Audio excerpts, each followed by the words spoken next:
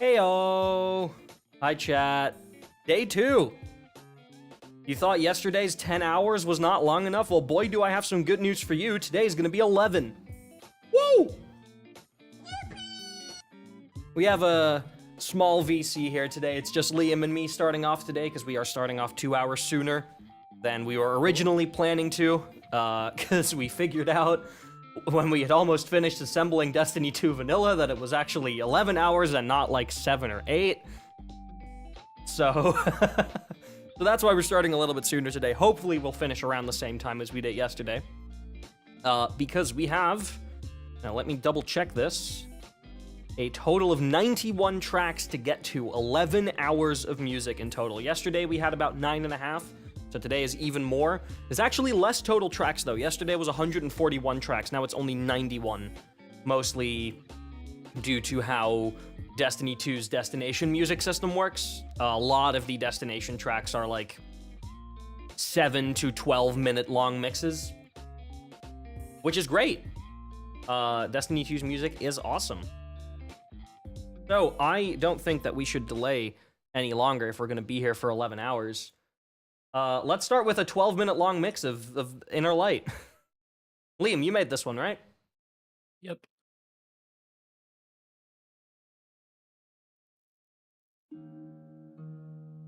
The opening of this still actually plays in Warlord's Ruin today, in the section between the first and second encounter, once you make it like outside to the mountain for the first time.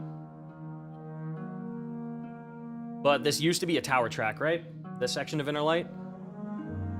Yes. Yeah. Yeah, I believe it played in the tower. Played in a few other places, too. Maybe Farm, I think.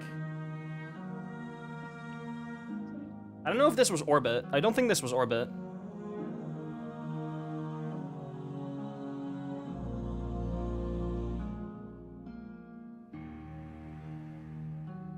But yeah, that's the reason why this is 12 minutes long, is because this entire section of Inner Light was never officially released.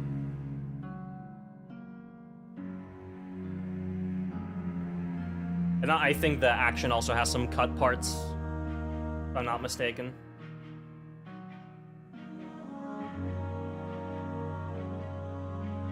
One of the best motifs in Destiny 2, though. I'm sad it doesn't get used as often anymore. Like, we're lucky every expansion if we get, like, 1 or 2 Inner Lights.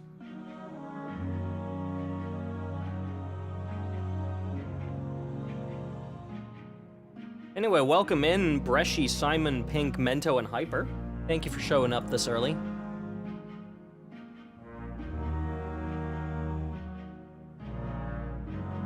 In amidst the current ongoing chaos on social media. Hey y'all, how late are you? About 1:45, so pretty good still. Yeah, just for people tuning in and being a little bit scared of the situation currently going on with Destiny, do not worry, this stream will remain a spoiler-free zone. I have taken one for the team, and I have looked at a decent chunk of it and made sure that a lot of phrases that could hint towards it are banned from chat. So this should be an entirely spoiler-free zone. If you want to be absolutely sure, just hide the chat and I will make sure to mention when something spoilery happens. There's nothing interesting really happening on the screen outside of my VTuber model moving around, so you can just put your phone down or minimize the window, just to, if you want to be absolutely sure you don't get spoiled of anything. But I have tried my absolute best to make sure that everyone here is safe and everyone can enjoy the final shape the way that it was intended, instead of it being spoiled a week in advance.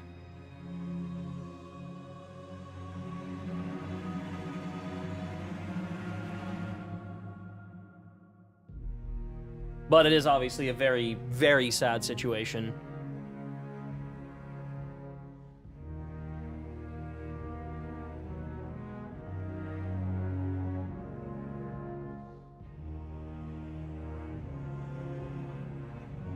God, I love this piece so much. I know. I miss this does the title screen music. I do too, yeah. I just miss getting, like, somewhat regular Inner Light references. Yeah. It's not even referenced that much in like D2 vanilla. It's like it is certainly a decent amount, but I feel like Guardian is referenced the same amount of times.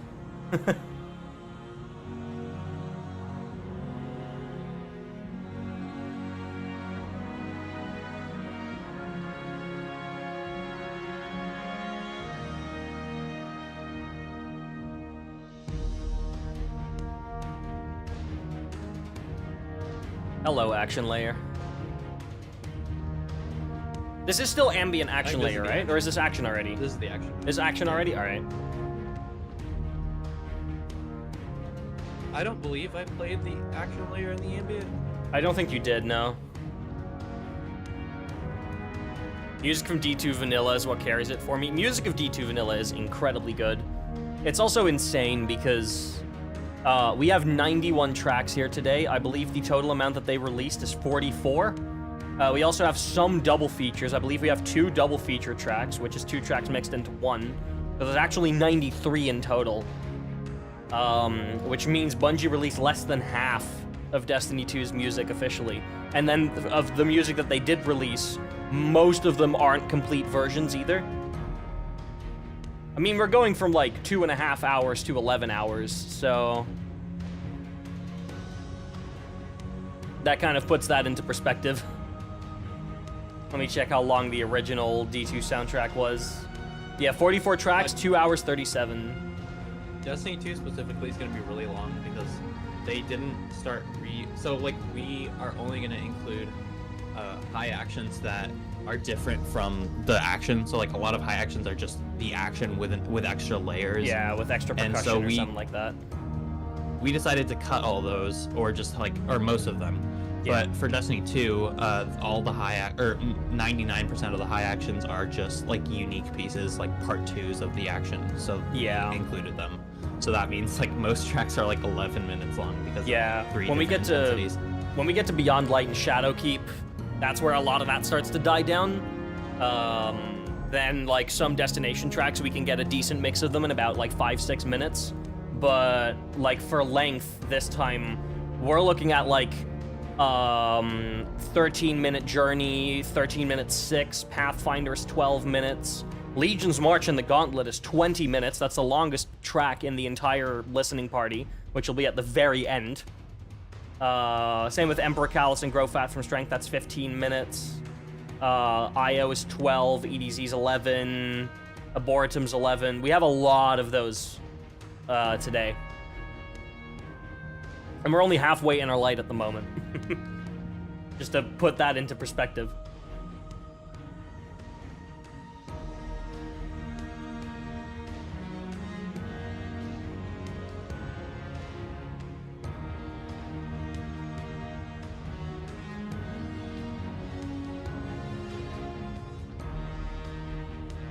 Was this our first Sky title? No, Rise of Iron was a Sky title track. I forgot.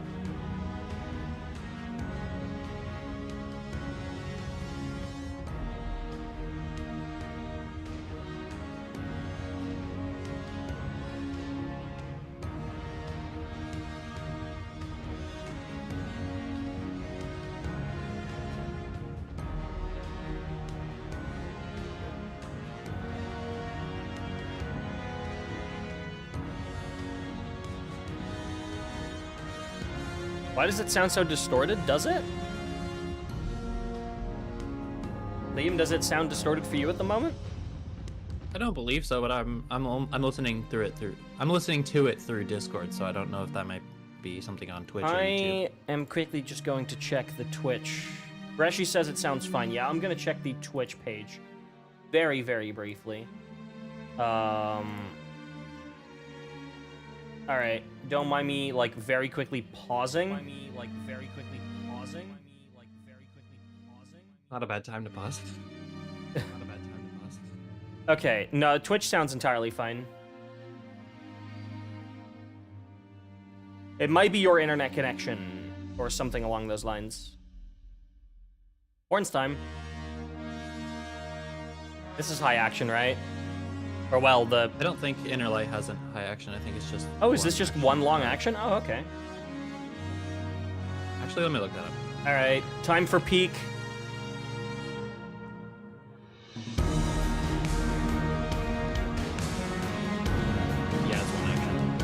right.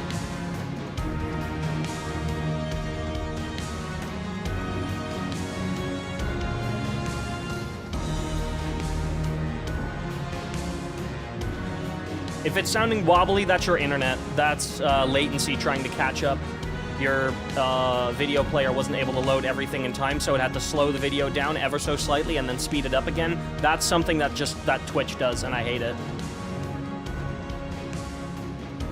We haven't had the key change yet, though. The key change is coming in a little bit. There's still a lot to this track. Yeah, yeah, we still have like 4 minutes.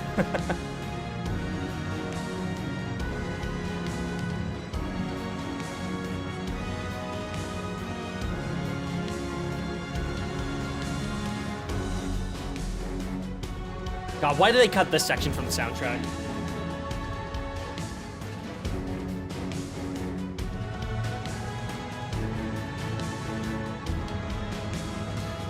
I bet there's so many people who have never heard that before.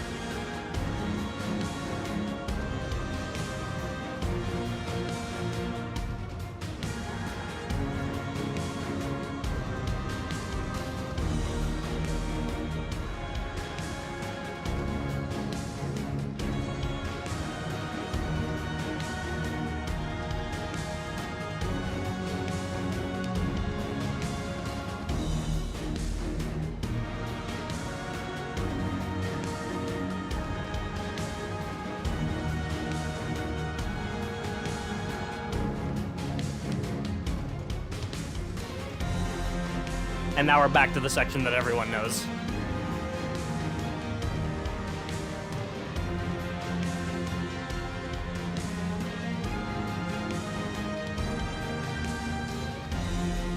Yeah, this one is fully on Last City Radio, I believe. I think the full 12 minutes is just on Last City Radio, if I'm not mistaken.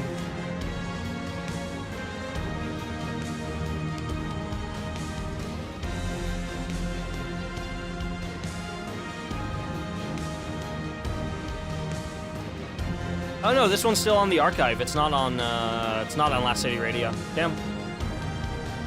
Hello, Lance.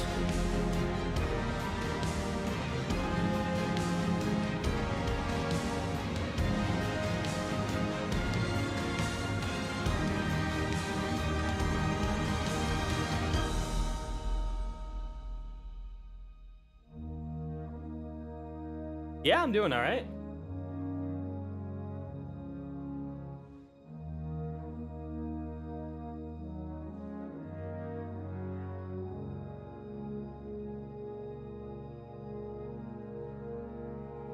And that's the end of the first track.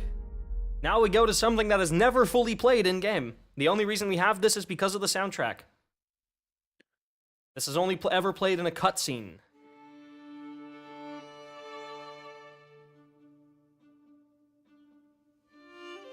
I'm not adding anyone as a friend, Lance. I'm here to listen to music for 11 hours, not play the game. You want to find people to play with, you can go to LFG servers.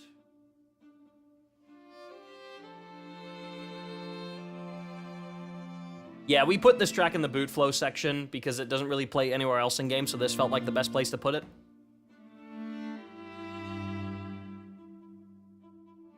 It's funny that we got two really calm versions of Inner Light. Yeah. Got the farm vocal version and then this. Mm-hmm.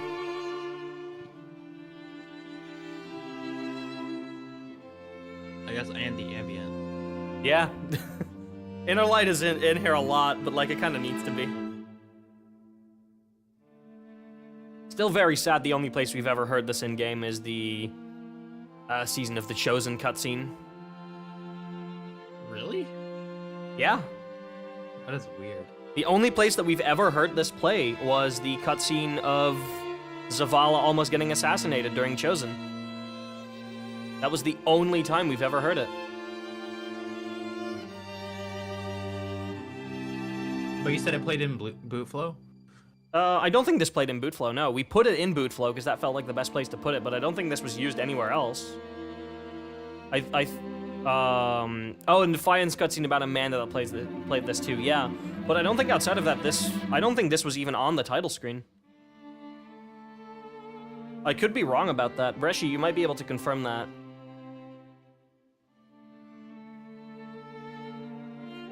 But I don't think it did. This is quite literally only something that's on the soundtrack. This is another Untold Legends scenario. Huh. Doesn't it play in the Red War cutscene, the one with the bird? No, that's Traveler's Dream. We'll get to that later. I'm very thankful they decided to add this to the soundtrack. They probably spent way too much money getting the Kronos Quartet to record this. They were like, fuck, well, we kind of gotta release it. Yeah. Imagine hiring an entire fucking orchestra to play a track for you and then you don't include it in the game. Ungrateful. Yeah. And they still cut like half of Journey anyway, so...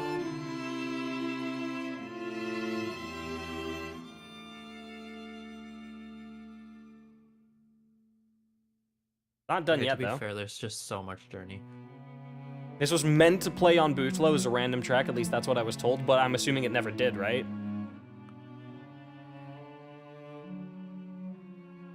That's actually wild to me.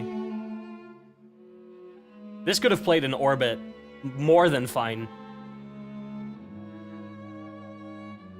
Confirm it wasn't in the game. Okay.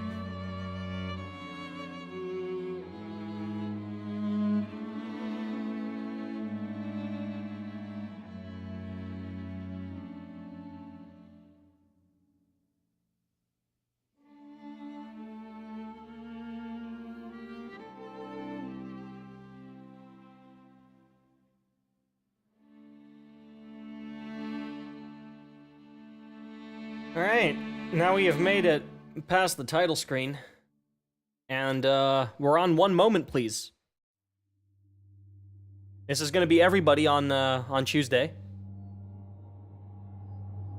That last track would have been perfect for, like, a cutscene where you're just, like, looking at the devastation of the Red War or something. Like, Yeah, for sure.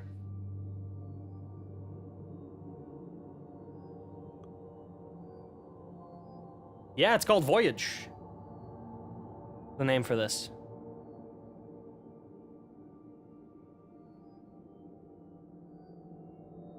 this is such a good sequel to Passage. It is.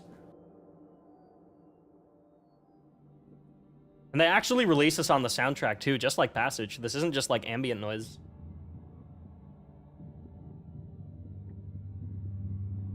Hey, Cloud, welcome in. Passage, though.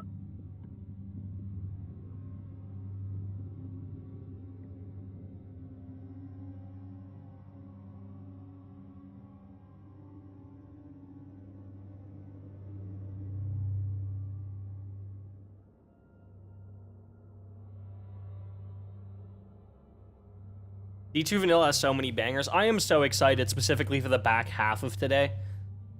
Nessus, IO, EDZ, Cabal, and then the last couple of missions in the raid. Like, oh. Don't get me wrong, I love the Fallen side of the EDZ. I love Titan. I love all of the opening tracks, but like it's the back half that really... IO specifically, and then basically the last two missions, 1AU and Chosen. Oh. That's some good stuff.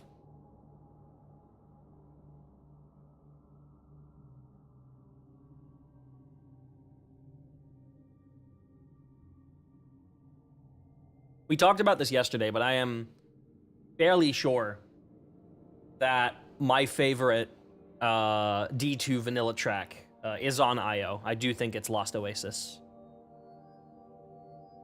I'm not sure. Maybe by the end of today, I'll have a different opinion once I've listened to everything again. But at the moment, I think it's Lost Oasis.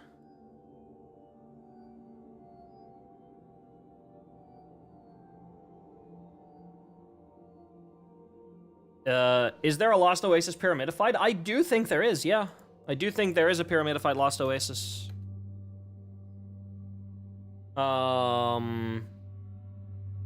Really? Was Lost Oasis never Pyramidified?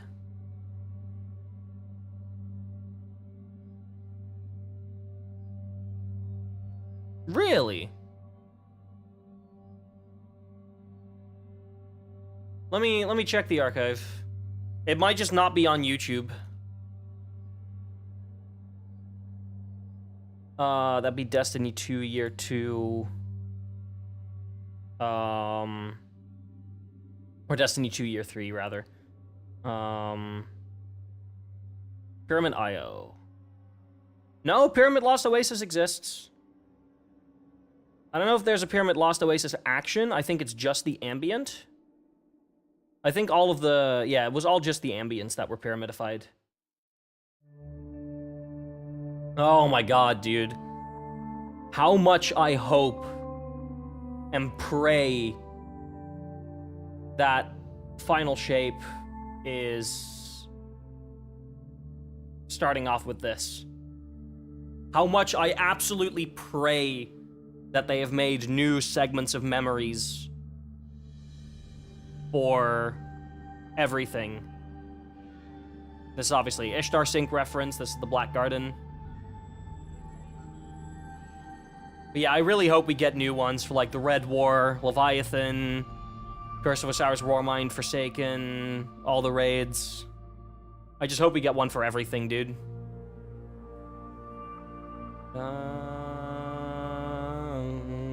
That's Crota. Or Dark Below.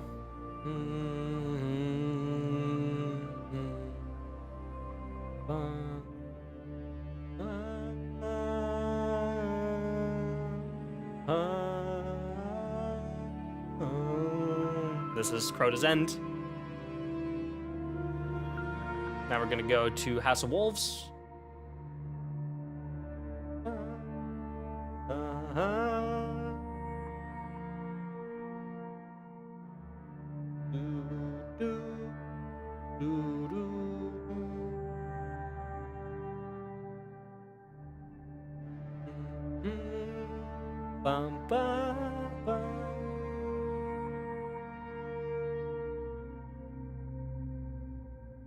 We go to Prison of Elders.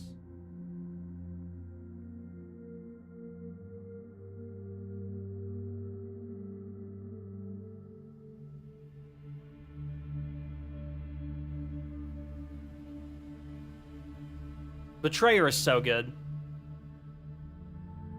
And we're at the lighthouse.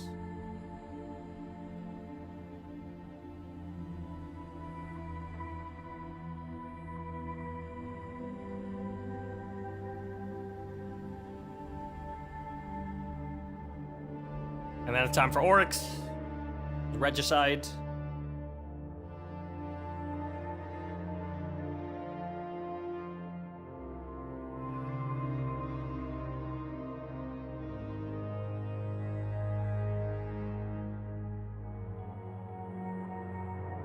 I love how long they made Regicide. They did 2 bars more than I thought they would have.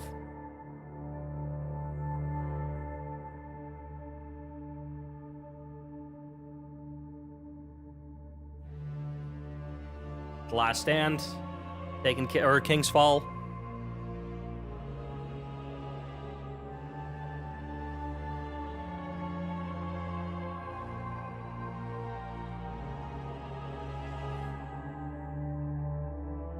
There's Rise of Iron.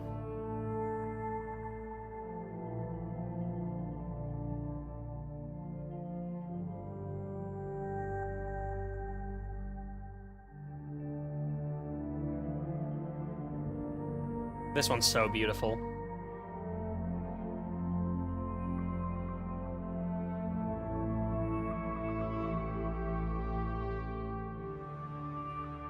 And there's Wrath of the Machine.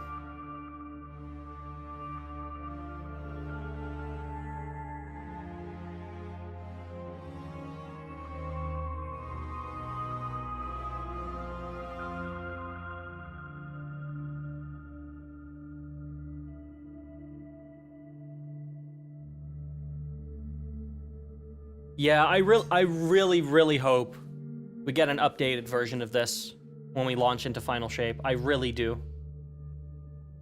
Just for this track alone, honestly.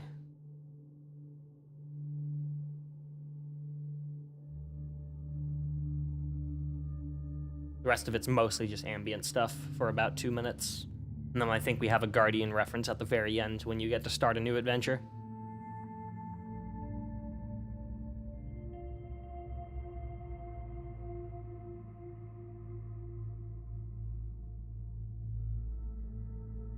It's just such an effective way to start a new release, you know?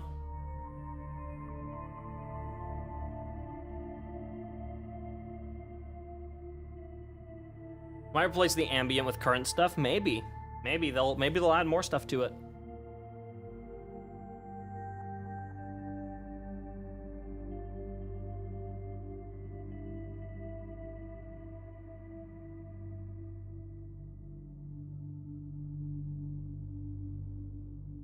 I'm also glad they reused a very short section of memories in the Into the Light intro cutscene.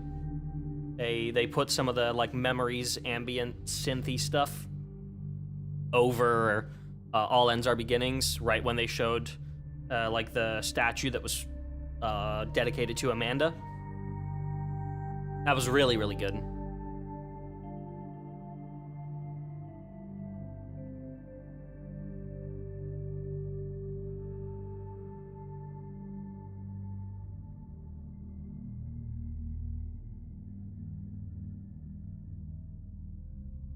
I think we end on the Guardian motif now.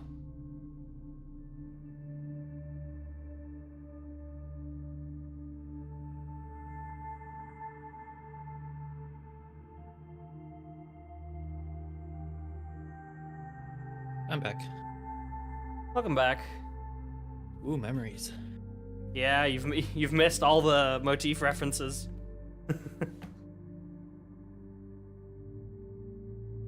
We're almost there. It's only 20 more seconds.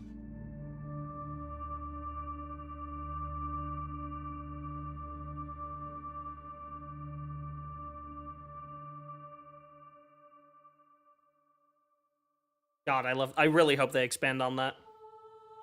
Oh, Yeah. Last Rite.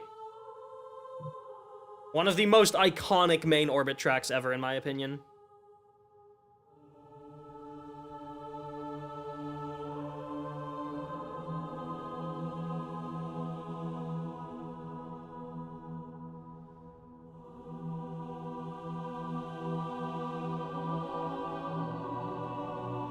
Yeah, this is a mic piece, yep.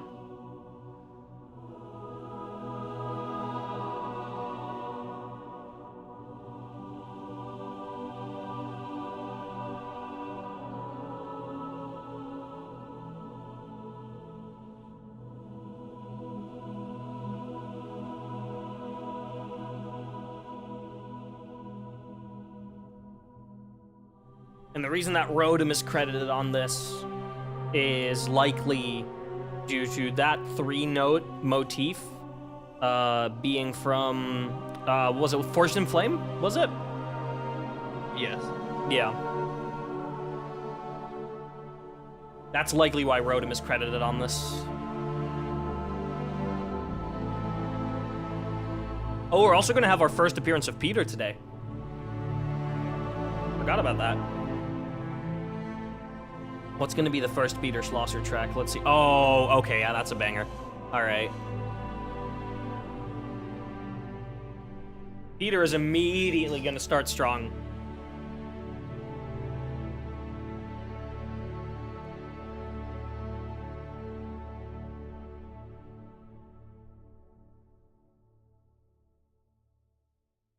God, I love that track. We have two more orbit tracks though. Oh, actually, a lot more. Never mind. We have 1, 2, 3, 4, 5 more orbit tracks. Destiny 2 had a lot of main orbit stuff. Probably gonna be Towerfall. Mento, you know it. It is indeed gonna be Towerfall. That is Peter Schlosser's first track on this list. He doesn't have too many, to the best of my knowledge. I think he has like one for every destination, basically.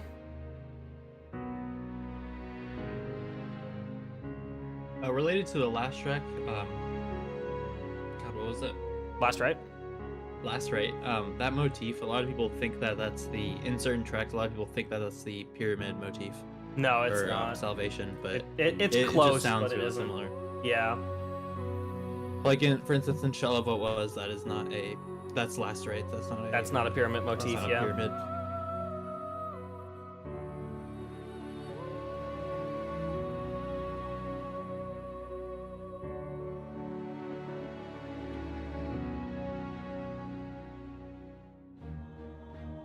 This still plays in the game today as well, right? Pretty sure I've still heard this quite recently.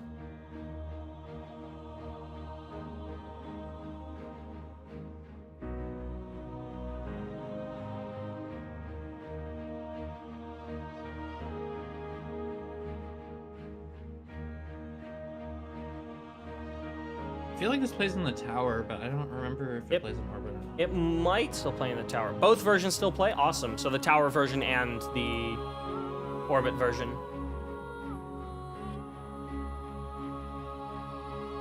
Sick.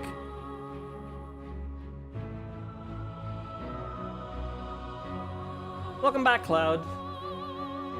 This is Lara as well, right? Yes. God, such a powerful voice.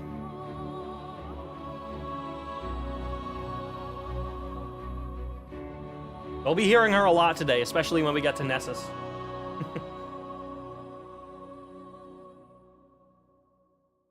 Alright, a couple more ambients to go.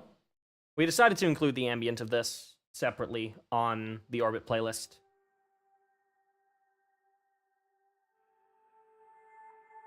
Memories Part 2. Memories Part 2, yeah. Basically. I mean, I guess, doesn't that mean that technically in the Into the Light opening cutscene, they're referencing Holiday and not Memories? Probably. Yeah. I think they just made Memories from the synth that they used for Holiday. Yeah. I think Holiday came first. I do think Holiday But came first, yeah. I could be wrong by that. This one starts really quiet, wow. Lara really has been the voice of Destiny. I get the choir and all, but she's as... Yeah, no, Lara is an integral part of the Destiny sound. Really quiet.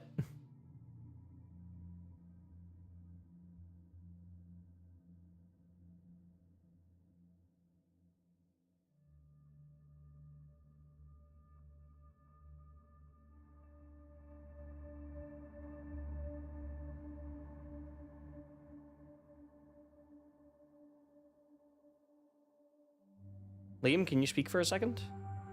Hello? Do that again? Speaking. All right, cool. Hello, speaking. Yeah, I've turned the stream audio up a little bit, but I've only been able to do that by turning up desktop audio.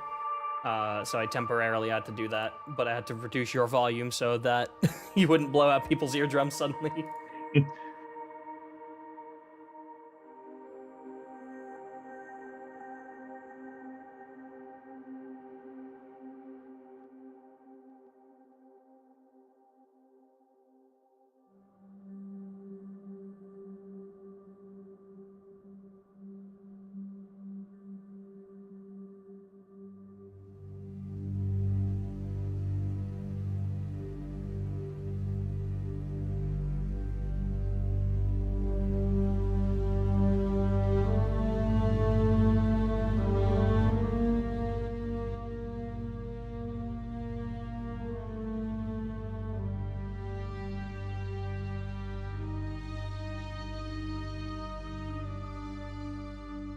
There we go.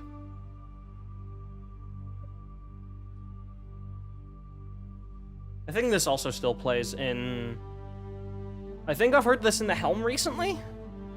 I don't think they've taken this out Pretty sure yet. this plays in orbit. Yeah. I don't think they've taken this out yet.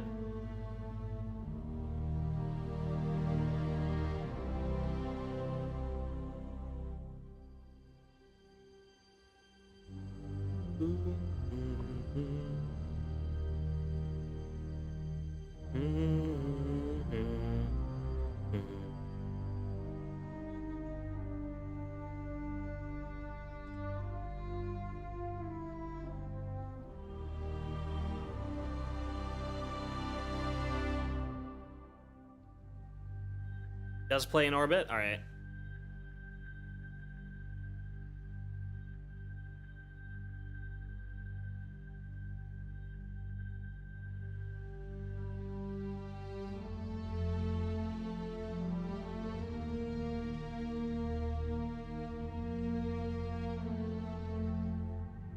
The Rise motif is so good.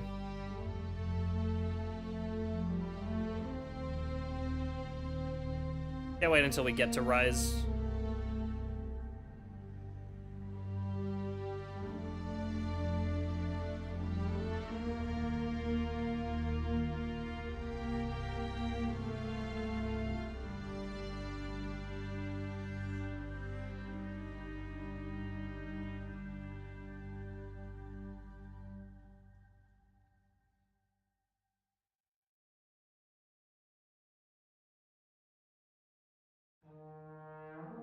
Oh, also a classic.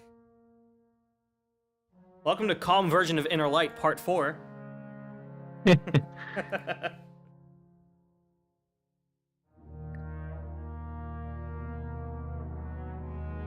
They really were like, damn, this melody's good. Let's do that again. Let's make 4 different versions of the same song. Mm-hmm. And nobody complained.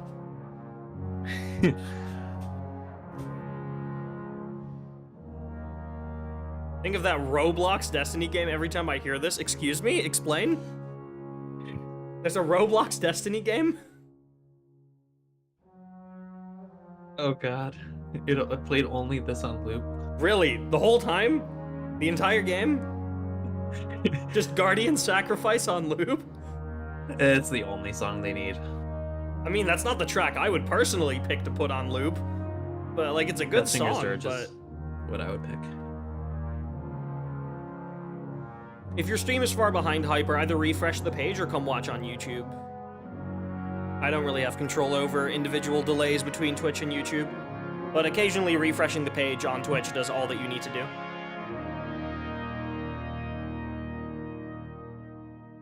Yeah, alright, cool. Alright, now for a Curse of Osiris track, right? Right? This was Curse of Osiris, right? The Wake was released for the Curse of Osiris soundtrack, and when Curse of Osiris came out, the main orbit track was changed to this. But this was already in orbit in D2 Vanilla. This didn't release in the Curse of Osiris update. They just didn't release it on the soundtrack until then, because I guess they had room left on Curse of Osiris and they made this main orbit. So they were like, eh, why not? I do not understand their decision there. Yeah, neither do I. I guess it's just that they had the disk space left on Curse of Osiris and Warmind.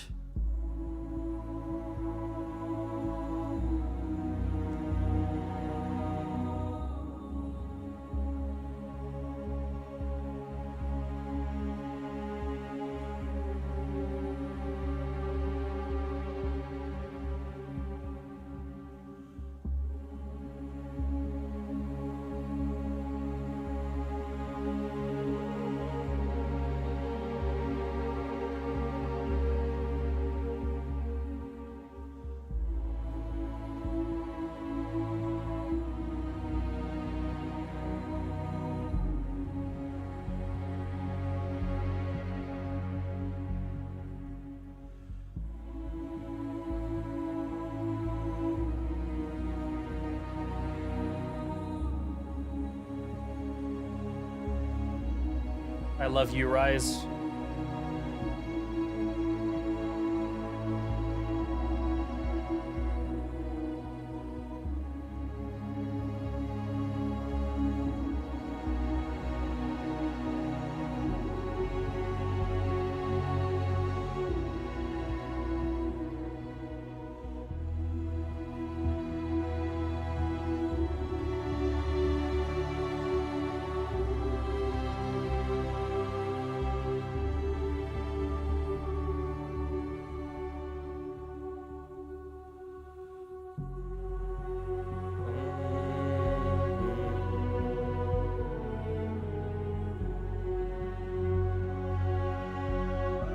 Is this track where, like, that extended version of the Guardian motif started? Where, like, they add those few notes in front of it? The da da da da da da da da da. Is this where that started? Because I don't remember hearing that before now.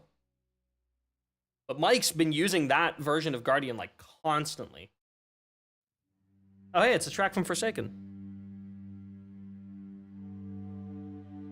Exact same scenario here. This was in the game since D2 Vanilla. They just didn't release it on a soundtrack until Forsaken. This wasn't even main orbit in Forsaken either, so it's not like they were, oh, we should release this because we made this main orbit. No, this was just one of the orbit tracks. And they released it with Forsaken rather than on D2 Vanilla. I think they played this during the cutscene where Cade eats shit.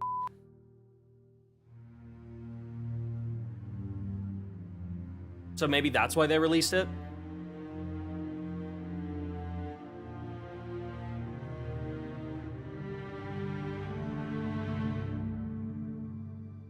New Frontiers, where that melody originated from, was either View from Orbit or The Wake, where they realized that's a fun new way to use Guardian. Yeah, alright, that makes sense.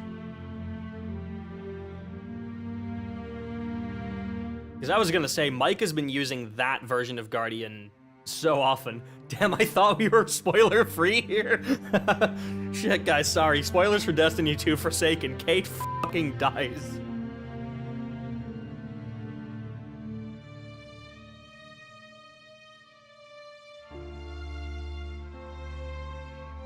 Spoilers for Final Shape. Kate fucking dies again. I don't know. Can he even die? Is he alive? I don't know. Ask Bife. There's a fate worse than death. Seasonal or destination vendor. Oh, true. A fate worse than death. Failsafe. Yeah.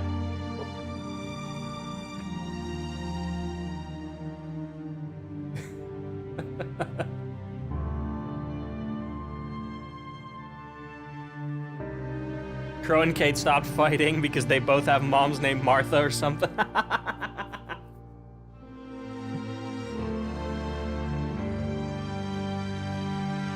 I love this part so much. How do you not listen to this track enough? Neither do I.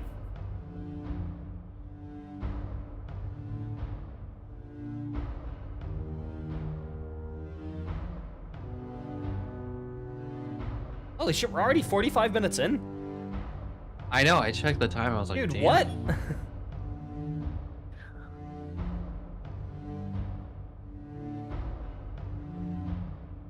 Reason Guardian was Feels like releasing it goes- Forsaken is because the motif from it showed up in a few Forsaken tracks. Right, okay. That makes sense.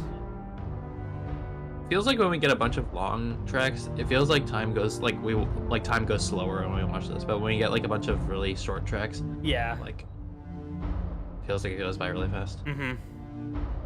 It's gonna be a while before we get a lot of long tracks in a row. Once we get to the EDZ, like every track will be 7+ minutes. For a while. I'm excited for EDZ and Nessus. Yeah.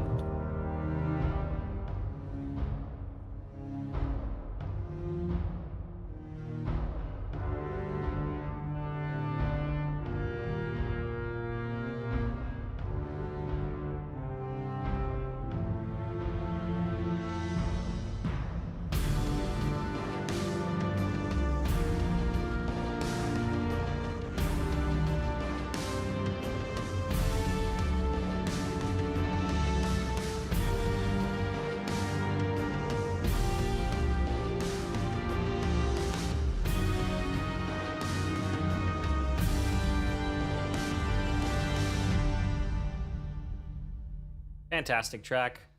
All right, chat. Time to start the Red War. Finally.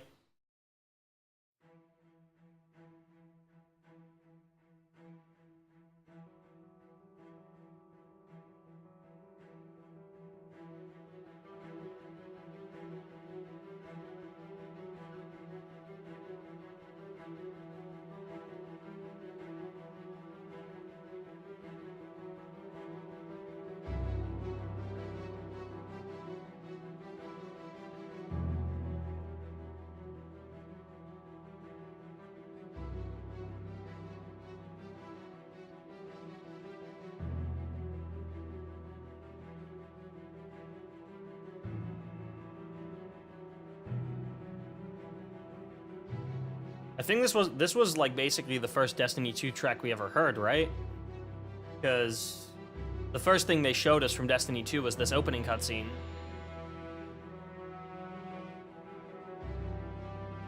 Oh no, we had that trailer with Zavala in it, which used What We Fight For. I forgot about that one.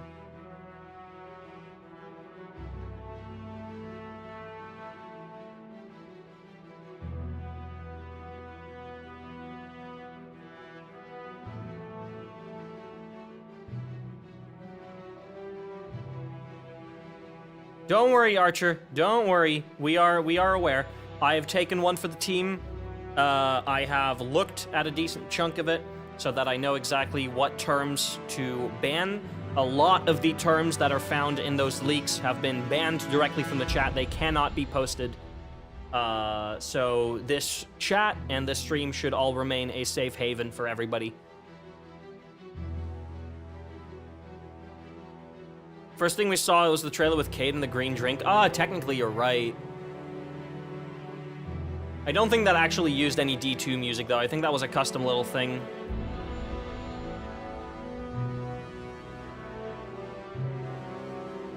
Yeah, don't worry. I want this listening party to be a safe environment for everybody. I know that browsing Twitter and browsing YouTube right now is very, very scary considering everything going around. So if you just want to anchor yourself here and stay here for the next 10 or so hours, because that's how long we'll be here.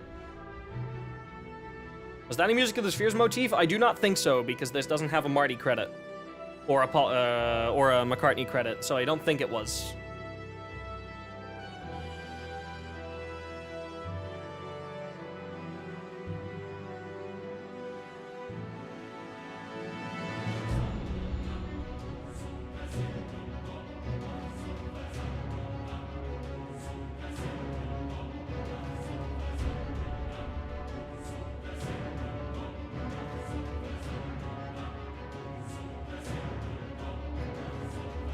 God, Battle Stations is such a fucking iconic track.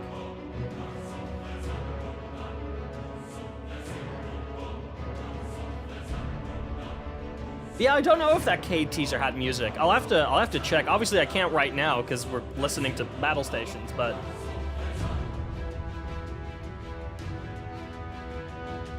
we can already hear the beginning of Peak.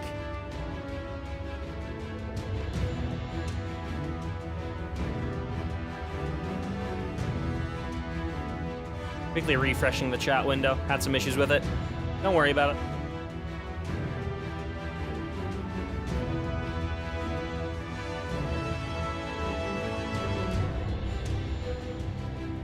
That diegetic music, like there was country music playing on a jukebox, but nothing I could specifically recognize. Gotcha. All right.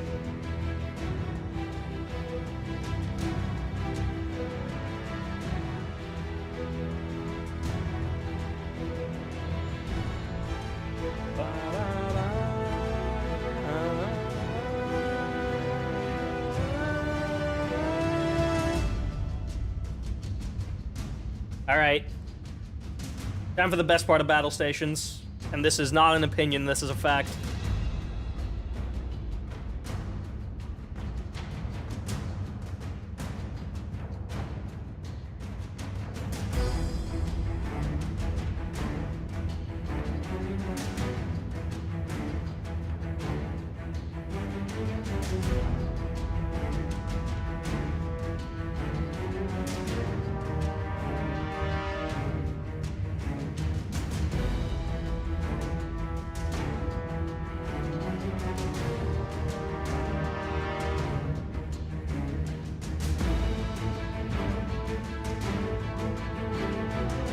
First Destiny 2 music from the game recall ever hearing from the PS4. Oh, the dynamic themes, dude. I completely forgot about those. Entirely forgot about those.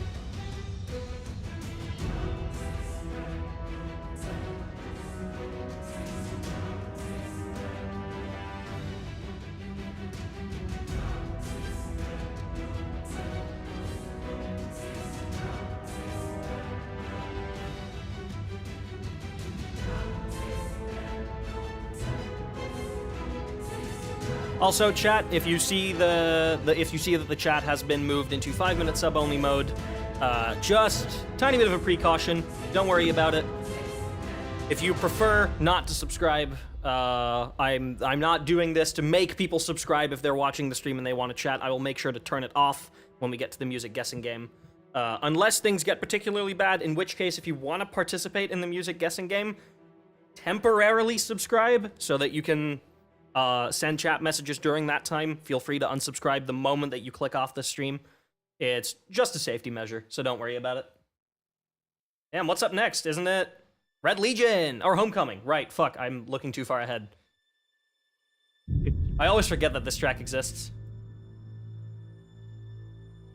This plays during the cutscene when you first fly in to the tower, and like at the start of the mission, right?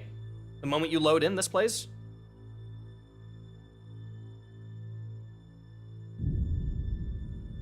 Didn't know this had a C Paul credit. I guess we'll figure out why. Maybe this, if this has Cabal Stomp in it, then it has a C Paul credit. Yeah, Homecoming was a fantastic mission, but it definitely did set the precedent of Destiny campaigns have a fantastic first mission, and then the rest of it falls off, and then, like, the last mission is really good.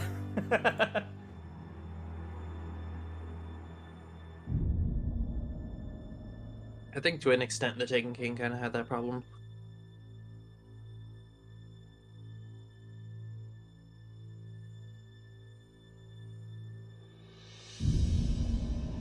Yeah, I feel like most Destiny campaigns have had that problem, honestly, outside of Witch Queen. And to be fair, Lightfall didn't even have a good first mission.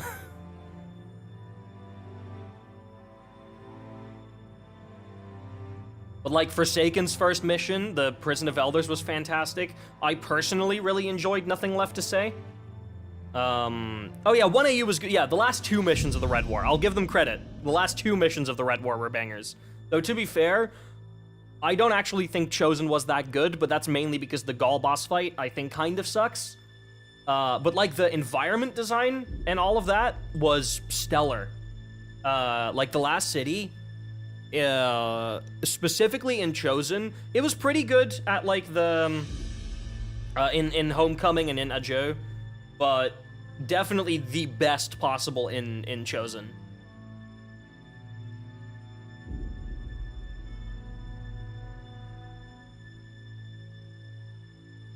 Yeah, we got to see more of the city, which we don't do often enough.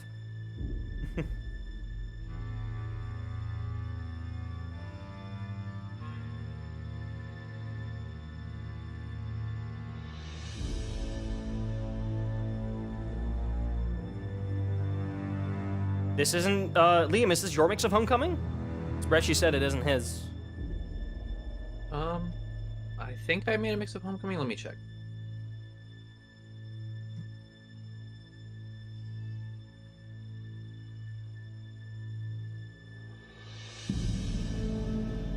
Yes.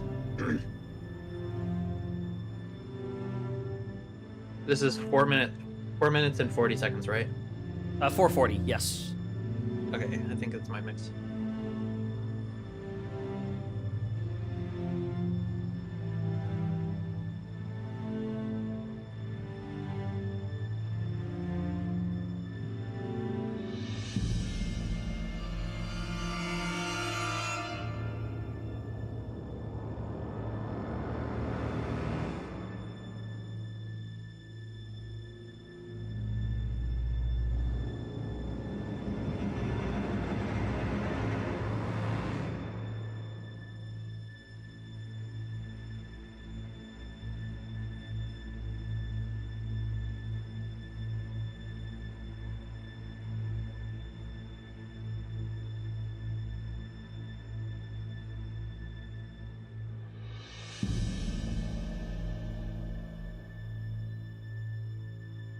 I forgot how long this ambient is. That tense horror string spell was reused in the Season of the Witch finale cutscene. Really? I did not know that. As in the closer to the heart cutscene, or the cutscene in which Crow jumps to the portal at the end of the weekly story quest? Which one of the two?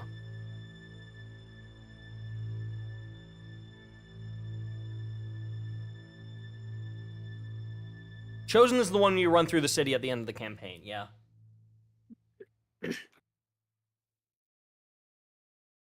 Alright. Wait, is Homecoming part of any other music system? I don't think it is. Alright, we have our first Cabal track.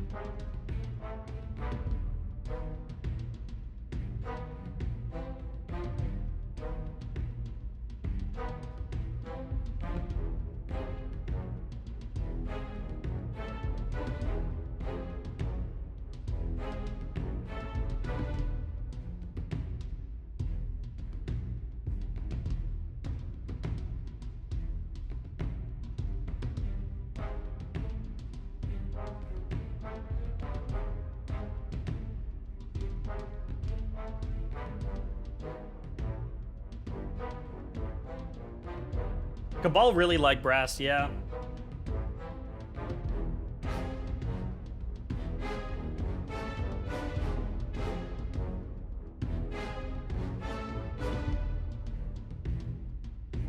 But yeah, this is the first instance that we've had today of the long destination track, because Red Legion is just an EDZ Cabal destination track, and this is one of those instances where it's like a 3-minute ambient and then a unique action and high action.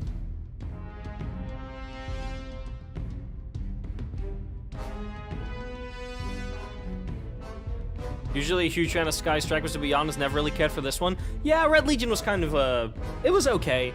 I massively prefer the other Cabal tracks in this release. Red Legion was alright though, I don't hate it.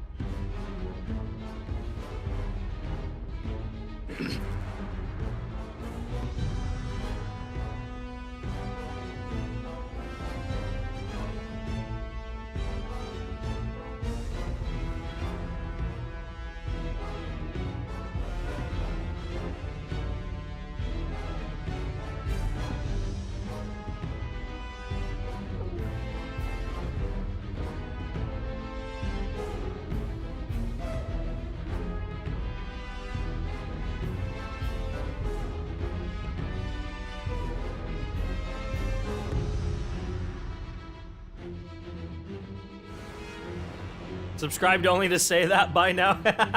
07, appreciate that.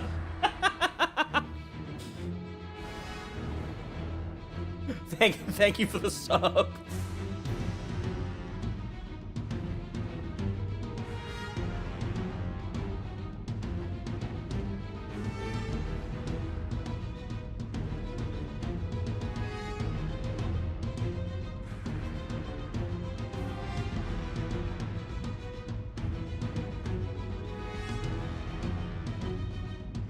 Yeah, I never really cared too much for Red Legion either. Now that I'm listening to it, comparing this to like Resist the Legion and Legion's March, like This is definitely the bottom of those three.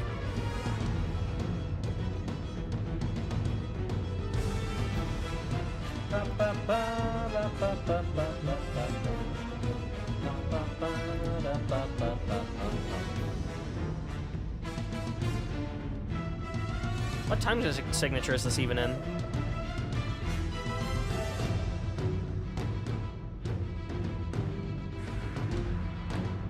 I think this is 7/4. 1, 2, 3, 4, 5, 6, 7. 1, 2, 3. Yeah, it is 7/4.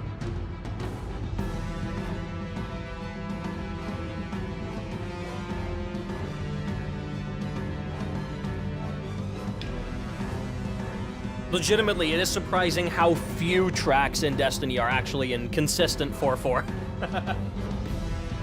It's so much less than you think.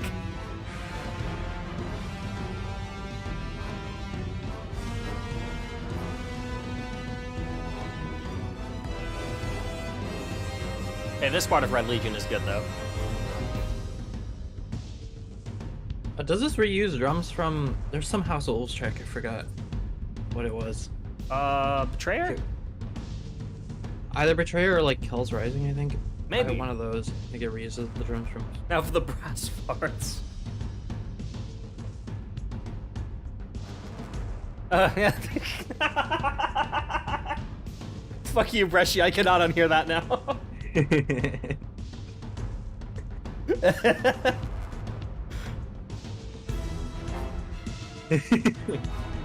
Yeah, no, I cannot unhear that now. Fuck you. This already wasn't really one of my favorites, but this track is forever ruined now.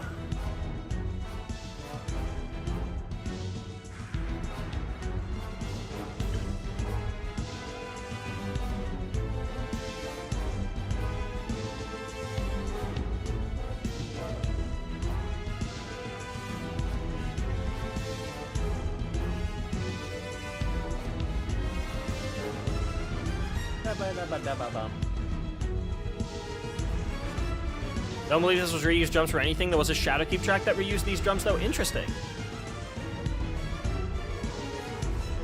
Hi, Atlas. Thank you. I appreciate that. Hold up, since you have no audio. Yippee. There we go.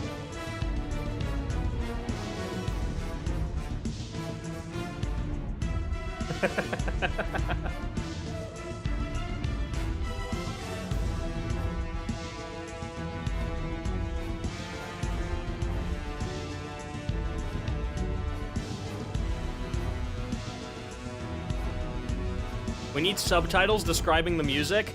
Hold up.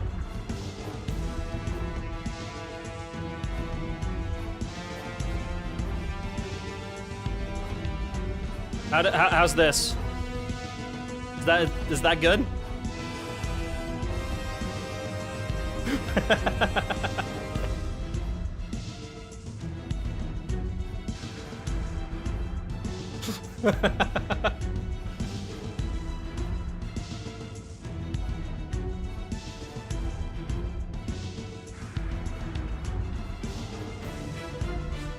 It's okay, we're almost through Red Legion.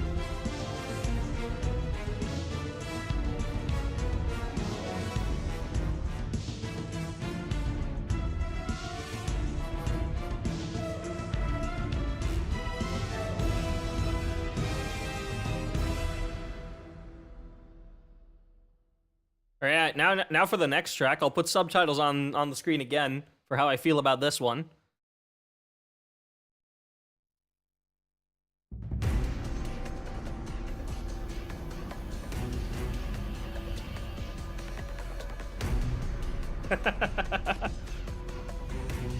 This is the first Peter track that we've ever listened to in this listening party.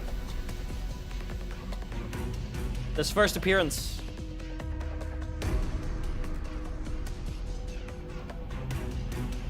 Like nothing less than a full transcription of the music describing each note in great detail for subtitles. Ah,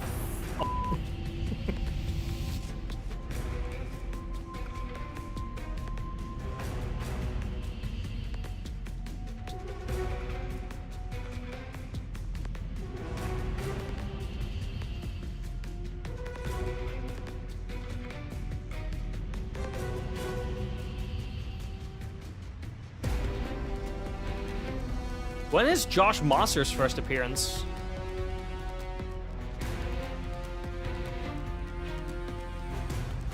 Because it's not in D2.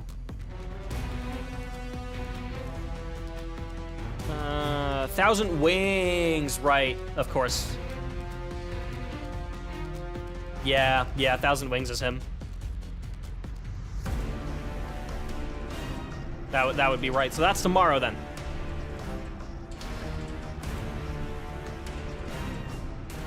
Yeah, that is his first appearance. Damn.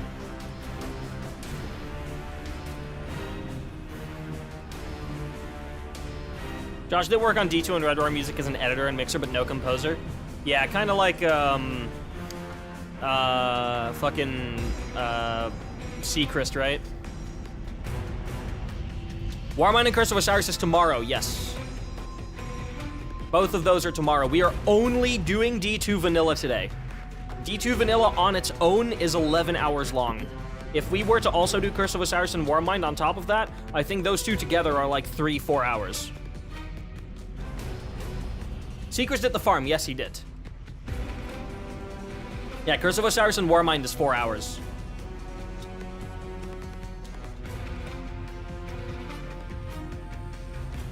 So, that is quite a lot. All of that is just purely due to destination music. When is Forsaken? Also tomorrow. Curse of Osiris, Warmind, and Forsaken are both tomorrow. And that Forsaken will also include all the music from the Forsaken Annual Pass. So Black Armory, Season of the Drifter, Season of Opulence, that will all be in there tomorrow.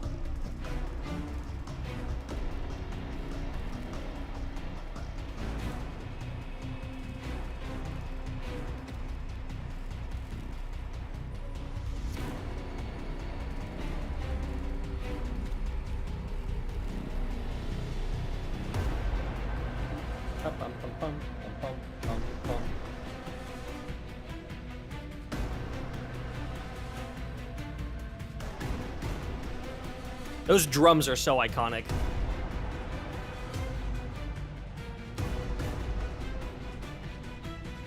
Doesn't this still play in Dares of Eternity with Cabal? Was that Towerfall? Yes. Yeah. Yeah, it was.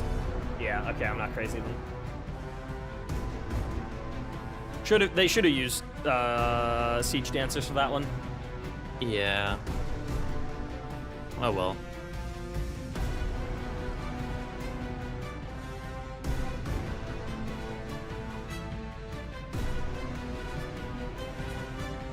Honestly, I don't even know why they use Valis to Arc, like the name, because it doesn't even look like him. Yeah.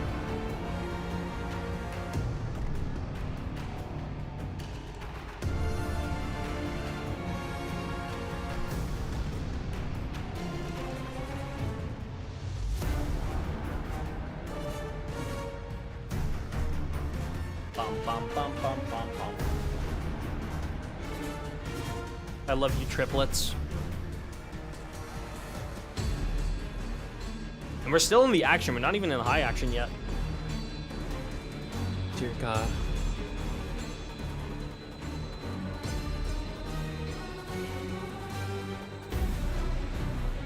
Can't this also play in Gambit? I vividly remember hearing this specific section in Gambit. But I may be stupid.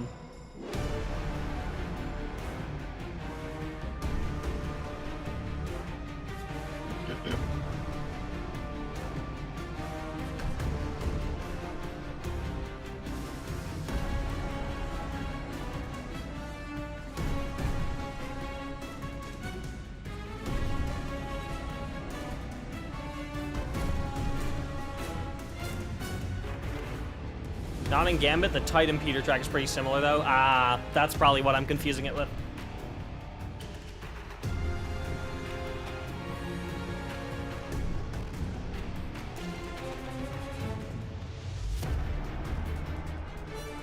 We're about to go into high action, I believe.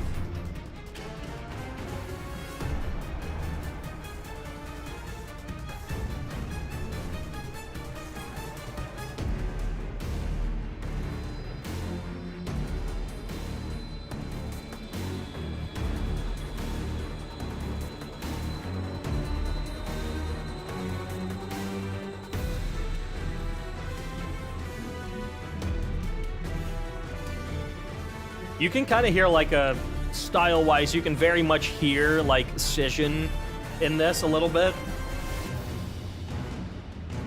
Or at least I personally like style. It's very close to Scission from Lightfall, even though this is how far apart? 6 years apart?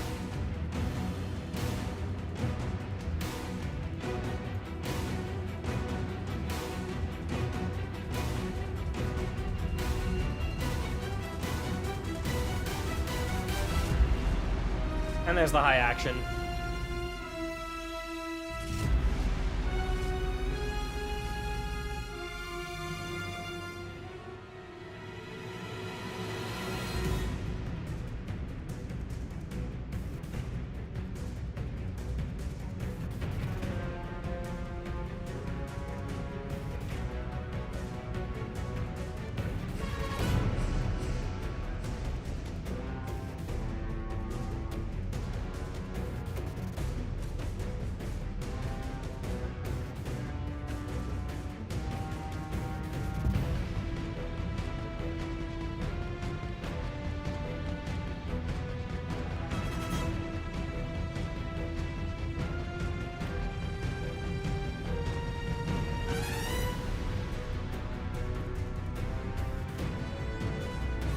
Probably thinking of the high action part of the Titan Gambit map. Yeah, I am. That would be, God, what's the name of that track? I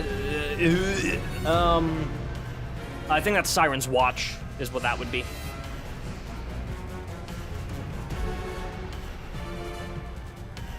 Yeah, either Siren's Watch or Titan, one of the two. I think those are alts of each other.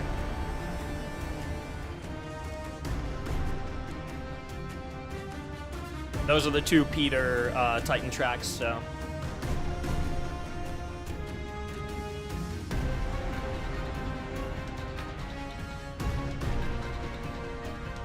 It's wild, though, because I literally haven't played a single match of Gambit in, like, 3 seasons.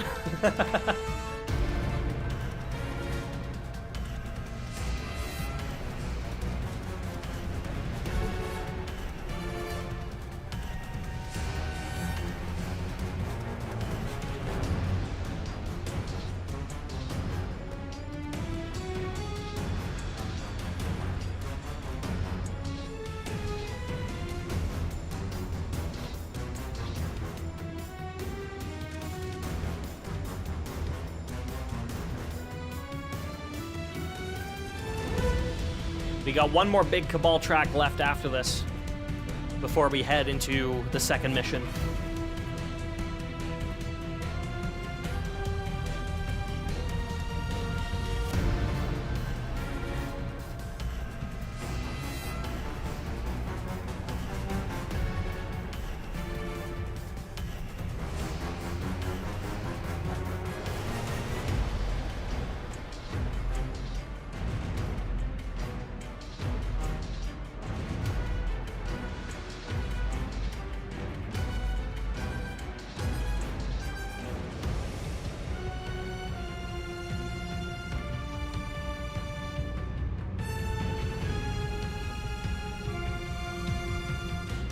I do think this track is so fucking iconic, though.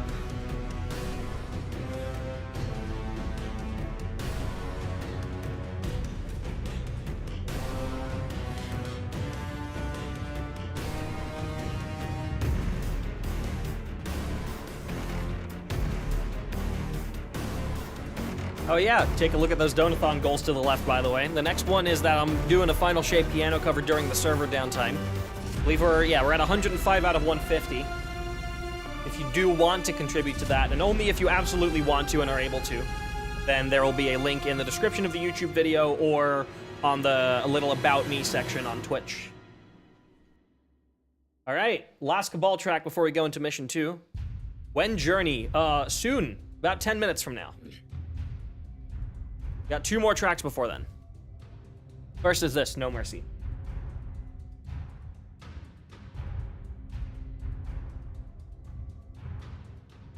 And I think this is the first track in which we can start hearing the Dominus Gull motif, if I'm not mistaken. Don't think we've heard that yet.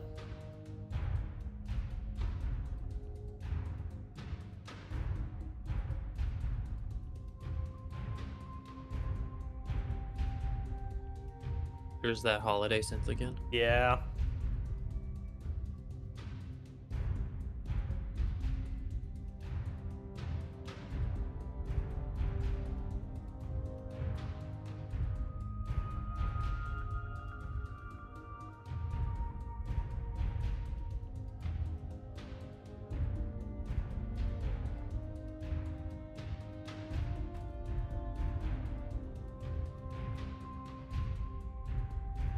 I love the ambient for this. It's so good.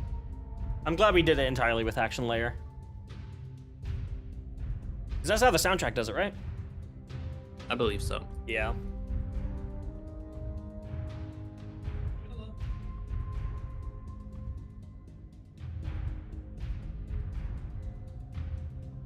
Church of Allah versus Keitel. What? Oh my god. Excuse me. One fucking Guardian has been kicking your race's collective asses for 9 years. We genocide entire races for loot. All I have to do is tell these Guardians that you have a fancy new gun, or that Eris can turn you into one. God, I remember that video. 07 Lance Reddick, man. I really hope we have some sort of Lance Reddick memorial in the Pale Heart. Even if it's like in the tower section, like where he used to stand, if they put something there, maybe. I don't know. That's the first reference to the Dominus Gull motif.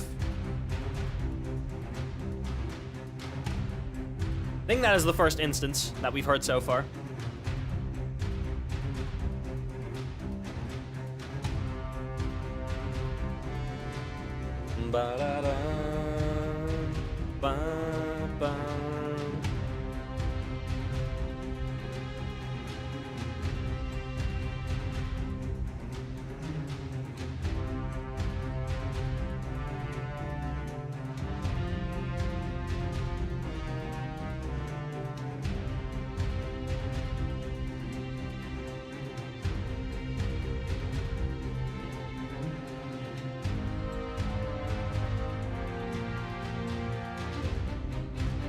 This track is so good.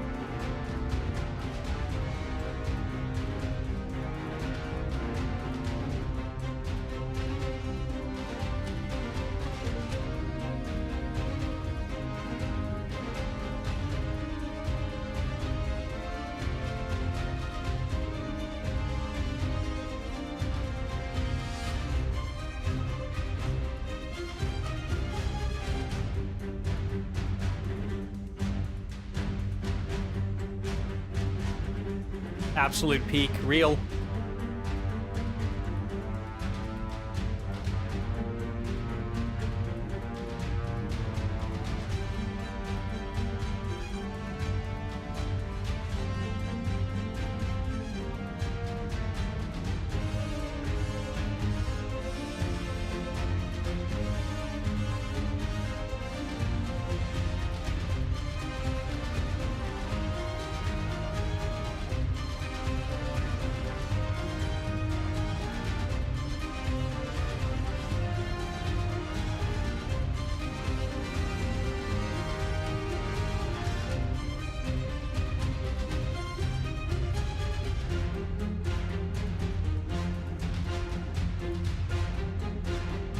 Not a huge fan of the Destiny 2 Cabal music, but I really love this. Yeah, no Mercy's fantastic.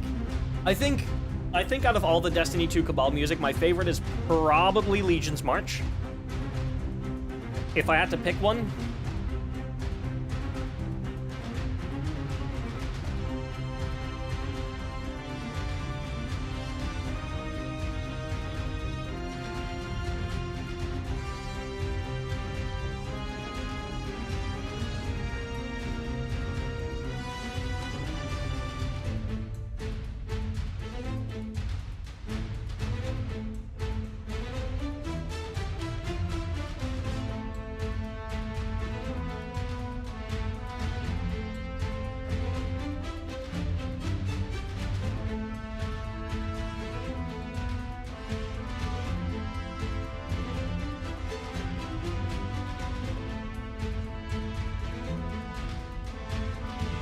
That almost sounded like the Tribulation a little bit.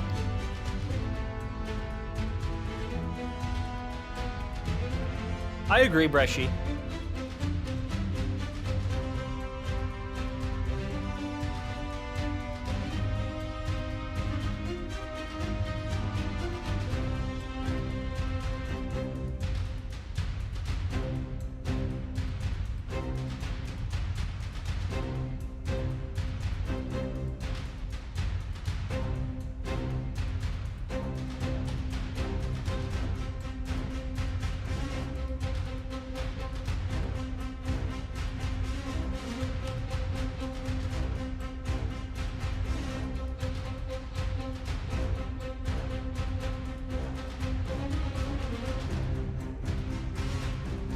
I also just think the Dominus Gall motif is fantastic. So much to appreciate in the OST. Some things are going to be underappreciated. Oh yeah, for sure, but still.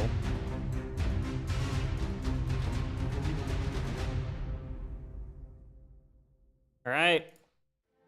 Time for a dual whammy of bangers.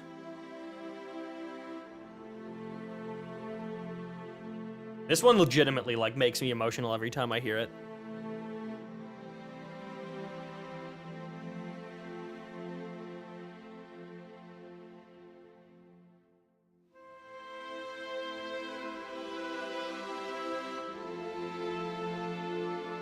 And then after this, we get Journey. The full 13-minute version.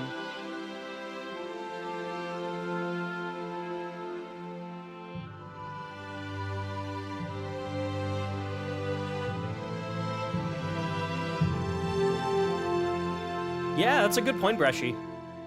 I hope so, or I hope we get a reference to it.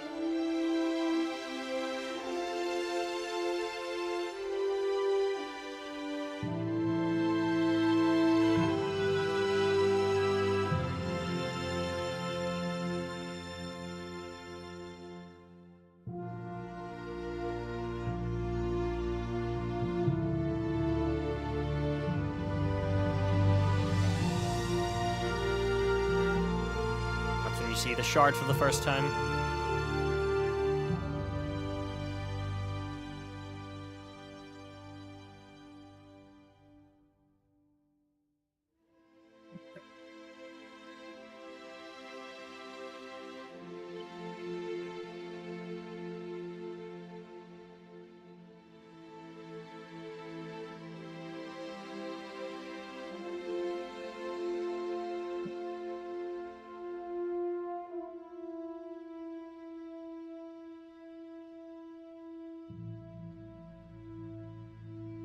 All right, everybody grab your tissues. I'm just gonna sit in silence for 13 minutes. Probably not, I can't shut up. But, you know.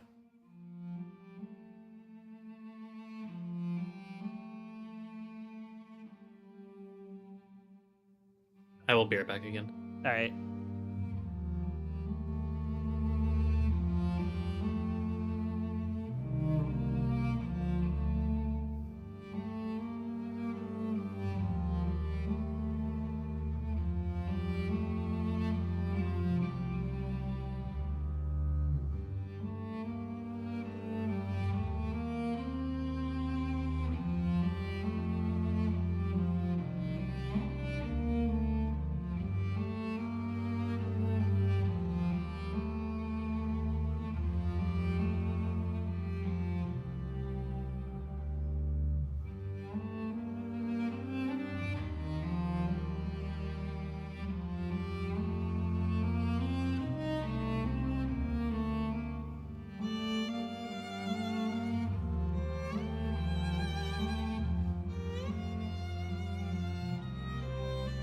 Shout out to Victor, Bungie's audio producer at the time, for hitting up the Kronos Quartet. Hell yeah.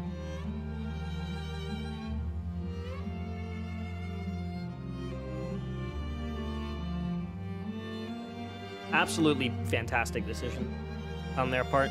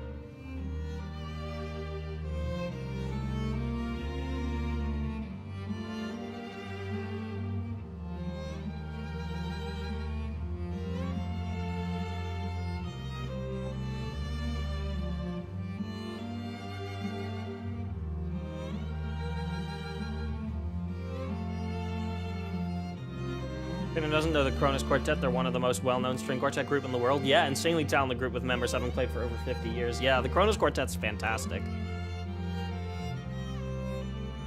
Hey, Chelsea, welcome in. Don't worry, we still have 10 minutes of Journey to go.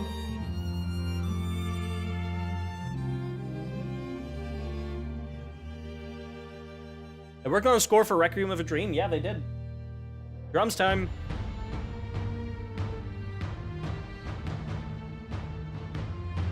You only missed about 3 minutes. The full version of Journey is 13 minutes.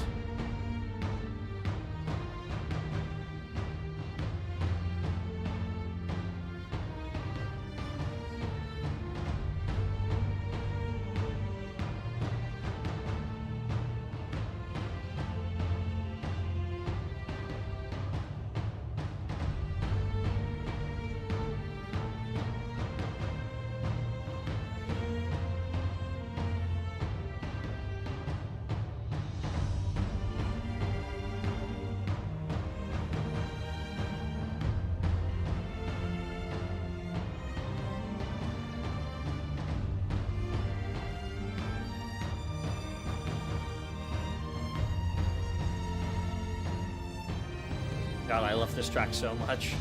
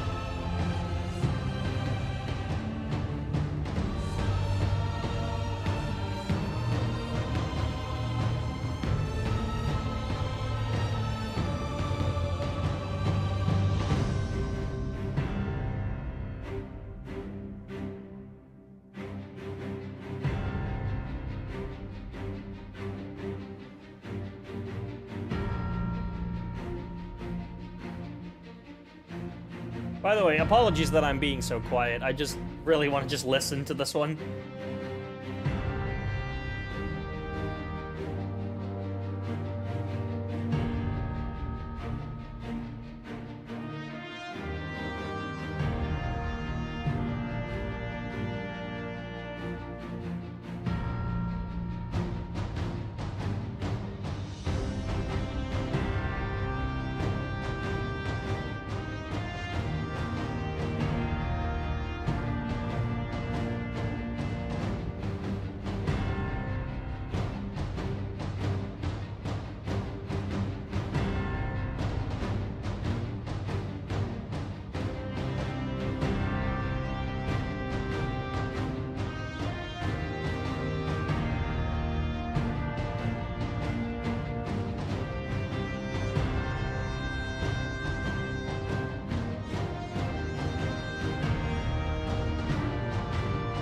Pumping my heart out to it at work? Hell yeah.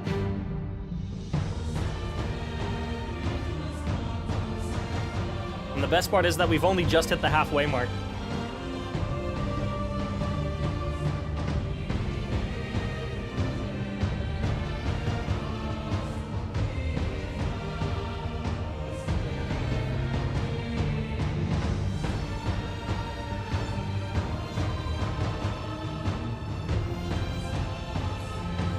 Yeah, this is high action, yeah.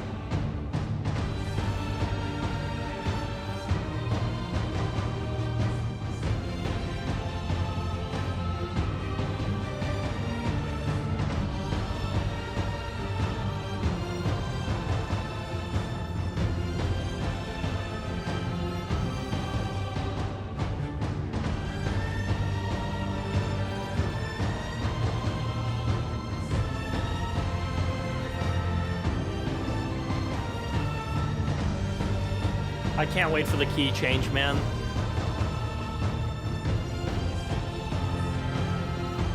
Just give it to me already.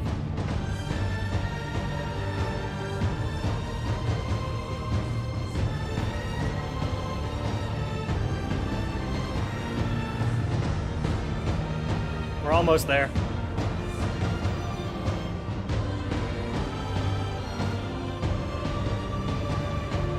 Patience. Oh, don't worry, don't worry. I'm enjoying myself.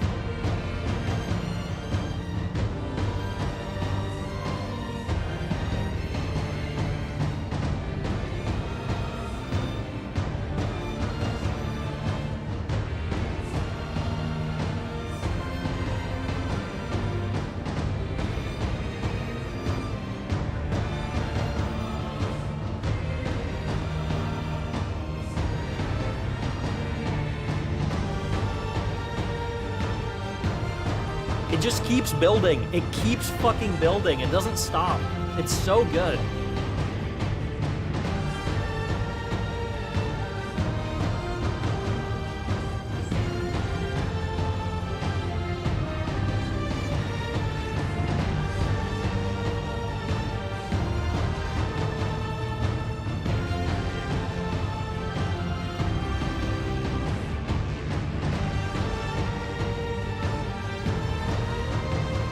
Here we go.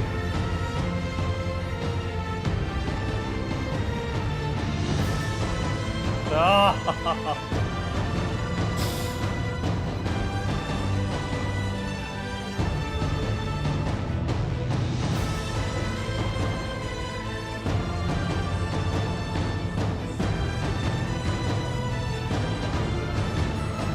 Here we go.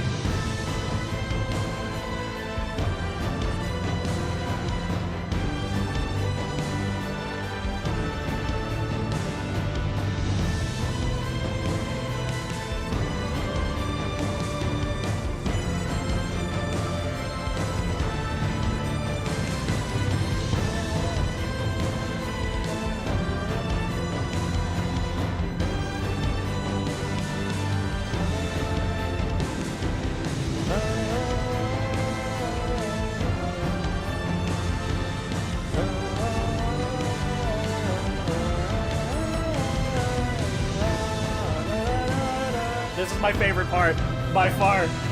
This is by far my favorite part.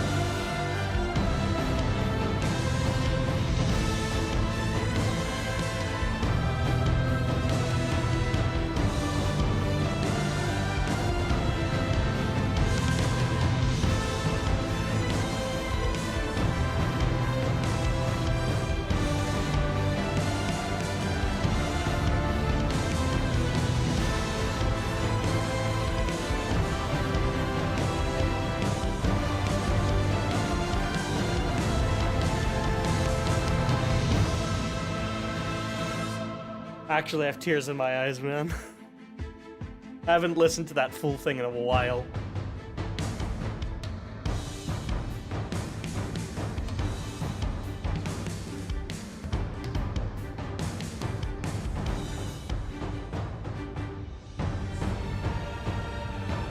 This absolutely needs to be in final shape.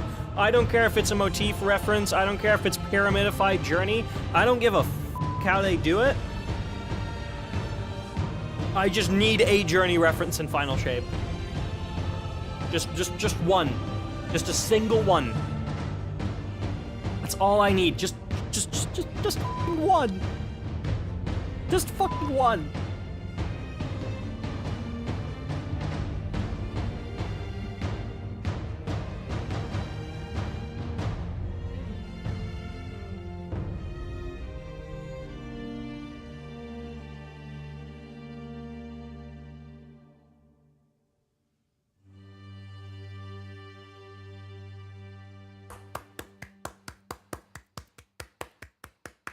Clapping for that one.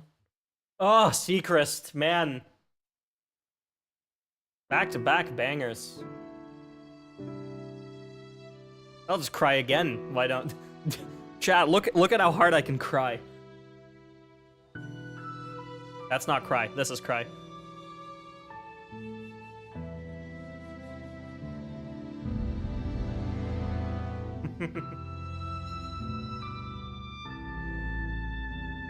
This was Seacrest's second ever track that he wrote for Destiny. He had King of the Mountain back in Rise of Iron, and then he did this one for D2 Vanilla. If Seacrest didn't write this, we probably never would have gotten Deepstone Lullaby. If Mike didn't convince Seacrest to write this, Bungie just tweeted regarding the PlayStation leak. Oh, okay. Let me have a quick look at that.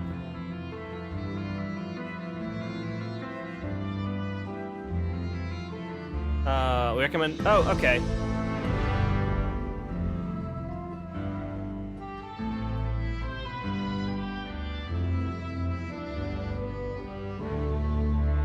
Yeah, okay, so it's just a tweet explaining the situation, telling people to get off social media, and report any leaks that people do share, so that they can be removed from wherever they are being shared. I'm assuming Bungie is issuing copyright takedowns for people who do post them on social media. That makes sense. I appreciate that. Thank you, Destiny team. Once again, this stream is a safe space from all of that. I have taken one for the team. I have looked at some of the leaks. I have put a whole bunch of the terms that people have found in it in the blocked words in both YouTube and Twitch chat, so people can't post them. And if anyone does come through, I will make sure to hide it immediately, so that as few people see it as possible. So do not worry.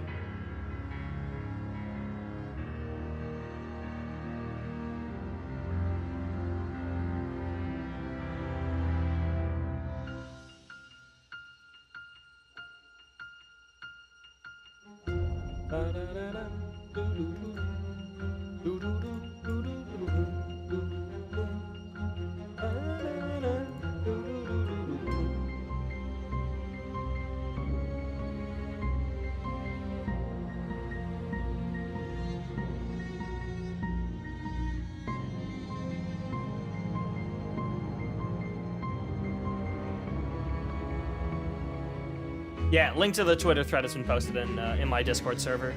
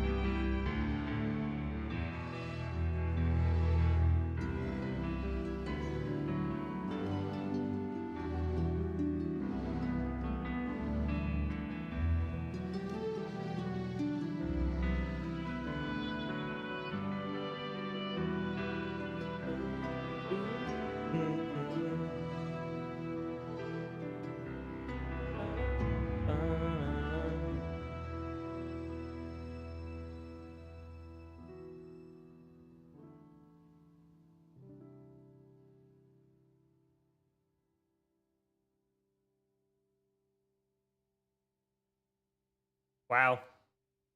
We have some more farm tracks, though. Not done yet. Taking quite a while to get there, though. Guess that has a long end point. There we go. New Frontier.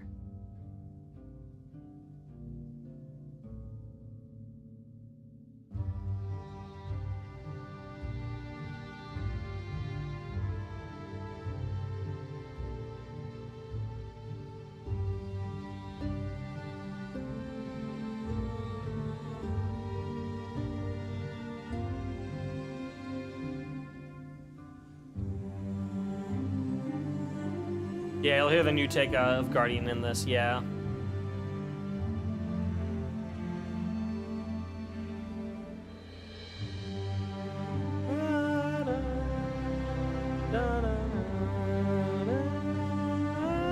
Oh, it doesn't actually, yeah.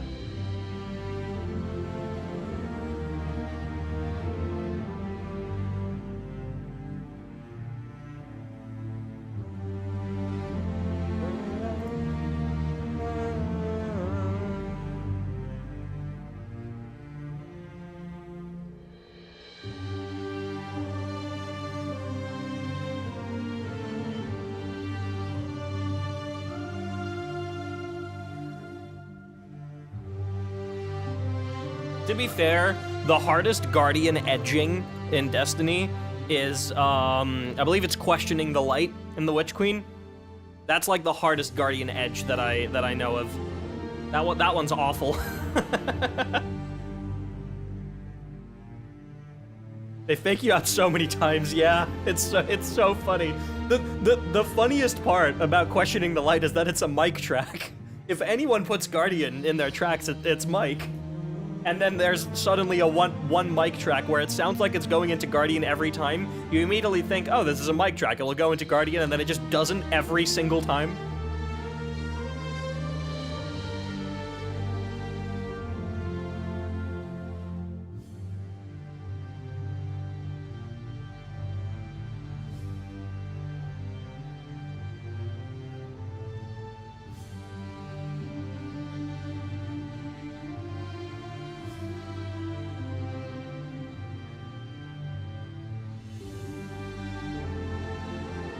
Hello, Rise. We'll get to Rise later. Rise is about the halfway point.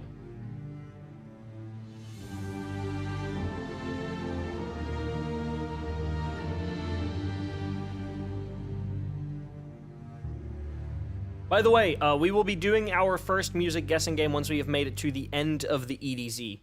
So after House of Dusk, which I believe is still quite a ways away. Because we are currently on Home of the Brave. That will be in about an hour and a half, just over an hour and a half. We'll be doing 2 more rounds of the music guessing game today. One right after the Fallen section of the EDZ, and one right after Nessus. It's about 1/3 and 2/3 into the stream. Roughly every 3.5 hours-ish.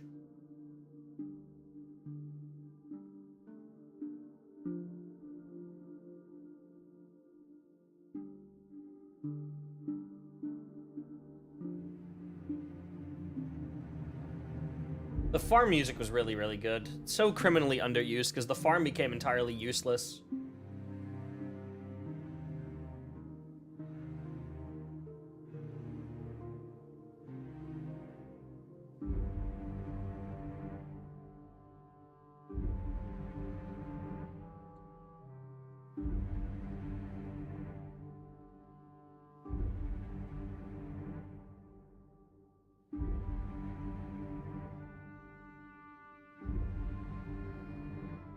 Should have brought back the farm for fishing. True. I mean, the farm, they brought back the farm, they just didn't put fishing on it, which is kind of stupid.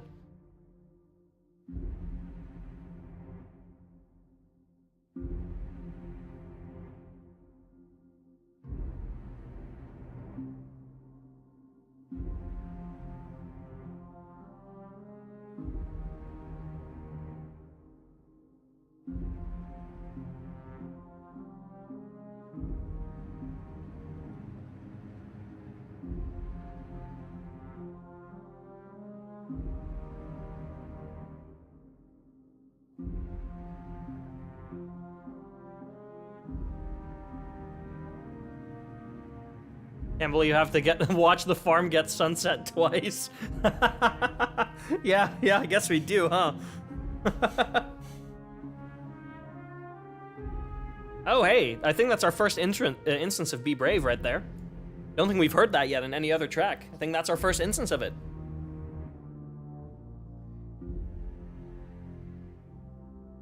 We'll be hearing that a lot the rest of the week.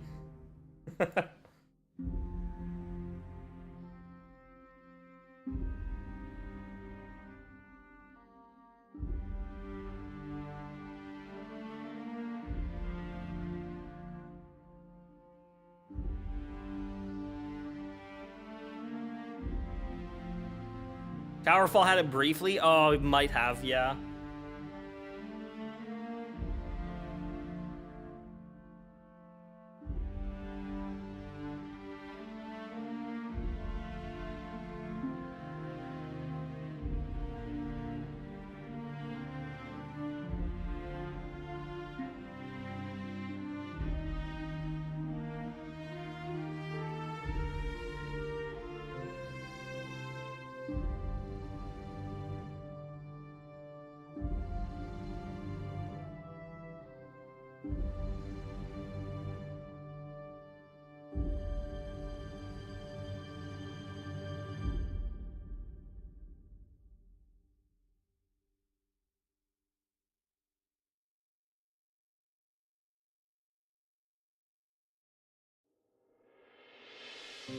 Couple more farm tracks.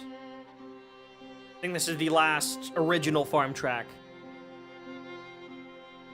The remaining two are...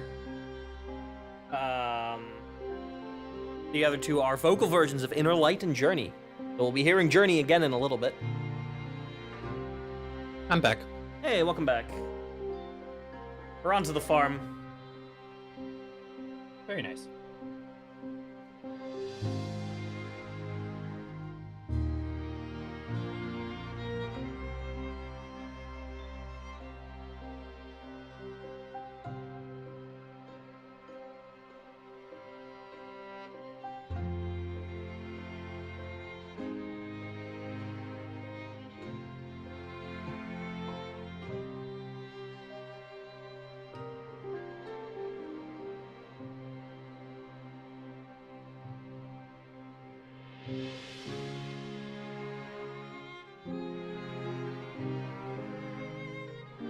This track doesn't get enough appreciation. Really, really good.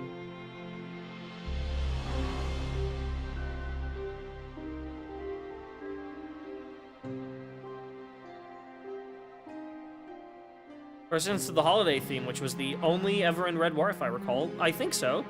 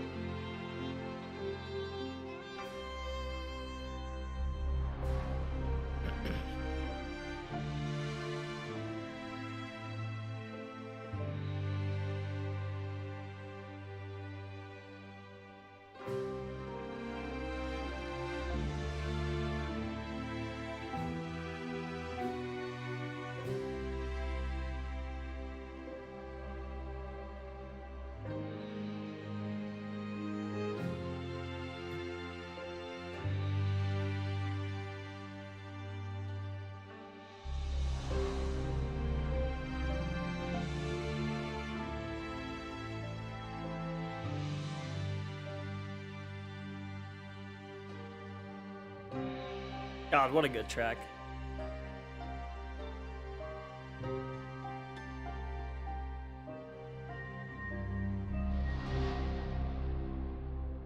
All right, time for a track that was brought back with Season of Defiance. This played in the farm again. It's also the calm version of Inner Light number 6. Yeah, yet another one. I had a penny for every time Bungie put a calm version of Inner Light on the soundtrack. Well, on the soundtrack I'd only have like 3 pennies, but in total I'd have like 6 pennies, which isn't a lot. But it's weird it happened 6 times. Let's see, we have Inner Light's Ambient, we have Lost Light, we have This one. this one. Is that it? I can't remember what. I feel like there's another, but I can't remember. Yeah, I feel like there's another.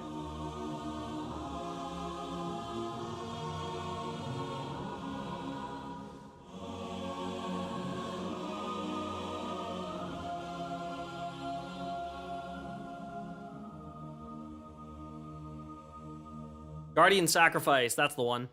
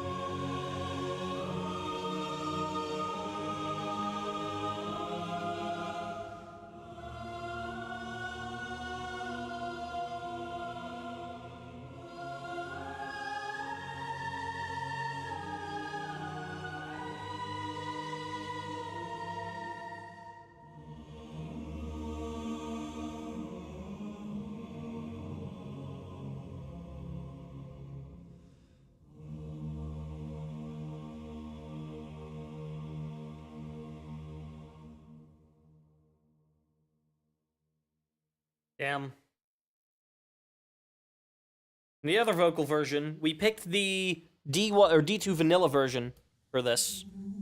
We will be listening to the updated version from Curse of Osiris tomorrow, because we wanted to include both. But enjoy this little bit of journey again.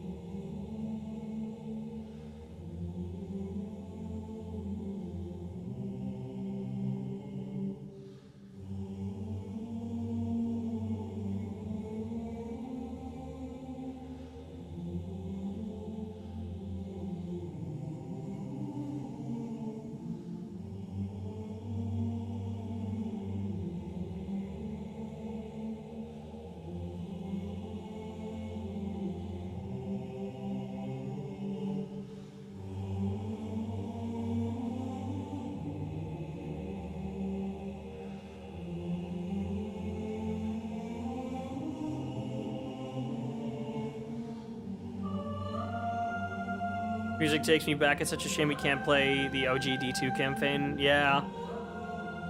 Yeah, well, I do miss the Red War. I don't think the Red War was, like, that good of a campaign outside of a couple missions. But it is important for world building. And just missing those parts of the game, damn. It's specifically, like, the first 2 and the last 2 missions, right? Those are the most important. First 3, I would say. Spark as well. Spark is pretty good. Which, speaking of Spark, we're about to go there next.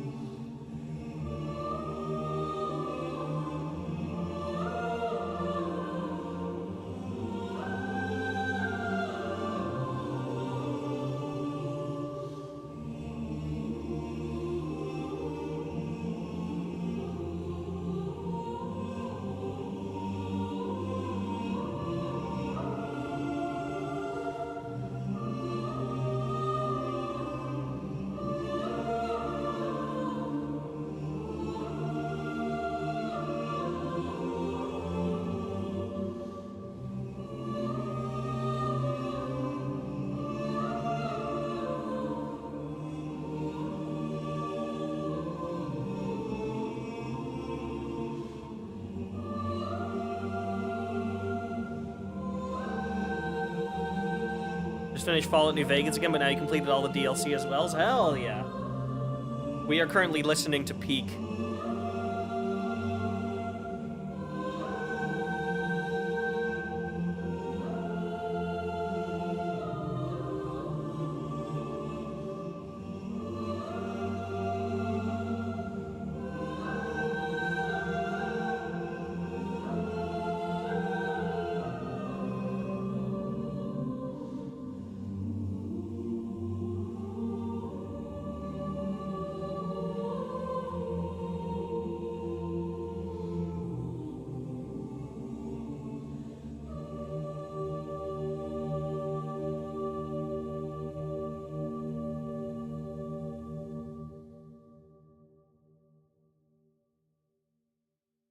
All right. What DLC was your favorite, Claude?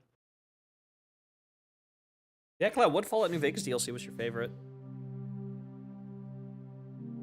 Mine was Old World Blues.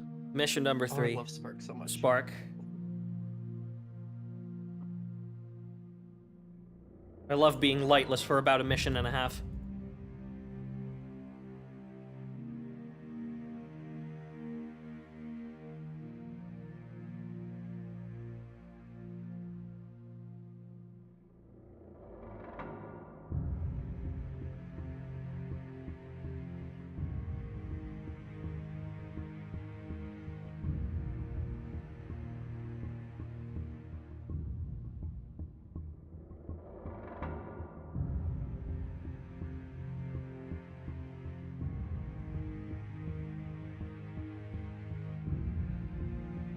Possible Blood Money and torn between it and Old World Blues. I've never actually played the Fallout New Vegas DLCs, so I wouldn't know.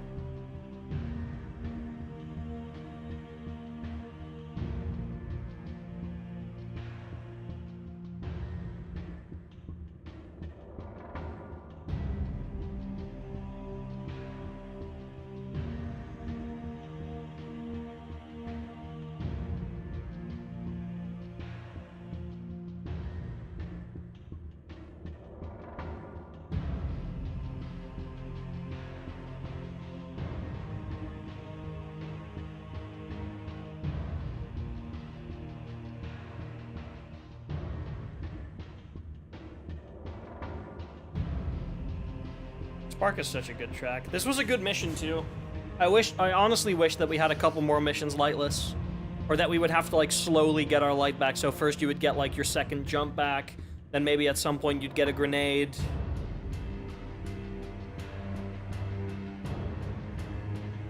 I'm kind of sad that that being lightless was over after like a mission and a half.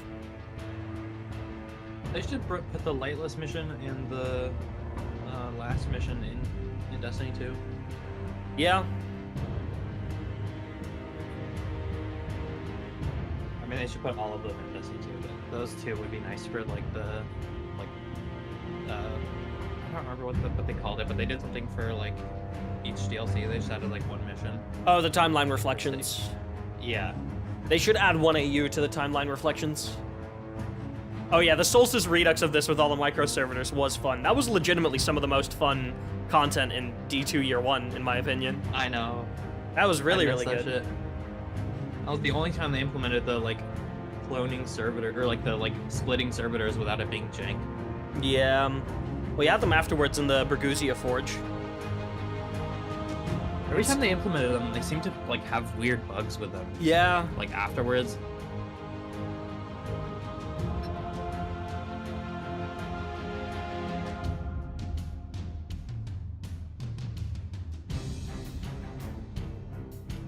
Bum, bum, ba-da-dum.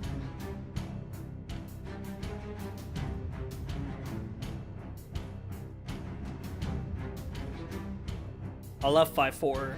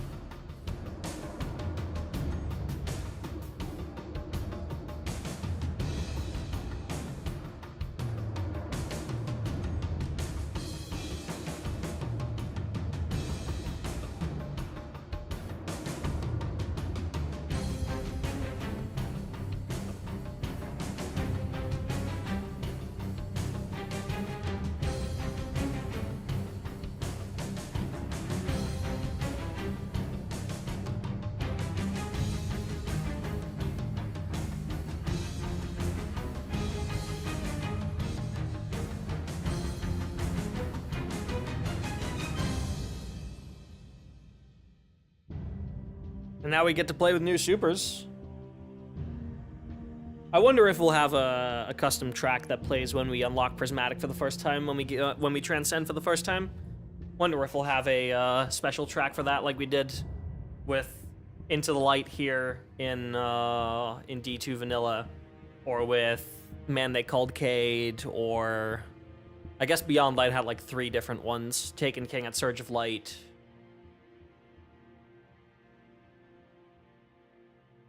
I think Man They Called Cade is still my favorite one of those, though.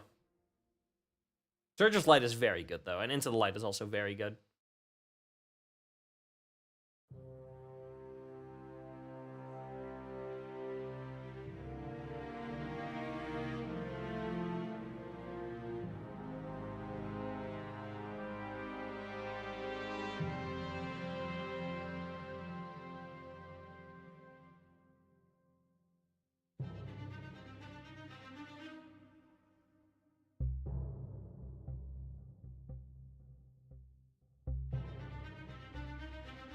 We have the ambient first. This obviously still plays in orbit.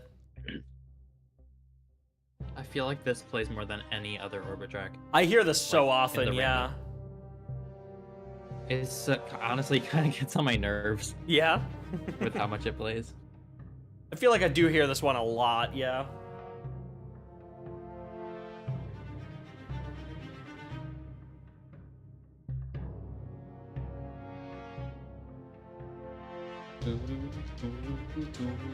Holy I fuck, love the action layer though. We've already been here for 2 hours, holy shit.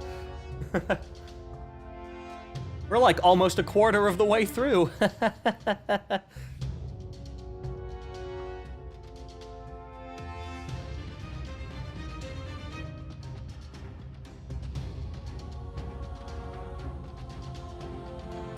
feel like I don't hear Deepstone Lullaby in orbit anymore. Does Deepstone Lullaby even still play in orbit? I don't think it does. I don't think it does. I'm pretty sure they removed it. They kept Athanasia though. They kept Athanasia, but I don't think Deepstone Lullaby has played in orbit since Witch Queen's launch. It plays in the helm though. It can play in the helm, yeah. Yeah, I'm pretty sure Deepstone Lullaby has not been in the orbit playlist for like 2 years. Was removed from orbit in Witch Queen. Okay, so my memory was right.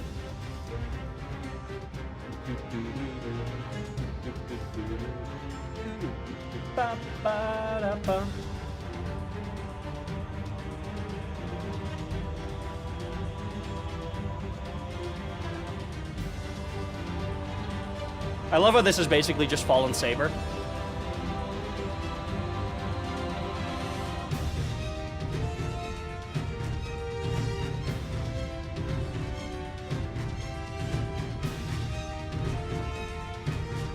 Gunslinger reference? Technically, yeah.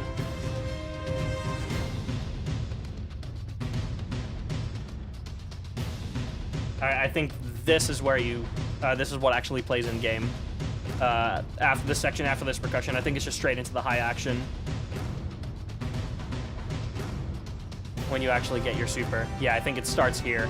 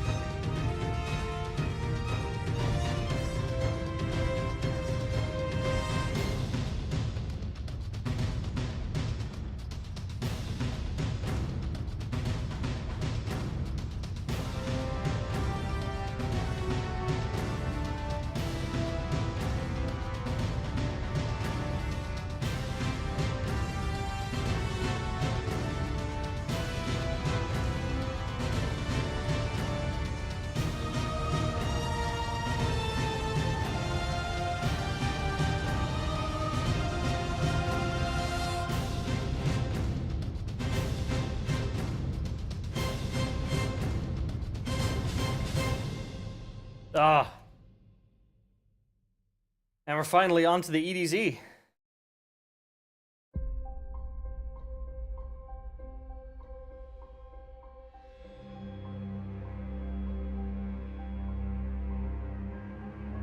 Sure, there's a Music of the Spheres reference in there? I don't think there is, because there's no Marty credit.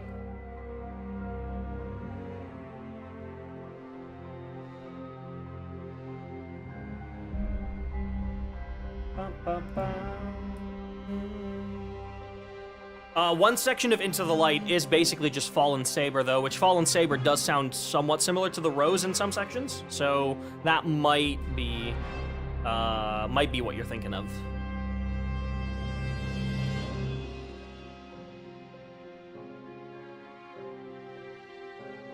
Also, this is an 11.5-minute track.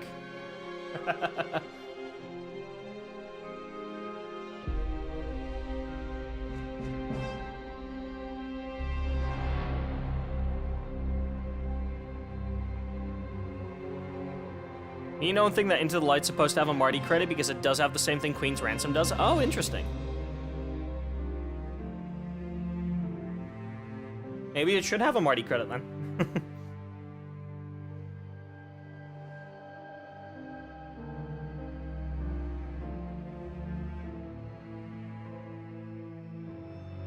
D&D crossover just posted to Destiny YouTube? Really?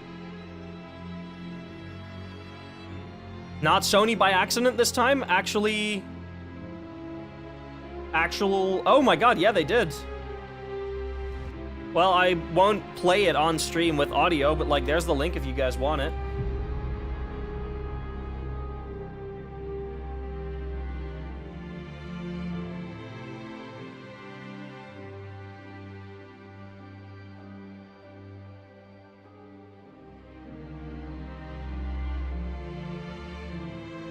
That's really cool.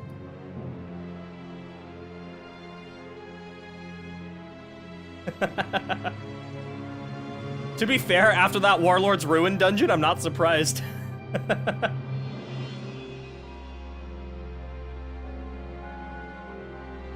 Oh, that's some sick armor, dude. Oh my god. That's really, really cool. I like that. There's an eye... Hold up.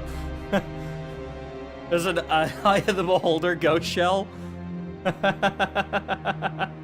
Mind Flayer Warlock helmet. Yeah, that's sick.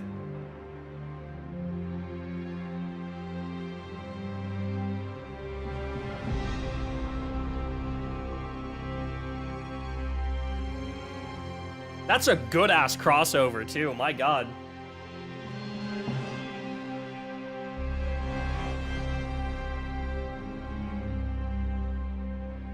And there's a bard emote with a fucking lute. Oh, that's fun.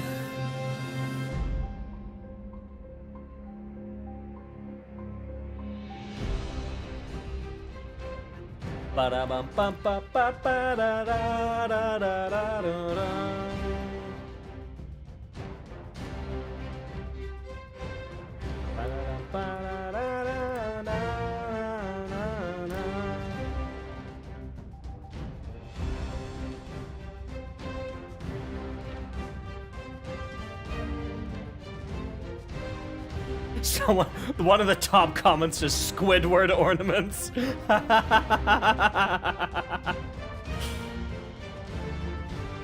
Yeah, Squidward is one way to put it. That's really cool, though. I like that. That's actually a good crossover.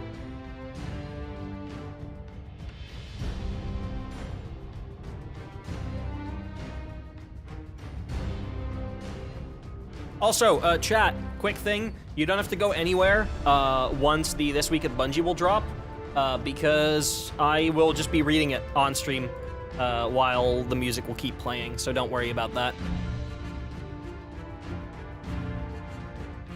I'll just quickly switch to a different scene so that we can look at the twit whenever that goes up.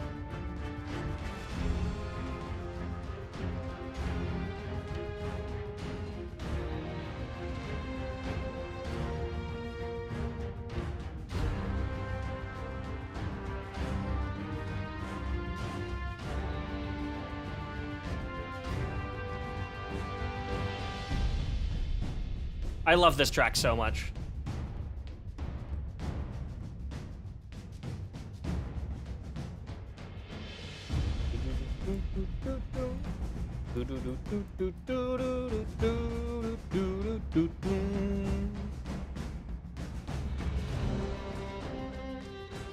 These strings are so good.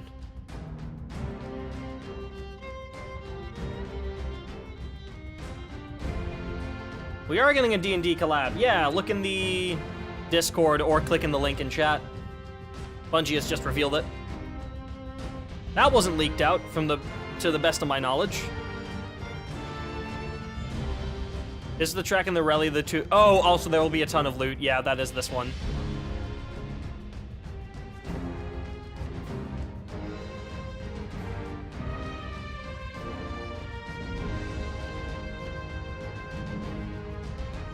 It was leaked? Oh. I did not see that one. Well, I'm glad that it was officially revealed, at least today. So that everyone has a chance to get a look at that. Though I thought it was a Photoshop. Honestly, with how that armor looks, I don't blame you.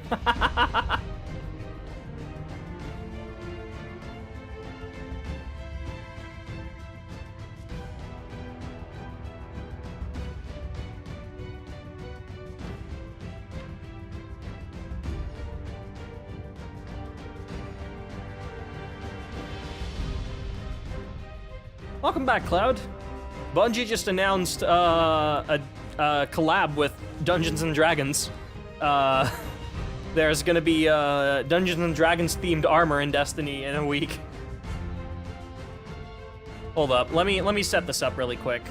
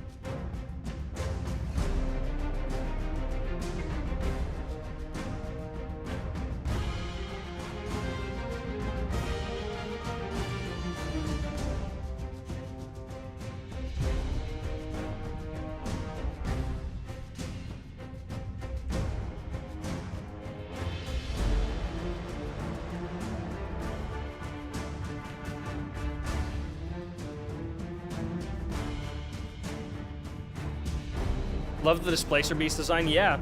All right, I've actually set this up properly now. So now, once we get to, once the TWID comes out, we can just go to this and have a quick read of that together, and I'll keep the track name on screen in the same spot so that we can still see that. But yeah, that's cool-ass armor. God damn.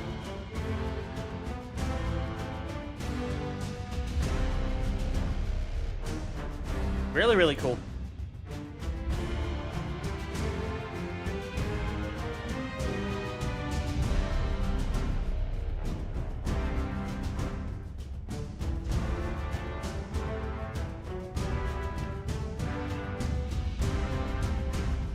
Bum, bum, bum, bum.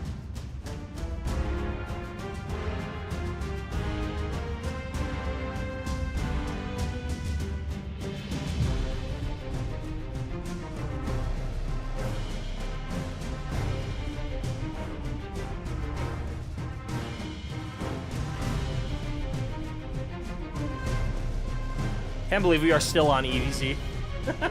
This track is so long.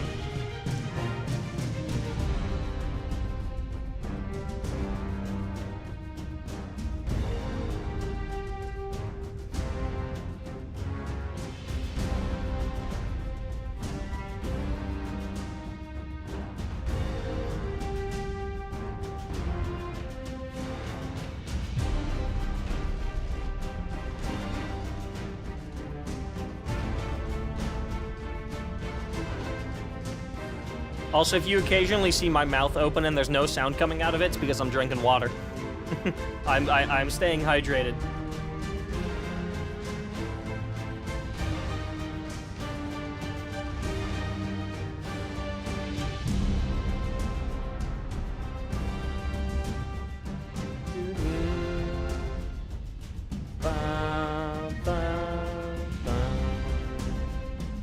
I'm drinking Walter, yeah. Okay, Walter. I'll stay hydrated, Walter.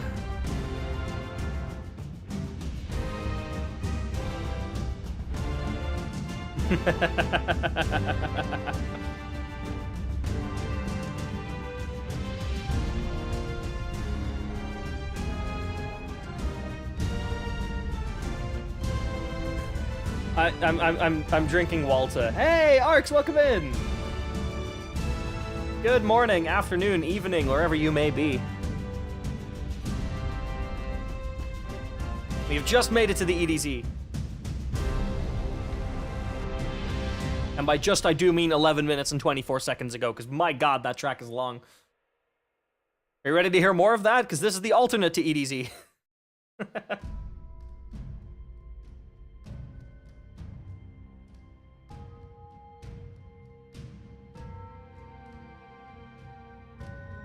I am the one who hydrates. Popping in and out for a bit, just wanted to see where you're all at. Well, Arcs, we'll be doing the second round of the music guessing game in how long? Hold up, let me check. Calling them home until House of Dusk is how long? Probably about an hour, right? Hour and 10 minutes. Next round of the music guessing game in about an hour 15. So if you wanna score some more points. And that's where they do that.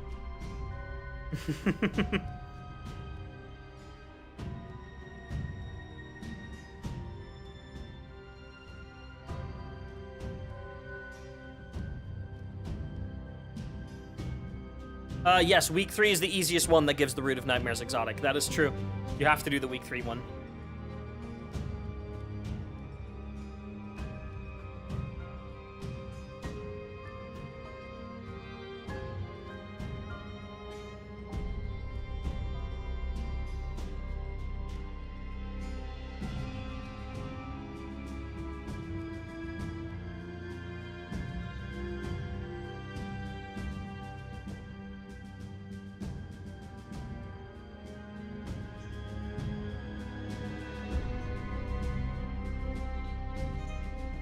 I love those strings so much.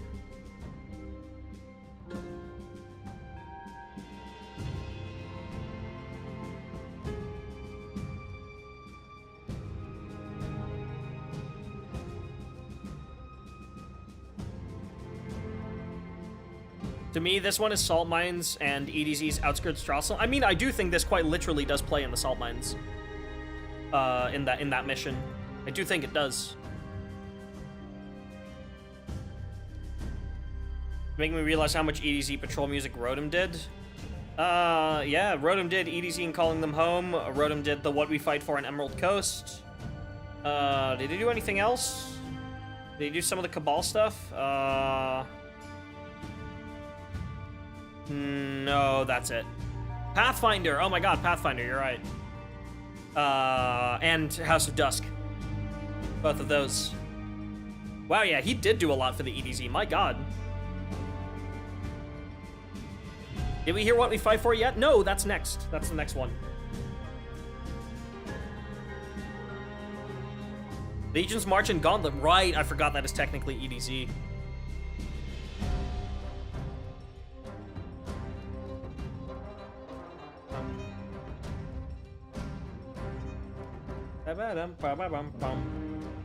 Chelsea, what are you referring to?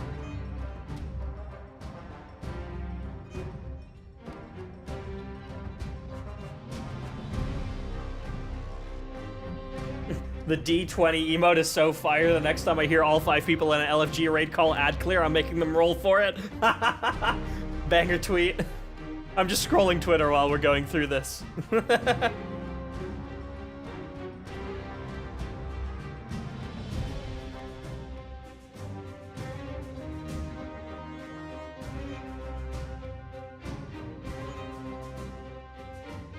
Pathfinder, the final shape system from the... No. Oh, no. Pathfinder is a track from D2 Vanilla, Chelsea. It is also the name of the new reward system, but Pathfinder is a name of a track. That name has existed for 6 years.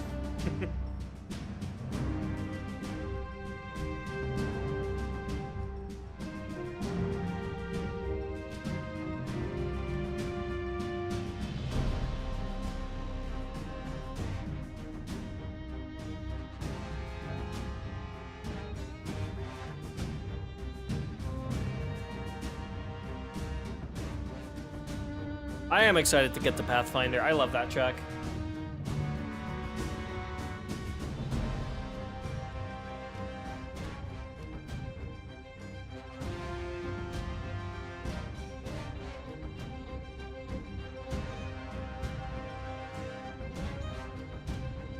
The D20 engram is really fucking funny, though. Pathfinder action over Pathfinder high action? I can respect that.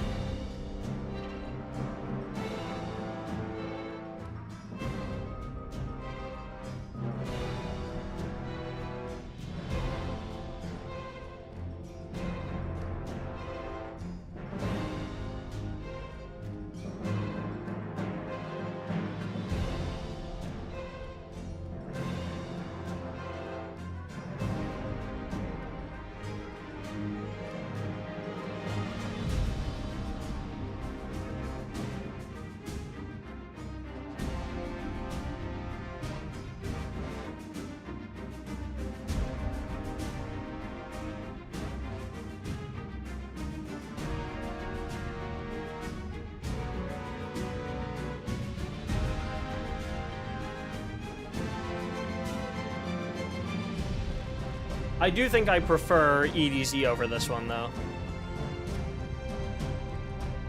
Like, Calling Them Home is good, but EDZ is definitely my preferred one, I think.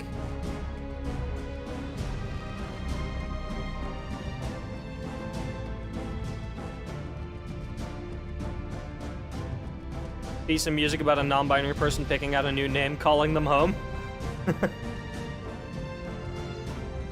Yeah, I guess if your name would be Home. Is that like a common non-binary name? I've heard Hope quite a bit, but not Home. All right, this next one's peak. I also think it's quite long. Yeah, it is 11 minutes.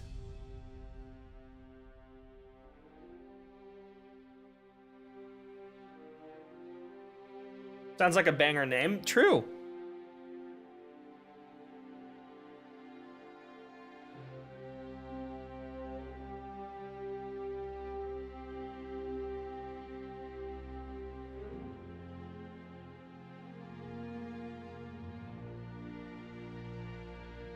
Yeah, I'm such a big fan of What We Fight For. Though, to be fair, I might actually like its alternate more. I might like Emerald Coast more.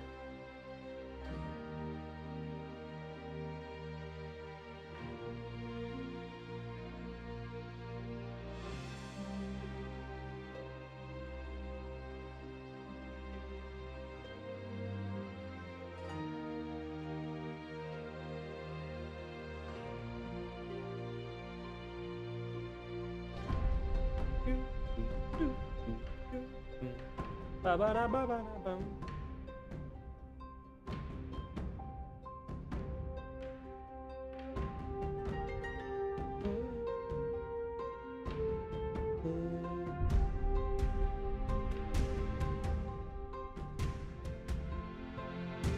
Ba-da-dum, doo-doo-doo.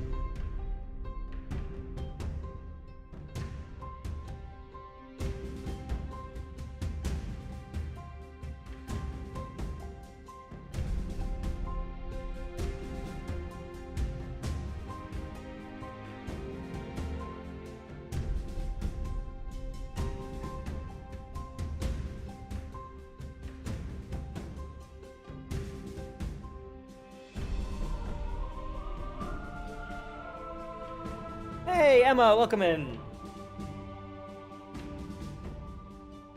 Don't worry, we still have like 9 hours of stream to go.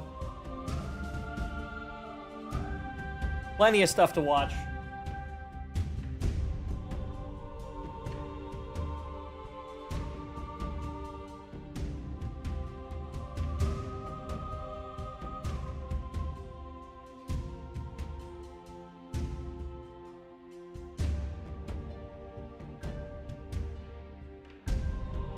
I will remain until it is time for D&D. Speaking of D&D, did you see the new Destiny armor that they just revealed? Okay, but Emma, have you listened to the full 14-minute version of Journey? And not the soundtrack version, because the soundtrack version cuts out like half the track.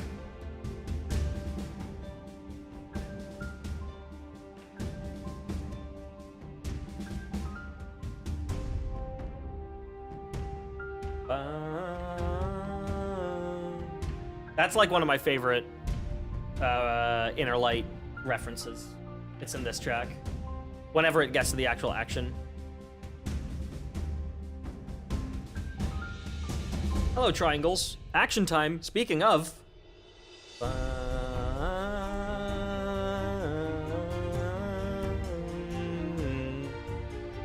Yeah, the full journey is about like 13, 14 minutes.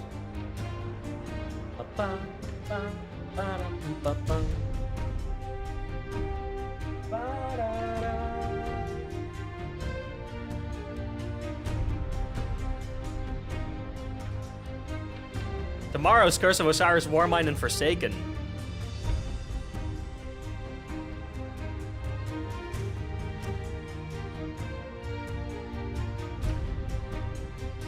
Tomorrow is the last, like, genuinely really long day that we have. Tomorrow's about, like, 9.5-ish hours. Just about the same length as day one. After that, we get a nice short day.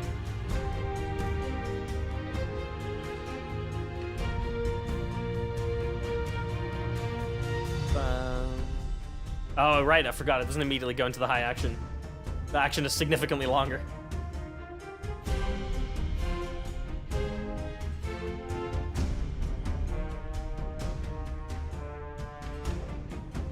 Scourge of the Past soundtrack, My Beloved? Yeah, that's tomorrow.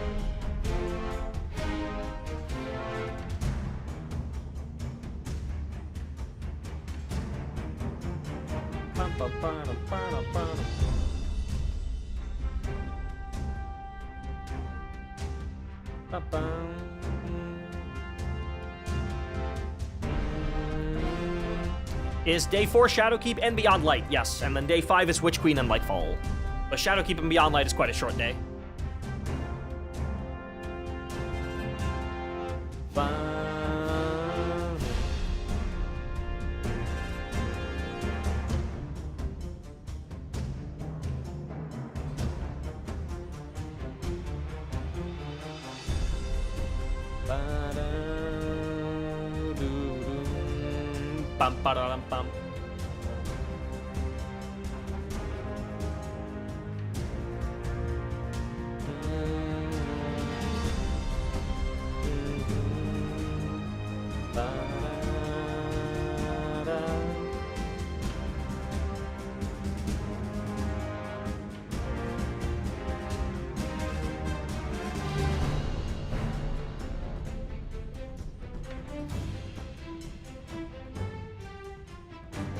I think it's my favorite part. Oh, welcome back, Liam. Hello.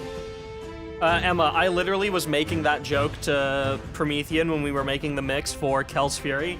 Like, how listening to the damage phase section of the Forge, I literally cannot unhear six whispers firing constantly when listening to that. I cannot unhear it.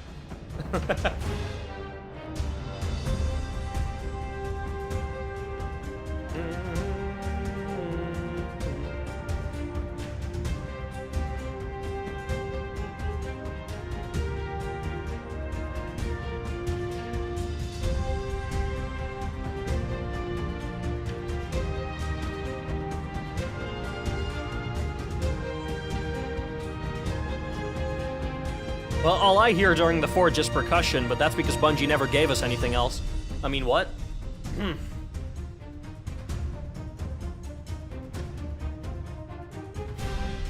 I'll be so sad if we never get the full Forge. Yeah, I think it's unlikely at this point.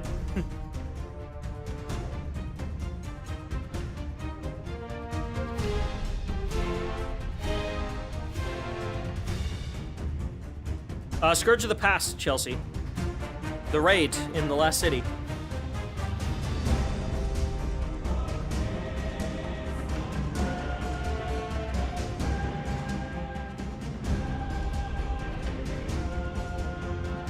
Or Season of the Plague if you're a Siva enjoyer.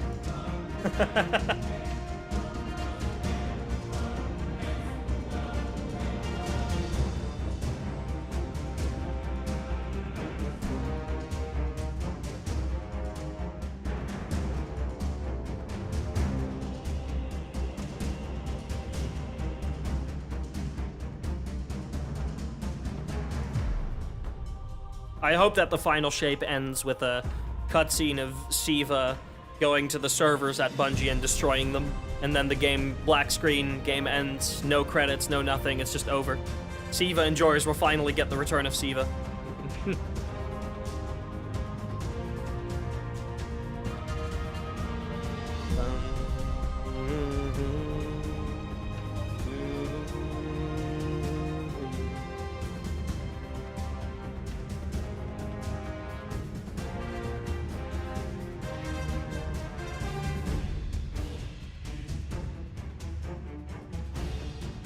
Shocks me to think that there are still people who started playing D2 after Scourge of the Past left. It's LGing and the guys I was doing it started after Witch Queen. Yeah, some people just started later. But it's weird, yeah. Rosa made this joke yesterday. It's a reissue joke without the level cap and origin.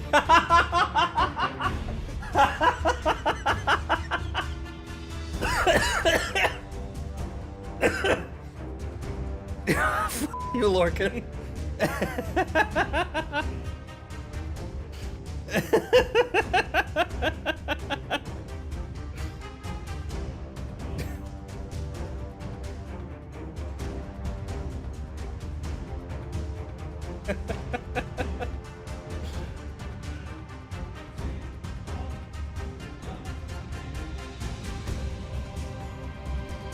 Look, sometimes I just gotta recycle the good jokes, alright?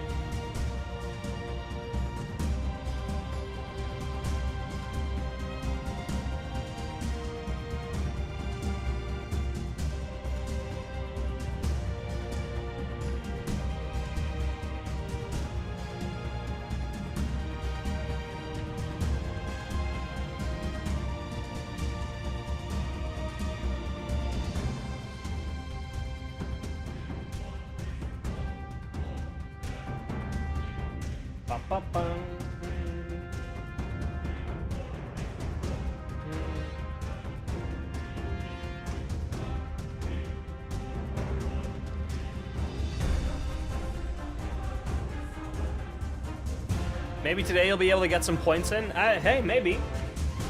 Let's see. What are the tracks for today? Let me have a quick look. Ooh, maybe. I think you might have a shot. Depending on who else snipes them from you, but I think you may have a shot. Today's ones are definitely a bit harder than yesterday, though, I would say. I think I definitely went a little easy yesterday. Then again, they're selected entirely at random. I quite literally just shuffle through them, so there is no pattern to them, but yesterday was definitely a bit easier, I think. All right, Now the alt for What We Fight For, which is Emerald Coast. This one, probably most people remember from the same titled map in Gambit, the EDZ map. This mostly plays in Gambit on the EDZ. That's where most people are going to hear it, at least. But it is technically just a part of the EDZ music system. Or it's part of the What We Fight For music system. This is an alternate ambient and action.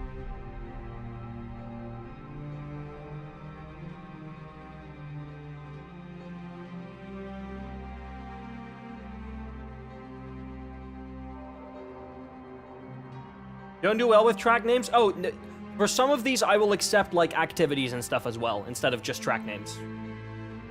It's the same as usual. If a track plays, like, in multiple different parts in the game, I want a track name.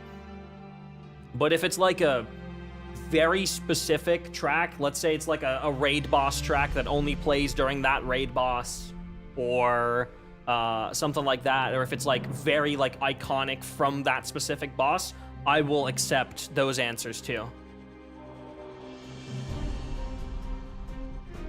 Like Onirophobia, yeah, like Onirophobia, for example.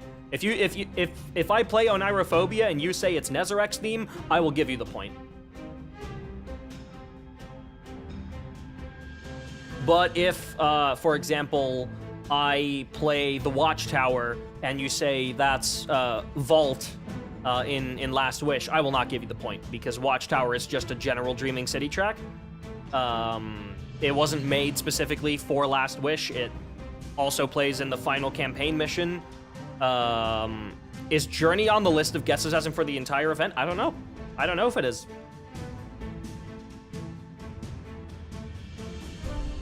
And like I said, it's entirely random, so I don't know if it is. I haven't made the slides for tomorrow and the day after yet. Maybe it's on there today, who knows? I don't know. Well, I do know, obviously, but for all intents and purposes, I do not know. Every single track is on the table, right? There's not a single track that is off the table for the music guessing game. If it's a track in Destiny, it can appear in there. I'm also not saying that something that has already appeared in there once won't appear in there again. Because sometimes it might, who knows? Maybe I just stumbled across 2 segments of the same track. Has it come up yesterday? I do not think it did, no.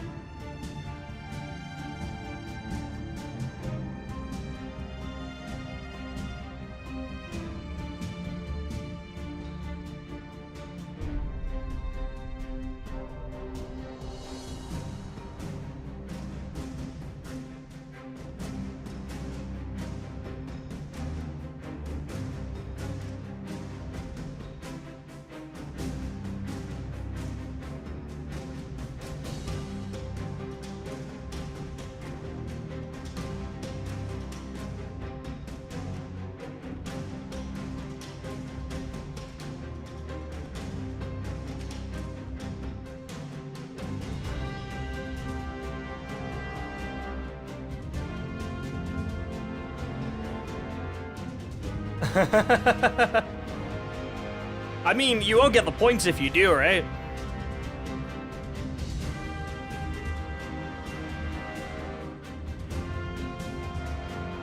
Gotta wait your turn.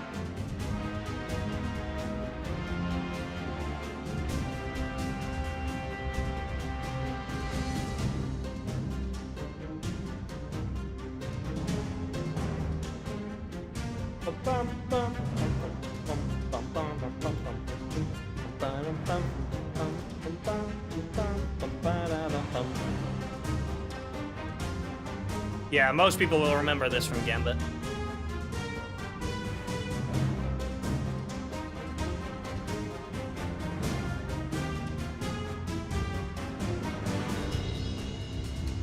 Bum bum bum bum bum bum bum bum.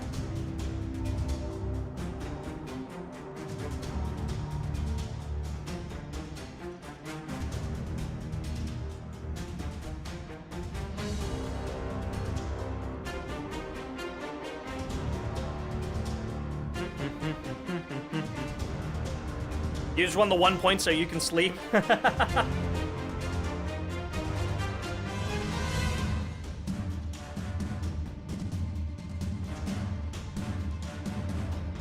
Y'all cut the drum only segment out? I didn't make this one, so I guess, yeah, I guess we did.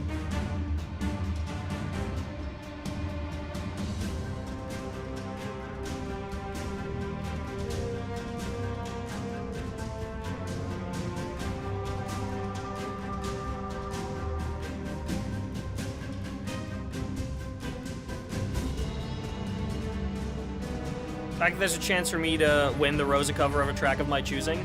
Yeah, I'm doing 2 of those. One is from the giveaway, and one is from a donation goal.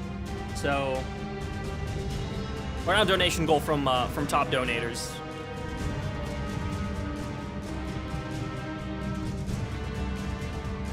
I believe. Let me. There we go. Yeah. Oh, damn, only for the number 1, though.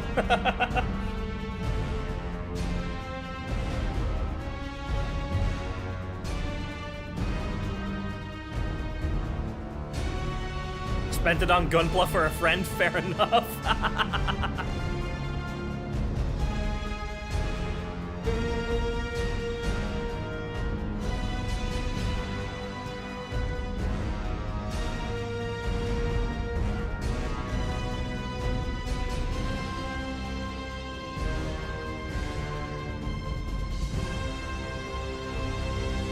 Fantastic track. All right, Lost Sector is up next.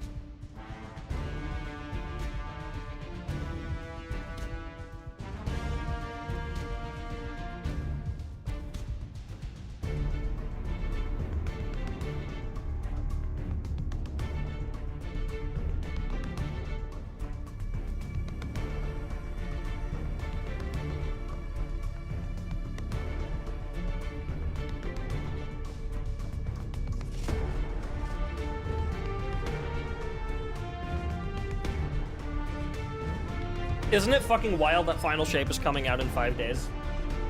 Yeah. Actually, in 4 days. 4 days from now, we'll all be in queue. Holy shit. Oh no, it is 5 days. I just can't count. It is 5 days. Yeah, 5 days from now, we'll all be in queue. At least I'm assuming. It's only 53 minutes in. I'm assuming most of us will still be in queue.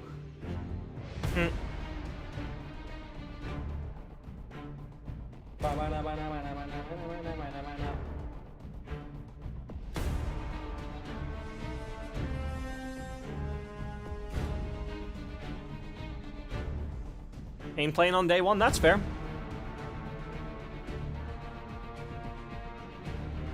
I love how that almost sounds like the Witness motif for a second.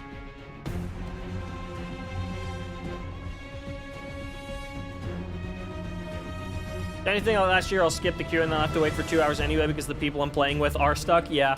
And this is why I always do the campaign solo first. Ba-da-da.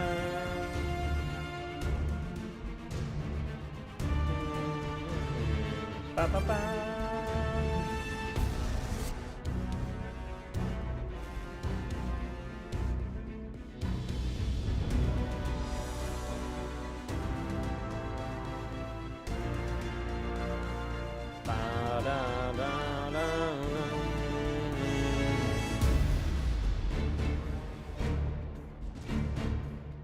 Y'all play Destiny with others? Typically, yeah. Just not the campaigns.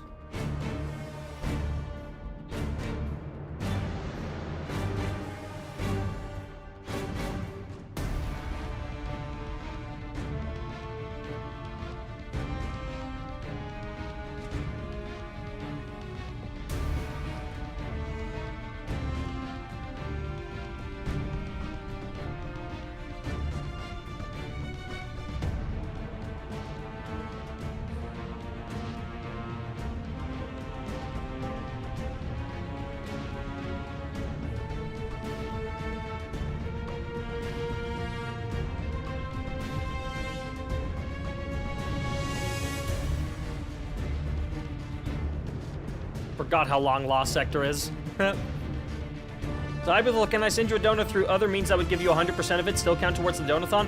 Stream Elements gives me 100% of it. If you use the donation link in the description, that is 100%. It's if you do it through YouTube, then it won't count towards a donathon, and that's less. That will give me 70%. Yeah, no, you don't want to use super chats. Super chats take 30% out, which is why I put Stream Elements only below the bar, because if you do anything else other than Stream Elements, then YouTube takes a cut. Hi, Action.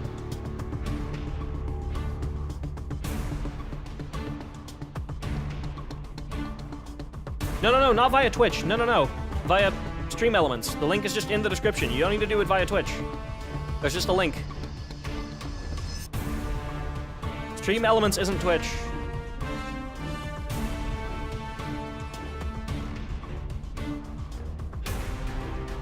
Believe it's the top link in the replies.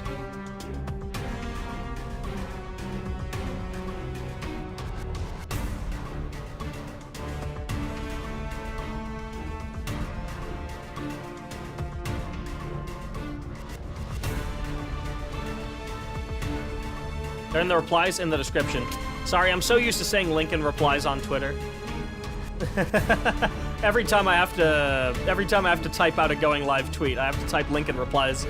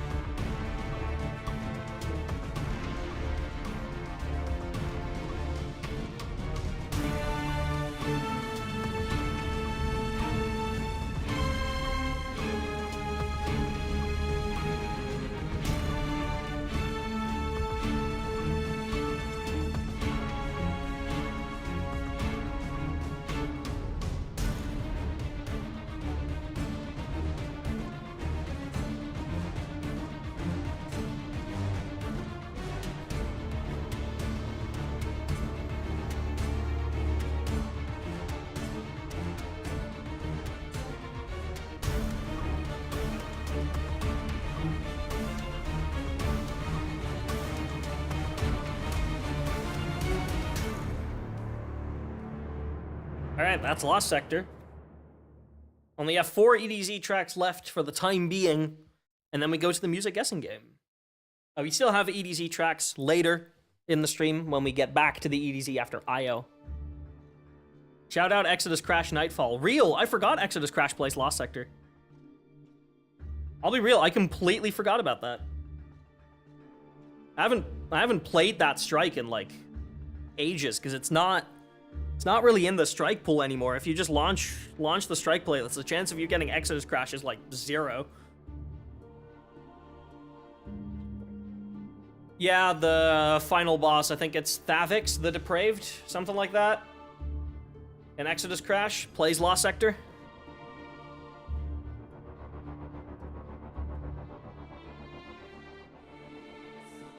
Yes, Thavix. That is indeed. All right. I just have to double check that.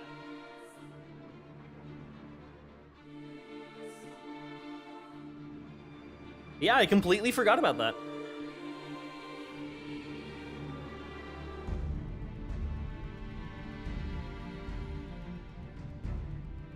Oh, ladies and gentlemen, we have a This Week at Bungie, or a TWID, rather. Let's go and read that. While the music keeps playing, obviously, we're not pausing the music. Give me 1 second to pull it up on stream. I miss the term twab. I do miss so much better. I do, yeah, twab just rolls off the tongue so much better than twid. Twid is kind of gross. Alrighty.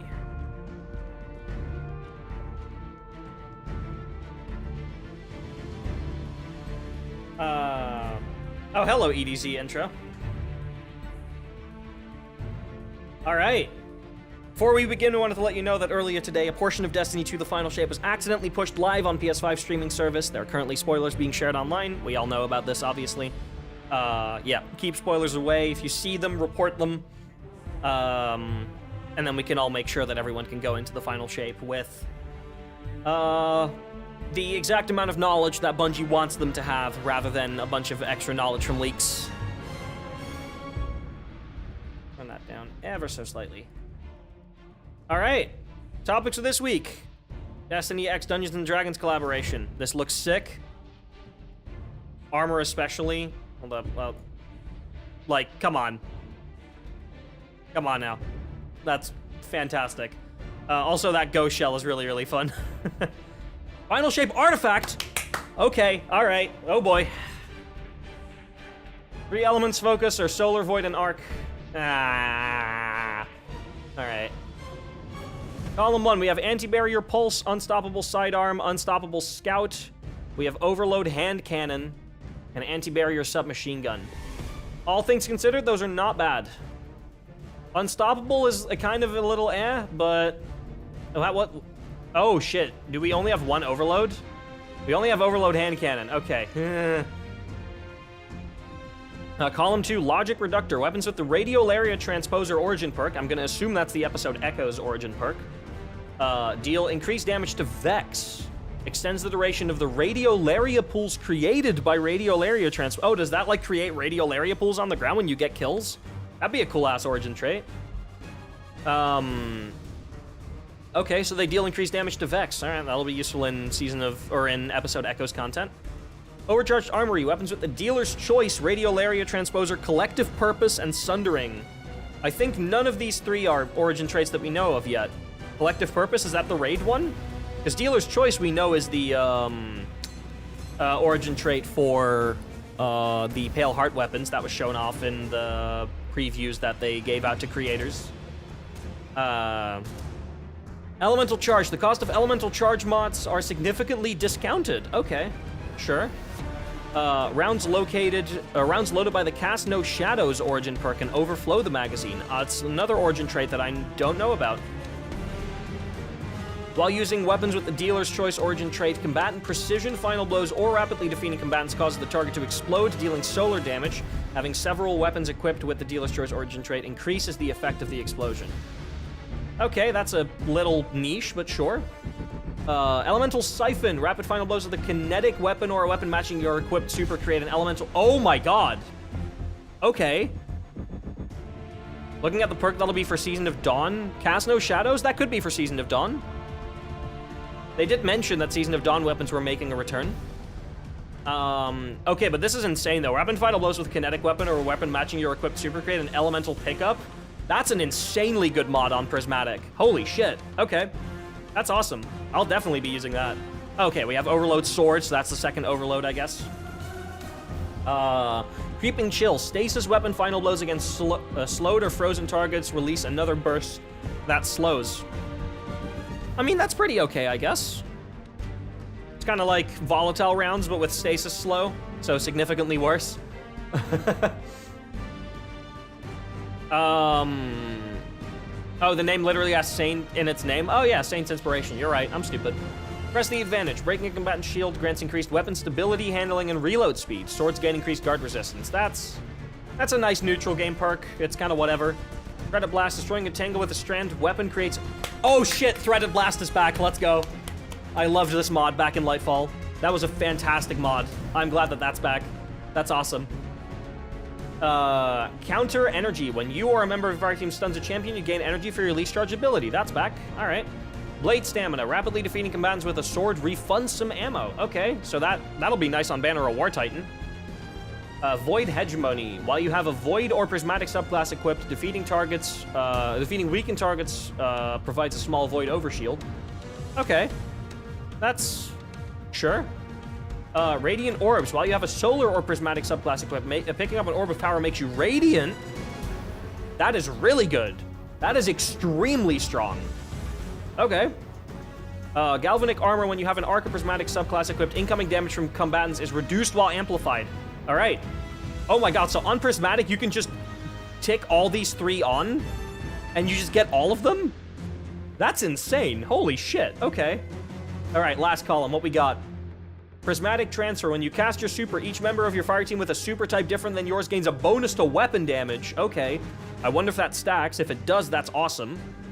Argent Blade. When you have armor charge, dealing damage with a sword consumes an armor charge and empowers your sword for a sword time, granting it bonus damage and energy charge rate.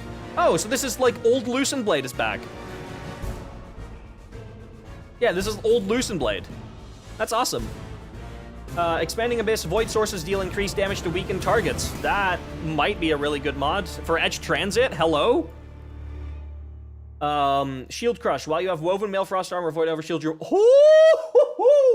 your melee recharges faster and deals increased damage. And then while you're Amplified or Radiant, your grenade recharges faster and deals increased damage. Okay, yeah, everyone going into the Final Shape Day 1 raid needs these mods unlocked. Transference. Gain increased grenade and melee damage while Transcendent too. Weapon Final Blows while Transcendent refund light and dark energy after Transcendence ends. Oh my god. Oh, it's these two mods for me, for sure. Prismatic Transfer's okay, but like these two are fucking insane. I love this ambient. This ambient's really, really good. Salvation... Oh! Raid title spoilers, I guess. Oops. I guess Bungie was just like, fuck it. Since it's out there, we might as well tell people. Yeah, the raid is called Salvation's Edge. Contest mode will be enabled for 48 hours. That makes sense. At least 1965 power to be at the cap throughout all of the encounters. Completing the Final Shape campaign and the Wildcard Exotic Quest is a requirement to launch the raid, but only the fireteam leader must meet this requirement. Fair warning for any members of a fireteam who do not complete the Final Shape campaign before jumping into Salvation's Edge. The raid does contain spoilers. Obviously, that makes sense. The raid will spoil the events of the campaign. We have changed the way we will track and recognize World's First completion of the raid. Fireteams will no longer be required to return to orbit to finish the race. The first fireteam to finish every encounter and the loot final chest will be declared World's First. Oh, that's cool.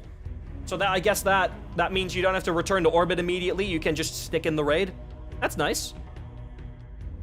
Similar to Crota's End, we will be working to quickly check with analytics before we announce the winning team. That makes sense. All right. World's First on Twitch Rivals. I'm participating in that. I have been allowed into Twitch Rivals for this one, so if you want either of these two emblems, I'll be participating in the raid race on day 1. Watch the stream for 2 hours, and you get both of them. Oh, and what's this one? Subscribe to your favorite Destiny 2 streamer. Oh, so if you sub to me on Twitch, you get this emblem. Sick. Beyond the available Twitch drops, you got other goodies available. Oh, some ghost emotes that will be available. That's pretty cool. Pantheon display poster, yeah, we did see that. Fireteam Finder voice chat update. We're adding a new voice chat channel for Fireteam Finder lobbies. Players will be able to use voice chat to coordinate their plans. Oh, that's pretty cool. That's nice. So we get better in-game voice chat. Final Shape preload, yeah, will become available on June 3rd. So right after the downtime starts, you'll be able to preload the Final Shape expansion. Mainly because the Final Shape expansion is an entire fresh game reinstall. So it will be about 100 gigabytes to download. So make sure that you get on that and that all downloads properly. Storage requirements for Steam. Yeah, oh my god, the total install size is 155 gigabytes? Are you kidding? That's fucking crazy.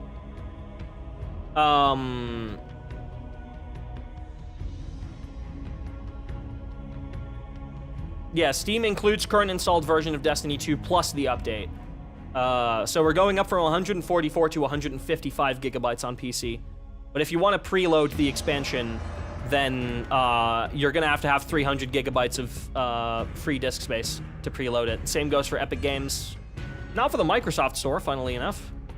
And not for literally any of the other platforms. I guess that's just a quirk that Steam has. Final Shape Day 1 known issues list. We are finalizing our list of certain information. We expect this list to be published before the update. Okay. Oh wow, beginning on June 4th, Destiny 2 is ending support for Windows 7, Windows 8, and Windows 8.1. Oh damn, okay. I mean, to be fair, long overdue. Content Vault updates, we know that. And there's some Art of the Week, Movie of the Week. Last Twit before Final Shape.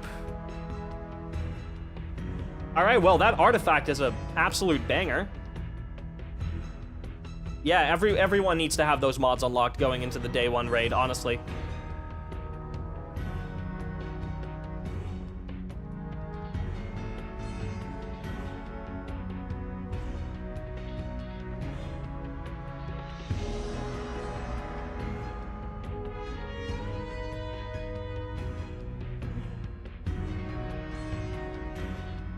Alright, well, that's it for the Twid. Let's go back here. Seems like the journal is one of Cade's trinkets, full of Easter eggs about him. Yeah, it is. It's also just called the Hunter's Journal, like, come on now.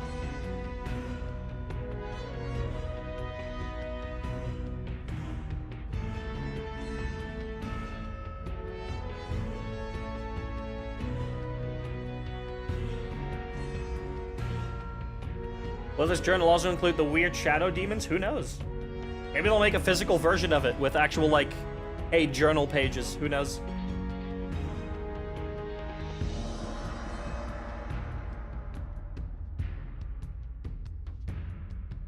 Shadow Demon Glimmer Gang, we love casting supers, Jesus Christ.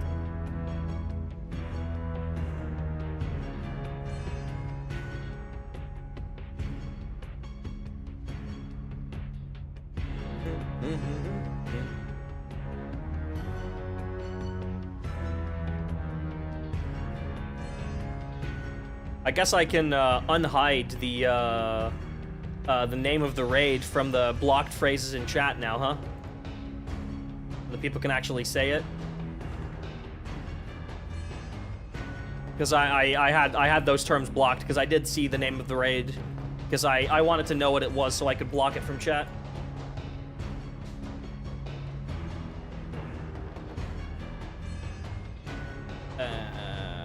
Remove those two. Save that. Awesome.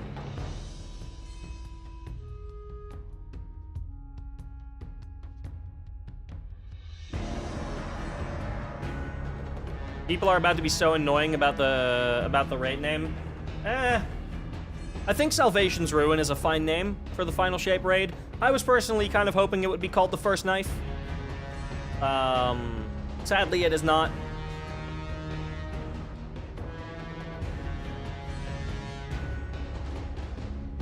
But I think Salvation's Ruin is a good name. Or Salvation's Edge, right? Not Salvation's Ruin, Salvation's Edge.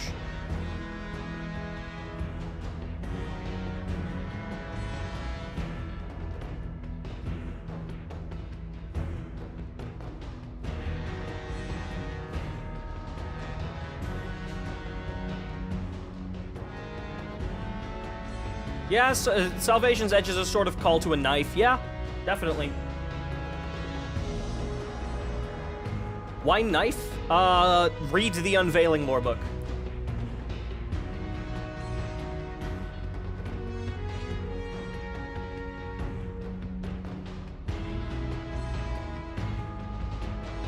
Can't believe I missed out on the D1 soundtrack listening party. Rise of Iron soundtrack was like all I listened to in early high school. Hey, the VOD is still up on the channel. You can still go and listen to it.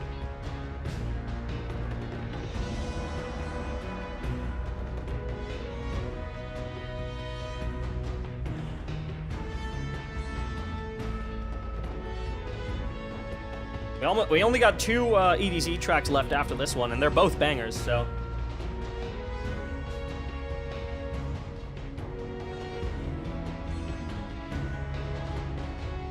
Welcome, A with the J. Still appreciate you for showing up.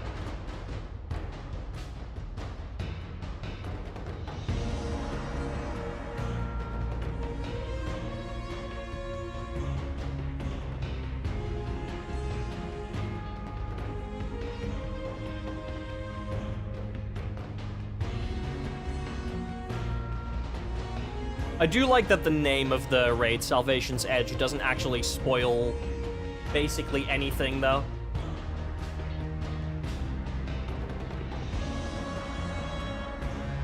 I am pretty happy about that.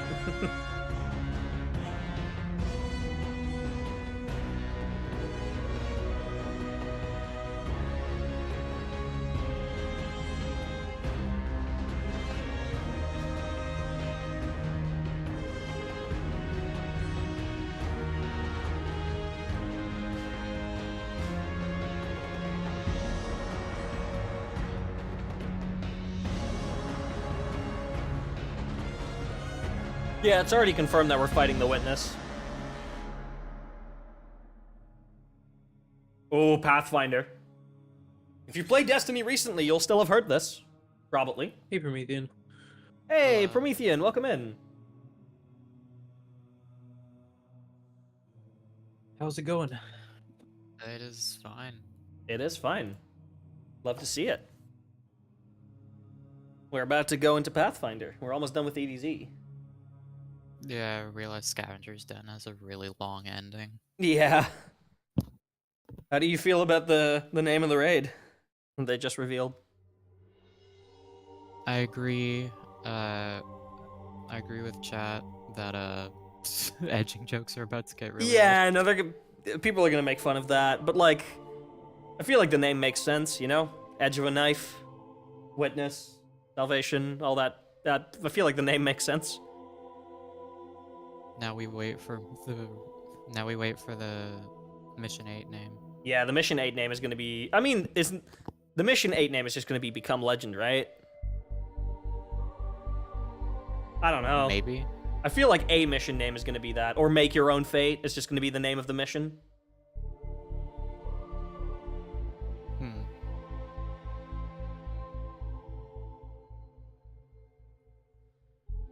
But yeah, chat, fun fact, this track, at least the action, I don't think the ambient does, but the action of this track plays in the Ogre boss in Warlord's Ruin. And the track Warlord's Ruin is based on Pathfinder.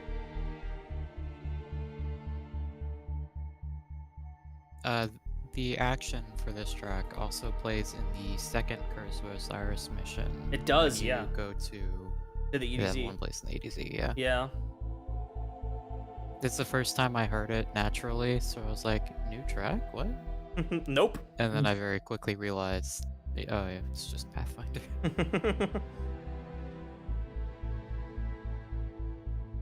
Back when I used to record videos instead of just use the files. Yeah.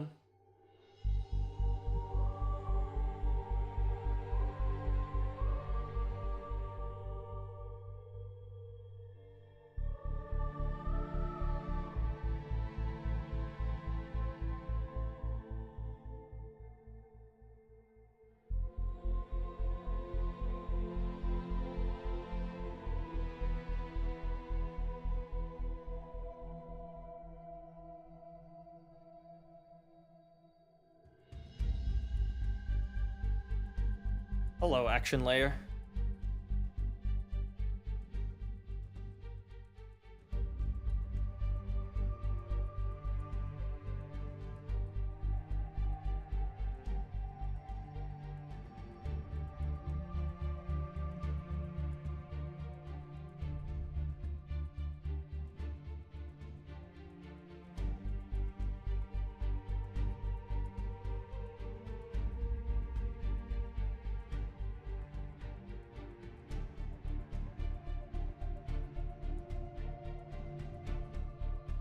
God, it's really fucking crazy how so many of the D2 vanilla tracks are like 12 fucking minutes.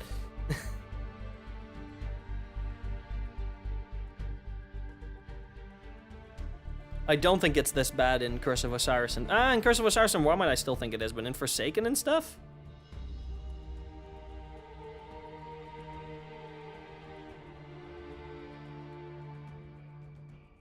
Yeah, Forsaken almost the only time we pass the 10-minute mark is if there's 2 tracks in one. There's a couple of exceptions.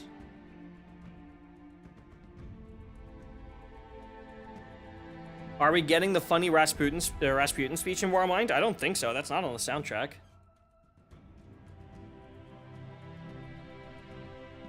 That's just dialogue.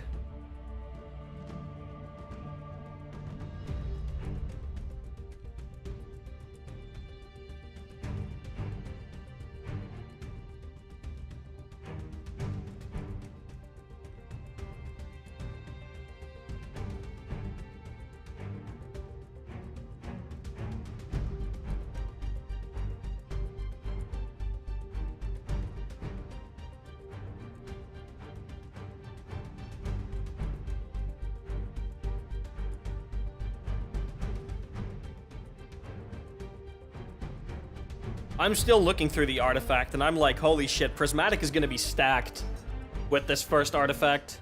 It's genuinely kind of crazy. Prismatic is gonna be really good. Yeah. I don't think many people will be running anything other than Prismatic in the day 1 raid, outside of maybe a Warlock on Well. Because all other useful supers are on Prismatic. I would rather die than run well, so if I'm ever caught in a day 1 raid, no. I mean, it might be a Well and a Song of Flame at the same time, is what I'm expecting. I'll accept Song of Flame. I refuse to be healer again. General consensus on Prismatic is that it's busted? Oh yeah, absolutely. Titans especially, like, my god. With that knockout buff? And some of the new exotics that we're getting? Jesus. And now the artifact as well? While you have Woven Mail or Frost Armor, your melee recharges faster? Like, are you kidding me?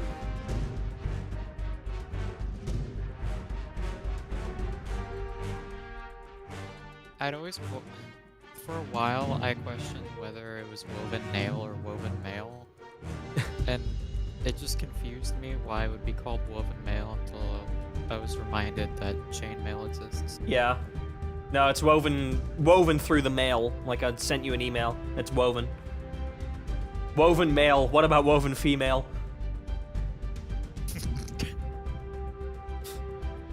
Strand now sucks. It's no longer good because of woke. They changed it. They changed it to woven female.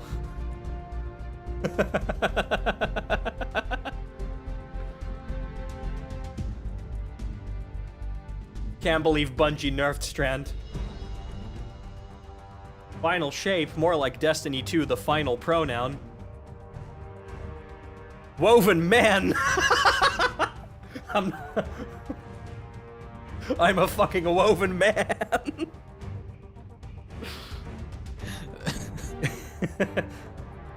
Jesus Christ.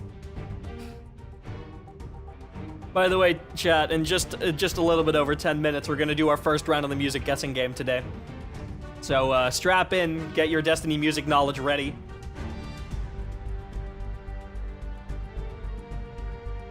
Okay, Emma out here quoting a Destiny the meme post from like 2 days ago.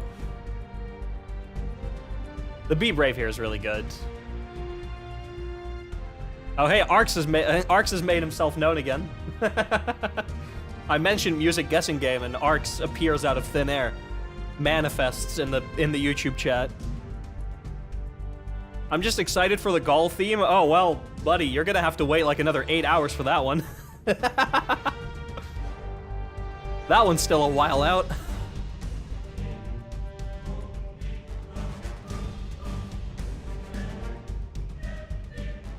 Let's see, we're at Pathfinder now. How long until we get to Gaul? Oh no, still only about 6 hours until we get to Gaul. Less than I thought.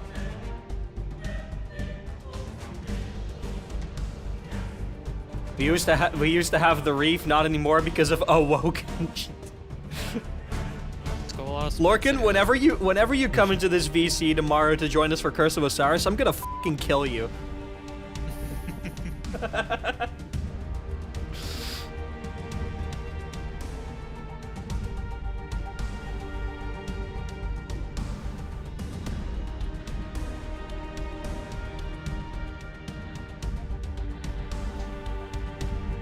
Challenge accepted.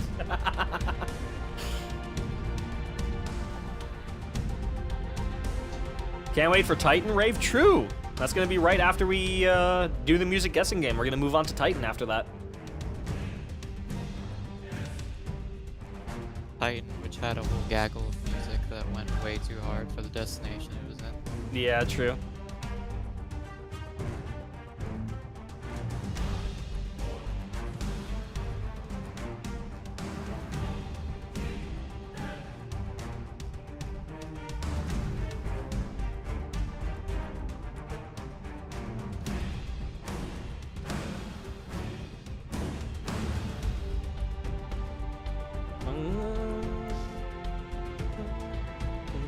What is the top dono currently? It's currently tied between Lorcan and Panda, both at 50.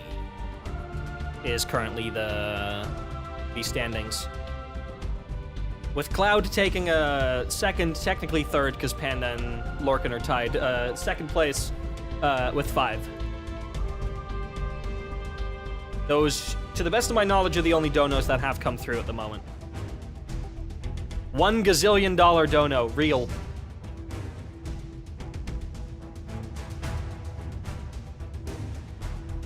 Hey, Cloud, I mean, you're still on the leaderboard at the moment. Like, you're gonna win something.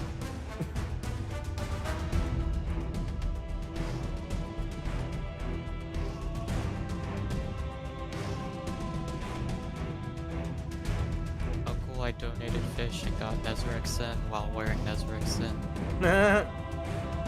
You still fishing? No, I just forgot to dump them. Oh,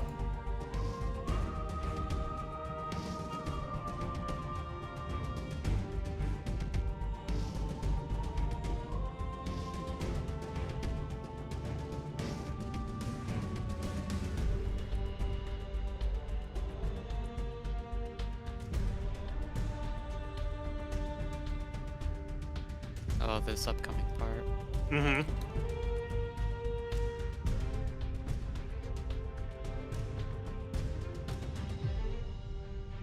High action time.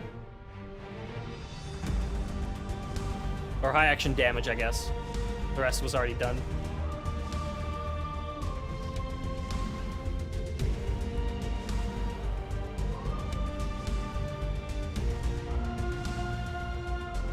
One of the best renditions of Be Brave.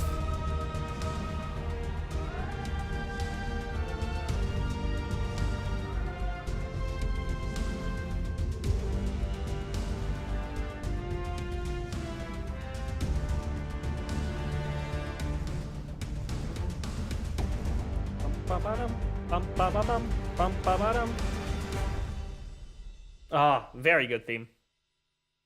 Very, very good. And now we have the alternate to Pathfinder, which is House of Dusk.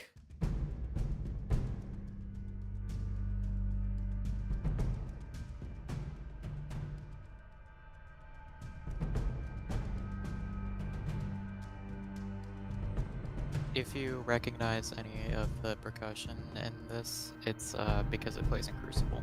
It does, yeah.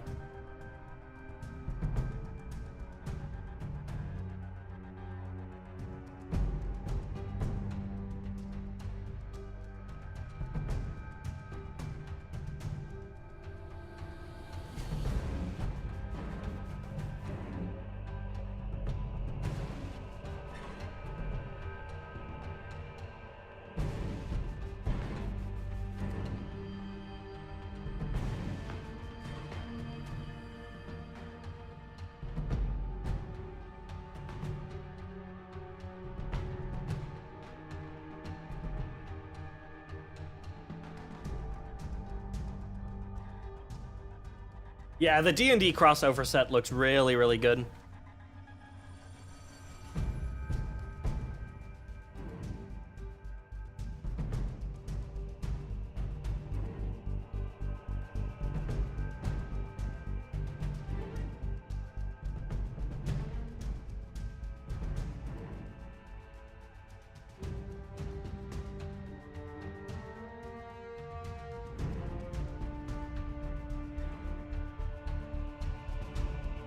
It's crazy how if we made mixes where like we put these alt tracks together into the same thing, that they would all be like 20 minutes long.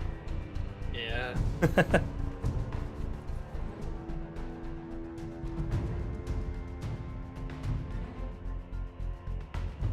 Can I run to the bathroom in about 5 minutes? Yes, I can. I'll be running to the bathroom really, really quick before the music guessing game.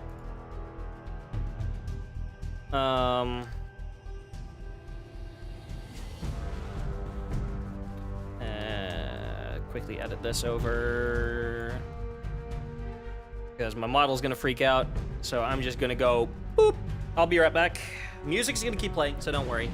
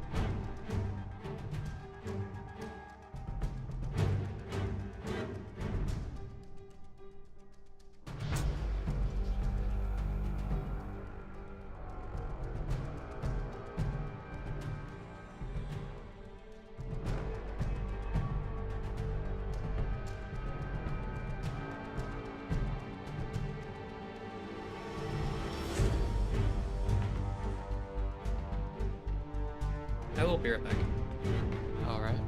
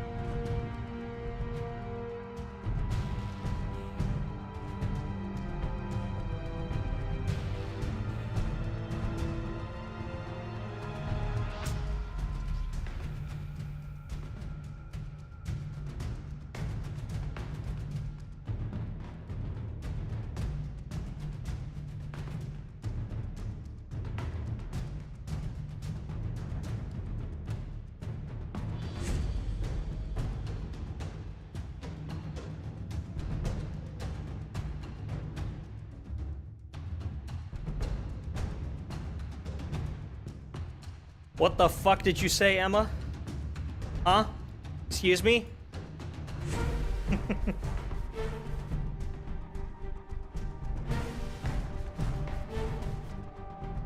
Also, Brashy, I am reading chat.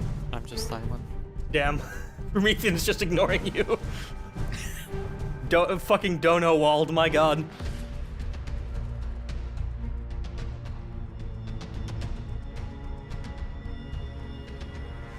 Egoed so hard.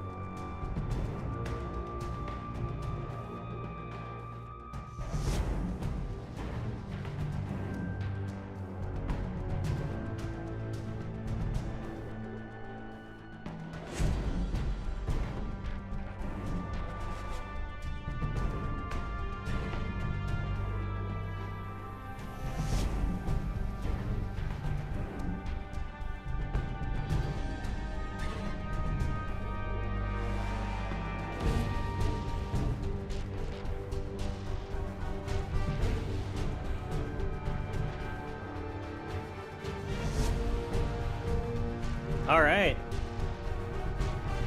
And with that, we have come to the end of the Fallen section of the EDZ. Oh well, we will in about 15 seconds. Which means that we are going on a short intermission.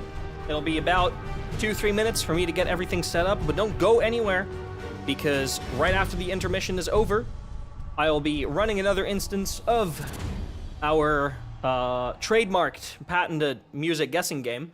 I'll be showing you guys multiple different tracks from all over Destiny, and if you can answer me the very simple question, what the name of that track is or which track that is, you can win some pretty cool shit, including a copy of the Final Shape Digital Deluxe if you haven't pre-ordered Final Shape yet, or if you have a friend who hasn't. So, don't go anywhere. We'll be back in just a couple of minutes, and then I will be testing your music knowledge. See you in a bit.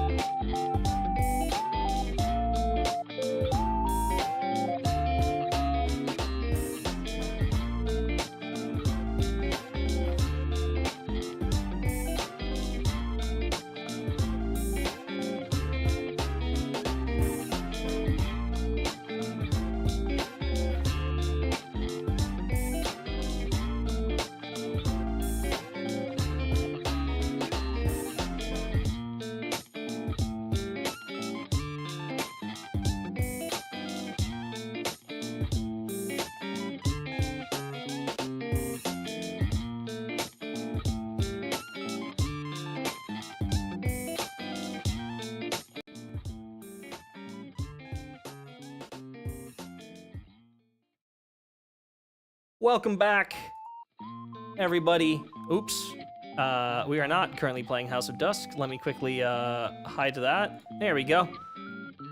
Welcome back, everybody, to the third instance of the official Destiny Listening Party game show, TM, or How Well Do You Really Know Destiny Music? So, anyone here can participate, whether you're in the YouTube chat, whether you're in the Twitch chat, does not matter. I will explain the rules to you because they are very, very simple. I will play you a piece of Destiny music directly from the files.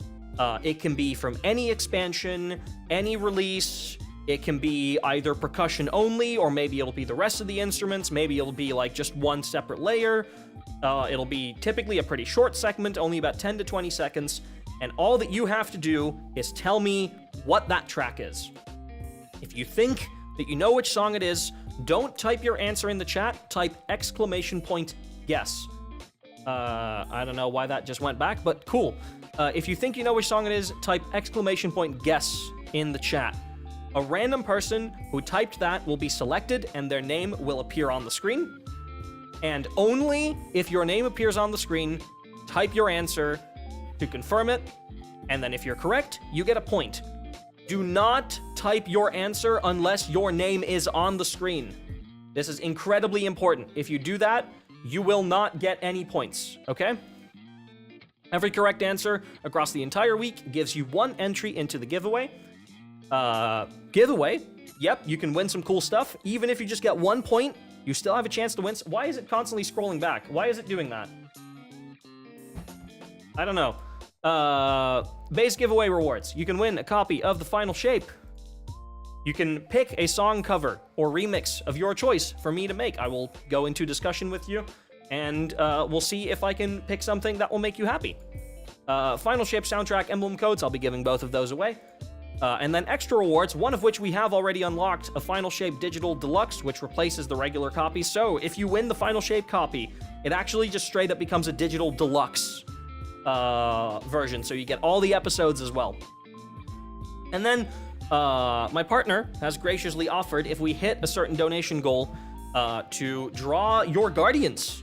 You can submit your fashion and your shaders, and Atlas will give you a drawing of them. We'll do that for 3 people, if we make it to that donation goal, which I believe to be 250, but I'm not entirely sure. It might be 200.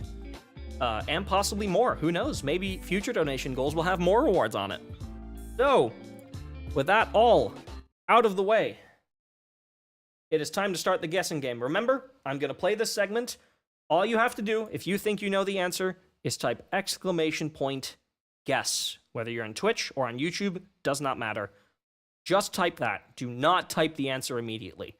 For this one, I am looking for the name of the track, but if you're very specific, I will accept the place where this can play. But only if you're very specific. That's all I will say about it. What's the name of this track? That is loud.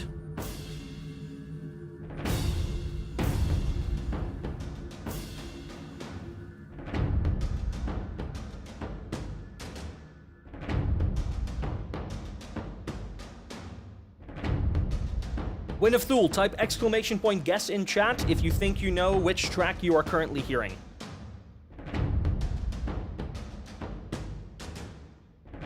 This is a long segment. All right, I'm gonna play that one more time.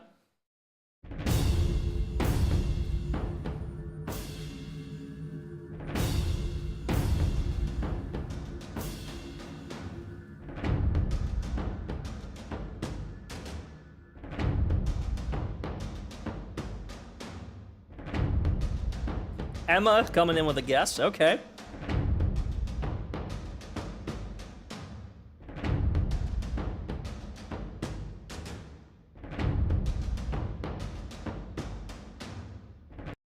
All right, let's see. Emma, what is the name of that track or the very specific location that that track plays? Get that correct, you will get a point. Is it the Royal Pools from Leviathan?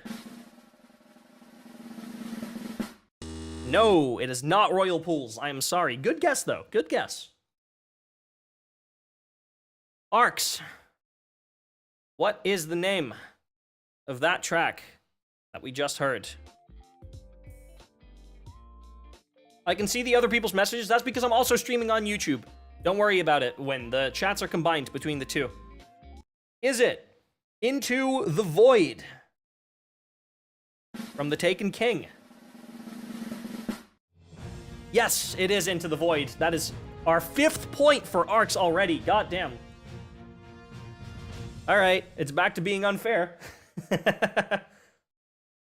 Okay, next up, question number 2. What is the name of this track? Once again, if you can tell me the very, very specific part in the game where this plays. So if it's like, if it plays in a certain mission, I want the specific part of that mission. If it plays in a dungeon or a raid, I want that specific encounter. If it plays in like an exotic quest, I want the specific encounter, okay? So either the name of the track or the very specific place where this plays, both of those answers will be valid. !guess if you think you know what it is.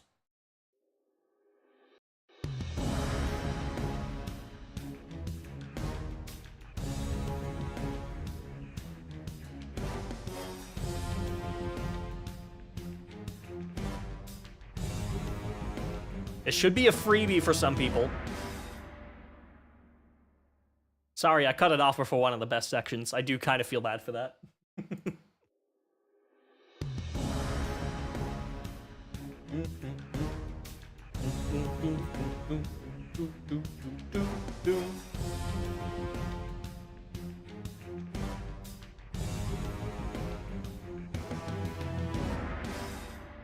All right, that's 2 runs through. Chelsea, Could be your chance for the first point on the board. What is the name of this track that we just listened to?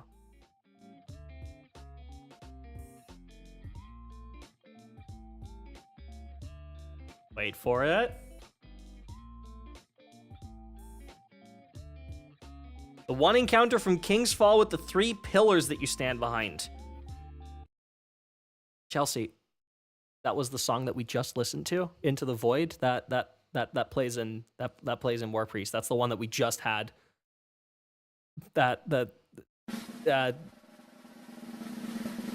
No, that's not correct.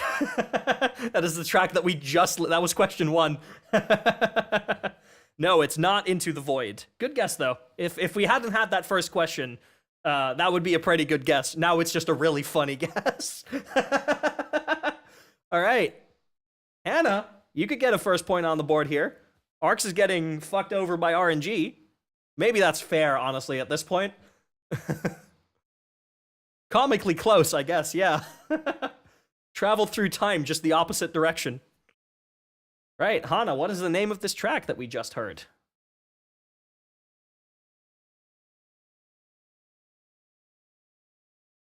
Background music on while we wait. Oh, it's so quiet. Song that plays somewhere in the Cabal Brothers Strike in Taken King. Is it Cabal Breach? No, it is not Cabal Breach. I will tell you, it is not from the Taken King expansion. So both of you are in the wrong ballpark there. Well, no one else hit guess, so Arts, knock it home, buddy. What is the track? What is the name of it? I could put on background music, but you're going to put it in chat in like 2 seconds. Is it the Archpriest? First encounter from the Rise of Iron Raid, Wrath of the Machine. Yes. Yes, it is. To be fair, all of you are getting chances to guess. You're just not guessing correctly. Like, if we banned Arcs from answering this one, who would have answered this one correctly? No one else did. We went through every single person that gave it a shot, right? All right, it's okay. We still have 3 left. This one, I think a lot of you will be able to get this. A lot of you will be able to get this. What is the name of this track?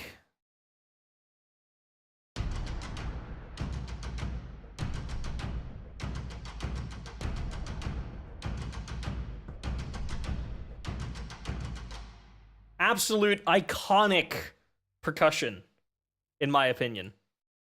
I'll play that one more time. I will accept both the name or the place where this plays.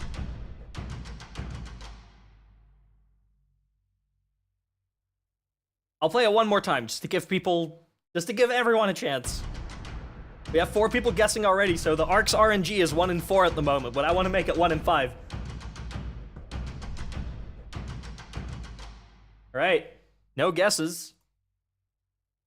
Hannah, you could score a point here if you can tell me what the name of this track is, or what the specific point in the game is where you could hear it.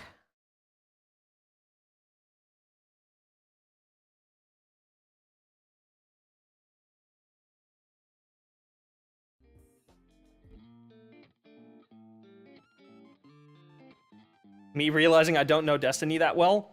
Is it Explicator, also known as Syzygy from the Root of Nightmares raid in Lightfall? That is a point on the board for Hannah. Well done. That was indeed Syzygy. Good job. All right. That was a very, very good answer. This one's going to be a little bit tougher. This one's going to be a little bit tougher. I will accept a couple of answers here. I'm not exactly going to say what kind of answers I will accept, because I feel like that would kind of spoil something. So I'm just going to play this first, and if no one gets this, I'm going to give some hints. I would have said Syzygy, but I thought it may have been second encounter. To be fair, yeah, Peter did do both Syzygy and Scission. All right, what is the name of this track, or something that you can prove to me with that you know which track it is. This one's a bit tougher.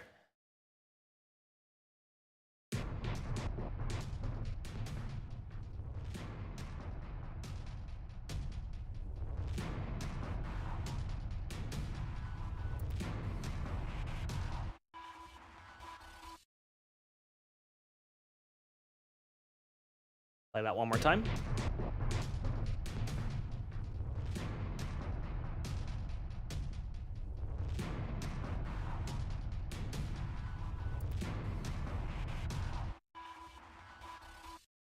This one is rough. This one is tough. All right. Let's select our first person. Chelsea. What is the name of that track? Oh, a lot of guesses coming in. Okay, everyone's going to take a shot at this one. All right. Chelsea, you could just snipe it away from everybody. Is it Vault of Glass Final Boss? Is it Chronologies? It is not Chronologies. I am sorry. Next person. God damn it. Everyone had a chance. Arcs, tell me, what's the name of this track?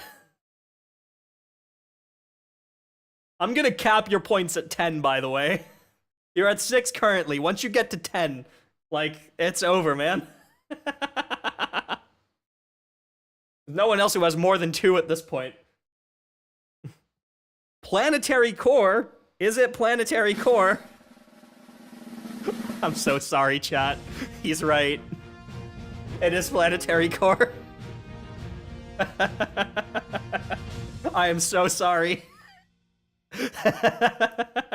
Planetary Core is a Nessus Patrol track. Most people will probably remember it from also playing in the Argos boss fight in Eater of Worlds. It also played there. That was just a Nessus Patrol track, though. Planetary Core. We will be listening to that later today when we reach Nessus. All right. Question 5. What is the name of this track? This is the last one. I want a name. I need a name for this one. I will accept nothing else. This could be a tough one for some people.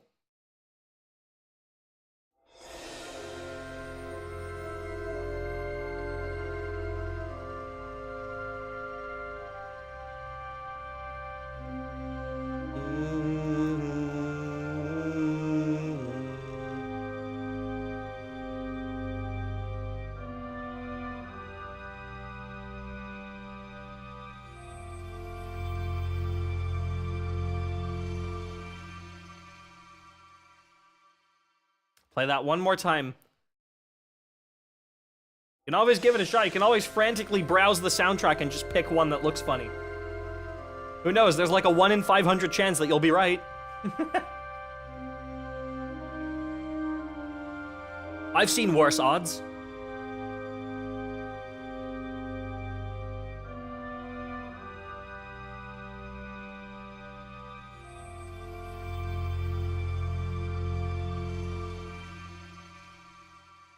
All right, we have a couple people in the list.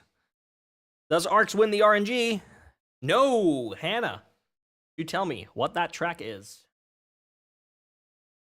You don't know the name? If you can describe it to a detail, I'll maybe accept it. Maybe. But it needs to be very, very clear that you know which track it is. All ends are beginnings. From Destiny 1 Vanilla. Credits theme, or the final cutscene theme. No, it is not. All ends are beginnings. I'm sorry. Arcs. Sorry, Win, that you didn't get an opportunity to answer.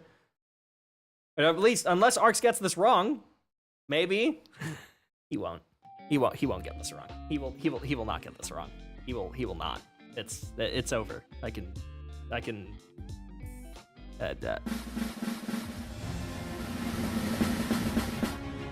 Yes.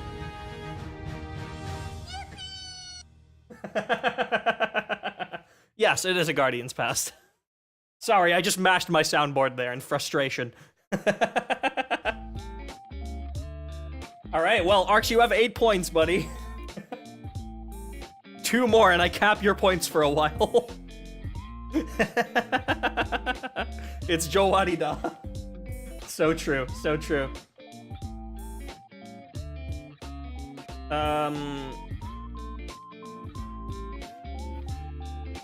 All right, well, everybody, thank you so much for participating. We will be back with another round of this, 5 more questions, right after we finish Nessus, which will be in about 3.5 hours. To be fair, he's earned these. Oh, absolutely, he has. But I feel like Arcs, once you hit 10 points, I'm not gonna ban you from answering. I'm just gonna say we go through everyone else in the queue first, and if then no one guesses it, and then you wanna guess, you are fair to take it and get the point. But I do wanna give everybody a chance to at least get 1 point, you know? You still have an incredibly high chance of winning stuff in the giveaway right now. You have more than half of the points, I believe. All right, I do appreciate it. I do appreciate kind of just rolling with it. Like I said, I didn't really play test this, so I didn't really put rules like that in place. I kind of just did what I thought felt right, but obviously I did not really take it into account that one person could just destroy everything if they got a little bit lucky as well. All right, anyway, we will be back in just a couple of minutes with the music from Titan. I'm gonna quickly edit this. We'll be back with Titan and Nessus right after the break. Give me a few short minutes to set that all up, and then I will see you all again very, very soon. Until then.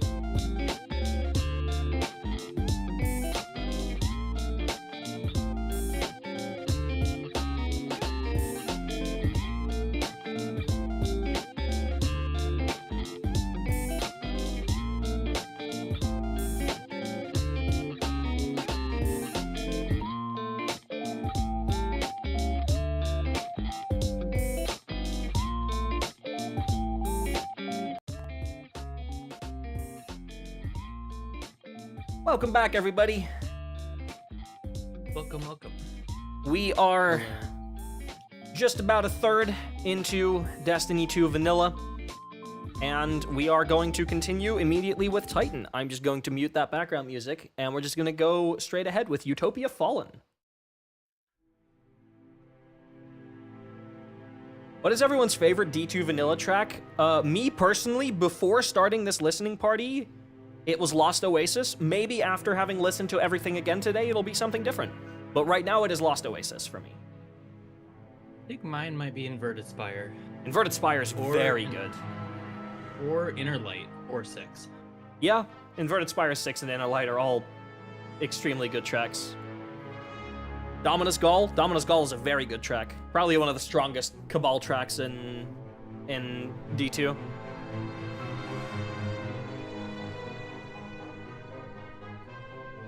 When we were making the the track list for D2 Vanilla, we basically had just a giant gameplay video up of someone playing through the entire campaign, because we couldn't remember exactly which track played where and like in what order, because we want to put these tracks in roughly the order that you hear them in the campaign, right? And when we got to the first mission of Titan, basically throughout the entire Red War, we were constantly just kind of shocked by how bad the dialogue was. Like, I didn't remember it being as bad as it actually was. But our favorite thing was Zavala going like, "No, we can't hold Titan because we don't have our light. It's too unsafe." And then Ghost goes, "Not for us. We have our light back." And then there's a pause for like 5 seconds, and Zavala just goes, "What?" And I don't know. That made us all laugh for like a solid 10 minutes. What? And then there's also Failsafe talking to Ghost on Nessus, and Ghost is going, okay. That was also a very good one. We should soundboard both of those. Also, Like, the it pause helps. was so unnatural The for pause the is when so Zavala said unnatural, what. yeah. Well, it also helps that when we were looking at the footage, those voice clips played weirdly in time with the conversations that we were having. Yeah, true. Just random conversations we're having, suddenly Zavala just goes, "What?" What? The okay, I think, was, right, I think I made some sort of joke, no one really laughed, and then Ghost went, okay.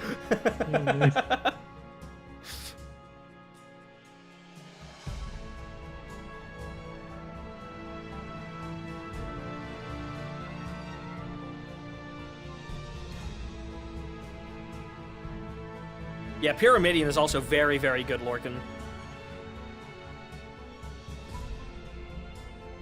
Favorite song in the series is Riven's theme. A fun fact, that is not actually Riven's theme. It is just a general Dreaming City patrol track. It just happens to be used in the Riven fight. But Keep of Voices is probably, it's my personal favorite track in the series as well, yeah. Though, honestly, it is, day by day, it is getting slowly surpassed by Queen's Deception. I don't know, I just love that track so much, especially playing that on piano. It plays so nicely.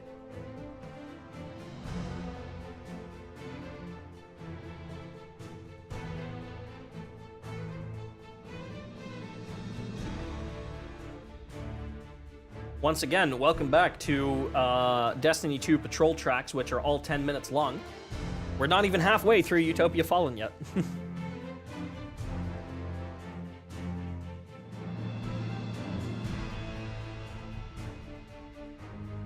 Isn't it also used in a story mission? I think Keep of Voices is used in one of the story missions in Dark Monastery, isn't it? It can be. It can That's where be, I personally yeah. recorded it, but Yeah. yeah. The thing about the Dreaming City music is that none of the Dreaming City music was made specifically for one mission or one encounter or something like that. It is all just general Dreaming City music that they slotted in later, just in the places where they thought it would sound best, but it wasn't like, it's not that it was originally composed to be something specifically for a certain mission or encounter. It was just composed to be a track that plays in the Dreaming City. And that may have been done due to time constraints, with Forsaken having 2 destinations and stuff like that.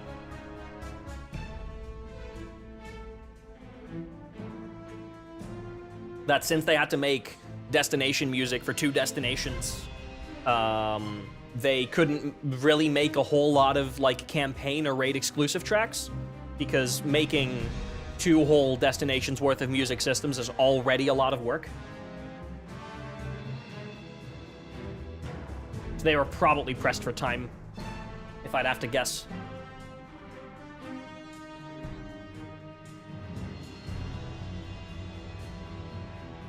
Curse of Osiris really was a precursor to Forsaken when you think about it. The What do you music mean? system, yeah. With the music Yeah. system, yeah. Kind of crazy that, like, even because they were making 2 destinations for a DLC, and then even then, both of the destinations had alternate versions for their Yeah. tracks. It's kind of ridiculous. Curse of Osiris was so underrated. Music-wise, absolutely, yeah. I think Curse of Osiris had a more interesting, like, Curse of Osiris had 3 unique versions, whereas, like, Dreaming City has 2 unique versions, and then 1 with, like, an extra layer, which Yes, is not... I don't really count the that. Ascendant versions as unique.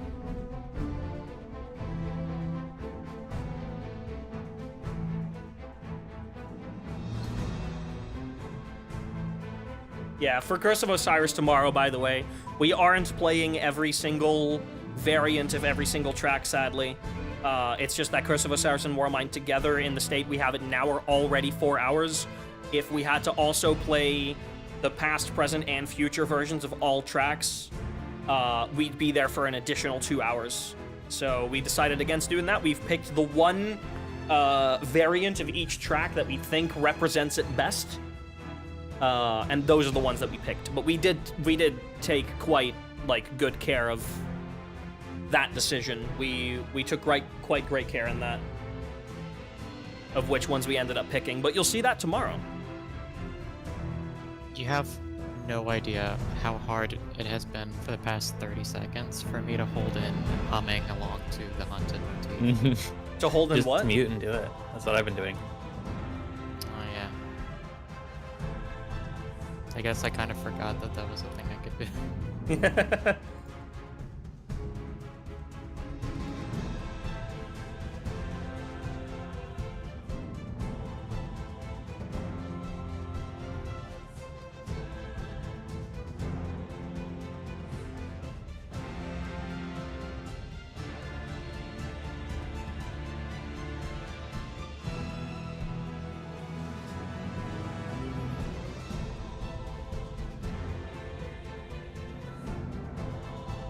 Keep a Voice's Cursed Eye Action is my favorite piece in the series. Yeah.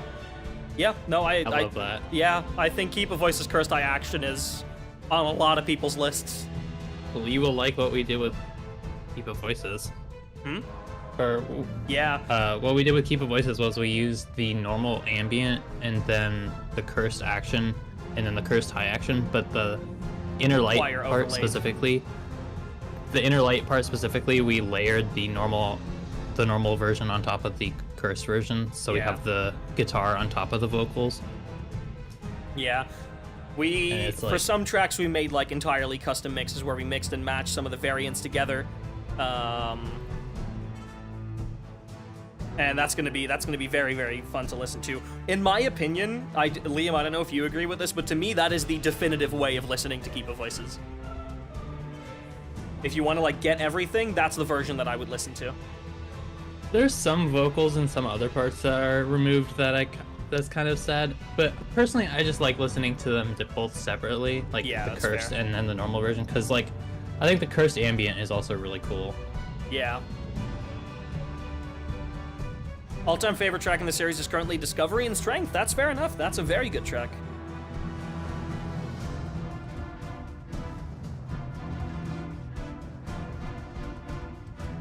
Bum, bum, bum, bum, bum, bum.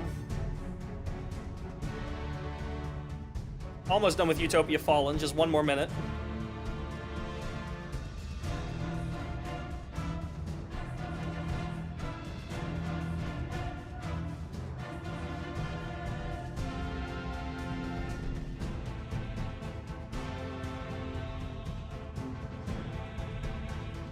Listening to Strength for the first time at like 4 a.m. hit different. Yeah. I remember when we made it to Discipline and Strength in the Lightfall listening party. That was very, very good. Hello, Hunted.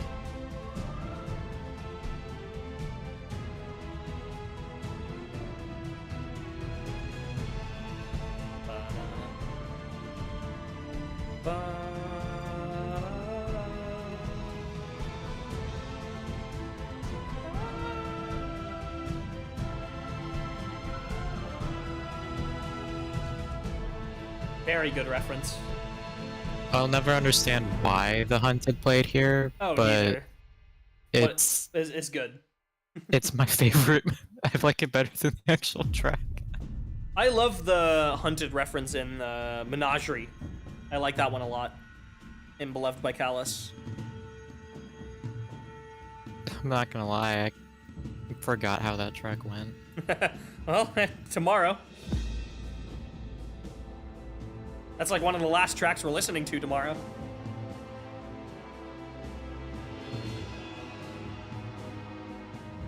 Alright, and Thief of Thieves obviously is the alt to Utopia Fallen, so if you thought you got enough of Utopia Fallen after the last 10 minutes, don't worry, we have another 7.5.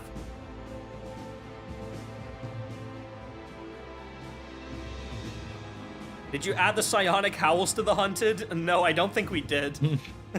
I could make a custom mix for that. but I'd have to make it without being able to listen to it.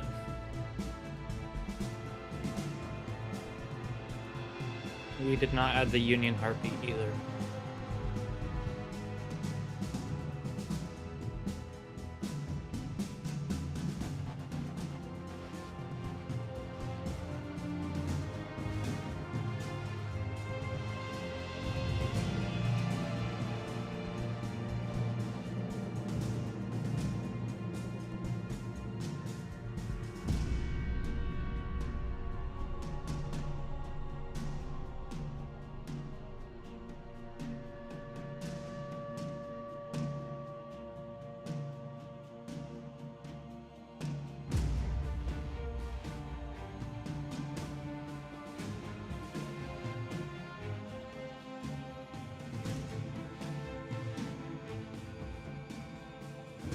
Refund of points, right?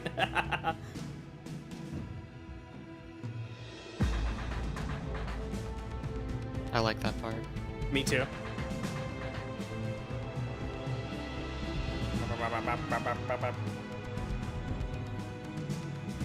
Titan music is just so fitting. It is, yeah. Like it feels like it's a mixture of, yeah, you're going back to this place, or you're going to this place that's like super old, but it's, you know, it's the pinnacle of technology. Yeah. But there's just something off about it. Hannah, if you win the final shape, and you already have it, you can either choose to keep it and give it to a friend, or you can pick one of the other giveaway rewards that hasn't been given away yet. So the final shape one is the one that we'll be pulling first. We'll be going from like the best and like highest price rewards, I guess, to the lowest ones. And if you win one and you're like, I don't really want that, you can pick one of the lower price ones instead.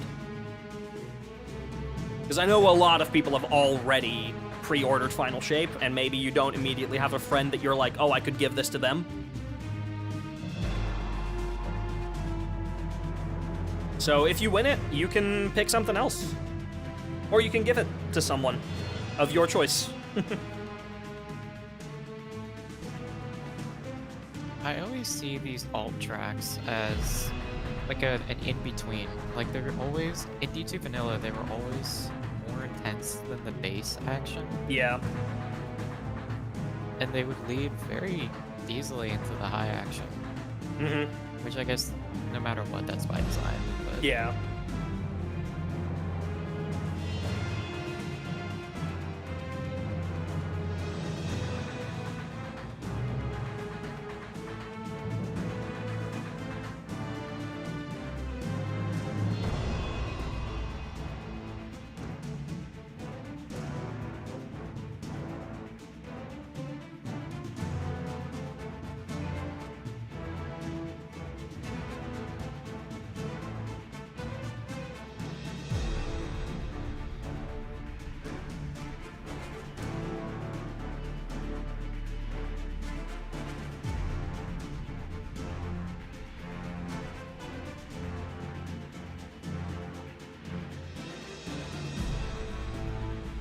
Did y'all see that the Steam preload requires 300 gigabytes? Yeah.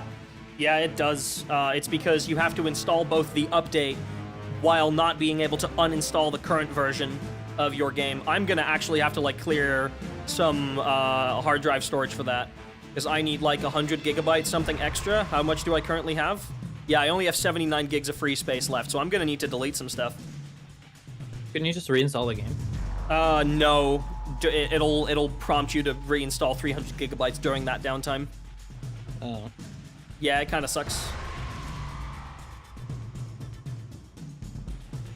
God damn it. So I'll have to delete some stuff beforehand. Same.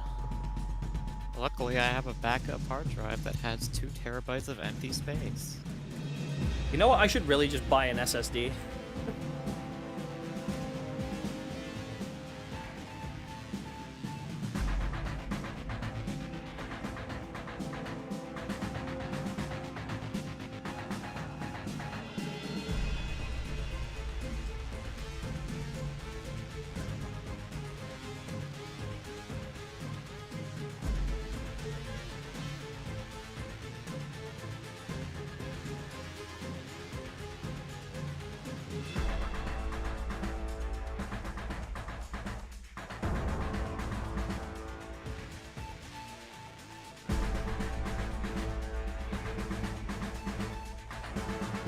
Very subtle Temple of Crota there, yeah.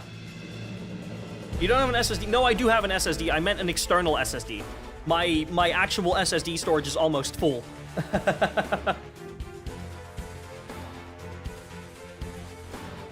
I need a new SSD to get more storage.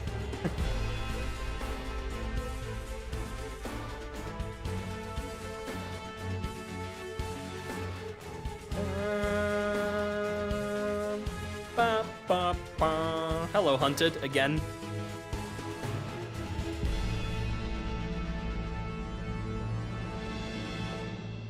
I like how you can often tell when a track is about to end just based on which motif is about to play. Yeah.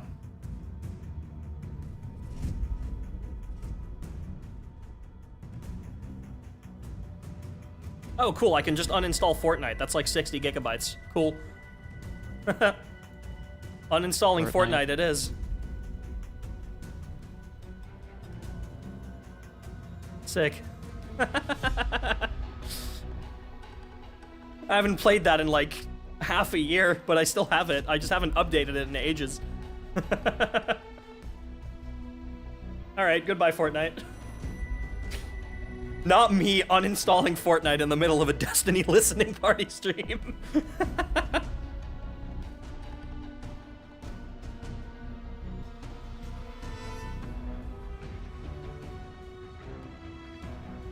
Actually really like the Rock Band mode. Yeah, to be fair, Fortnite Festival goes hard.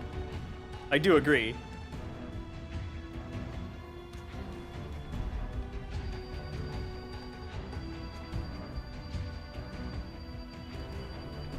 Still calculating files to delete.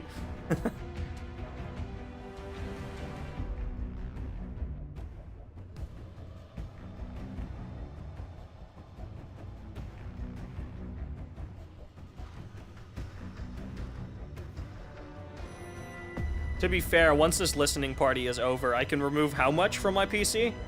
34 gigabytes worth of music? That's quite a bit.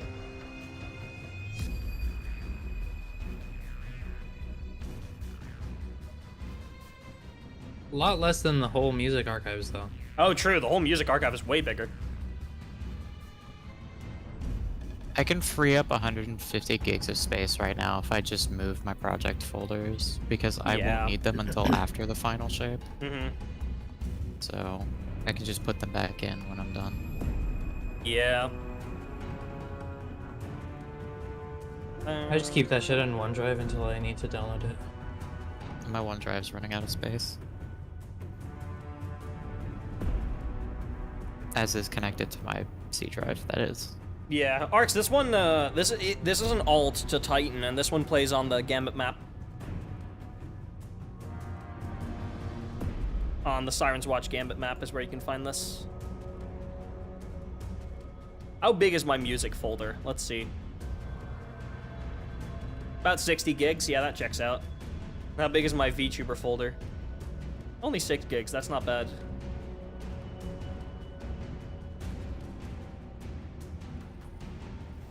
How big is my old video folder? 22 gigs. Okay, I can clear up quite a bit.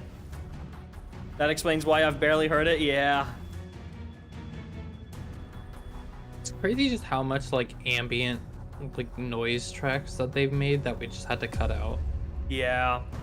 or alternate versions of tracks. Boom, boom.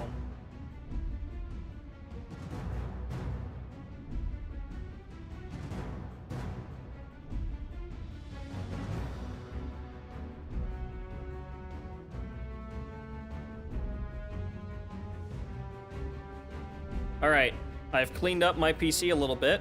I now suddenly have 200 gigabytes of free space available, which should be more than enough because Destiny is already installed. So it only needs like 150 more.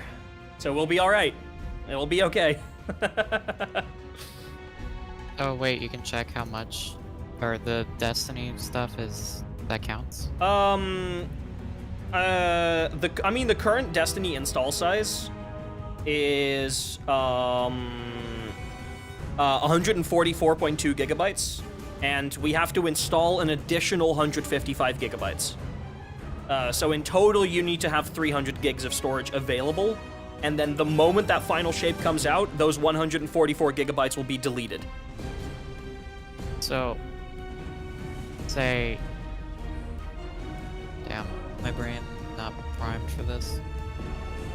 What day will the Forsaken tracks be gone through? Tomorrow. Tomorrow we're doing Curse of Osiris, Warmind, and Forsaken. Oh, I need to back up Lightfall's packages. Ooh, you should. This is one of those tracks that screams Peter. Yeah, absolutely.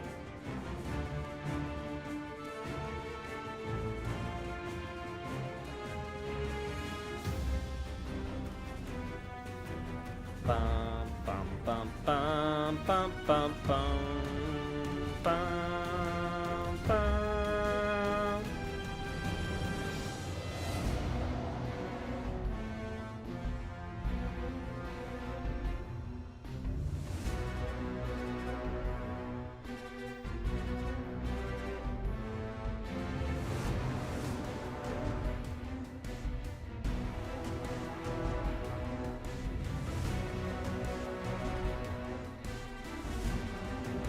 I love how this has now just turned into a stream of me cleaning up my computer hard drive.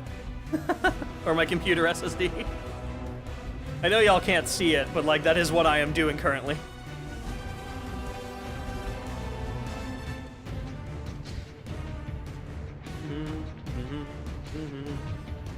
Ba-bum, ba-ba-bum, ba-ba-bum. Ba-ba-bum, ba-ba-bum, ba-ba-bum. Any stuff that I can delete from my music folder?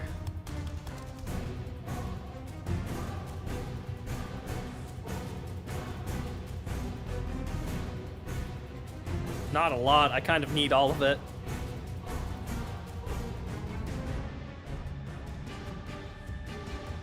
To be fair, the Destiny folder is by far the biggest one, because that's like all the fuck I've ever worked on.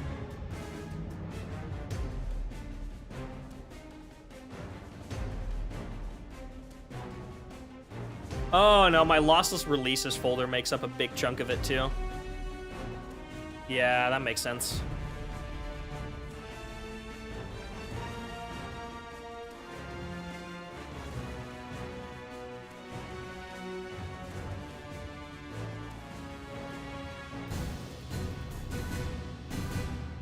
Alright, now we go to the alt of this track, which is Titan. Never mind, not yet. I forgot about high action. High action. God damn it.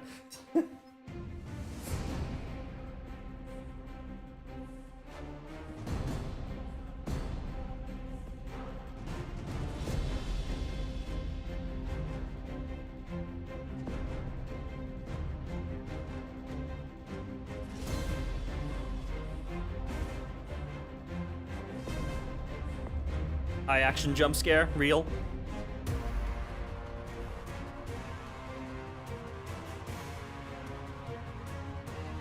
How long will it take to upload 3,277 packages to Google Drive? 3,277? Yes. Probably a while. Like, at least, like, an hour.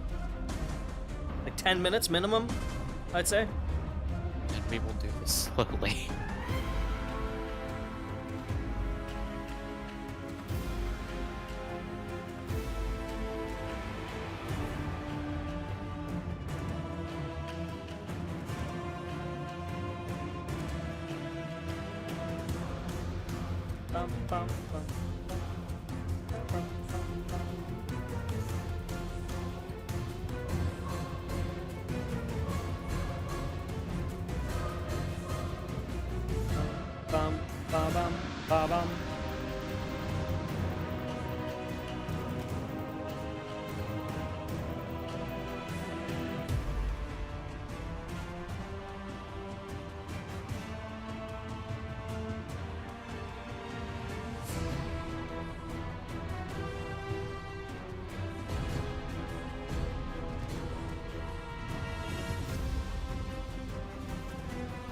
Alright, I now have 205 gigabytes free. If that's not enough, then I will shit myself.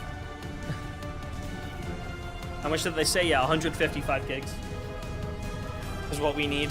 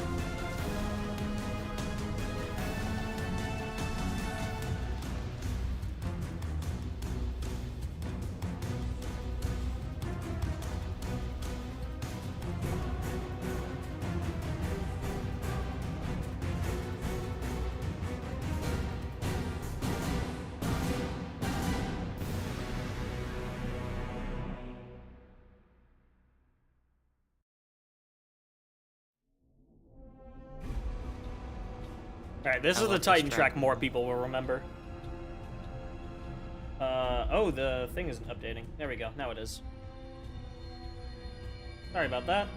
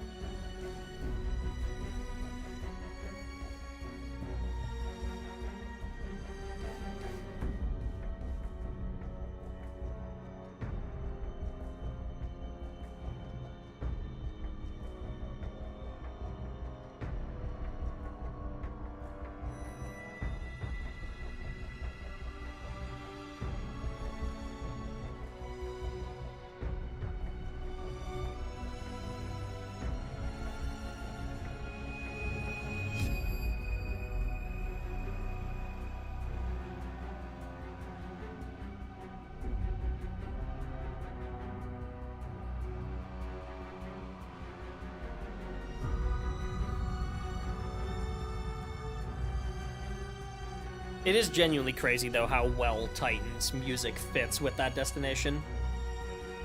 Both the interior and exterior music.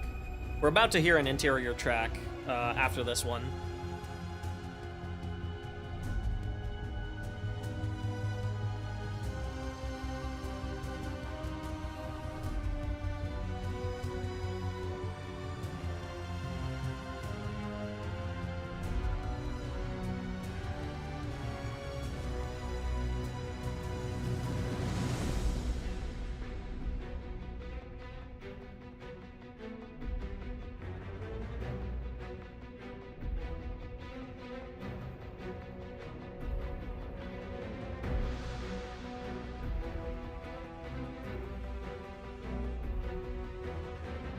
These strings are referenced again a few times in Season of the Deep music? Yeah.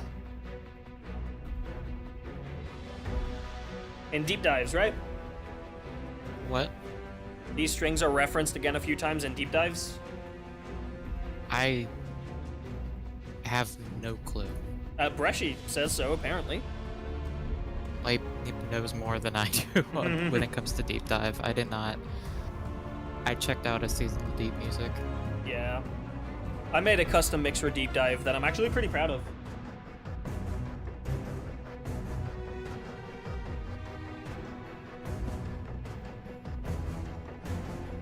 The high strings and the ambient, right.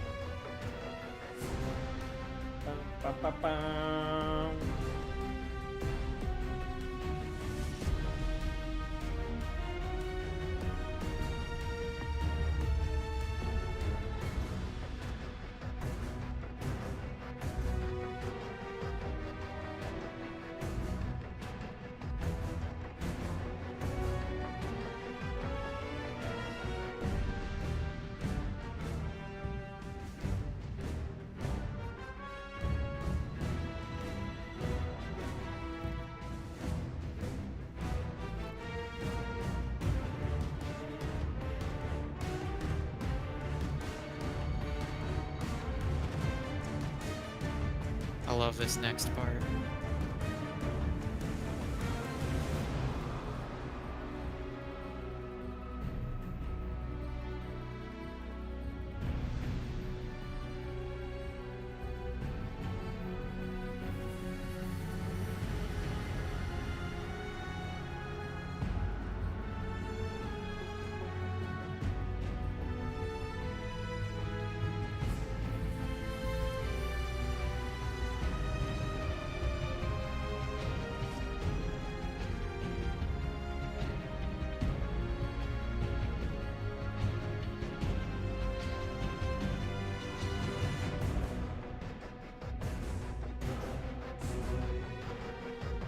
We need more parts of tracks like that.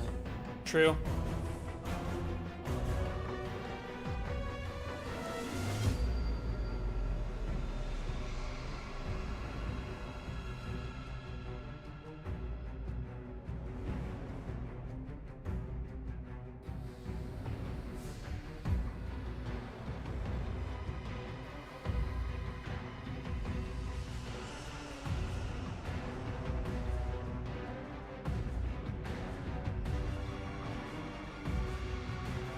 Peter has always been good at the quieter parts of action tracks. Yeah, definitely.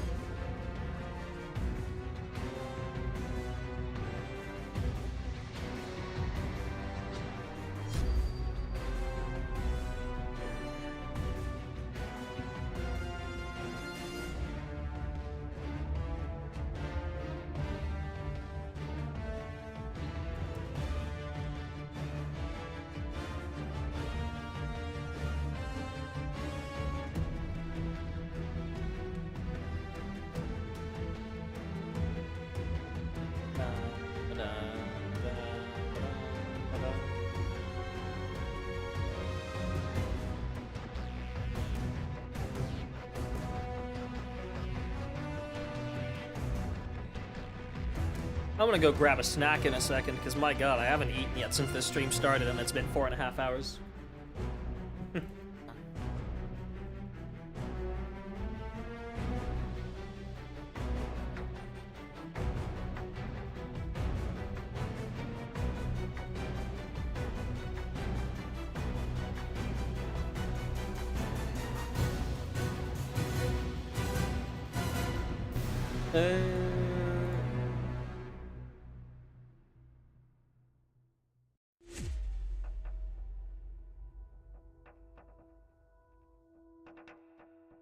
I love this track. All right, model go poof.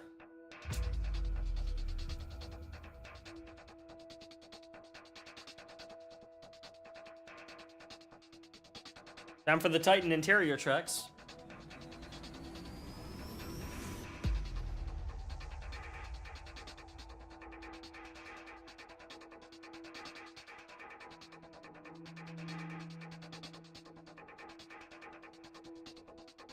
Wait, so for our boredom, what did you do for that? What do you mean? As in, where do we put Like, it? did you use the high action, or like, did you combine them? I don't actually remember. I think I combined them?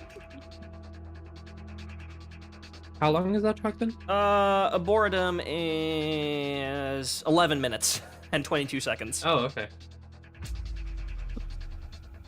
I may have just done both. I don't remember. I think that means you combine them somehow, like shorten them. I think I have combined them. Yeah.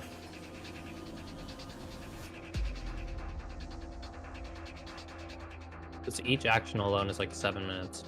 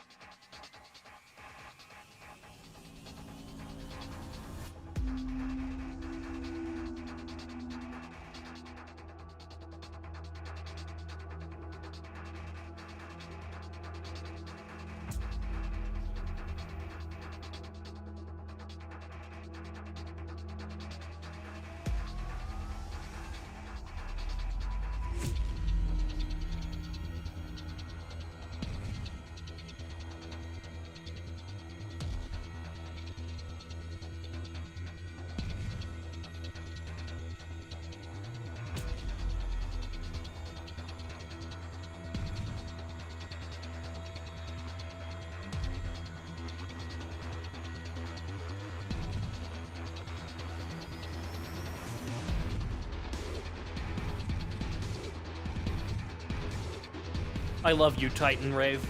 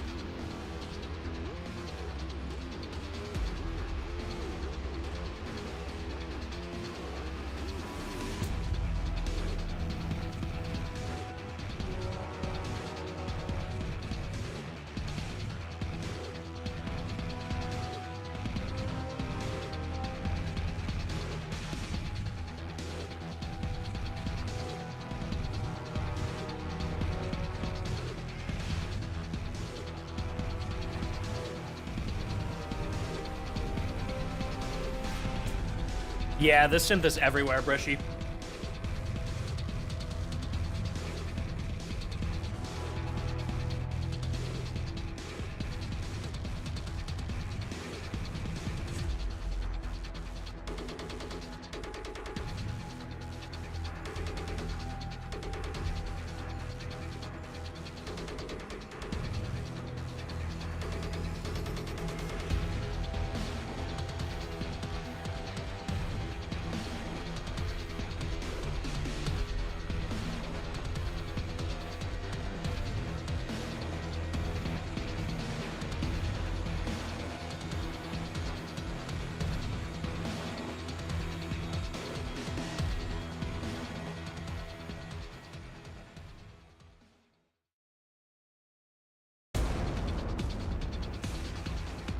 That's a weird fade out.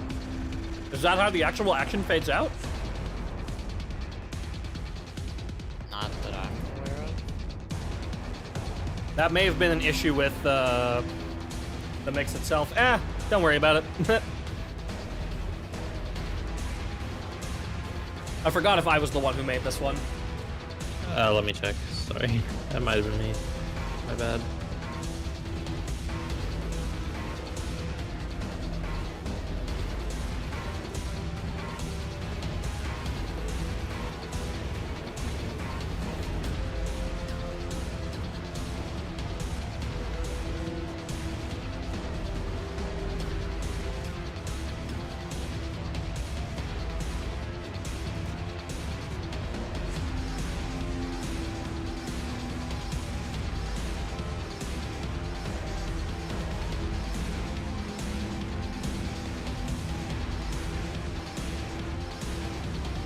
I don't think I did the Bad Neighbors one.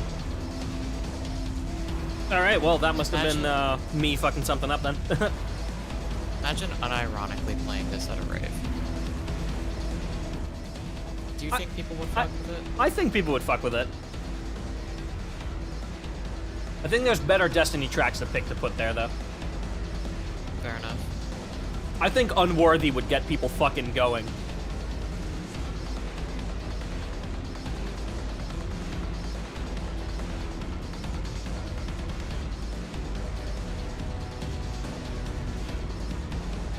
I think the only Titan tracks I did were the Chris Dirksen ones. Yeah. No, I think I did this one. I'd probably just mess something up.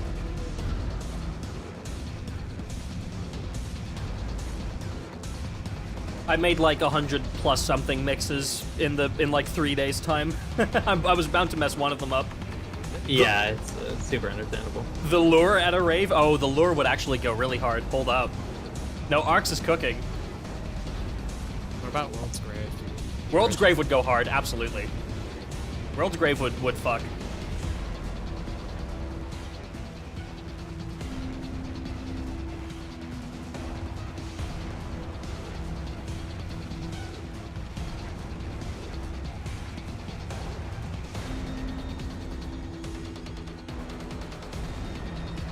The World's Rave, real.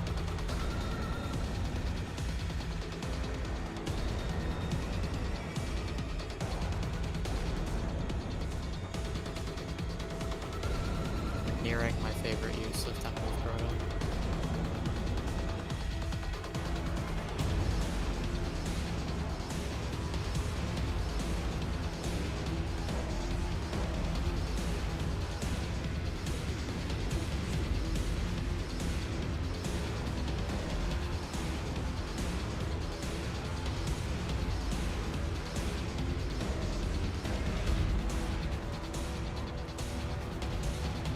Actually, right after this part. Yeah. it is.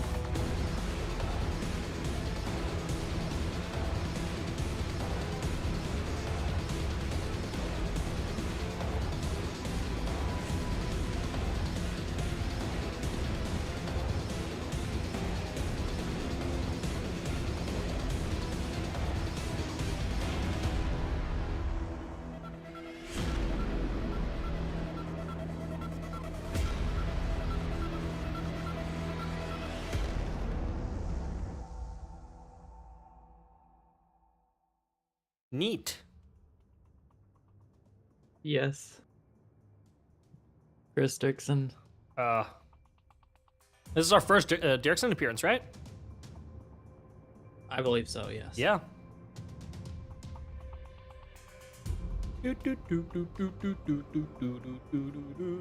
I hate how quiet this track actually is. Yeah. 'Cause it's so This good. track is a It's- night. The high action is like absurdly loud, and Yeah, then no, the I'm ambient is, constantly, like, absurdly quiet. I'm constantly upping and lowering the volume to keep it roughly at the same levels.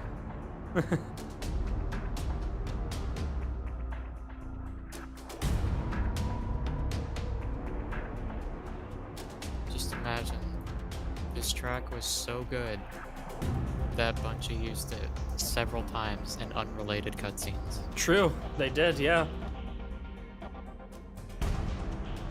Bungie loves and hates Chris Dixon. Like, they love using his stuff in game, but they hate like releasing his stuff, and they hate fully implementing his stuff. Hey, he got into like 2 different raids though. Thanks Yeah. to the Planetary Core Group and Shell. That's what I mean. Like, they like using his stuff. They use it frequently, but like they never implement it in the game fully. We always have shit missing, and then his stuff is like missing from the soundtrack, like releases. It's such a shame.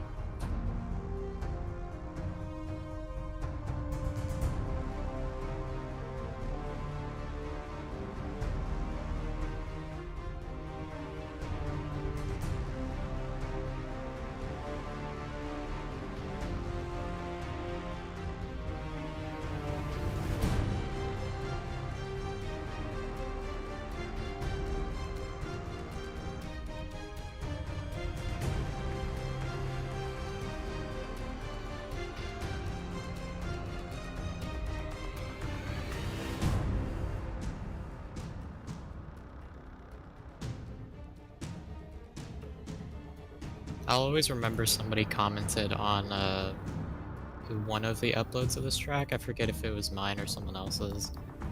And all they said was just Attack on Titan. Because of a Yeah. couple of parts.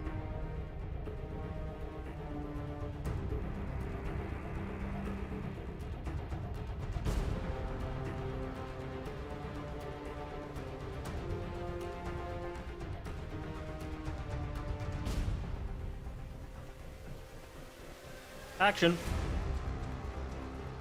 Never mind.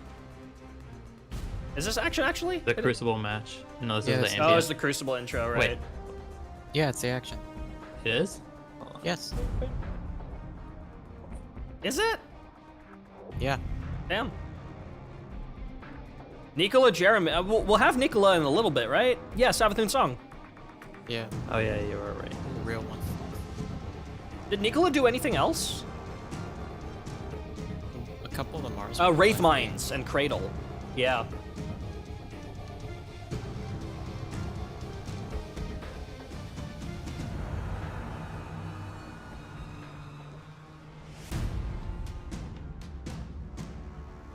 By the way, y'all, can you believe that we're almost halfway?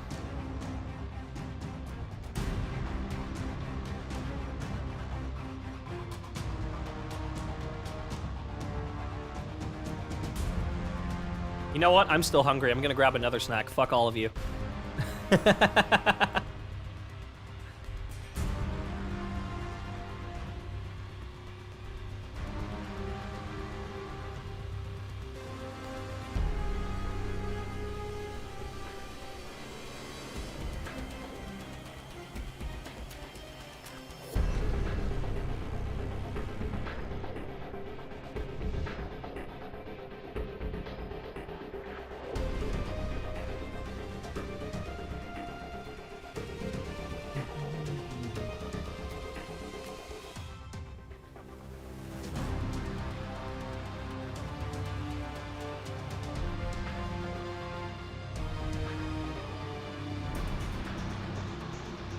Godly combo.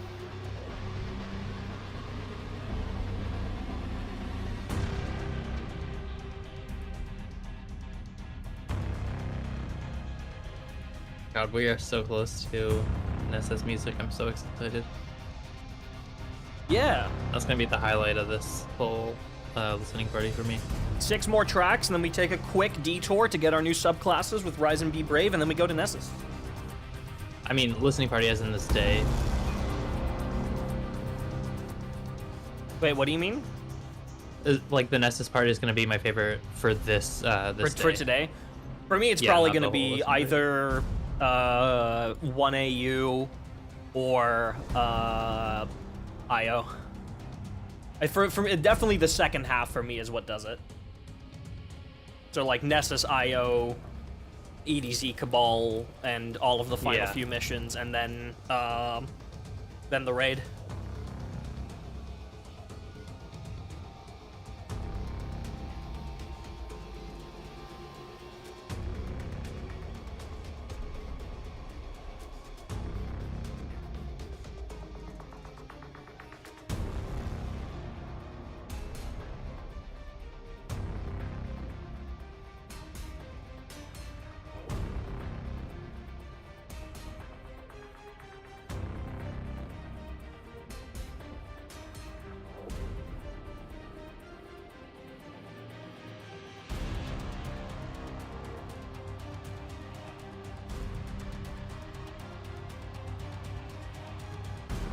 Bresci, go yourself. I know it's supposed to be the post-campaign subclass one, but we didn't really have any other post-campaign tracks outside of the tower, so... we didn't want to put it there, so we just put it together with Rise instead.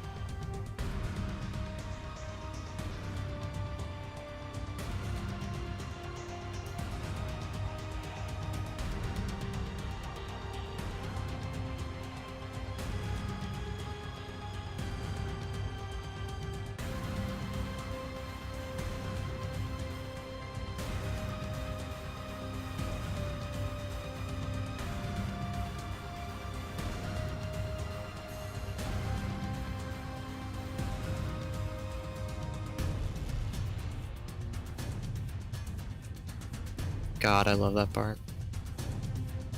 Is good. This track in general is just very good. Yeah.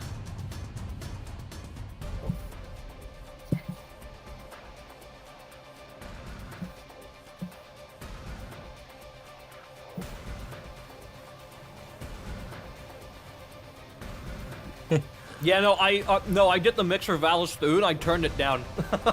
Yeah, that shit is gross. Yeah. That hurts my ears so bad. No, I turned that one down.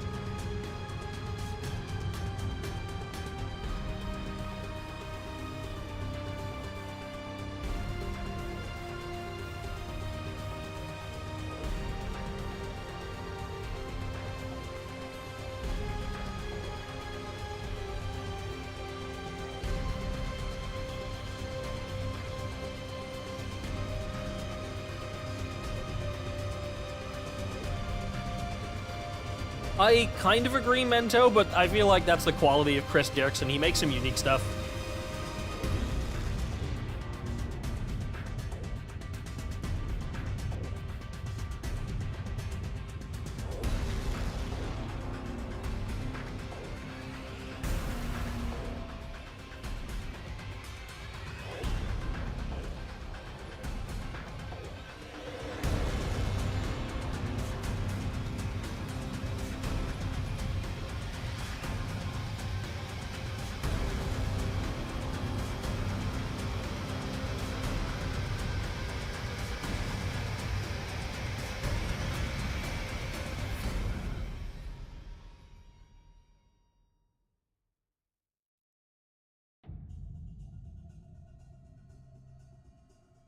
Oh, Deathless. That's the alt one, right?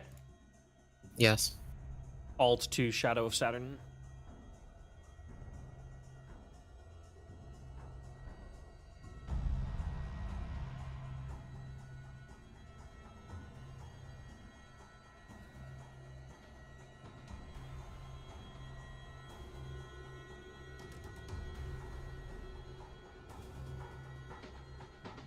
There's that sound used in Reckoning. Mm-hmm.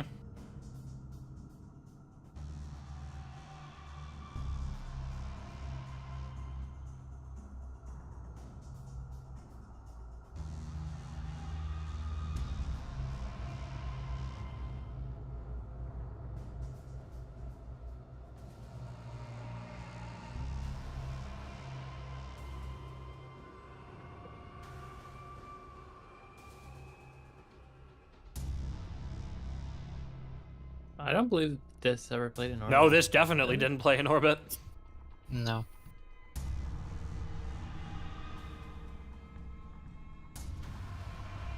That's a different track.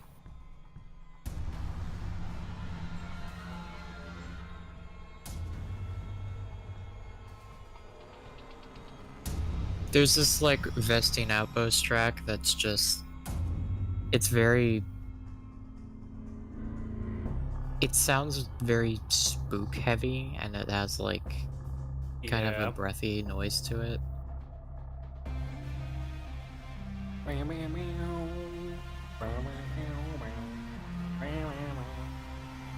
They added it to Orbit and Forsaken, and I don't know why.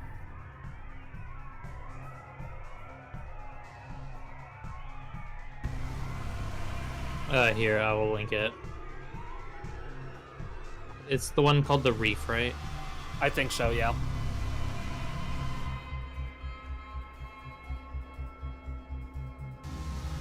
Hold on, I gotta open this shit.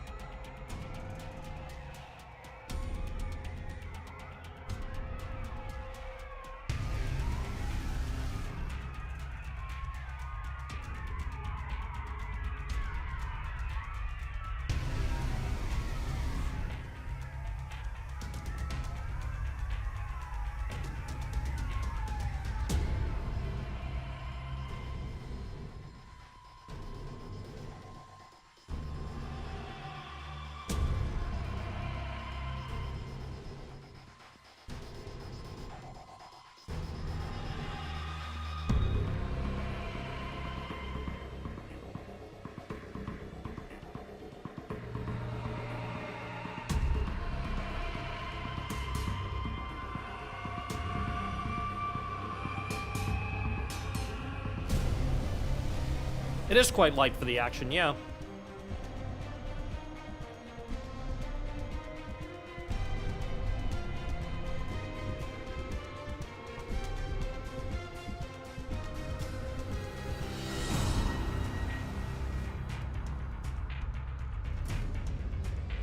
Alright, I have finally finished my second round of snacking. I will inform you in 5 minutes if there will be a third.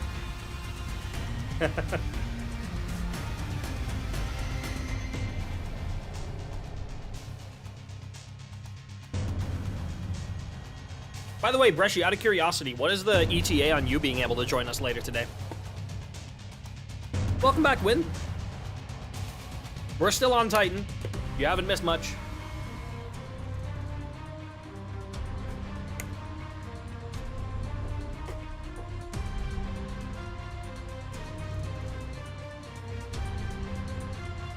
About 4 to 5 hours from now? Hell yeah. Let's see, where will we be in about 4 to 5 hours from now?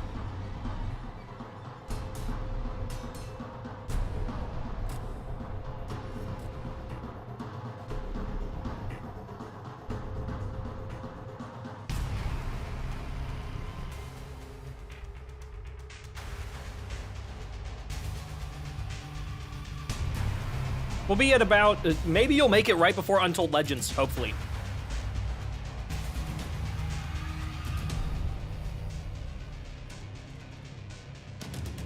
I mean, you can make it for 1 AU.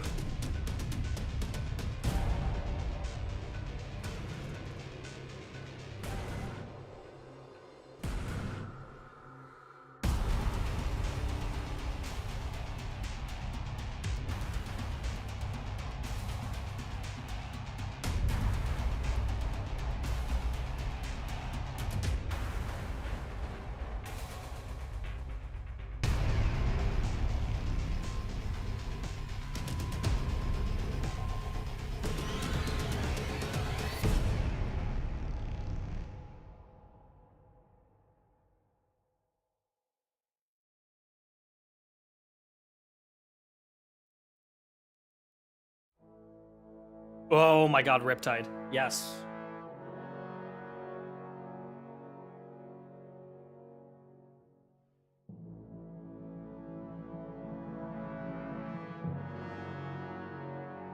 Surge of Light 2.0, kind of, yeah. Well, never. I don't understand what that like motif is.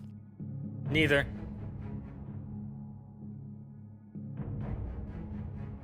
Why do they use it in certain tracks? You think Riptide was originally a Taken King track?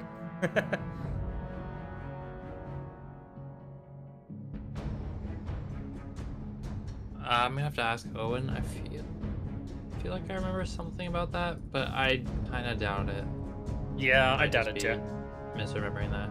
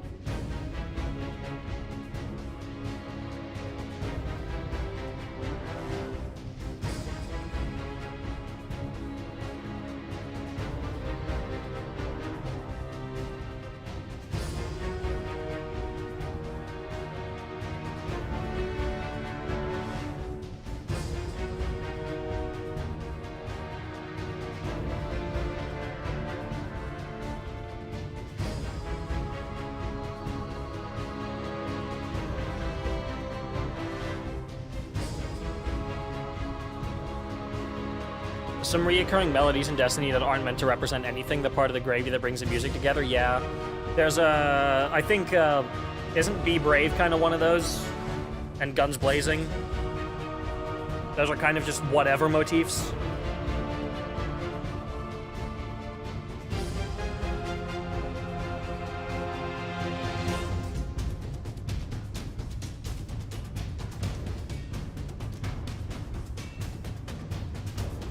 The previous track was called Deathless.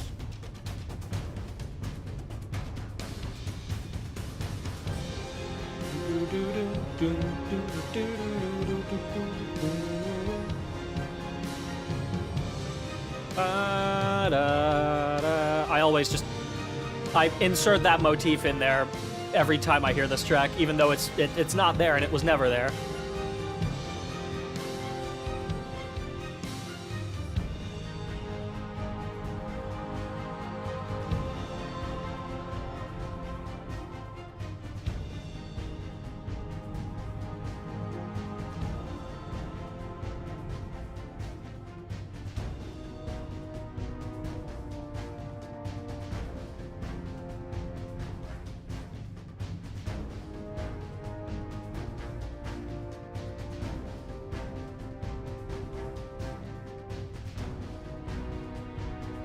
That campaign bridge section is where this plays on Titan? Yeah, not the first mission. This plays in the last Titan mission, right? Riptide? No, second mission. A second mission, is right? Named Riptide. Yeah. The first one where you go into the arcology, right? You do not go into the arcology in Riptide. Really? Oh, no, right. I remember now. Yeah, that's only the mission Utopia. Yeah, that's the next one.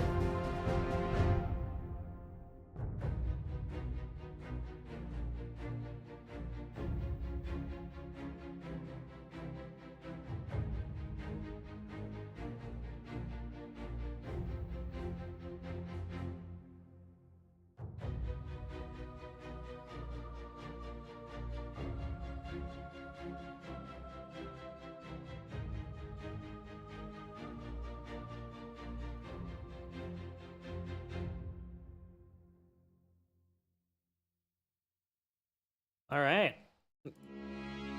New Dawn. We chose to not put this track in the Orbit section, but put it on Titan instead, because I personally associate this track with Titan more than anything. But this does also play in Orbit.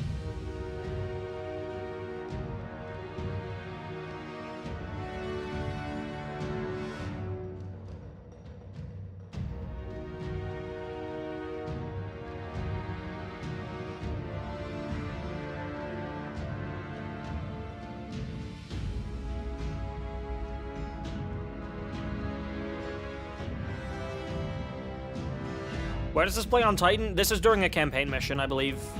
This is the start of the last campaign mission, isn't it? Start of Utopia? Yes. Yeah.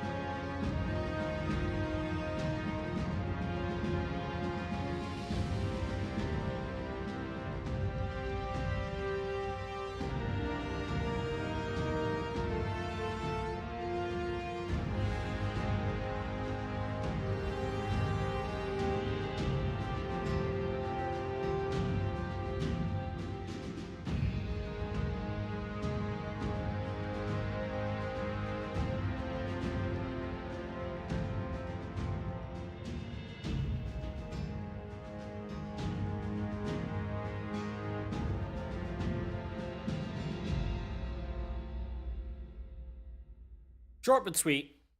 Nice to have a short track like that after a couple 11-minute bangers. Speaking of 11-minute bangers, Aboridum.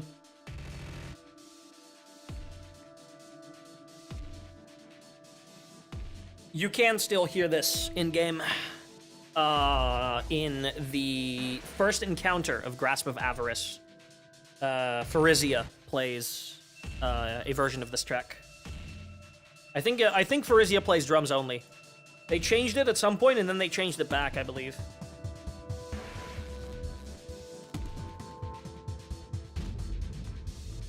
I love this track, though.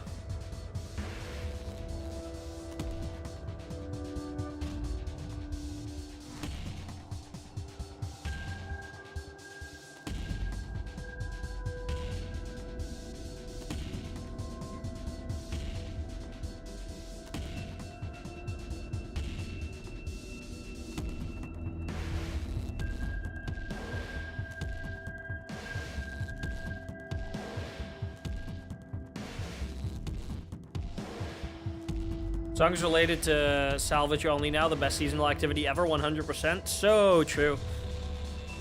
He loves salvage.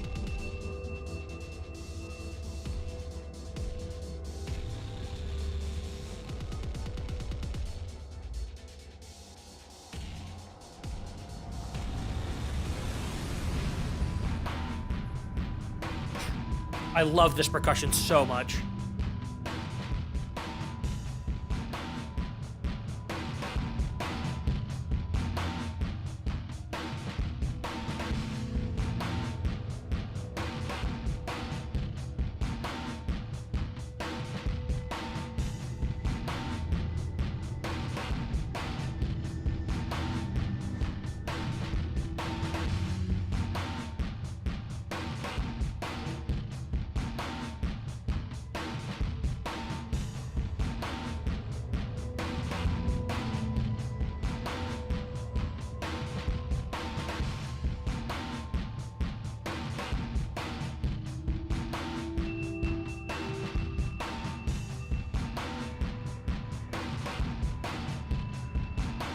Do you think this would be better or worse than Bad Neighbors for a rave? For what? For a rave. Ooh, I think this would go harder at a rave. I think Abortum would go harder.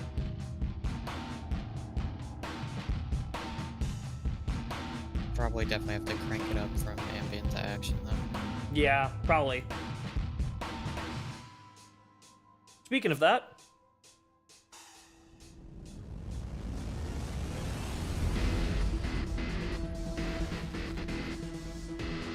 Nice. good transition. Good timing. Promethean willed the action transition into existence. I love this track so much. I think this is my favorite Titan track.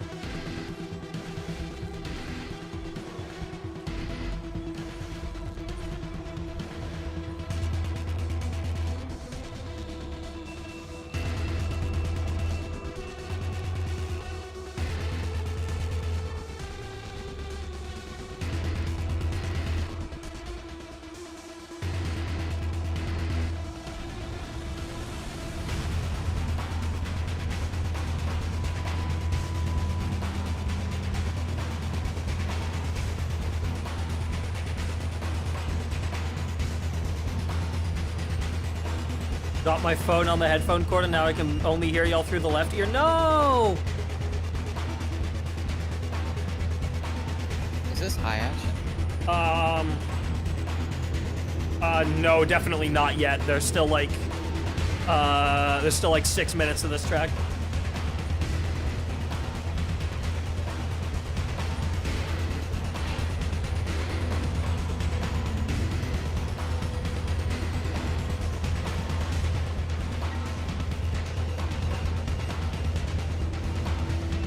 Yeah, that's what I thought. Oh, this is definitely high. I guess I did that transition early then. I heard like a weird like high pitch playing Guardian for a second. I was like, that's yeah, high Sorry, I action. can barely hear you. I need to turn this down. Sorry, what was that? I heard like a high pitched Guardian thing, and that usually signals to me that it's high action. Yeah.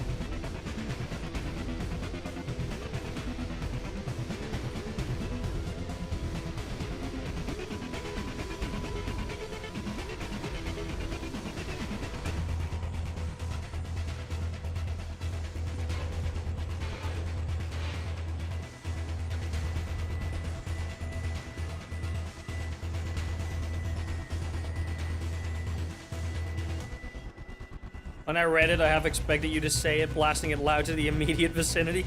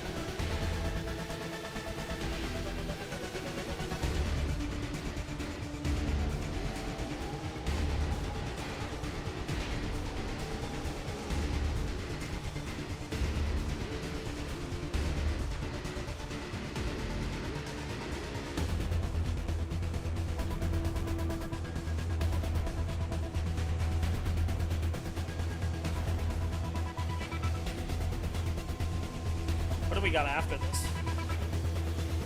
Leviathan song. Oh shit.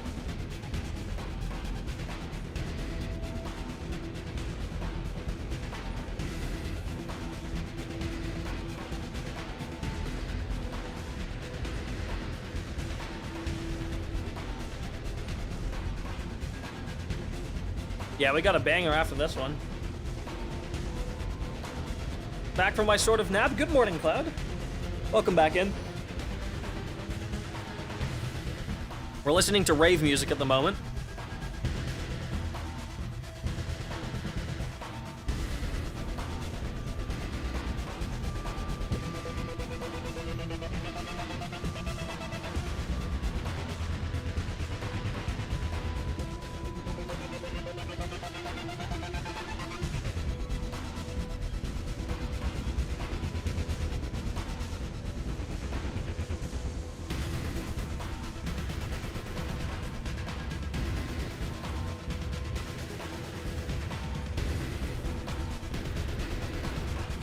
Sorry, but I keep forgetting what these songs are called. It's in the top. You can see it.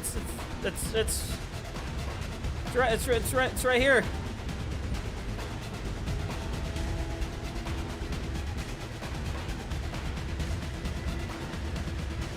How did I miss that? I don't know.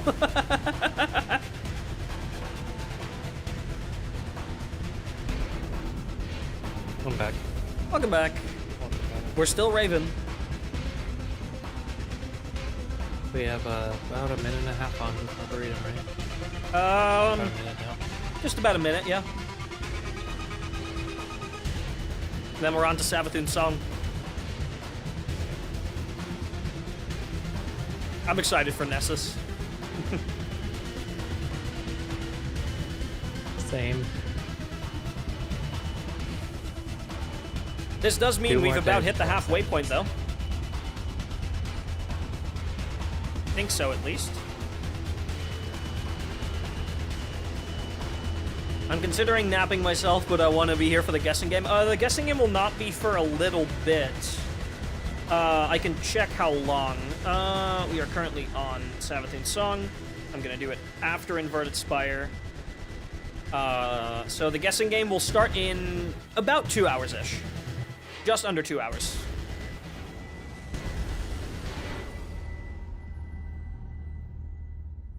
Yeah, we've almost made it halfway. In 30 minutes, we'll be halfway.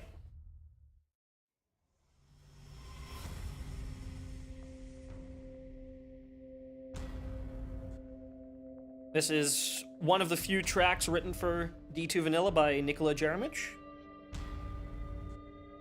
16 minutes of Titan tracks left. Yep. Absolute peak. I missed the strike. Train to win by sticking with the listening party or rest? Up to you.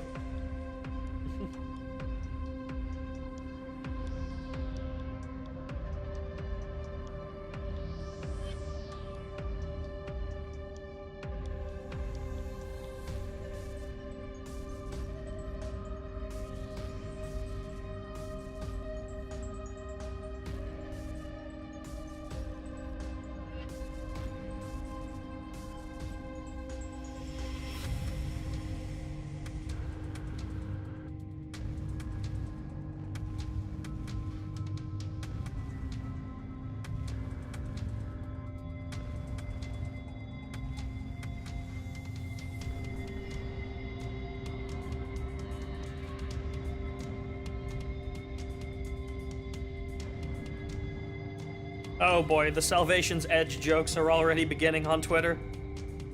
D2 players will ask their homies to run Salvation's Edge, but they won't let their homies edge them to Salvation. Damn. Oh my god.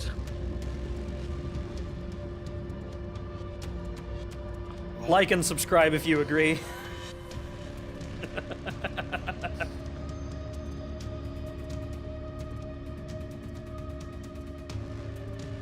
Cloud, the raid name for Final Shape that'll be launching next week on Friday is called Salvation's Edge. And people, the edging jokes have already started, and it's only been like 2 hours.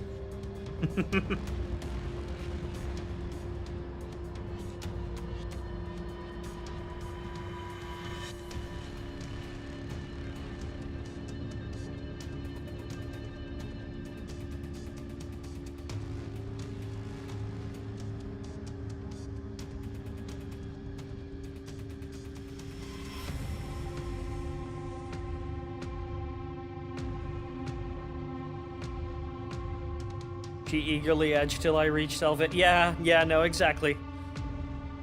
This is the type of dog shit I mean.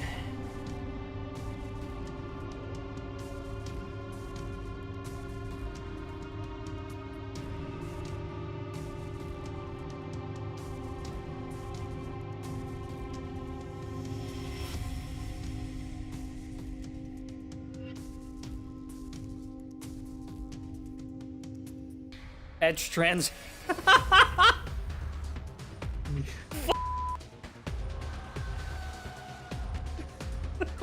Off, Lorcan.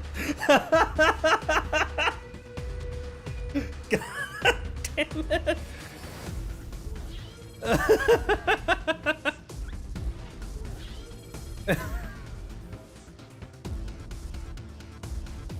Once again, when you get into this VC tomorrow, I'm fucking killing you. I'm taking you out back and shooting you.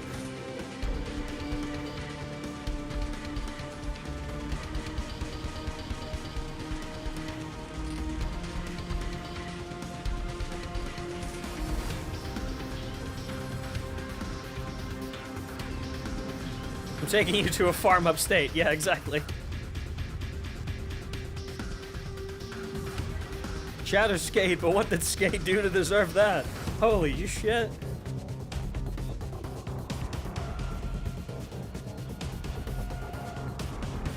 Shatter Dive, yeah, I guess that's what happened to the Titanic sub.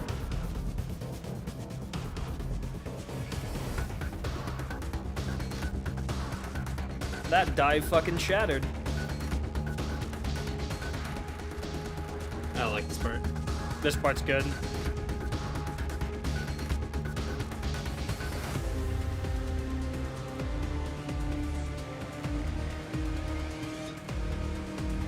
Shatter dive is what happens to Boeing planes. Real. They shatter and then dive.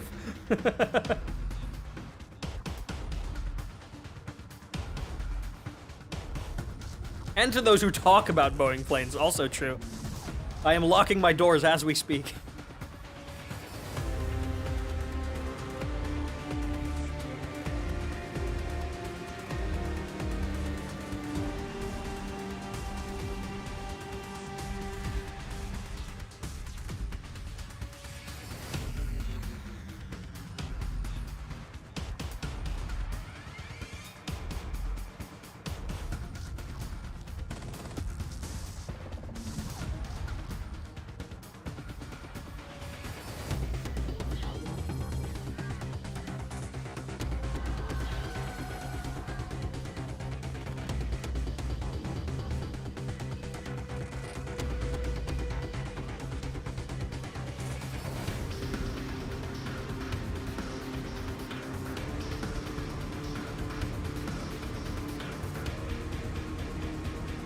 High action incoming. True.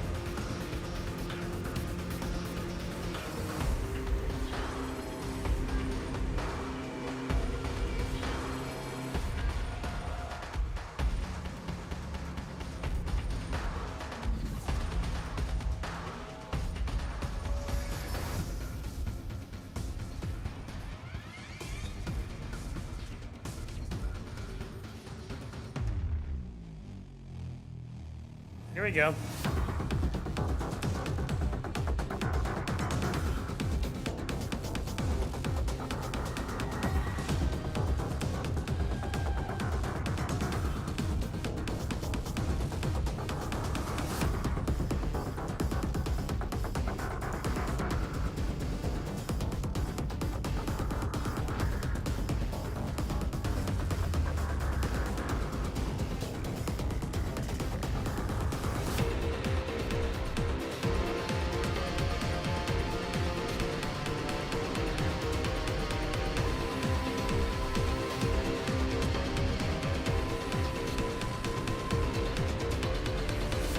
It's just a Thorn quest. How bad could it be? Oh my god, I soloed that back in the day. That took me ages.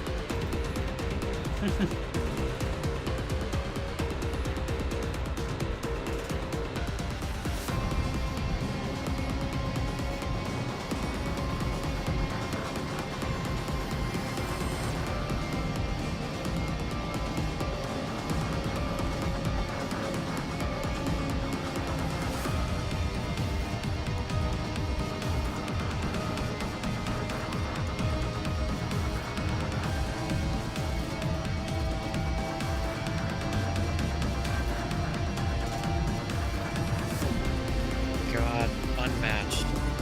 Very good. That is so fucking good. Yeah.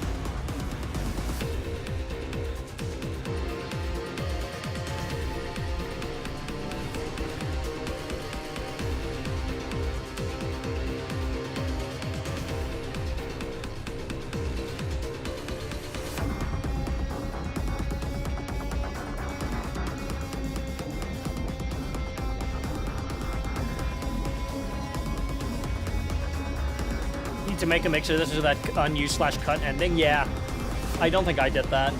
I'm fairly sure I didn't. Yeah, because that's it. Right, now we get the alt to it. Chasm Screams.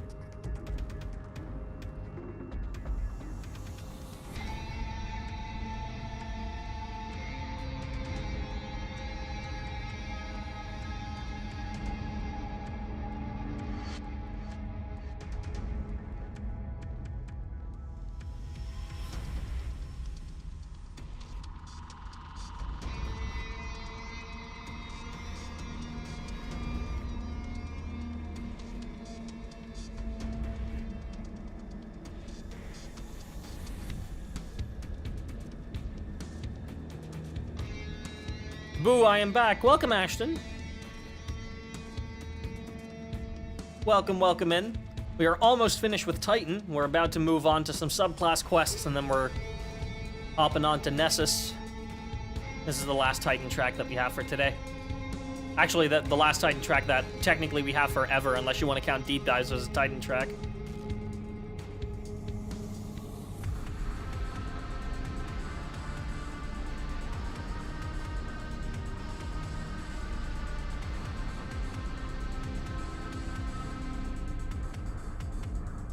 You'll never get rid of me?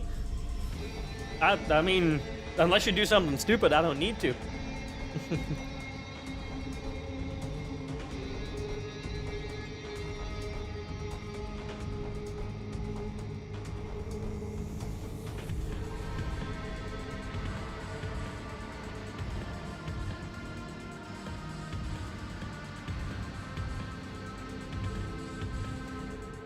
Do I don't think I want to bet. No.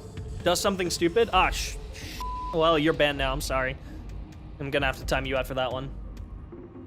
The only person allowed to be stupid here is me.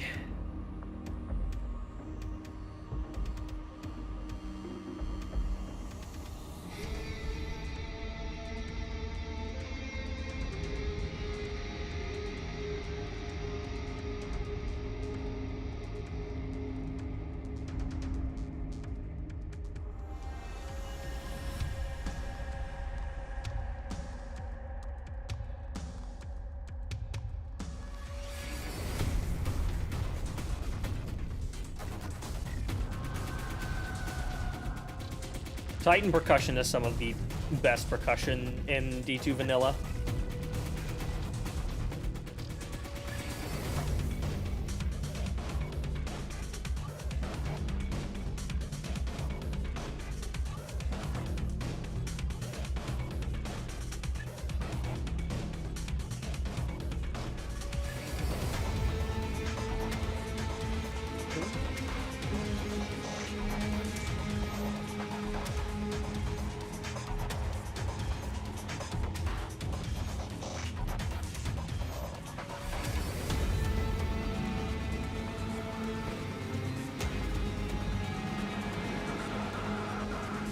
Hello, Shadow Thief.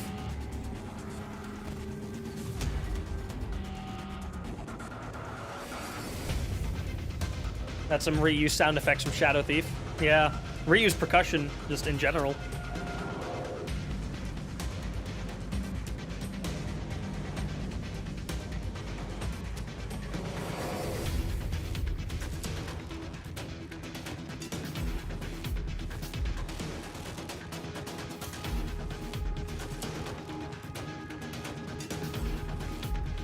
Nicola used the same drum loop and damage without realizing Mike used it before. Wait, really? So it was purely on accident that it was Shadow Thief? That's really funny.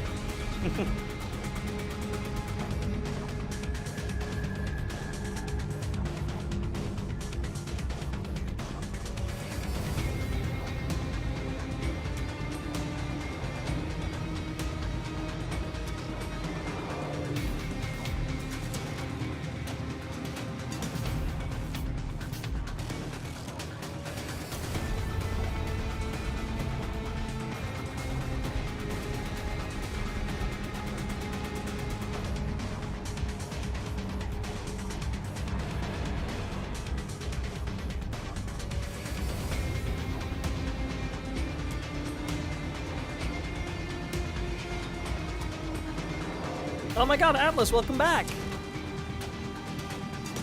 I hope you had a fun time out.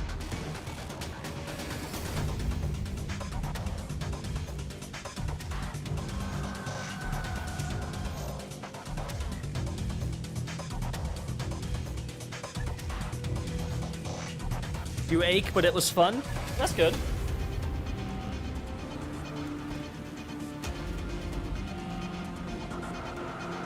Hello, Shadow Thief.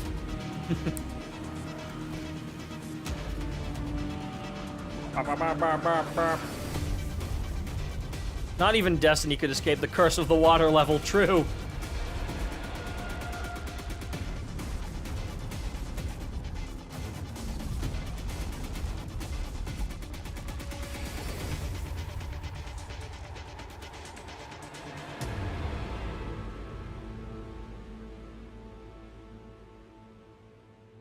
All right. That is the end of Titan. Oh, peak.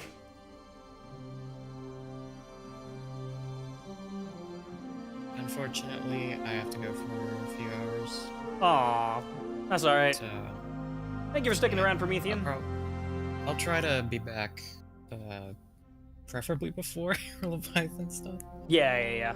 I mean, to be fair, that'll be, like, we're halfway. That'll be in, like, 5.5 hours, 6 hours. Yeah, that's a while. Yeah, it'll be a while. But I also mainly say that because I want to catch Journey and Right.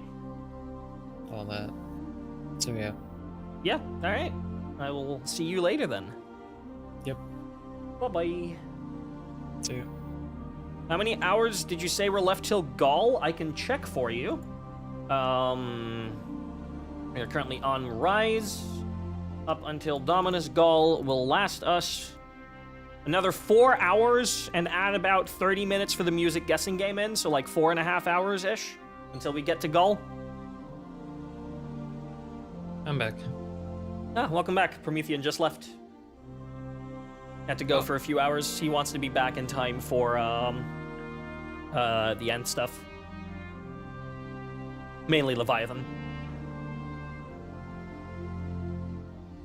Think it may be walk time for me? That's all right, Hannah. Appreciate you for sticking around.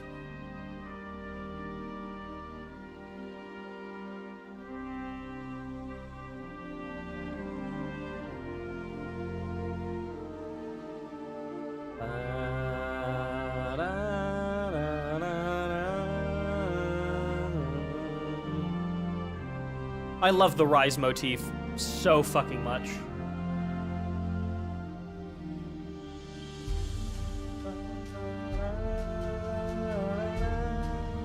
The low action layer. Yeah, you made this one, right? Yeah. Yeah.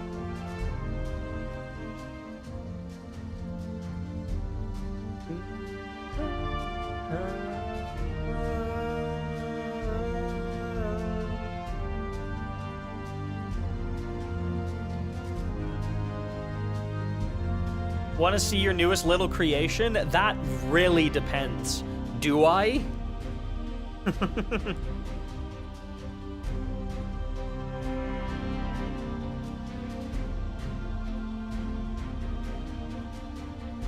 Okay, that is pretty cute, actually.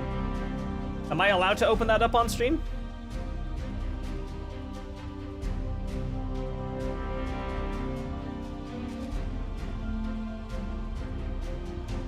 Sure, alright. Give me 1 second.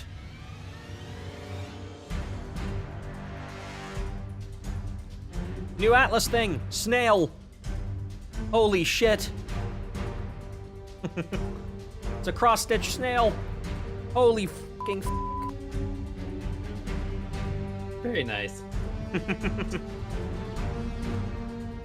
He's becoming a new badge? Hell yeah.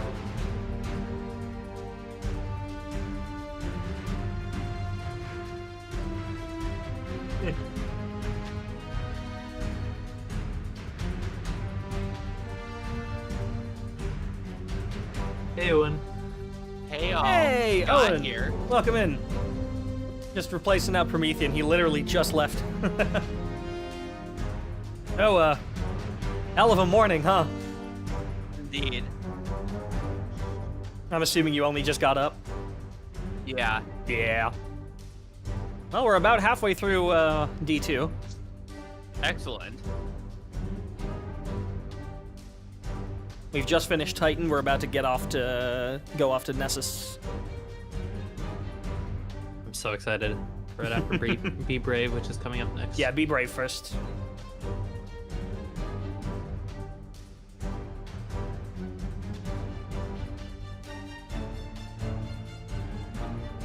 Snail, pet of Gaul. The console kind of looked like a snail.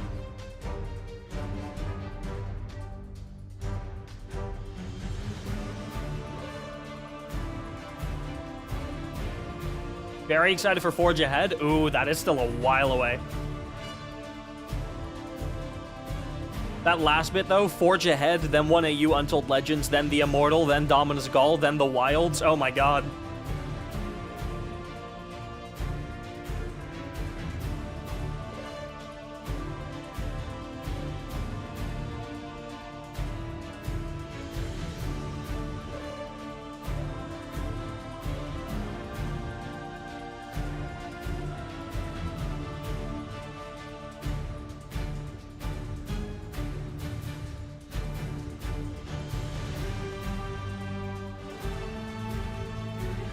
I think Rise is one of the best, like, general use motifs in the game. Yeah. It's just such a nice all-purpose melody that's so easy to throw in literally anywhere.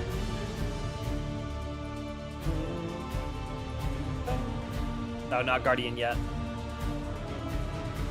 I always think that Guardian's suddenly gonna come in there. There it is.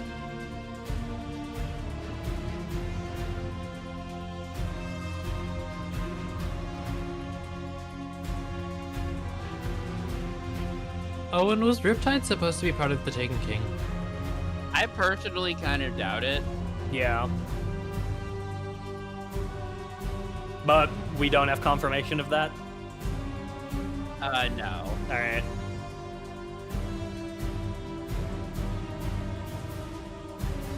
As far as motifs go, Beyond Light's clears. Beyond Light's motif is very good, but Beyond Light's motif does carry some meaning with it. Rise's motif is kind of just here is a melody that you can use if you want to use it. It doesn't really have any meaning to it. And there's a couple ones like that. I think Inner Light is... Yeah, Inner Light's a very good one. Then there's Be Brave, which is also kind of just a general use motif. I like the Resist the Legion one. Resist the Legion one's good. Was it Resist the Legion first or Royal Pulse first? It was Resist the Legion. It was first. Resist the Legion first, okay. Because I remember for a while we used to call that the Royal Pulse motif.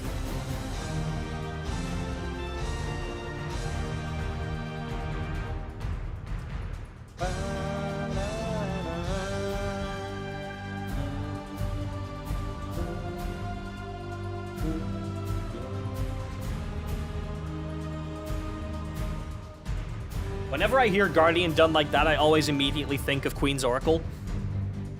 Right?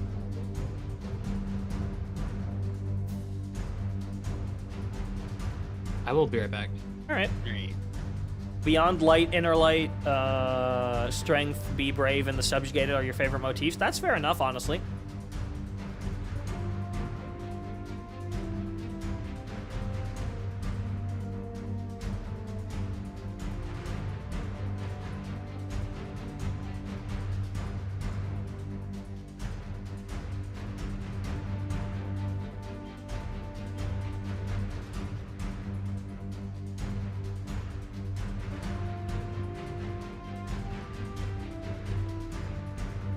Think of the Campus Meritus SRL track. Oh, right.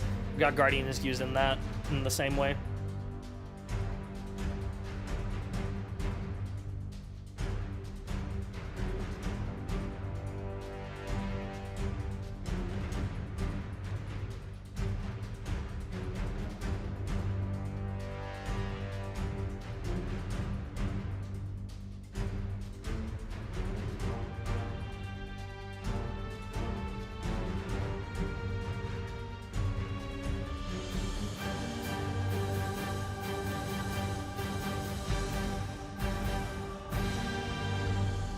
All right, Be Brave time.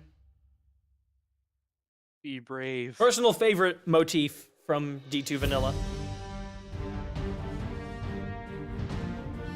This track is just all around fantastic.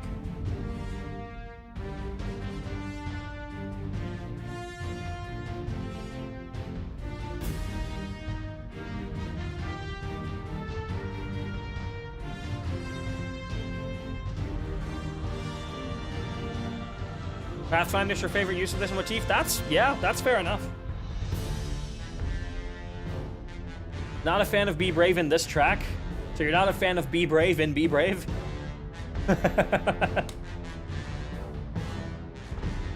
always been really weird to me how this B melody was never used anywhere else. Yeah. Like, it's also, you would think they would use it as another general purpose motif. Yeah, they just kind of haven't. To be fair, also, hello, very short Journey reference. I don't think that was intended, but it always sounds like it.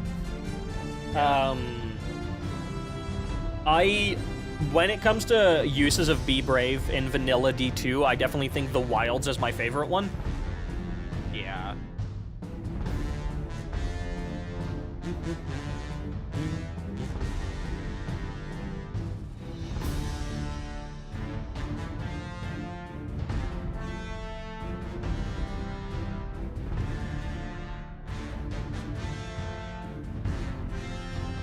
They did actually use that B melody. They used it in Chris Dixon's Nessus music and Nicholas Io's music. Oh, shit.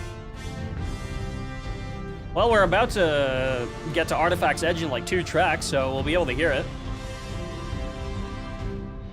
Oh my god, yeah, no, it's in Planetary Core. Yeah, it is. I fucking remember now. It is in Planetary Core. It's like the main melody of Planetary Core.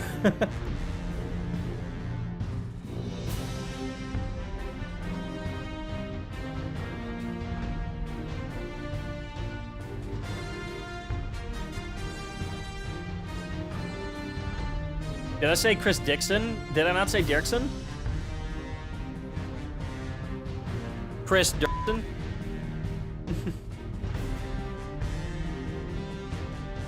Give me a moment, gonna finish up the Witch Queen campaign, finally got the free DLC from Epic working, hell yeah.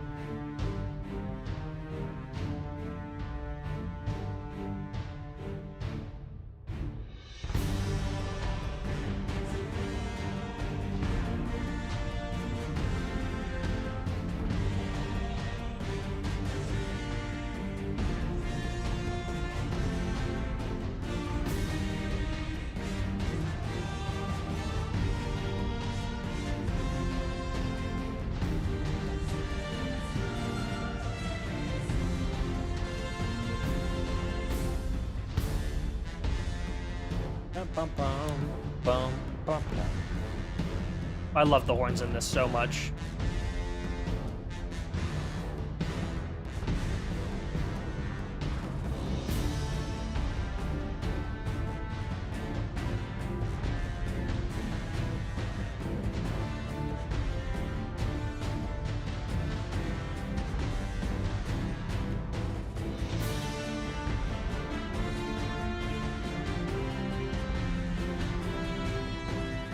This track really has a War March vibe. Yeah, it does.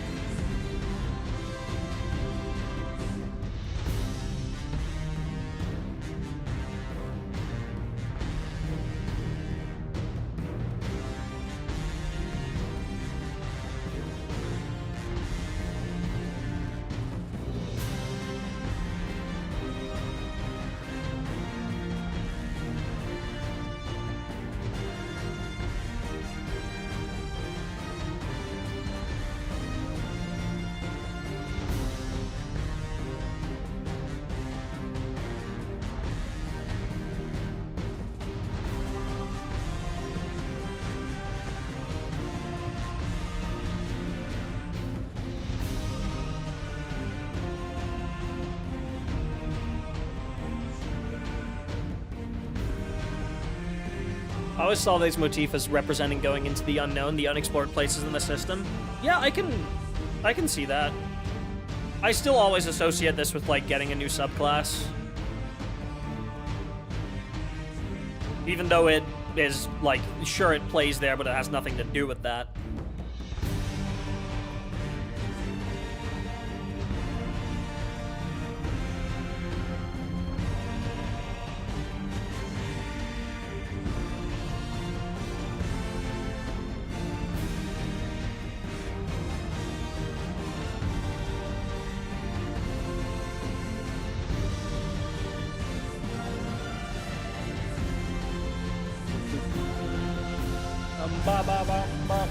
All right, Nessus time.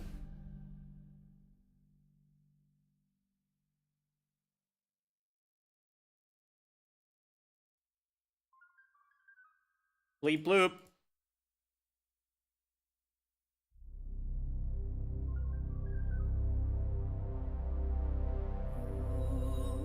Hello, Laura.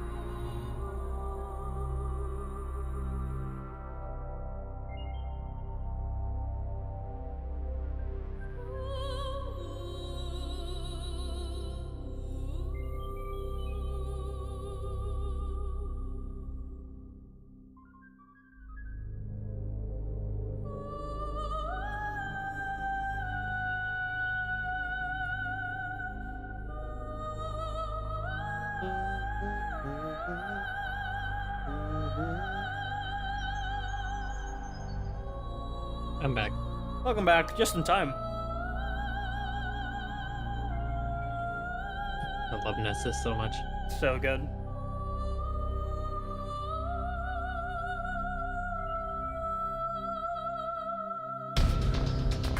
Oh, what a banger transition. I know.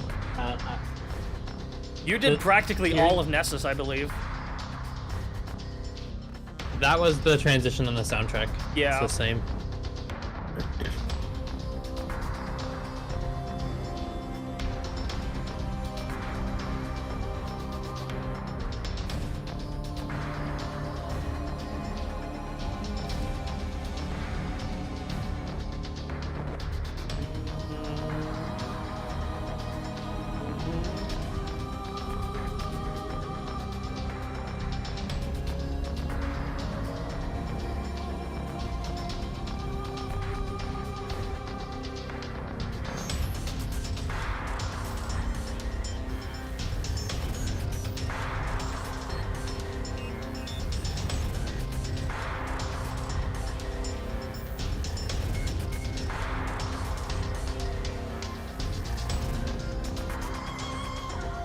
That high note from Lara is insane.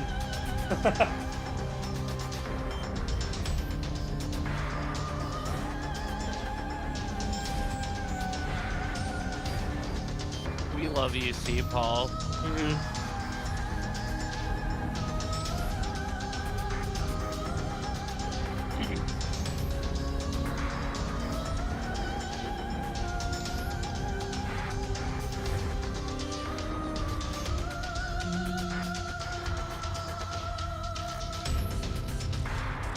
Nessus. Oh shit, wrong button. Yeah, my Vine Boom is kind of quiet. Unlucky. I need to turn that shit up a bit.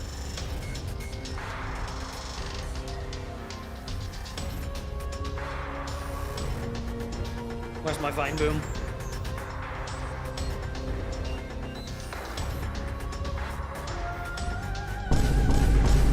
Much better. I mean, I also have... Oh, my metal pipe is also so quiet.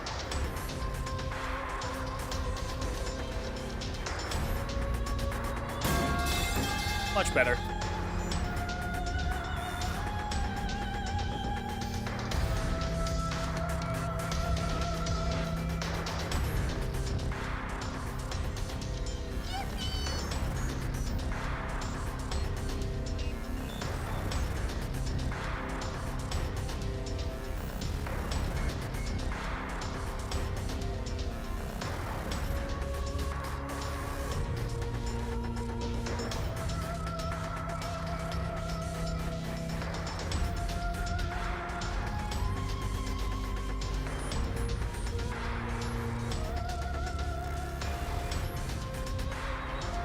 For a second there, I thought she was gonna do Guardian.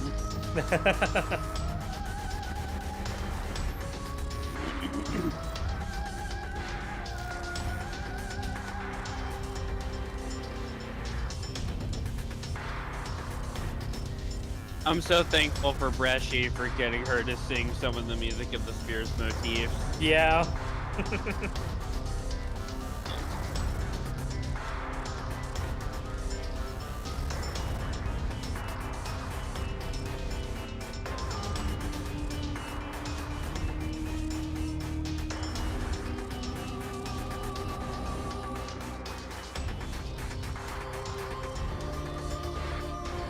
Hello, Rise. I love that harmonization.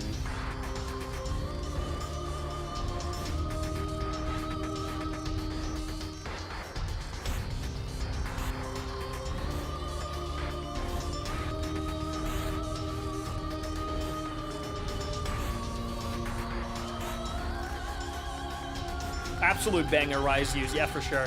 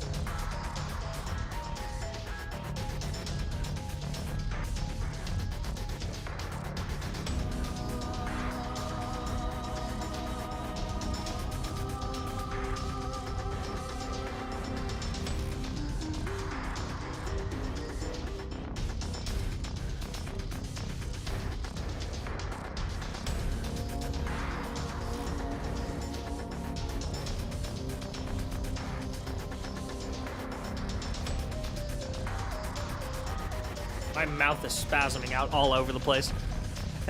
Hold up, I'm gonna recalibrate really quick.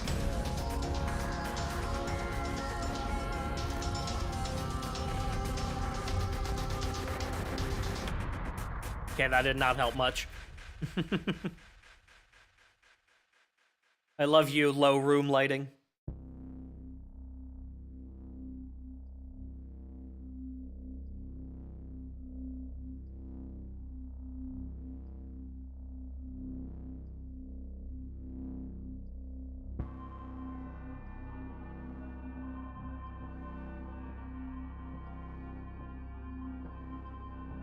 Yeah, there's that Be Brave B melody.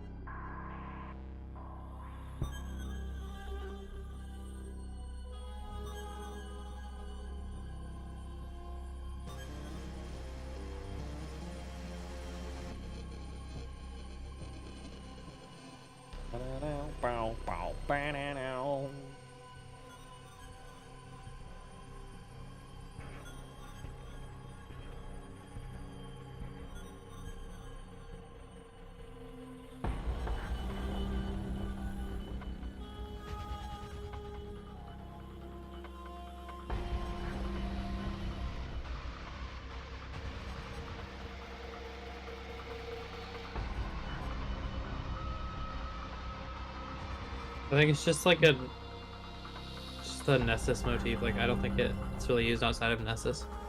I mean, it's in Be Brave. Wait, which one? The ba da da da da da ba da da. That's Be okay. Brave. That's Be Brave's B melody. Right. I would say it's probably mostly from that, honestly. But it You're is right, mainly used yeah. on Nessus, yeah. And I don't think it was used after that.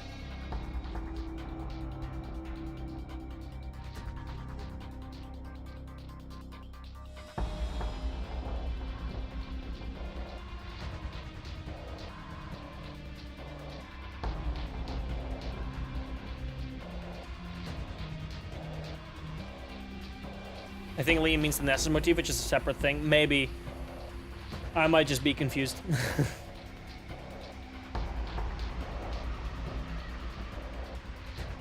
I will be right back. All right.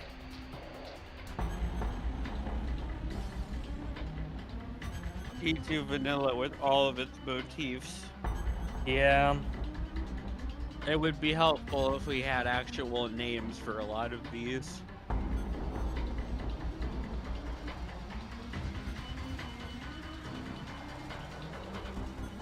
And it's not as bad as D1 vanilla, but it's still pretty bad. Yeah. Trying to actually communicate what we're talking about.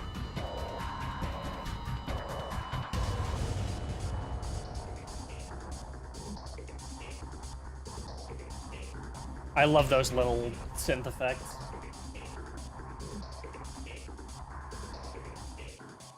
I love how it sounds like a faucet, almost. It does, yeah.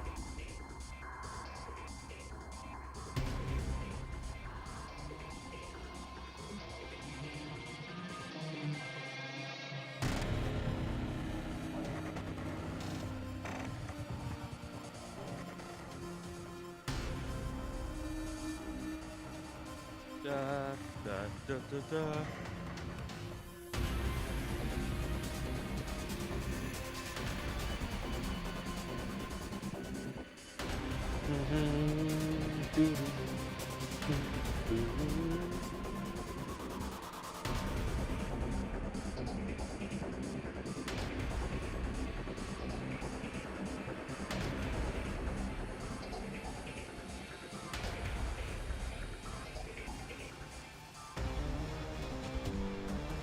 Yeah, Brushy, I know what motif you're talking about.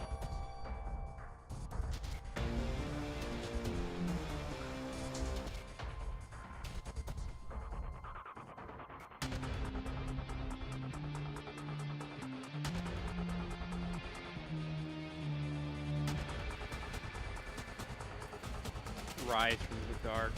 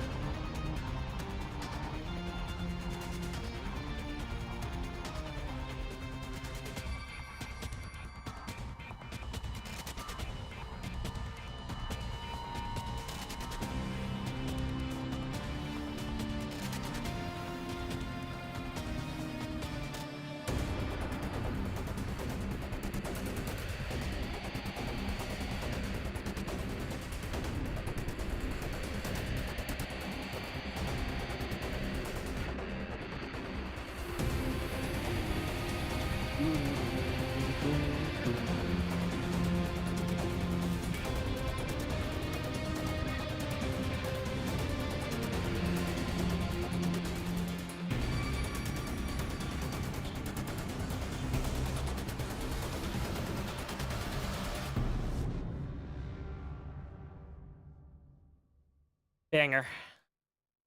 X is looped. All right.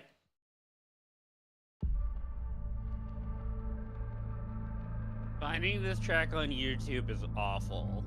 Yeah? Yeah, because you search Destiny 2 OST looped, and it doesn't Oh my realize God. we're talking about a track called looped. Yeah. I'm sure if you put, like, Destiny Music Archive in the title, you'll get it. Yeah. Let's see. Destiny 2 OST looped. Just with that? Yeah, no, I'm scrolling down and it ain't there. But if I do looped Nessus... I don't get it there either. Is this on Last City Radio instead of Archive? No. No, because Nessus hasn't archived.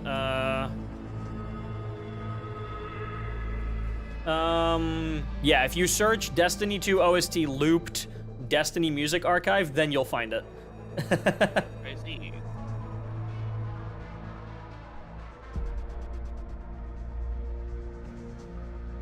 But other than that, no, you will not.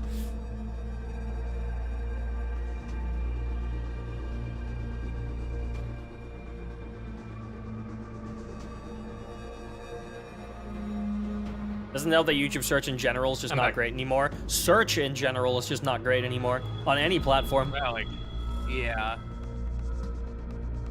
Like, yes, I love searching up something about kidney stones and then Google tells me to drink at least 2 liters of piss every day. That's great. Yep. That's an oddly specific example. Does that actually happen? Yeah, the Google AI thing that, like, summarizes the top results. Yeah. Did it actually say Yes. to do that? for If kidney you stones? if you searched to, like, how to pass kidney stones quickly, I'll need to find the exact quote, because I have the image somewhere.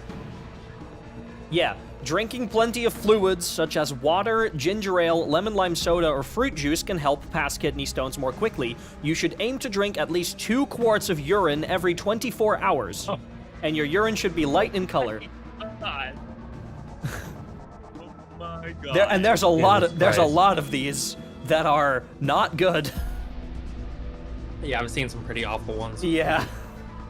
Favorite one was what temperature to cook chicken, and Google AI said Goku can help you, while also saying that the chicken should be cooked at like a decent Room warm temperature. like room summer's day, like in a room temperature, and it's like summer's day, and that's it. God damn it, I forgot water. It's like-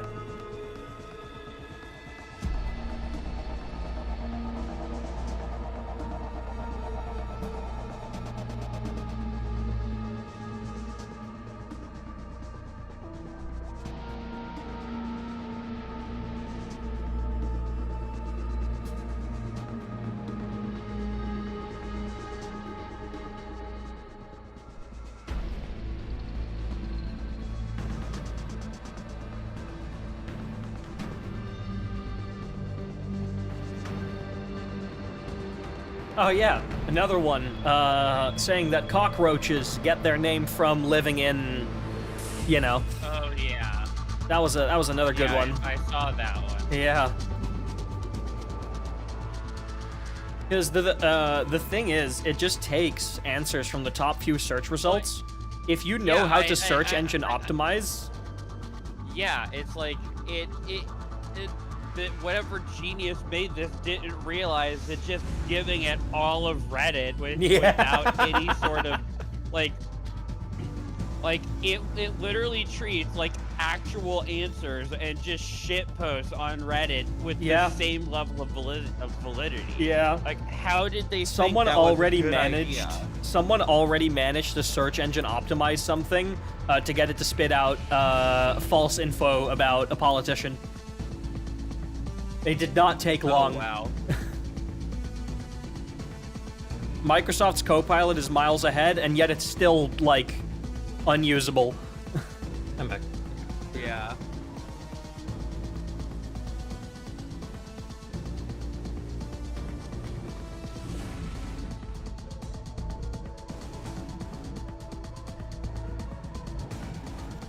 Correct me if I'm wrong. This plays on the Nessus Gambit map, yeah?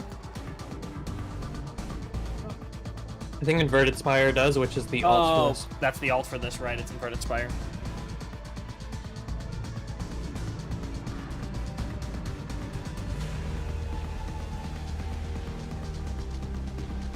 Fuck you, invert your spire. And before Google AI tells you to invert your spire.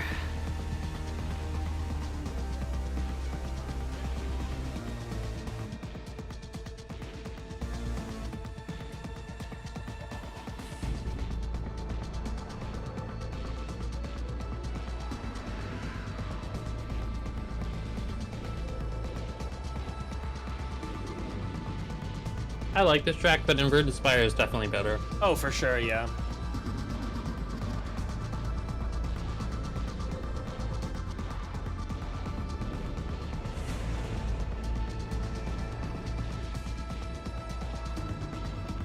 How close are we to IO tracks? 1, 2, 3, 4, 5, 6 more tracks, and then we do a listening part or a guessing game, and then we go to IO.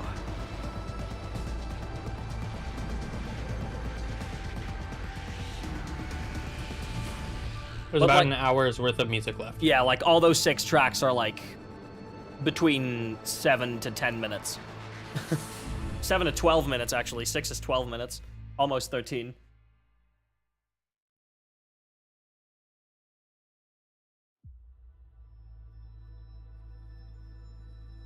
Hello, I love Luminance. Luminance. This is the alt to 6. Yeah.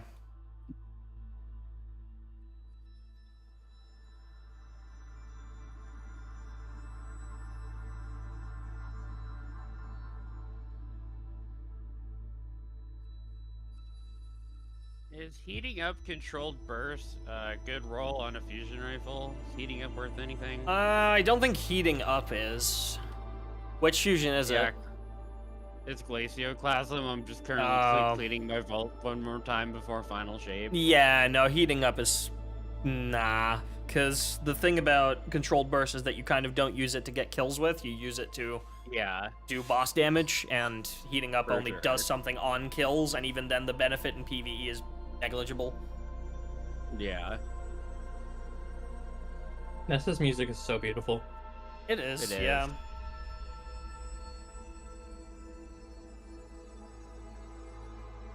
Literally just trashed that exact roll earlier.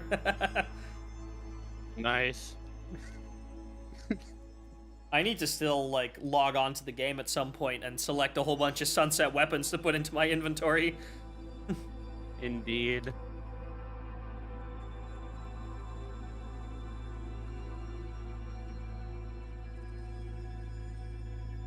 Gives me a little bit of Subnautica vibes. I can hear that.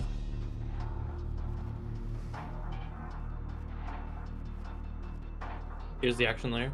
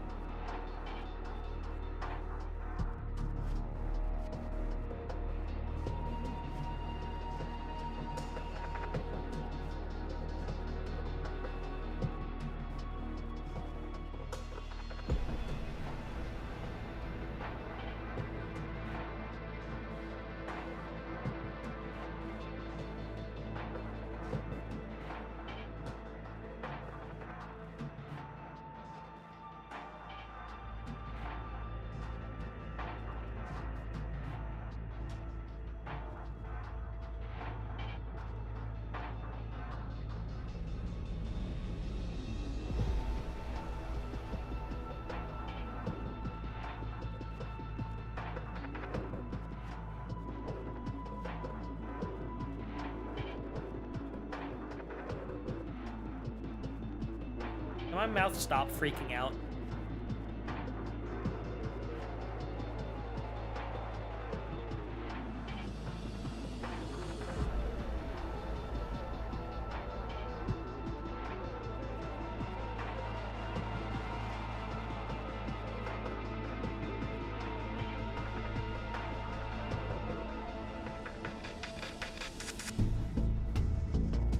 In the action. I love the action of this. It's like my mouth is making the weird Vex sounds. Wait a minute. Wait. I was thinking that. My eye's also spasming from left to right.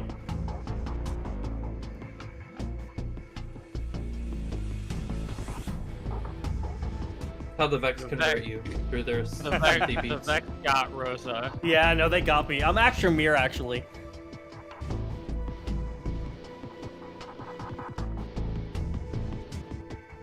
Assistant.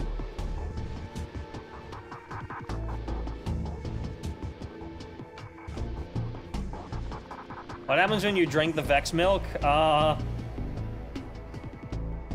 Disintegration. You turn into a Vex, and it literally possesses your mind.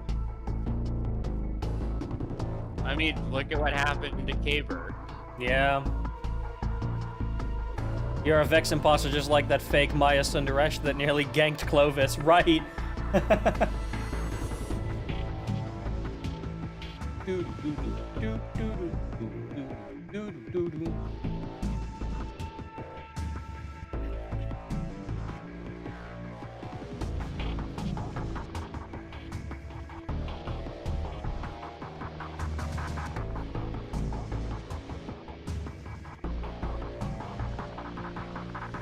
Went to sleep. What did you miss? About the entirety of Titan.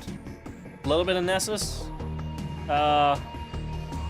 Most of D2 Vanilla so far.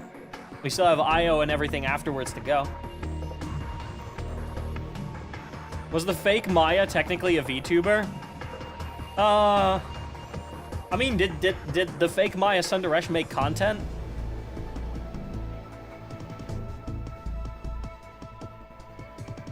If so, Clovis Bray was parasocial as fuck.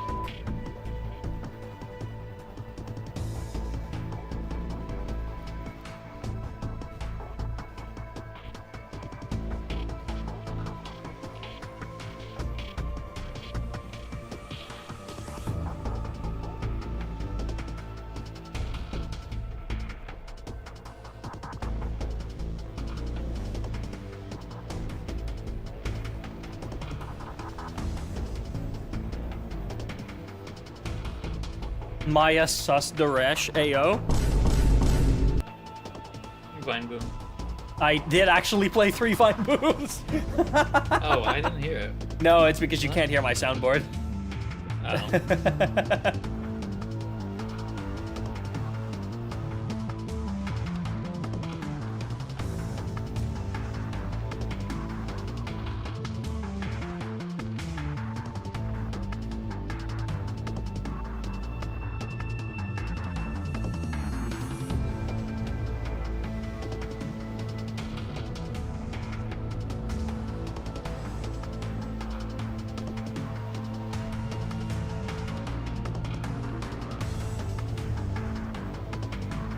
I just imagine Maya Wojak pointing at the Vex who simulated her and her team upon the Vine Boom.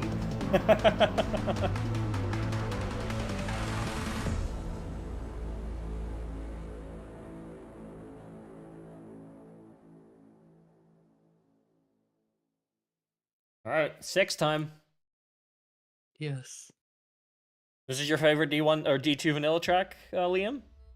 I don't really know. It's tied with Inverted Spire and Inner Right. Light, But it's up there. yeah. I'm so mad I slept through early D2. I really wanted to hear some of those. Yeah. I mean, hey, want to make the stream like 15 hours or do those first 4 hours again? Right? Well, now. No, I will not. I can't remember which mix of 6 I submitted for this. I have like 12 different ones. Oh my god. I don't know if this is like ambient action and high action, or if this is ambient tension and then a mix of action and high action. I'll see which one you submitted for this. I'll see what you called it. Oh, we've deleted the unsorted folder. Right, that makes sense. Never mind, I will not be able to tell you.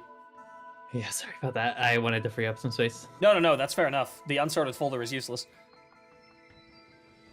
Well, clearly it had a use. I guess clearly it had the one use. The one use is real.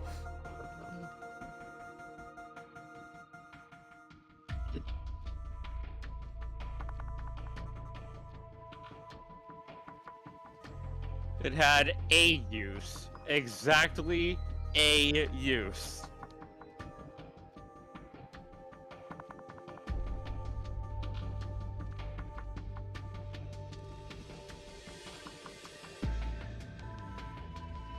Vex, nice argument. However, I have simulated exactly 227 versions of you that are the Spvwvky.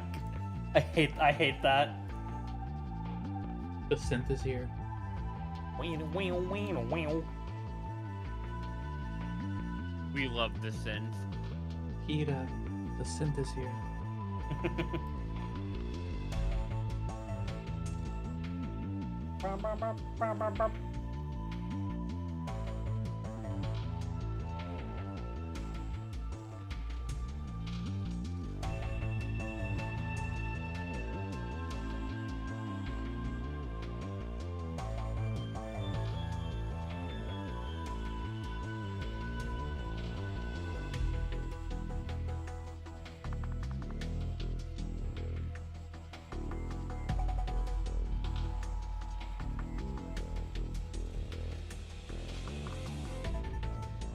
$227 is a pretty low number given the Vex. They really they know what I really am.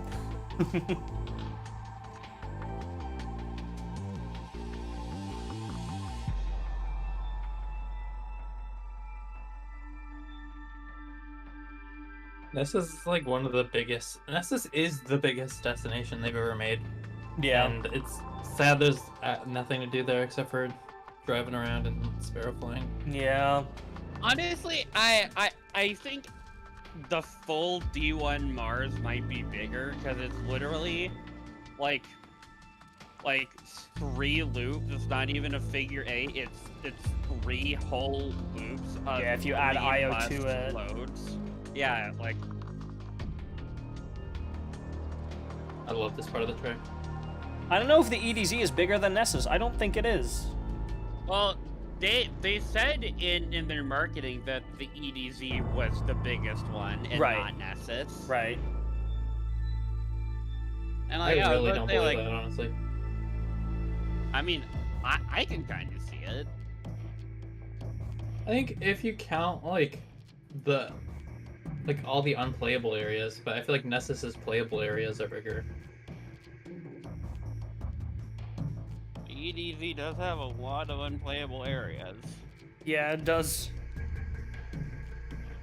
It makes me so mad.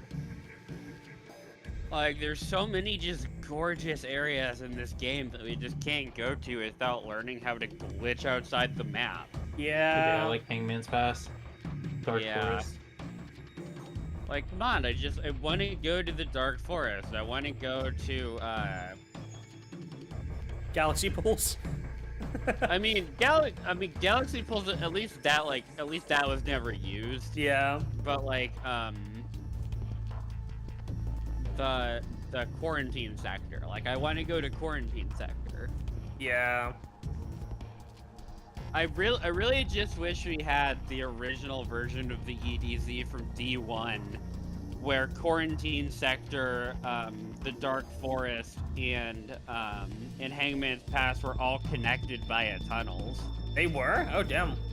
Yeah, no, like, you can even still see, like, if you go to the Shard of the Traveler off to the right, there's literally just a tunnel that they just blocked off with rocks. And then you can go to Quarantine Sector and see the other side of that tunnel just also blocked off with rocks. And then in Quarantine Sector, you can find another tunnel that's blocked off with rocks, and then you can go to the Hangman's Pass and see the other side of that tunnel also blocked off with rocks. Yeah.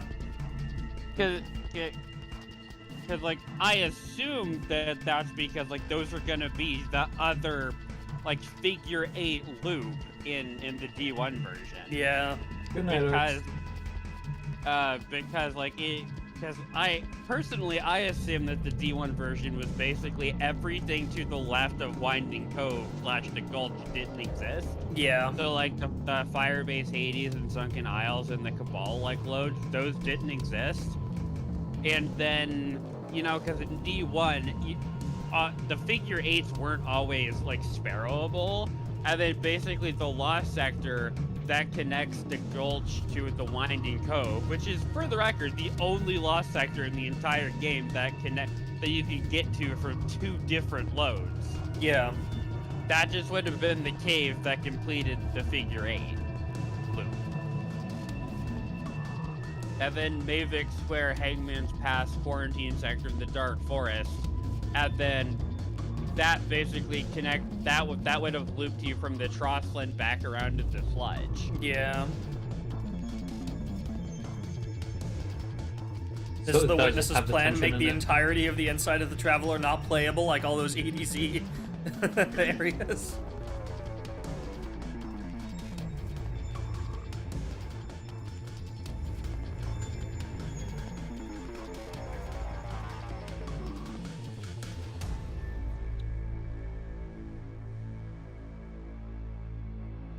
I was about to say banger track, but I forgot there's still an entire, like, second half. This is the action now. Yeah.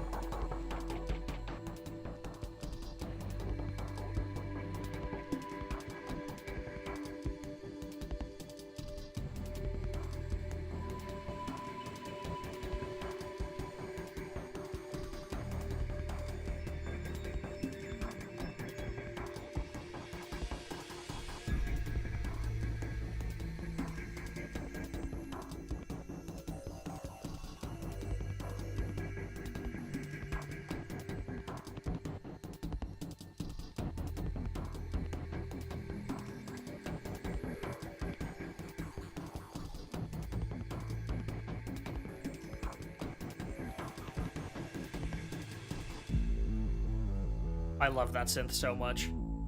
We're finally here. It reminds me a lot of the Visions of Oryx one. It does a little bit, yeah.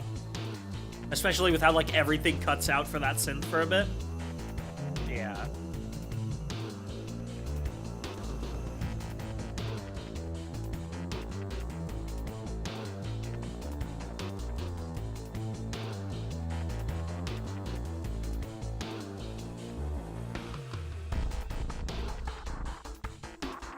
Actual rave right there. I would totally go to a rave if that was playing. That bass is so good. It is.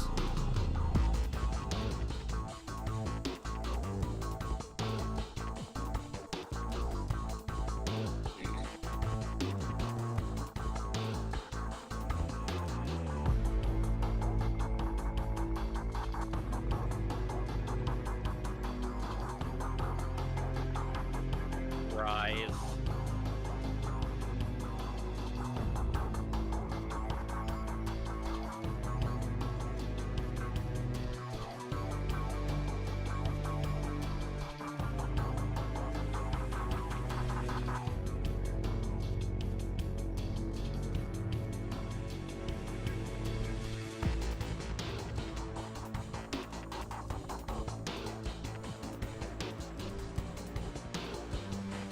Yeah.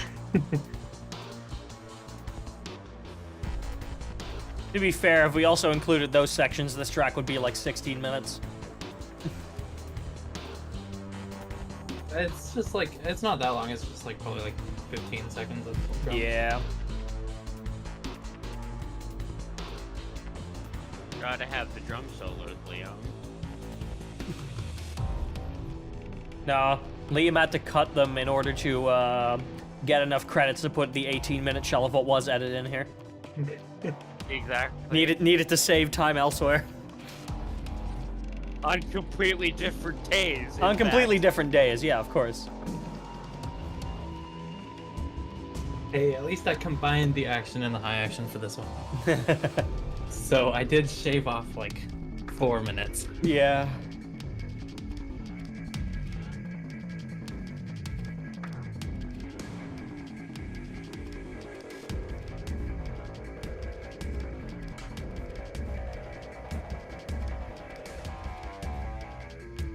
Are there any desirable reasons to have to craft an oversoul index? No. No, definitely not. Yeah, because I'm looking at it, I just really didn't think so. No, it's kind of shit.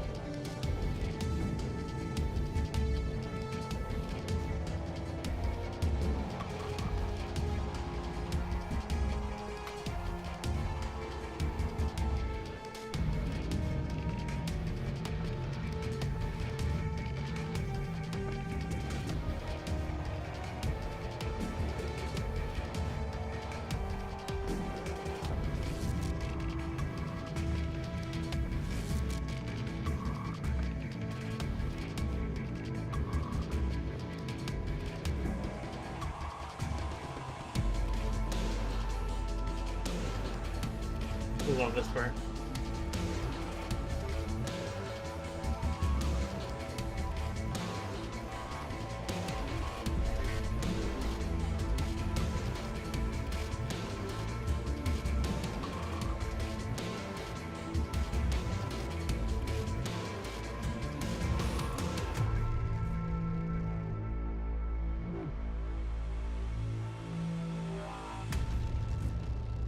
Now that's the end of 6. Hey, y'all remember Holiday from like 6 hours ago? Yeah, what if we did it again? Nice. Did we include the live stream part of this? I don't know. I think we did. Did I do this one? I think you did, yeah. You did every single Nessus track. It's Holiday and Nessus track? I mean, it plays in a cutscene here, no? In a mission. In a mission, On right? Nessus, yeah. That's why you put it here.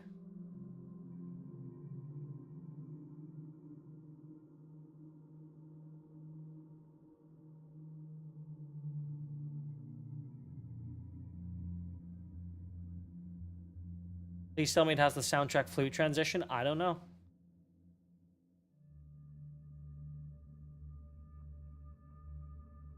Something tells me some people are going to be disappointed with this edit.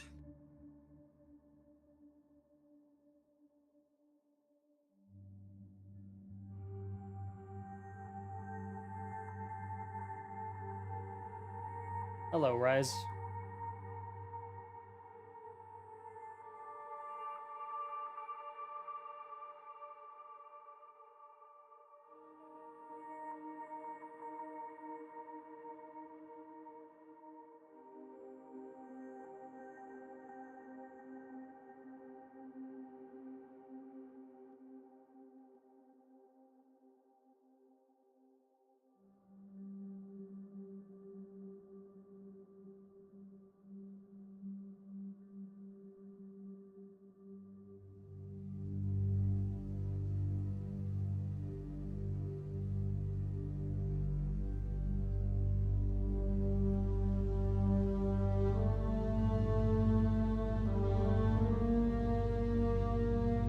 Oh shit, I just accidentally launched Destiny.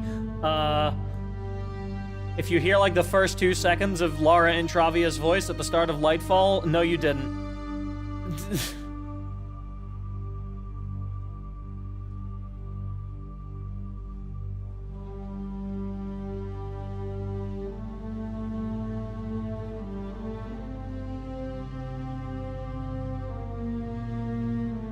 Oh my god, my PC is slowing down to a halt.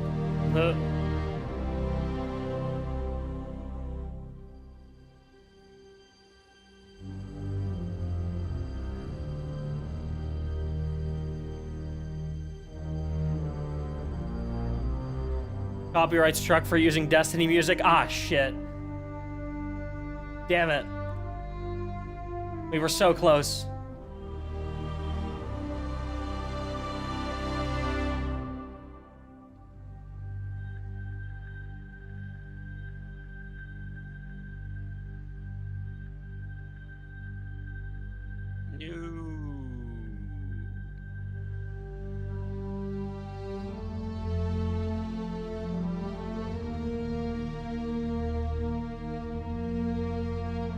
Yeah, I'm sad too, Brushy.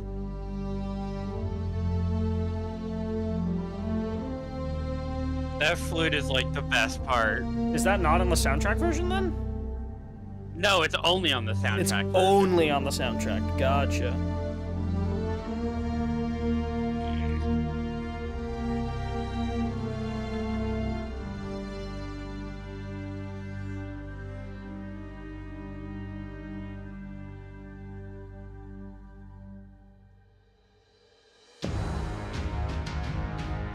God, I love this action.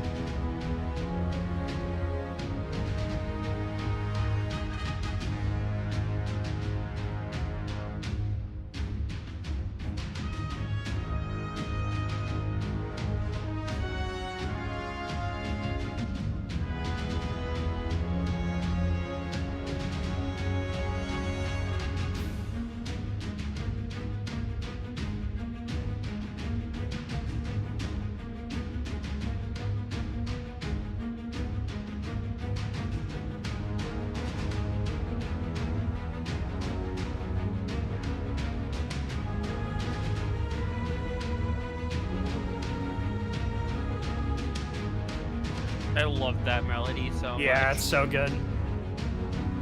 When I think of D2, this is the track that always pops up first in my mind. It's also the first D2 track I couldn't stop myself from listening to again and again. That's fair. This was also tied for the first D2 track we ever got. It was like right when D2 was announced, we got the PlayStation 4 theme. Yeah, and this was one of them. For the home screen. Yeah. And this was one of the 3 tracks that I would play. It played a little bit of Inner Light. Yeah, Inner Light. And what was the third one? I'm blanking on the name. It's the second track on the soundtrack, the one with the Last Right? Yeah, Last Right. Yeah, it went Inner Light into Last Right, then into this. Yeah.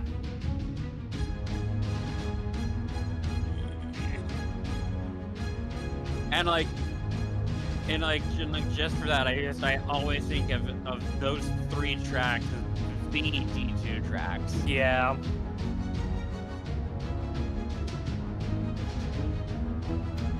I definitely feel like Last Right is such an iconic track for D2 specifically.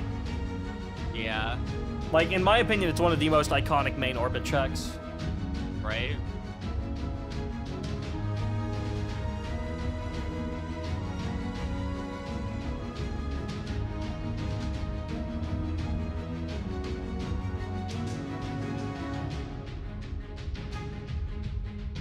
Oh my god, this is probably my this right here is my favorite part of this track.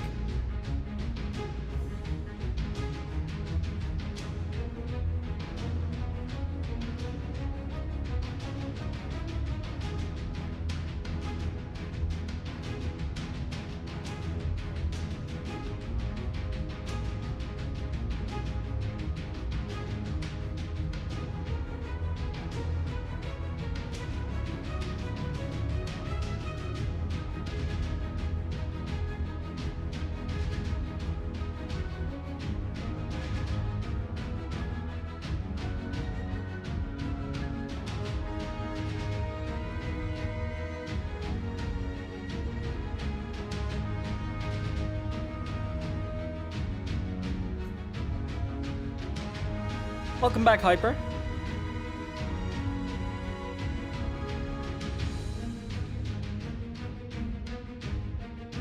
As far as orbit music goes, Witch Queen's Gotta Take It For Me, Hidden Truth is very good.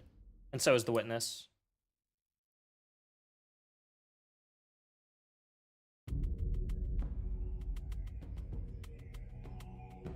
Alright, time for Lara again. That is Lara, right? Just like very edited. I don't know.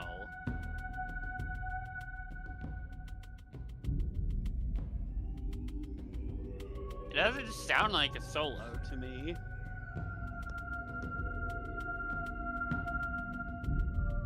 It's mainly because it's the exact same melody as Lara sings in Nessus. It's an Omnisphere choir sample for this. Gotcha. I was gonna say, I wouldn't be surprised if they just took that exact recording and threw some effects on it.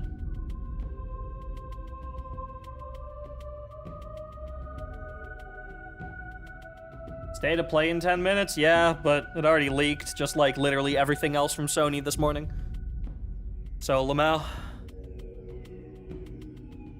I'm sleep. starting to get really annoyed with Sony. I've been annoyed with Sony, but this is like the icing on the cake.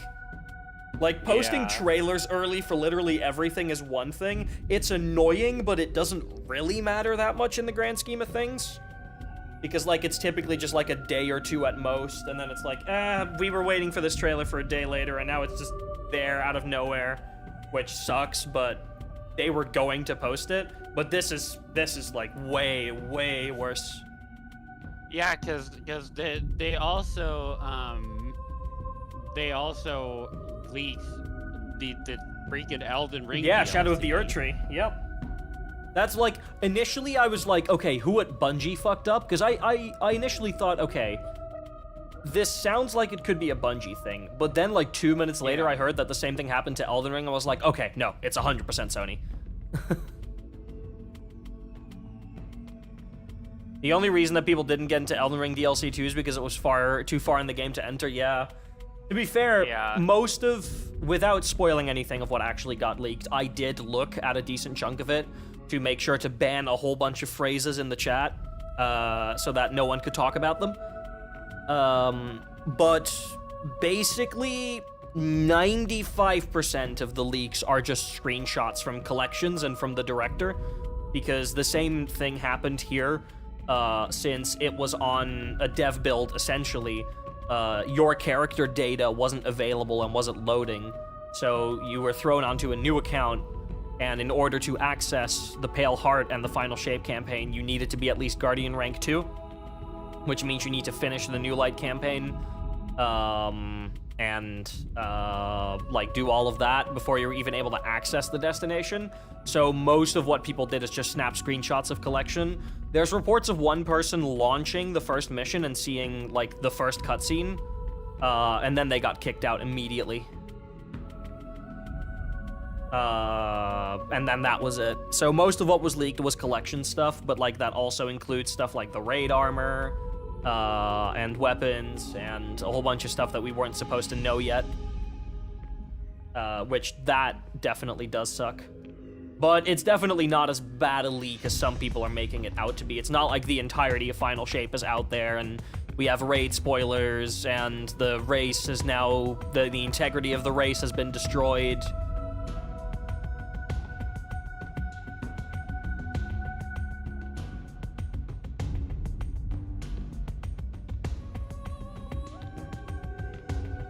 Please do not talk to us about that, Mento. We will hear that on Monday.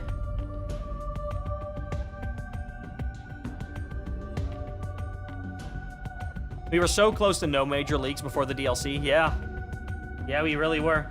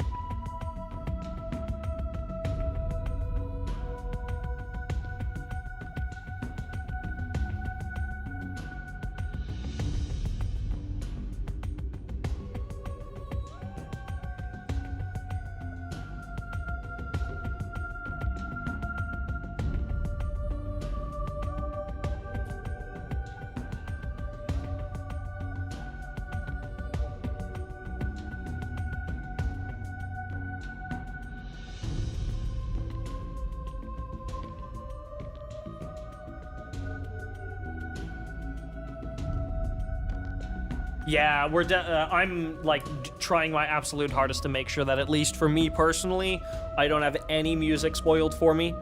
Like, I didn't look at the title screen, which I know someone snapped a video of. I didn't look at any of that, because, I want my reaction to be entirely natural on Monday. Because the Monday listening party will work a little bit different. We'll not all be undeafened and just talking over the tracks. We will all be deafened, but you'll still be able to hear my direct reaction.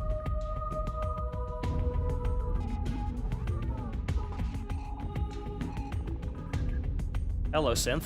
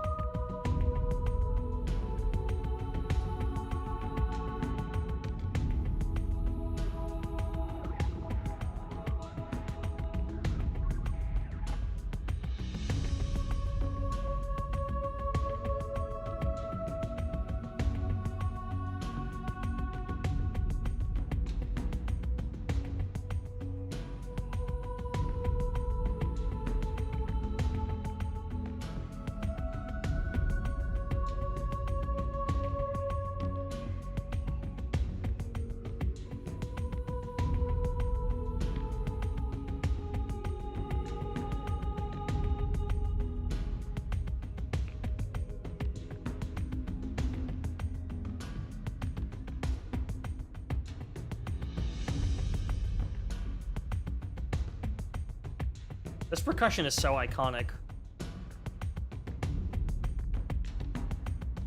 I feel like Nessus percussion is some of the best percussion in D2 vanilla.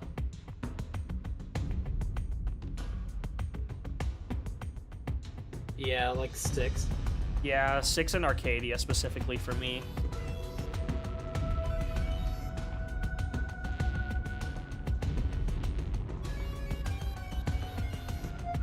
Really just Vex percussion. Yeah, true.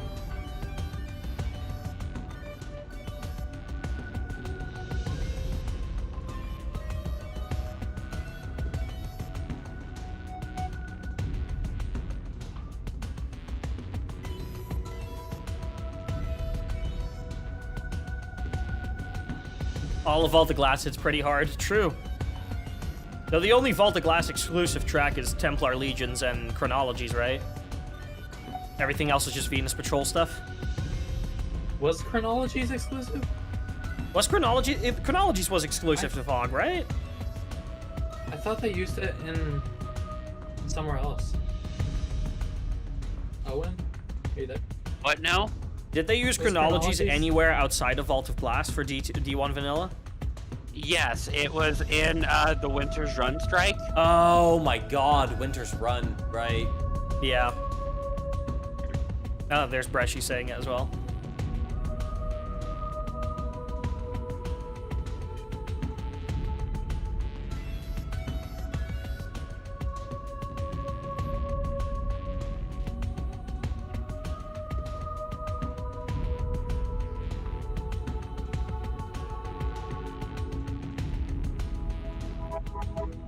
Wah, wah, wah, wah, wah, wah.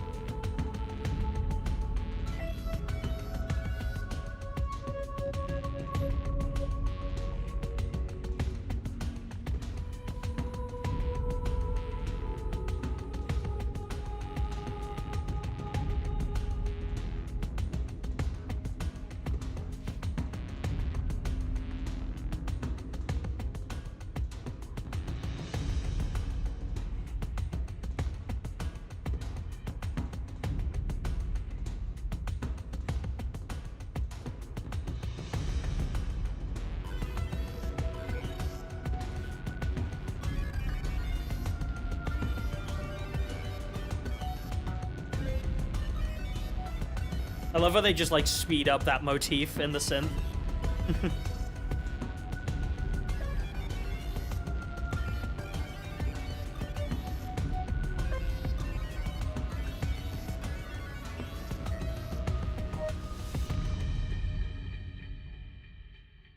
Right.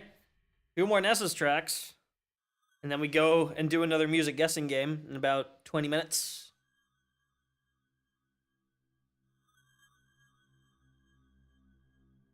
Oh my god, guys, it's the Eater of Worlds theme. No way.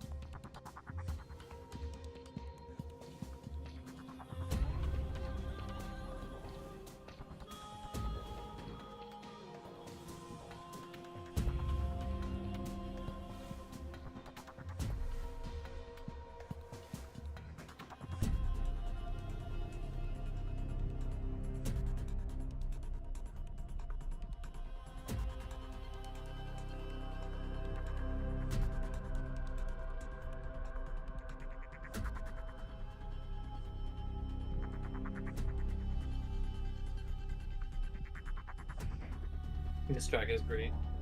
Mm-hmm. I'm a little sad Argos didn't get a unique theme, but if they had to pick a theme, I'm glad it's this one.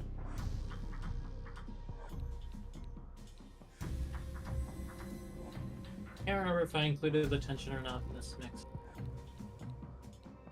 How long is it? This mix is 10-minute 44. Okay, I did not.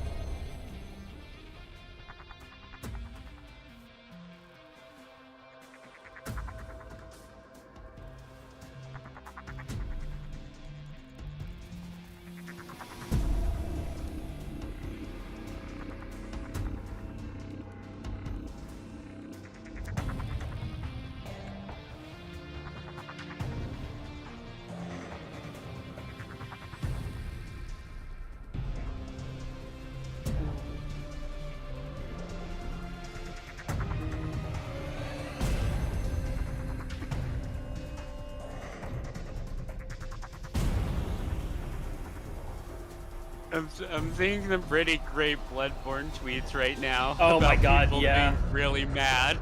Yeah. I feel so bad for that community. Mm-hmm.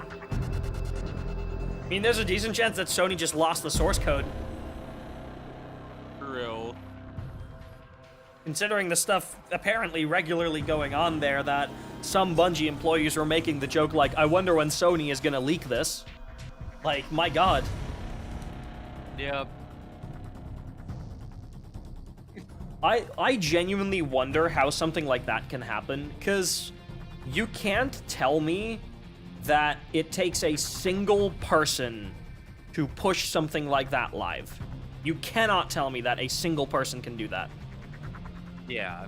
So, the only way that this could have happened was a series of bad decisions, all by people being negligent of the consequences, for it to get this far, right? There's no way that this is one person's fault. Like, I saw a lot of people saying, damn, the intern at Sony responsible for this is about to get fired.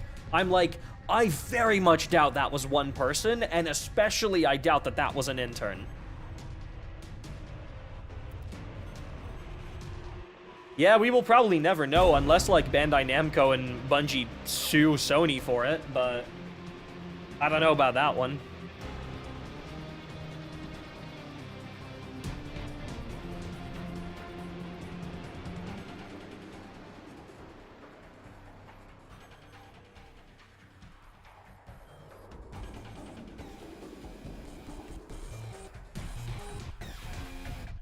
You usually have at least 2 people involved in pushing that. Yeah, exactly.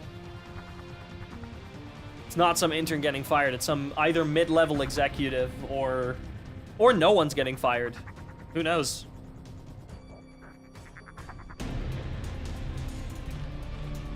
Oh, it is Liana's birthday. I just saw that. Oh shit. Everyone, yeah, she tweeted that it's her birthday. Liana Rupert? If anyone in chat, yeah. Oh, hell yeah. If anyone in chat is like cares to, definitely tweeted her happy birthday. Yeah, hold up. I'm gonna do that. Also, speaking of birthdays, No, it was her have this in birthday my on the calendar. 29th. She tweeted that 2 days ago. She only 4 God hours ago damn it, tweeted Twitter. catching up on the birthday love. That's why it popped God up. damn it, Twitter. Because she replied to it, going, "Thank you all for the nice messages over the last 2 days." Anyway, speaking of birthdays, Sky Lewins is June 6th. If Oh, anyone shit. wants to email him on that day, I'm sure he would appreciate that. June 6th, huh? All right.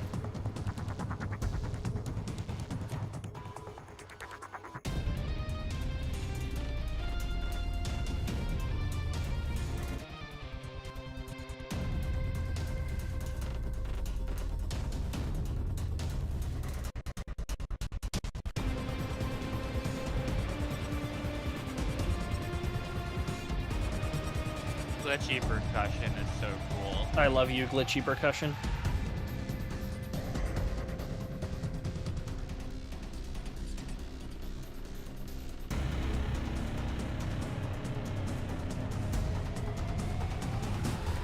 So, since, did they say that all weapons in the final shape you'll be able to enhance the perks? Yes. Every single weapon that has launched after the update that added the new playlist weapons back in like January will Oh, be neat. enhanceable retroactively. So does that mean that all of those weapons can take mementos? Yes, it does. That is so awesome. I'm so excited to put a memento on my Luna's Owl, Lamau. Yeah, you'll be able to put a memento on that. Yeah.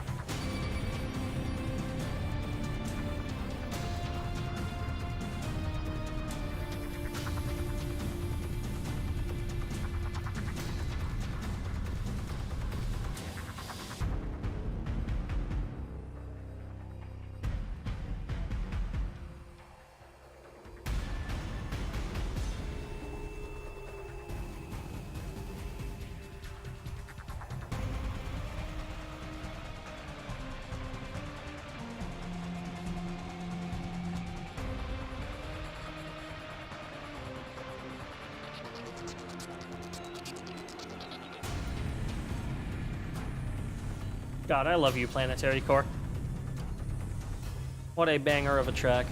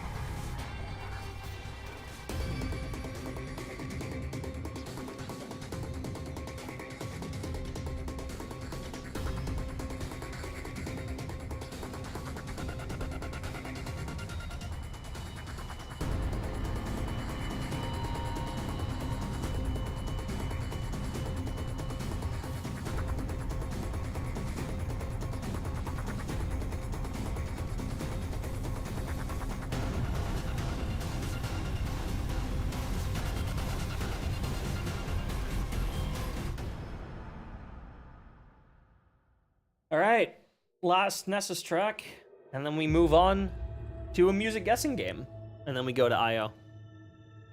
You mean Yellow Mars? I love Yellow Mars. Yellow Mars. Finally on Invertispire. You've waited 7 hours for this. God, has it really been 7 hours? Holy shit.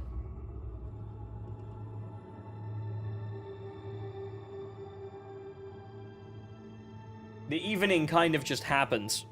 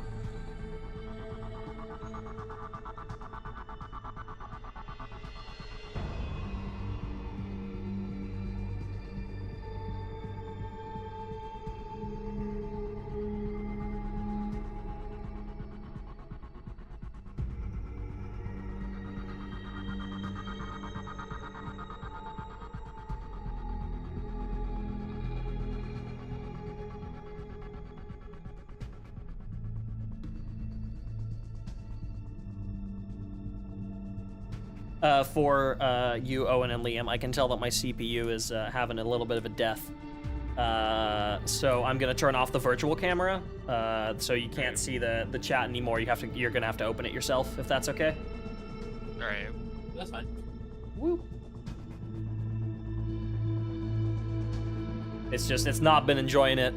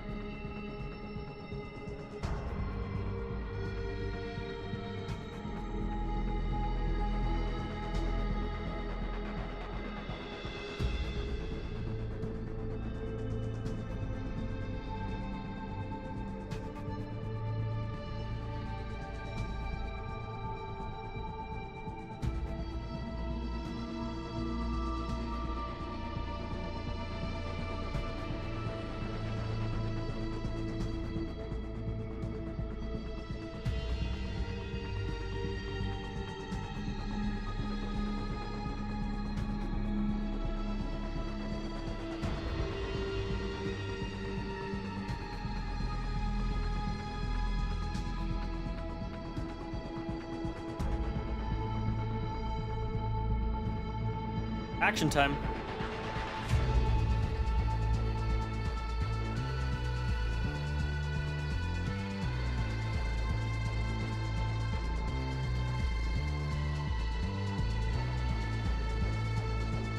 Absolute banger, indeed.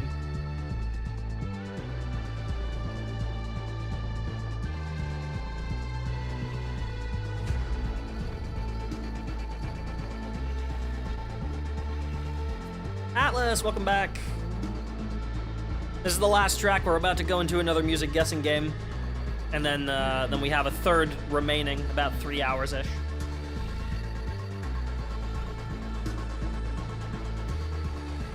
And those are all peak. Okay, well, maybe not all, but they're all pretty good.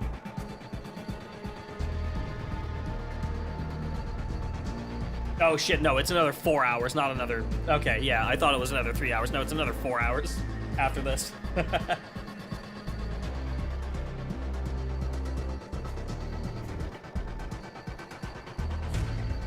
I'd be lucky if I finished by before 5 a.m.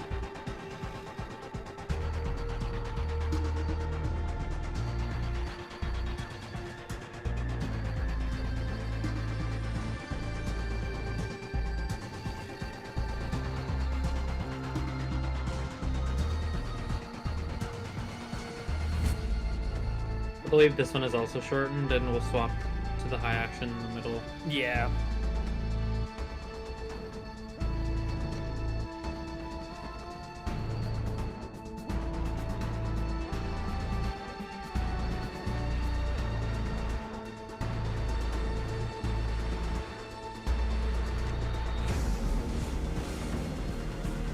Here's the high action.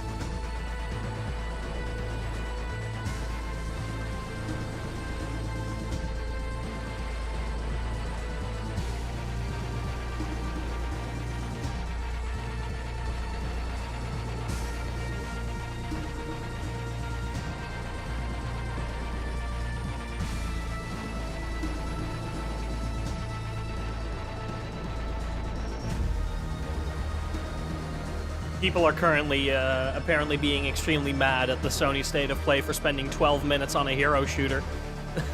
Wow. It's a 30-minute showcase, and Oh my 12 minutes of that were Jesus. spent on a hero shooter. This part is peak. This part is really good.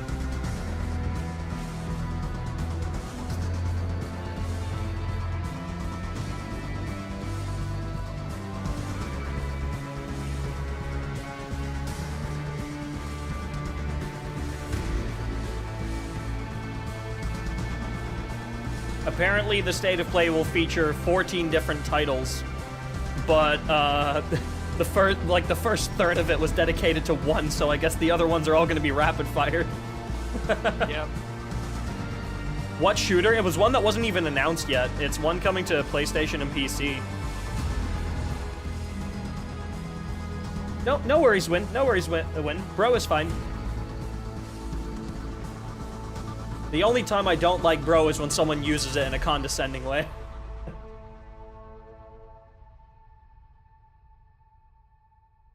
And now they're spending time on God of War Ragnarok's PC port, which, by the way, nice that that's coming. But, Yeah. my god. Okay, we're not going to IO just yet. Gonna stop us right there, because... Oh boy, I hope your Destiny music knowledge is still just as efficient as it was 4 hours ago, because we're gonna do another guessing game. Bloodborne PC? Yeah, please? Bloodborne PC when? They're It's saving never gonna that for when. They're saving that for when they're about, like, when they desperately need money. Like, only or when they really find need the it. source code again because they lost it, allegedly.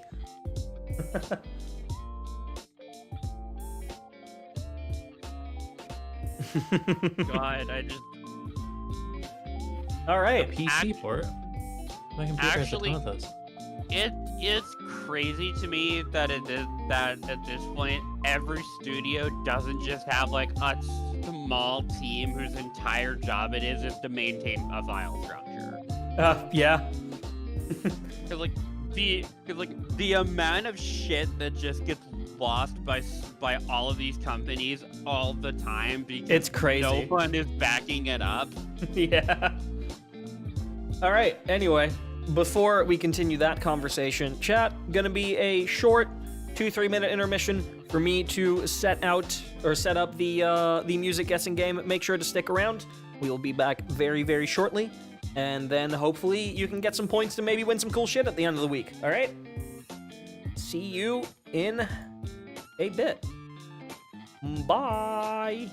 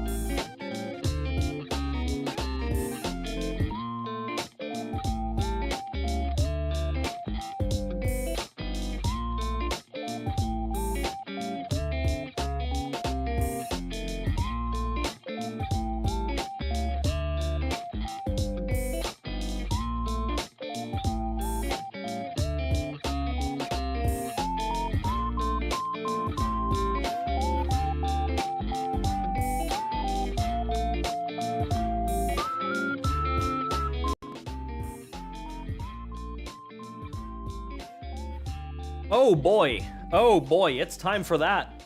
It's time for that thingamajig again, isn't it? Alrighty.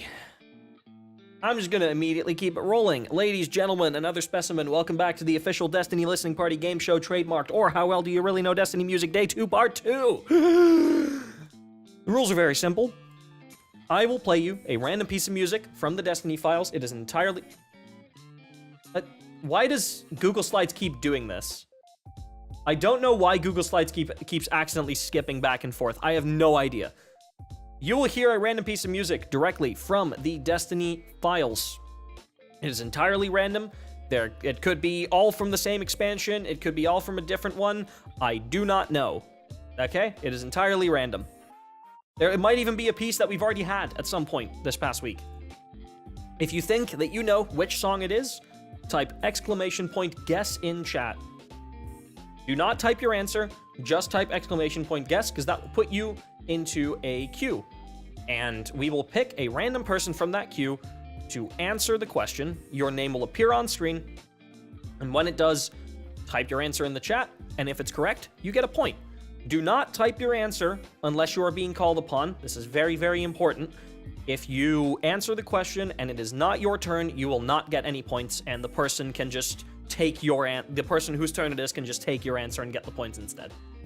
Every correct answer across the entire week gives you one entry into the giveaway that we are hosting, which includes a copy of the final shape, a song cover or remix of your choice for me to make.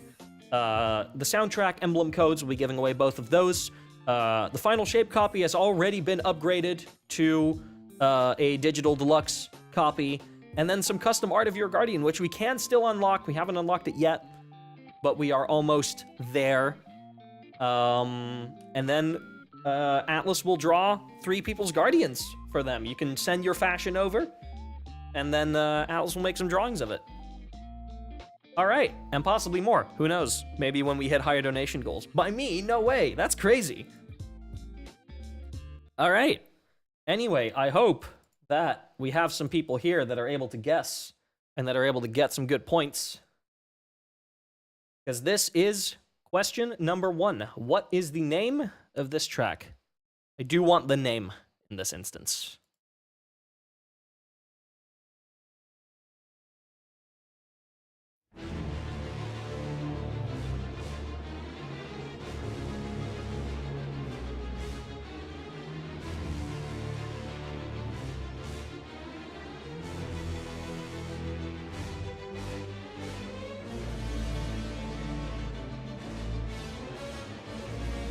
Love this track so much.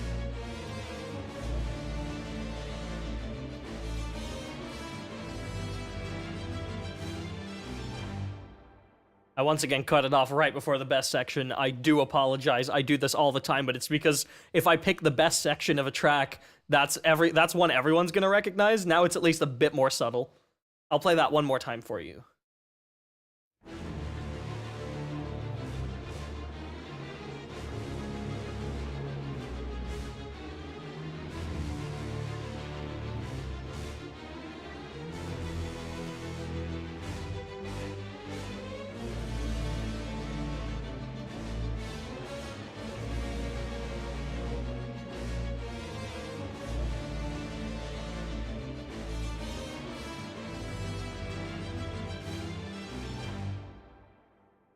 All right. Person allowed to answer this question is JC Ultra Boss. Could you tell me what the name of that track is? Get that correct, you get an entry into the giveaway. Is that Frontline from Destiny 2 Lightfall? Yes, it is. Congratulations. That is 1 point on the board for you. Very well done. Next up, question 2. What is the name of this track? Once again, I will need the full name of this track. I will not accept anything else. This is a bit of a tougher one. This is an if you know kind of track, I think.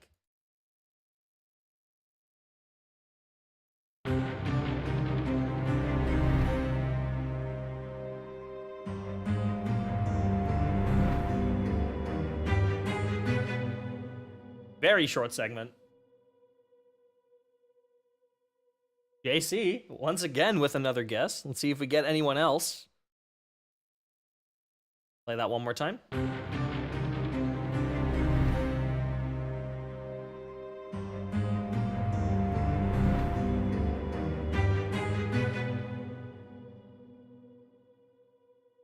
Well, I see nobody else buzz. Ooh, Mento buzzed in last minute. Does Mento snipe it? Yes. Yes, they do. Mento, what is the name of that track? I like your confidence. All right. All right. Let's see. Can you snipe it away? Is it Buried Secrets from Destiny 2 Beyond Light? No, it is not Buried Secrets. I'm sorry. I respect the attempt though. All right, JC, could you tell me what track that is? I do respect it though. Guessing in last minute. Is it Free Gazvero from Beyond Light? Yes. Yes, it is. Congratulations, JC. That is a second point on the board for you. Of course, the track with the Latin name. Yeah, it means cold truth. All right, question number 3. Here we go. Hello, Darth Maul. Made it just in time for a couple more questions. What is the name of this track? I will need the name or the exact location where you can hear this in the game. I will accept both answers.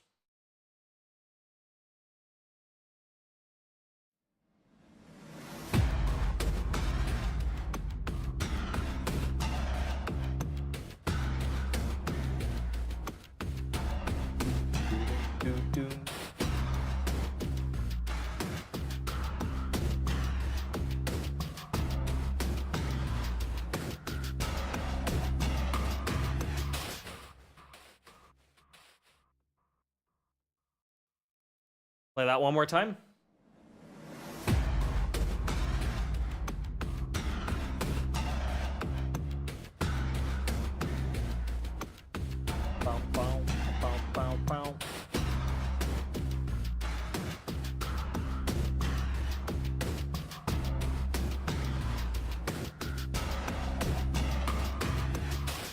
Right, we have had a couple of guesses. Who's going to be able to take it? JC, again, getting lucky. You could snipe this away from everybody else, get a third point. You'd be the second person with more than 2 points. If, but only if, you can guess correctly what track that is. Because if not, the other people will have a chance to guess.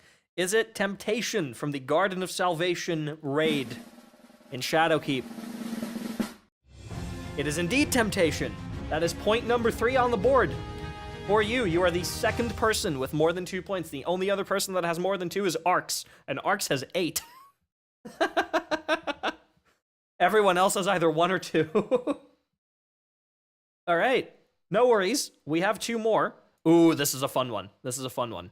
All right, name is okay here. I will also accept exact location. So not something like if it's from a dungeon and you say like, oh, it's from this dungeon. No, I would want the exact encounter. If it's from a raid, I would want the exact encounter. Same with story missions, all that. Name or exact location. What is this?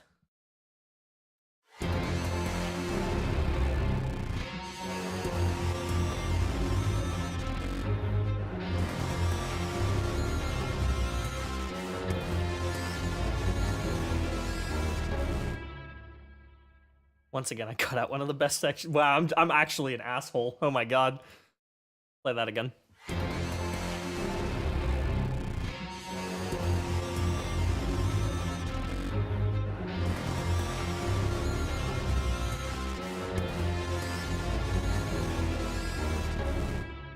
All right, we have a couple of people. Who's gonna do it? Hyper, can you get point number 3 here on the board? You have 2 points so far. Can you get a third? You can tell me exactly what this track is. It's a 50-50. Okay. I'll only accept one answer. I need you to pick one. Hold up. Is it the Deserving from the Witch Queen from the Vow of the Disciple raid? It is not. I am sorry. Moving on to the next person. JC. Oh my god, JC, you can get point number 4 here. You get that correct. Caretaker's a pretty good guess, though. That's not a bad guess. That's definitely not a bad guess. Is it Heretical Omen from the Pit of Heresy dungeon, Zolmak? Final boss. Yes, it is. Wow, 4 points.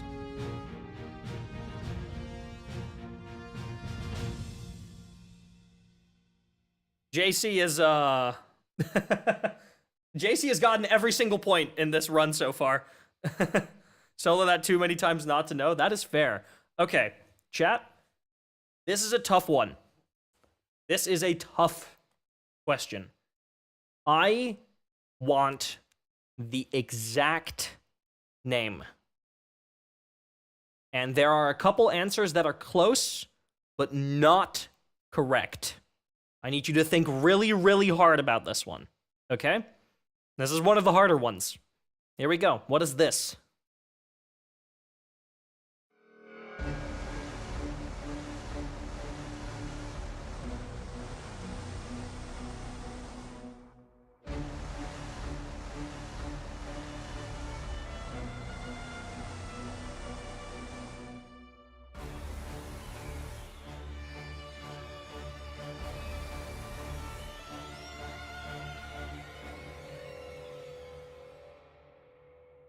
I'm gonna play that one more time. So that fade out ends. There we go.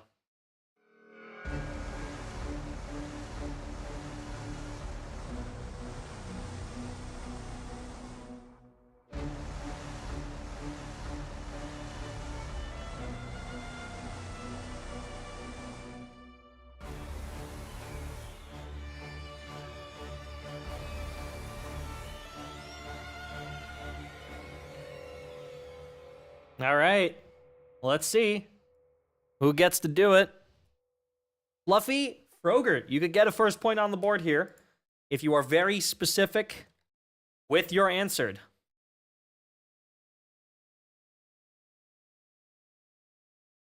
You can tell me exactly which track that is. Is it Kel's Fury? I'm not going to count that. That is not a correct answer. I am sorry. Next person. Hyper, can you tell me what track that is? Pick me. I just did. Vault Abisu.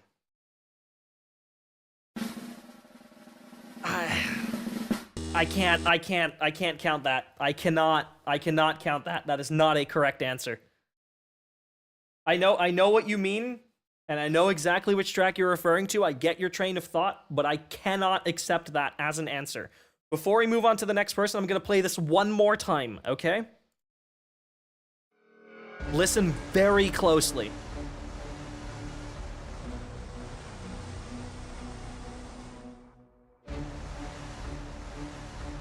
You'll be able to guess again once the other people in the line have guessed again. There's 2 more people.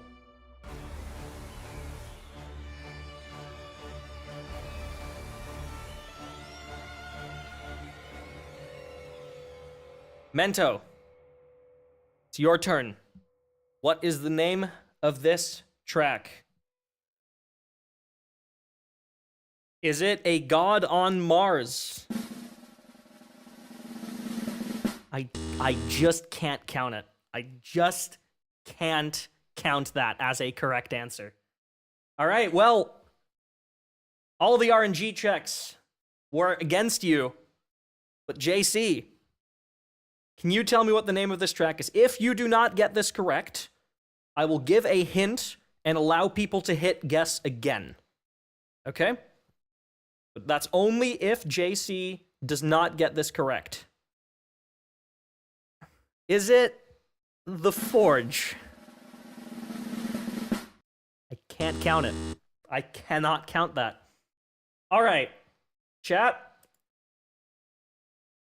I'm going to play this file again, and I'm going to give you the hint, and this is the only hint that I will give. This is not the original version of this track. This is an updated version used at a later point after this track was made. That is the only hint that I will give you. I'm going to play this one more time. Everyone is free to guess again. So just type exclamation point guess again if you think you know it. This one is mean. I agree. This one is really, really mean. But I wanted to put one of these in here.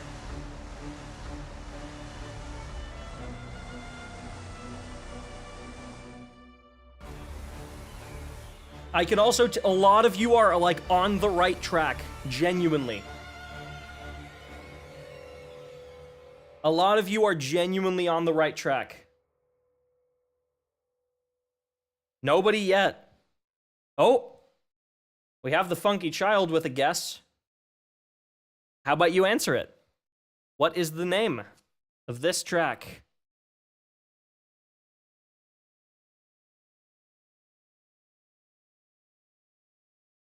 Is it Scourge of the Past?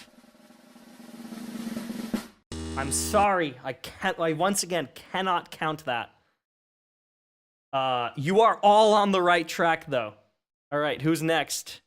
JC, can you bring this one home? You would literally have all 5 points in today's round if you do get this correct. You can still hit exclamation point guess if you think you know it, in the event that JC gets this wrong.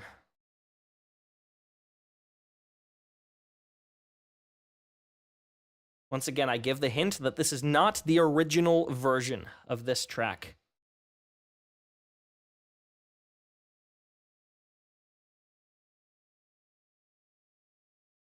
I'm putting on some suspenseful music. Hold up. Hold up. Hello, Ash. All right, hold up. There it is.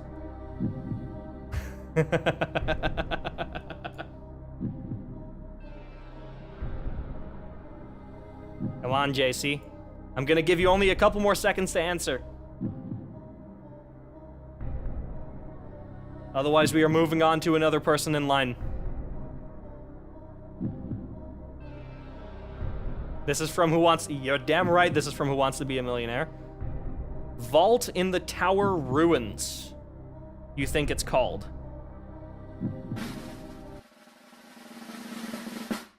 I'm sorry, that is not the answer that I am looking for. Next person in line, Fluffy Frogurt. You did you put a big O in chat. Like you finally caught on to it. Like you caught on to exactly what I'm doing.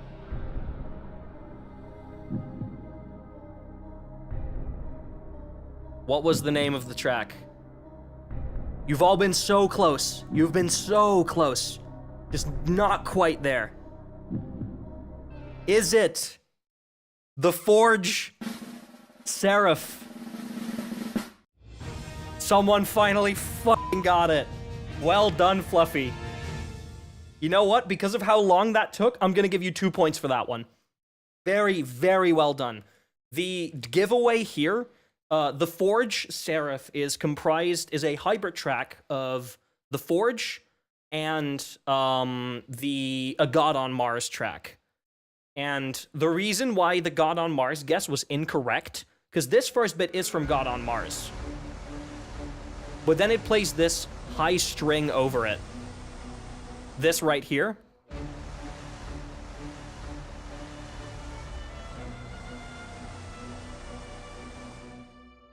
And that is from The Forge. Which is why this is the only answer that I would count. Because saying that this is The Forge is incorrect, because the rest is from a God on Mars, and saying a God on Mars is also incorrect.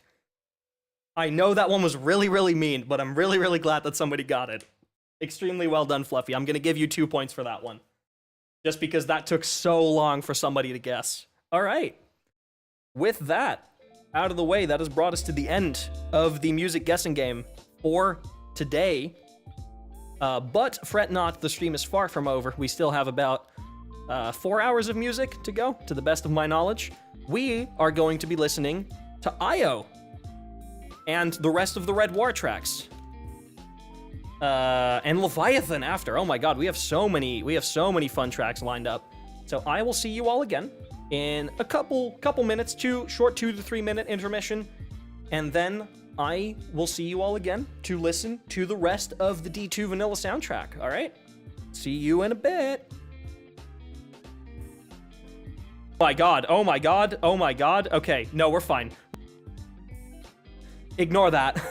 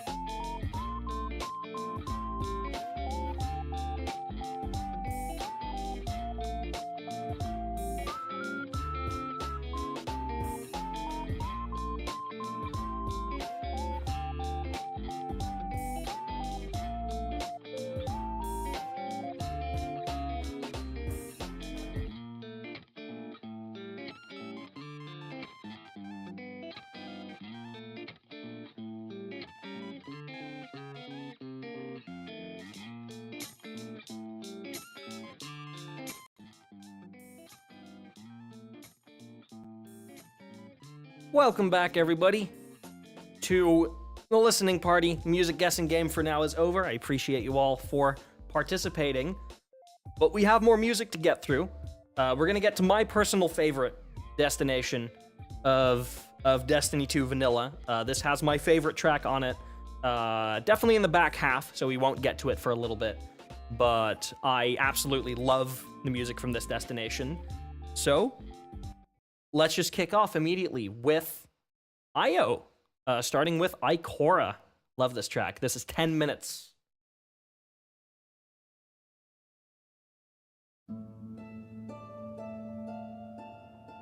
This is the only officially released track of Io. All other Io tracks are not released, which is, quite frankly, ridiculous. It is genuinely pretty ridiculous. This is the only officially released Io track.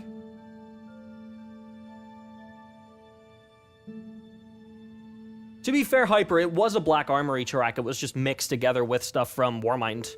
But you guys were all on the right track with saying tracks from Scourge of the Past, because that's what the Forge is from. And someone said A God on Mars. You guys were all on the right track with that one. I'm just really, really mean for including a hybrid track and then forcing people to actually guess the hybrid answer.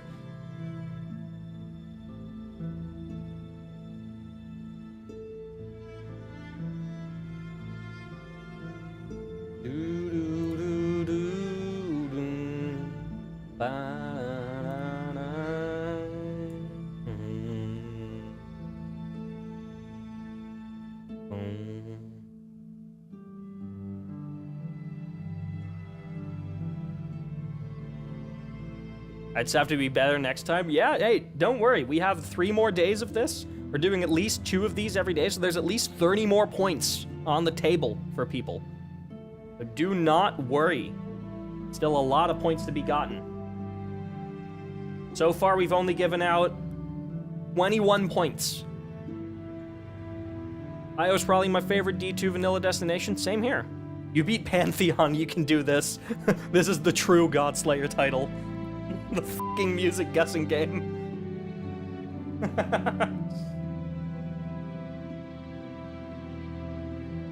I love Yellow Mars. We've been making this joke a lot today, but genuinely for the people that don't know, IO used to be an extension to D1 Mars. It's even like partially in the D1 Mars game files. Like it is there. It was just never used, and they gave it a different coat of paint, and they made this IO instead for D2, which is why they were able to like make 4 destinations for D2. It's also like the EDZ was cut from the EDZ was cut from D1. That was also going to be a D1 destination. So it's why they were able to make 4 destinations for D2, is because like 2 of them were practically already built.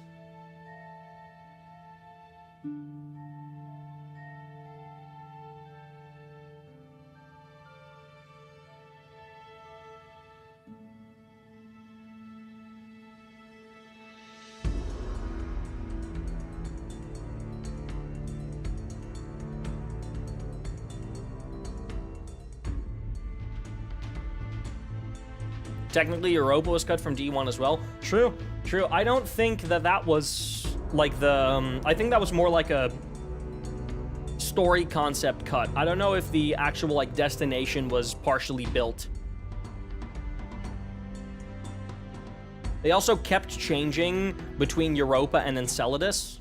Like, it's why the Deepstone Crypt, at some point, there was a lot of lore speculation of that being on Enceladus, but it's kind of because Bungie kept flip-flopping between the two. They couldn't decide which of the two had the Deepstone Crypt on it, because both Europa and Enceladus are icy moons. They're frozen moons. But there's concept art of basically the Europa destination, but it's just Saturn in the background, so that's actually Enceladus and not Europa. It explains it's on Enceladus Cade line. Yeah, exactly. It does.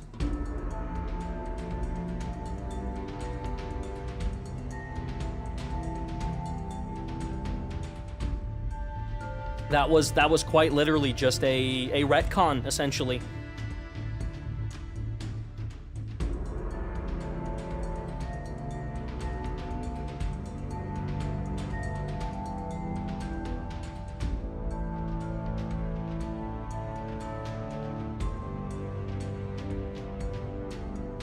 Wouldn't call it a retcon. Yeah, okay, it's not exactly a retcon.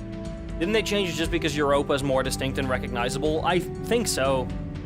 They might that might legitimately be the reason.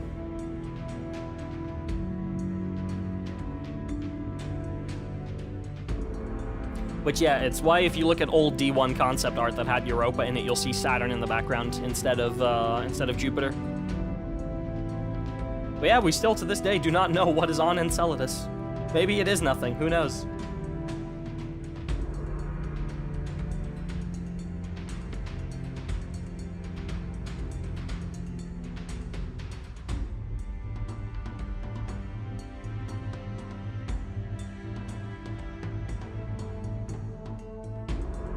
An Aphelion? Oh god. Yeah, he was just doing a bit of trolling. To be fair, he would do that. He would. Damn, wow. People are not happy about the state of play, huh?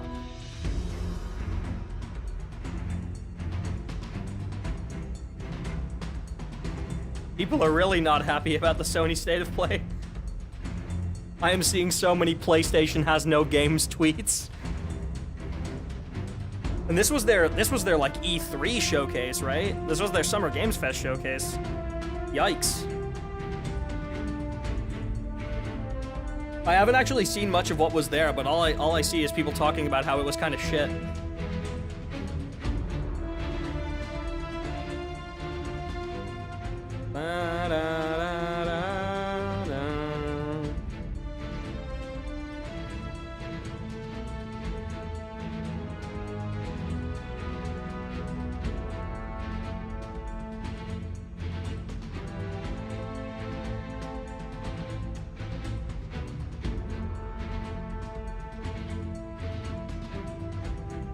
swear I saw the same game like 3 times. Also required you to sign up to PlayStation Network to play single-player games on PC. I mean, yeah. Yeah. To be fair, I feel like at this point, it's very clear that Sony just doesn't fucking know how to do A, PC games, and B, live service. Because they are so out of touch when it comes to putting their games on PC and supporting live service games. Like, they clearly underestimated how important an expansion like the Final Shape is, and how important it is that that does not go out early. Oh yeah, Ikora's a banger. They clearly don't know how important that is if something like that happens. And then also the same thing with, like, suddenly removing your multiplayer game from so many different territories, especially Sony doesn't understand that if people are playing on Steam, they don't want to have a secondary account. The worst thing about Steam games is that they even allow that to begin with. Like, that the Steam game is not the game, but it's a launcher, right? And then you open a launcher and you have to sign in with another account. Just why? Stop it.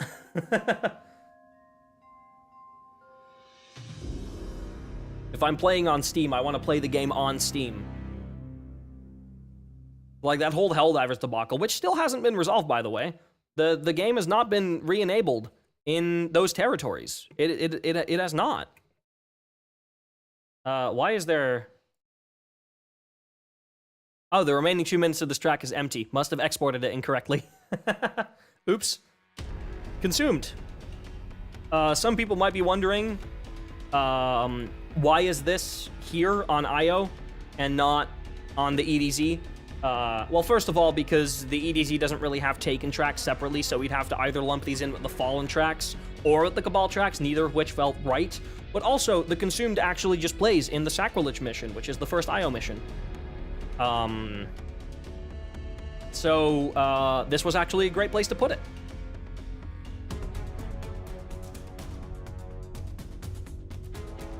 Because this will be the first time that you hear this in the game.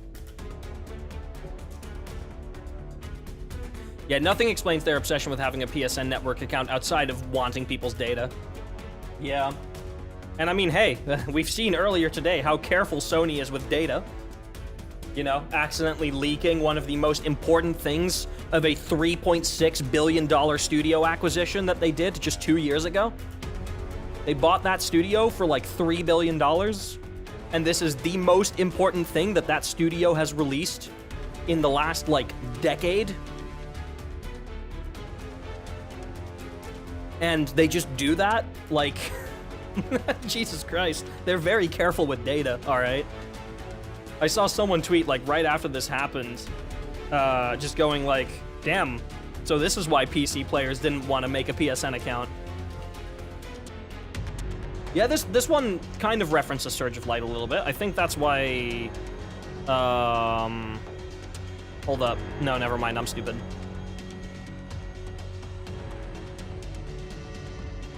Yeah, I'm stupid.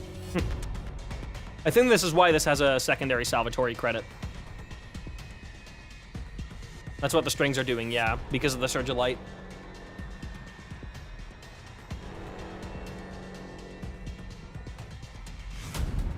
Do do do do do do do do do do. It's last, right?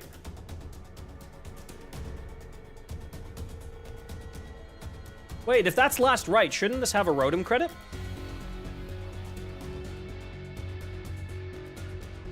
Technically? Because Rotom was credited on last right because it was directly from Forged in Flame, right? That 3-note melody.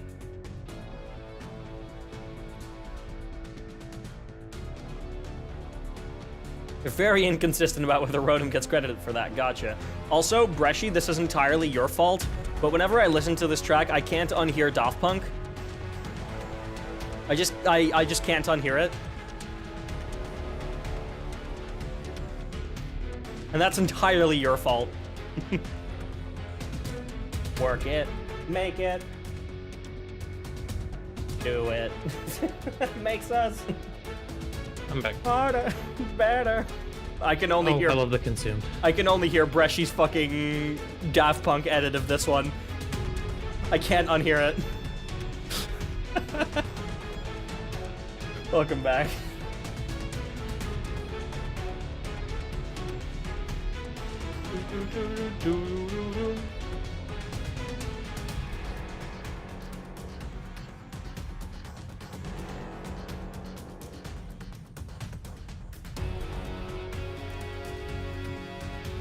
That inner light is so good.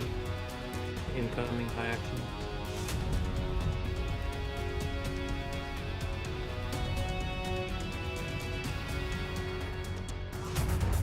There it is.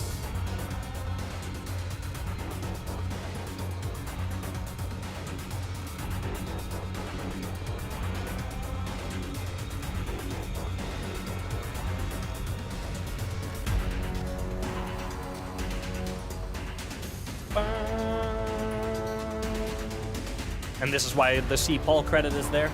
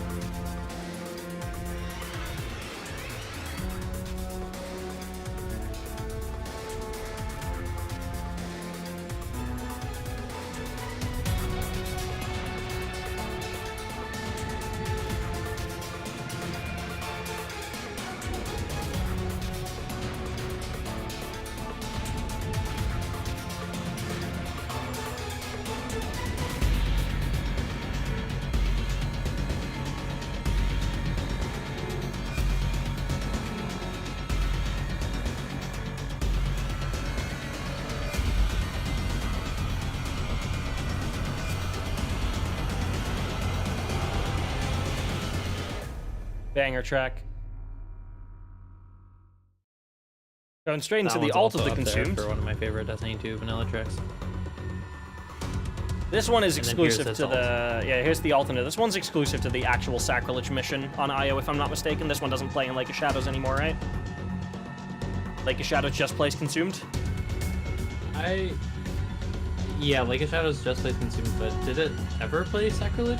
I don't, no, I don't think it ever did. It's just... I don't think Sacrilege plays in the game anywhere anymore. Oh, yeah. Wasn't this used for the Hawkmoon mission? I don't really remember. I barely played that. I forgot there was a D2 vanilla Taken track that was used for the Hawkmoon mission. Yeah, okay, it was. Okay, I'm not crazy. But yeah, that's the only other place that this ever played.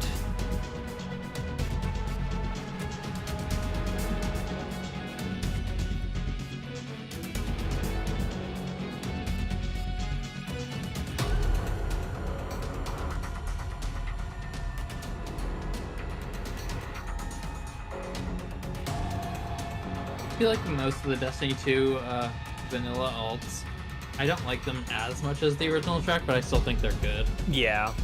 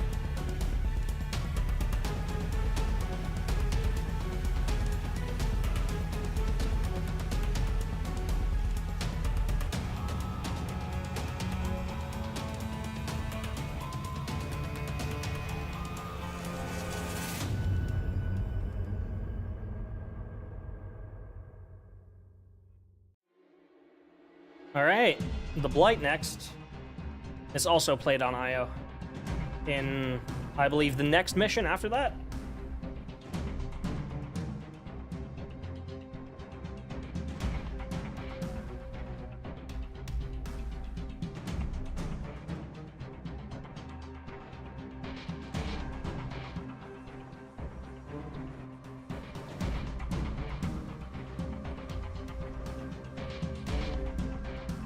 No ambient mixed in, no.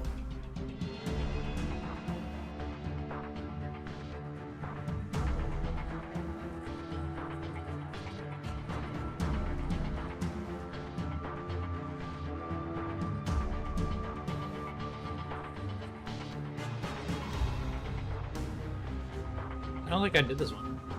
I think it was me who did this one.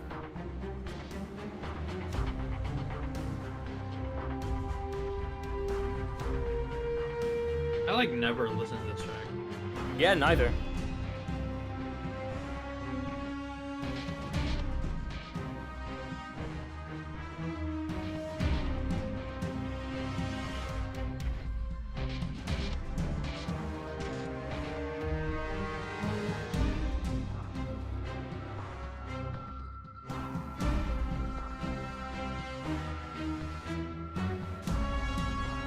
Bum, bum, bum, bum.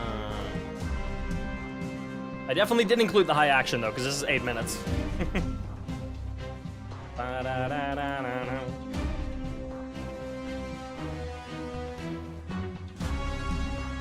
Bum, bum, bum, bum.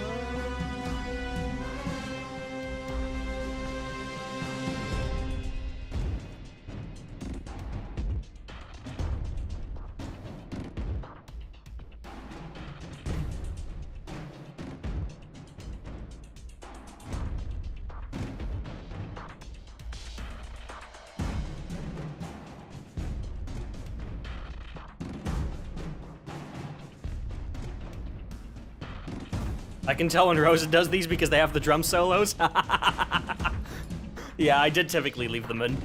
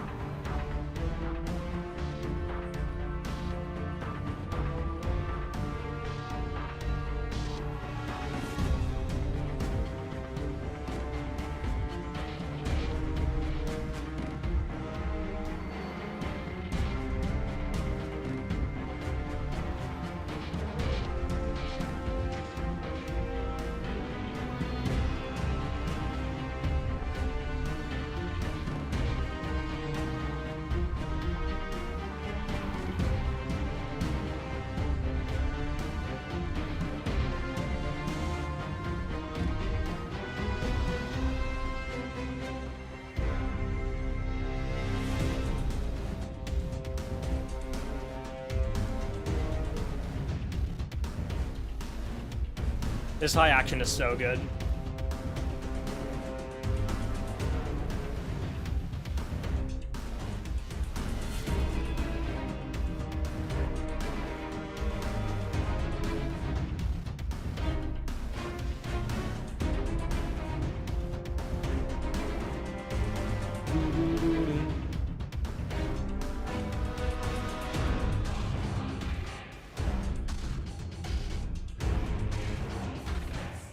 That choir really reminds me of the choir in One Winged Angel from Final Fantasy VII.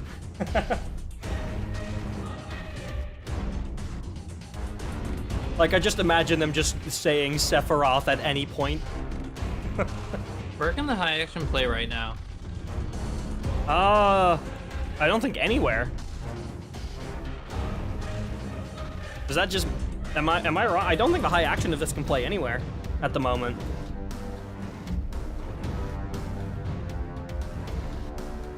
Reshi probably knows that better than I do.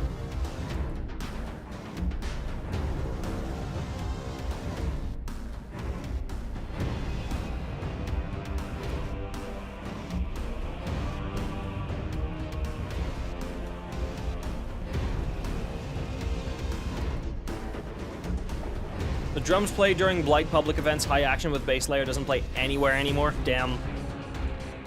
Unfortunate.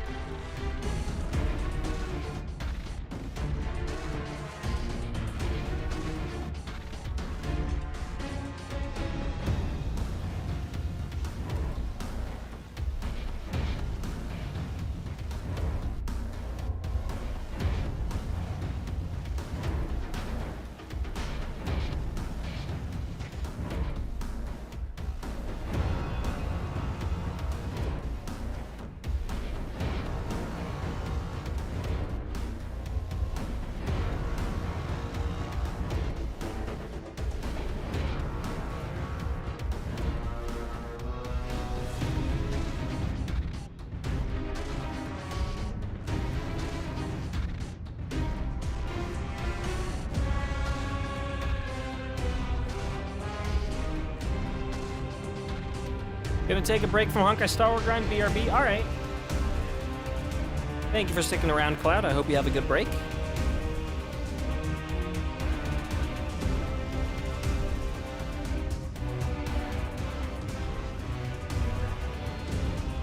we're almost to the actual IO patrol tracks. I did kind of bait and switch everybody.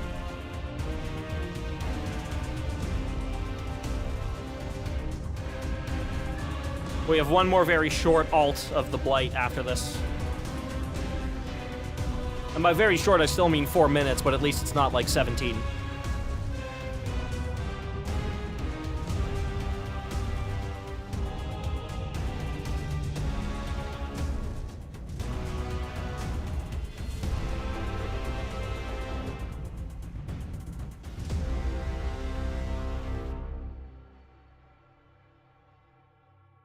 Hell yeah. Lake of Shadows. This does still play, obviously. This plays once you get out to the wall in Lake of Shadows. This is an alt to the Blight. Okay, that makes sense.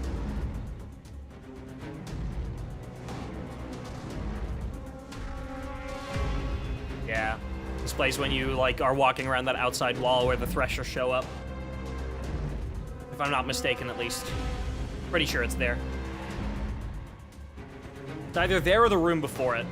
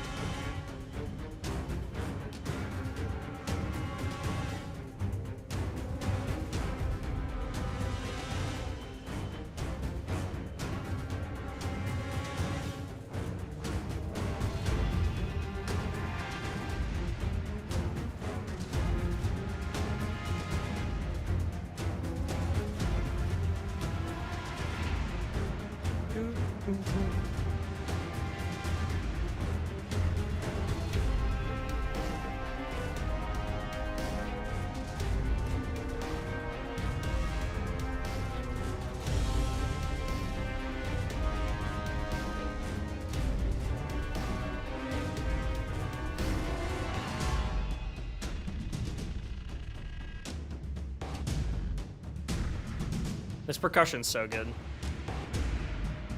Thank you, Rotom. While we fight for reference, yeah, I guess.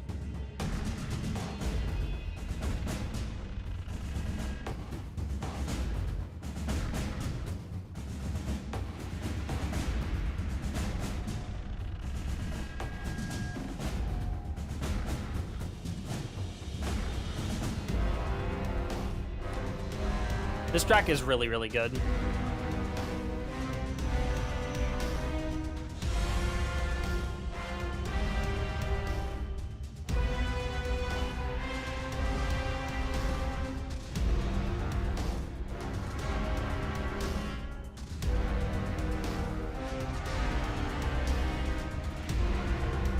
I've returned.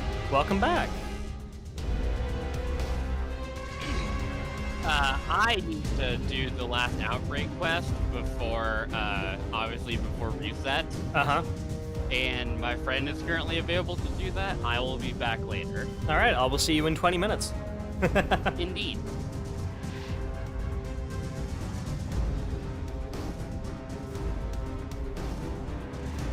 In 20 minutes, also known as in 2 tracks. Because the next one are 11 and a half and 7.5 minutes. Oh, now we're getting to the good part of IO, though. I don't think there is a single track left in the rest of this that I would consider a bad track. Or, like, not, I don't think any of these are bad, but that I would consider, like, a track that I don't enjoy listening to. I think literally every single track that we have from here on out is a track that I massively enjoy listening to.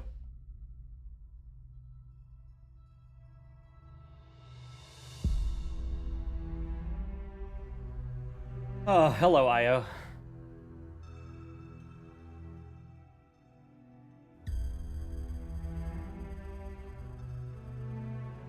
Arms Dealer 2? I like Arms Dealer. I like Arms Dealer. Shut up.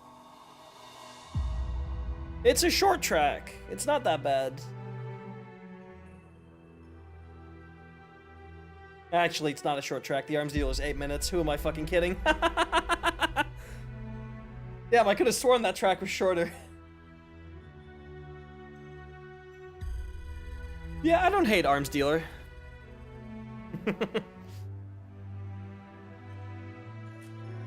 It's just this track is so good. It's not my favorite IO track, though. We'll have that in a little bit, in about 20 minutes.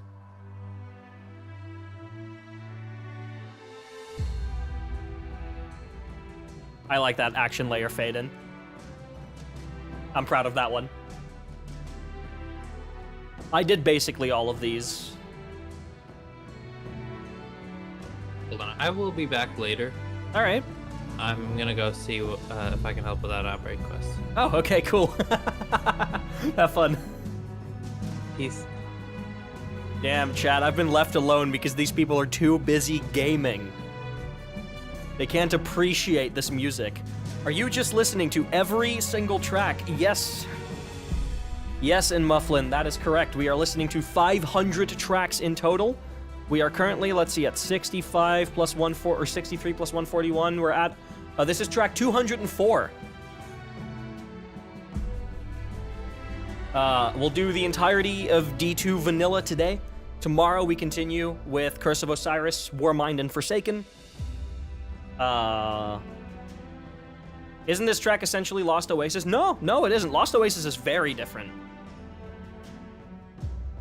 This one's pretty similar to Echo Mesa. I think Echo Mesa is the alt to this. Lost Oasis is the Skyluan music system for IO. Echo Mesa and IO is the Rotom music system. Can't wait to put this on my phone while working and listening. Hell yeah! We still got quite a bit left. We got about 3.5 hours left today of the rest of IO, and then the rest of the Red War.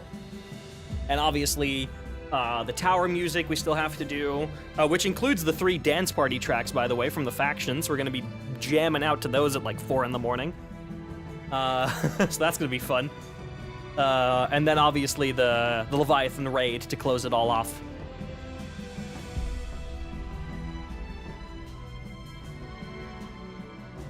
Thank you for the follow.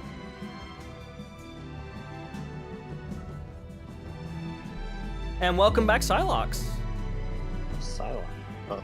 Oh. Welcome back, Bresh. No, everybody, this is Psylocke, the Defiled. Hi. I have been abandoned by both Liam and Owen because they went to do 0 hour. They're too busy gaming. Well, welcome in. Made it just in time for most of IO's patrol music.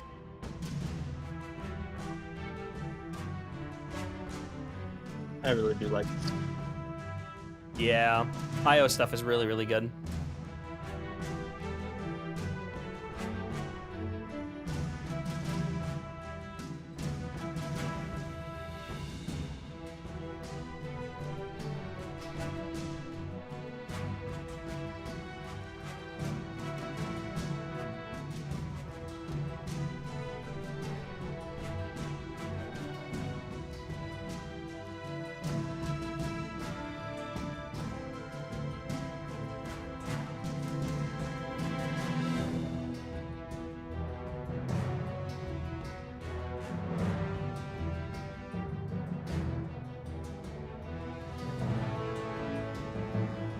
Oh, it's holiday. Yeah.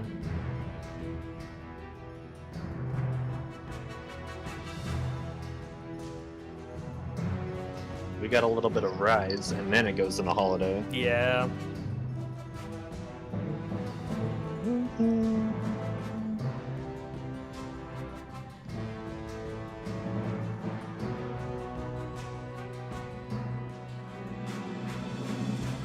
we got the Ikora melody. I love this part so much.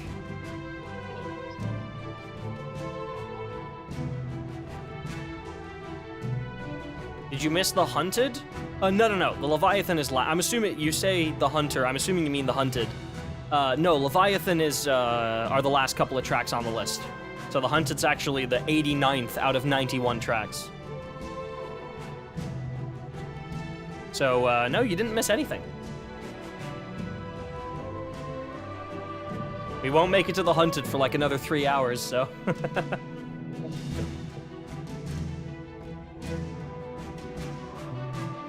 Hello, Guardian. That's a very nice one. Yeah. I just really like how rhythmic and melodic this one is. Yeah.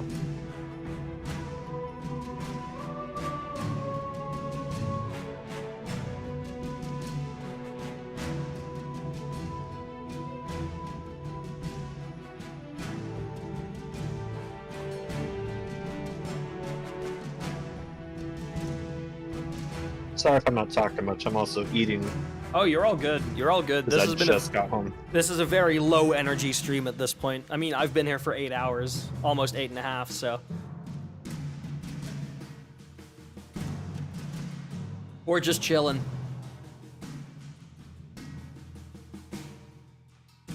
Hunted's like a number 1 or number 2 in D2 vanilla for me. That's fair enough. For me, the number 1, my number 1 in D2 vanilla, unless you include 1AU and Untold Legends, feel like that's... Did you guys do the last city already? No, we have not. The last city is coming up after the Red War, because you didn't have access to it until then. But yeah, I feel like 1AU and Untold Legends is kind of cheating. I would put that as my favorite, but if we don't include that one, because Untold Legends is technically a D1 track, and I don't think 1AU on its own would be my favorite if the Untold Legends section wasn't added onto it. Otherwise, it would be Lost Oasis, which we'll get to in like about 10 minutes. Yeah, just about.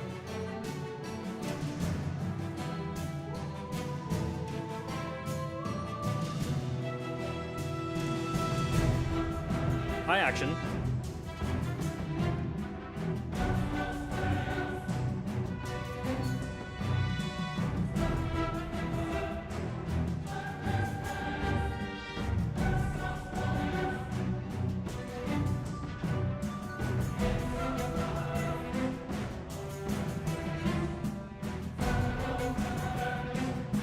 Does D2 Vanilla include Curse and crazy. Warmind? No. We're doing Curse of Osiris and Warmind tomorrow, right before Forsaken. We're doing both of those tomorrow. If we included Curse of Osiris and Warmind, this stream would be 16 hours long. we would be at about the halfway point now, if we included Curse of Osiris and Warmind, which is why I didn't do that. Because those two expansions together is like already 4 hours. Sorry, Brescia, you were saying something? Oh, I just think it's crazy that this track hasn't returned in any form since the IO was altered. Like, not even in a cutscene, not a hybrid track, or anything. Yeah, it's never been used again, right? Yeah. God on Mars is up there with all my favorites. Hell yeah, God on Mars is very good. We'll be hearing that twice, or, well, technically we'll be hearing it once, but we've split it up. For the Warmind track list, we felt like we couldn't not start it off with a God on Mars, but it felt weird to immediately include the boss theme there too, so we're only including the boot flow version of a God on Mars at the start, and then we're capping off the campaign with the actual action and high action from the boss fight.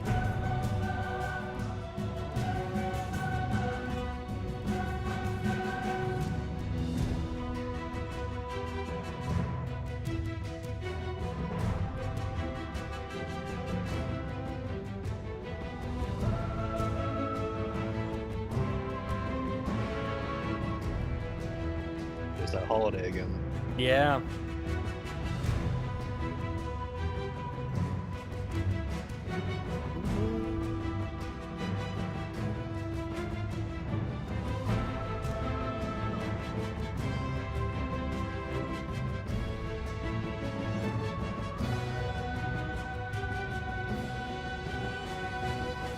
And then we bring back the IO main theme. Oh, it's so good.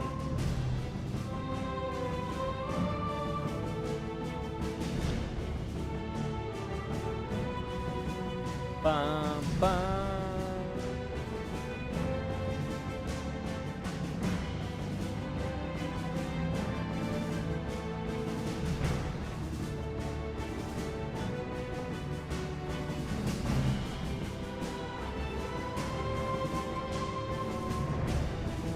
When is the next guessing section? We're not doing another one of those today. The next one will be tomorrow. We've already done 2 today. We do 2 every day.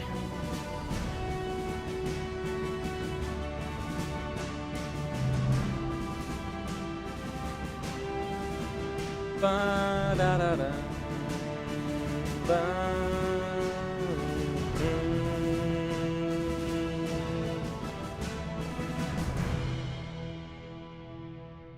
Fantastic I track. just realized the horn at the end was doing the. Dun, dun, dun, dun, dun. It's Yeah. like a.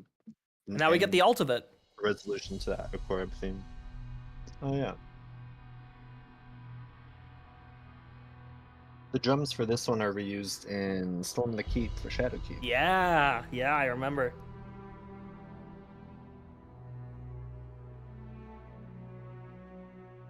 It also sounded very close to the Shadowkeep melody as well for a second. Yeah. Oh my god, is Echo Mesa a cut Shadowkeep track?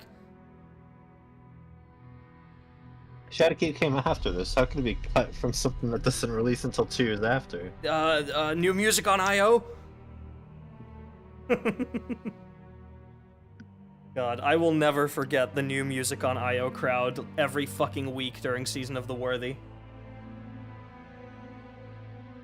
Hey, they were right. They were just a season early. They were just a season early, yeah. I will always find it funny how horrifically incorrect this community is about Destiny's music all the time. It's annoying at some point, but like, I mostly just find it really funny. Why were people so dead set on IO having new music? Was there a leak or something where people were like, IO is being vaulted or IO is gonna have pyramids? I think the IO was the first destination that the pyramids like went past on that little display in the Seraph bunkers. So that's why I think people just wanted to think there was new music on IO because the pyramids were arriving or something like that. And then the one time when there was actually a music change in the tower when the Almighty event started, it took people like 3 hours to figure it out. Yeah.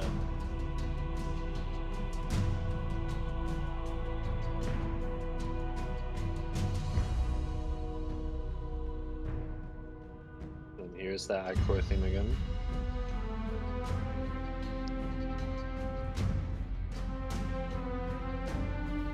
Every time a soundtrack comes out, yeah, like Michael Salvatore cooked with this one. And trust me, he did. He did cook with this one.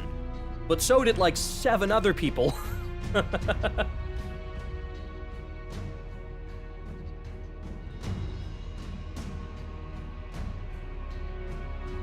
Michael Salvatore, composer of Deep Stone Lullaby, right? People just read the name Michael and then they stop.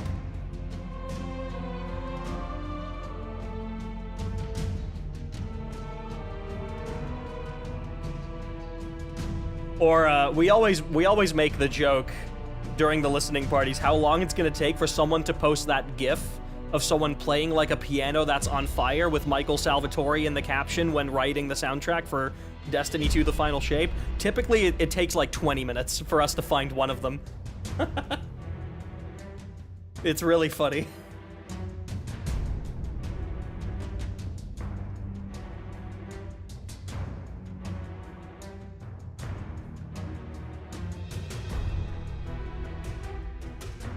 And also just like, I used to be one of those people who like tried to correct everyone everywhere when I saw wrong information about it. But I just stopped because people do not accept that correction. Like, it doesn't matter who you are. It doesn't matter if Bresci here, the person who has literally archived every single piece of Destiny music ever made.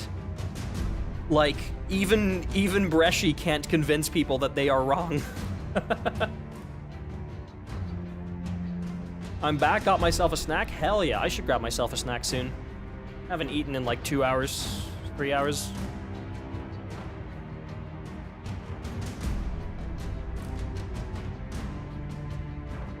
But I can't go grab a snack now because my favorite track of the entire release is coming up in like 3 minutes.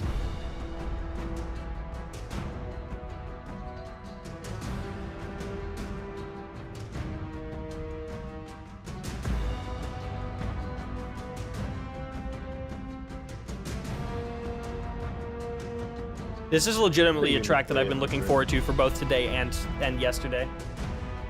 Sorry, what was that, Bresci? It's a really unique way of using B-Brave they're doing there. Yeah.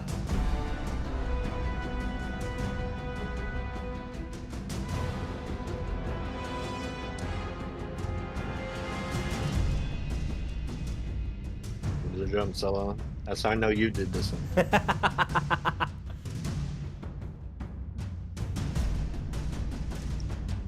I think they're like good at like breaking points in between segments. And Yeah. also because I don't, for most of these tracks, I didn't have like the full tab output. I just had like the files from the archive directly. So it, if I had to cut them, like I could, but it would flow slightly less nicely because I didn't have the original in-game files. I just had the assembled ones. So that's what I had to work with. I don't think they should be cut anyway. I don't Yeah. agree with removing them. And sometimes if there I was could- like a transition that the soundtrack did that I really, really liked, I quite literally just spliced in the soundtrack version for like 20 seconds. Yeah. I can see why taking out the drum solo could make a listening experience better for like a listening party, but Yeah. I like listening to the tracks as the composer wrote them, and Mhm. wrote them meant for those drum solos to be in there.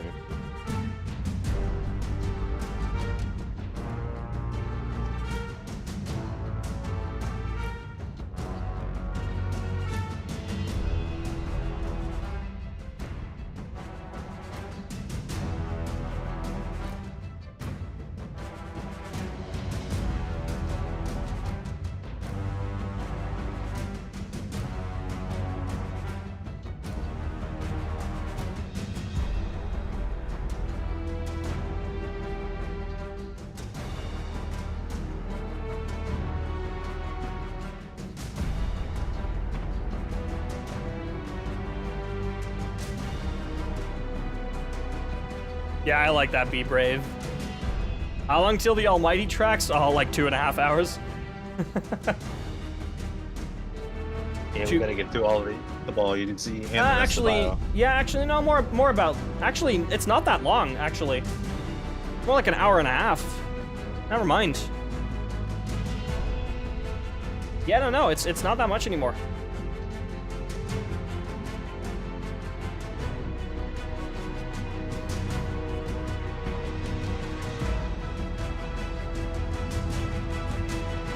All right, chat, are you ready?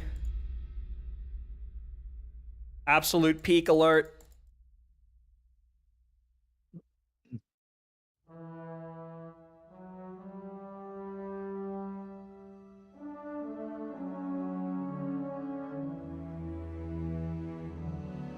Oh yeah, it's only an hour and 13 minutes until we get to Forge Ahead. This is my favorite You track said- in D2 Vanilla. Yeah. Is there any particular reason? No, I just really like it. I It act is like really good. Io was one of the only planets that I actively went out of my way to do adventures on, and I would constantly reset, like loading into Io just so I could hear this action on Io. I would do that so often back in the day. And I don't know why. I just really like it. There's no reason for it.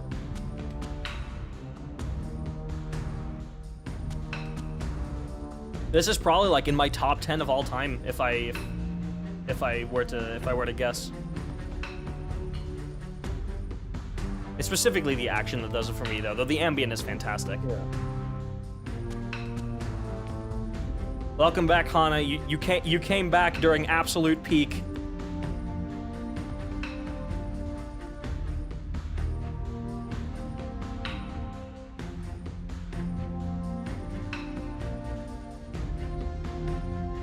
You know what? I'm finishing my first bottle of apple juice to this song.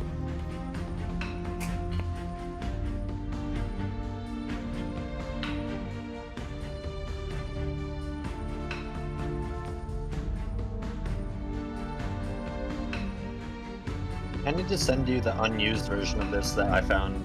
There's an unused version of this?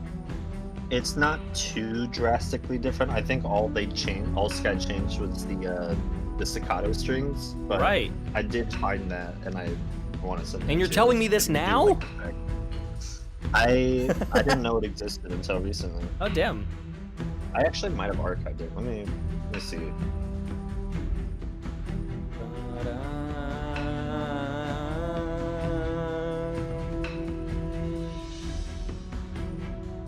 Right, here we go.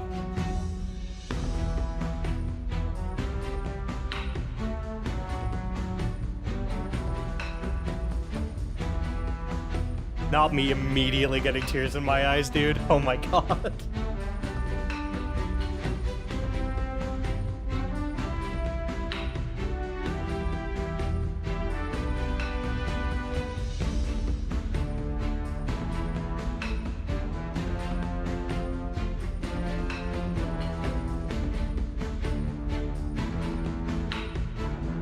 If I DM this to you on Discord, it's not gonna mess up the stream. Yeah, no, go for it.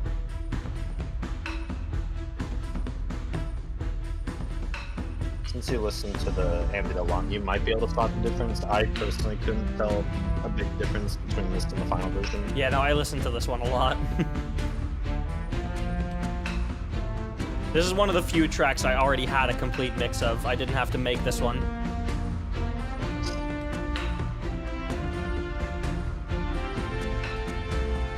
I just really like the way Sky's track split up.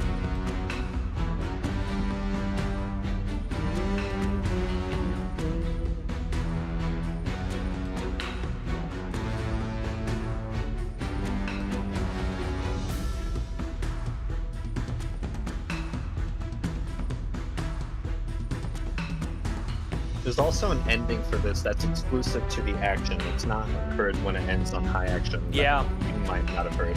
Yeah, no, I They have can heard do that it. one. Okay. That one was always interesting because it sounded like an ending to an ambient, not an action.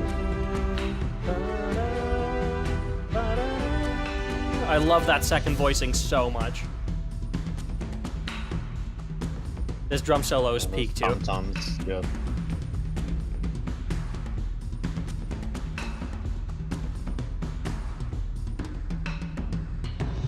I love that drum fill so much into high action. It's so good. It's so fucking peak, dude. It's so fucking peak.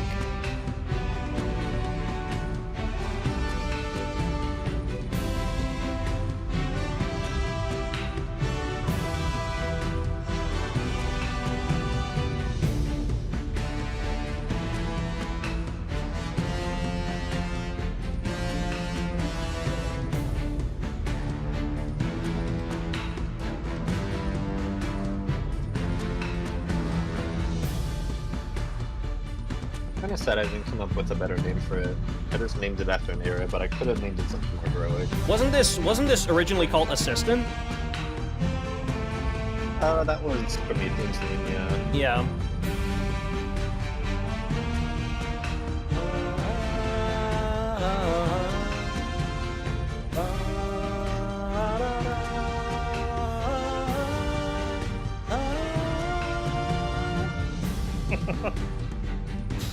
This track just makes me ascend. It actually does. I'm so sad this is like one of the shorter IO tracks.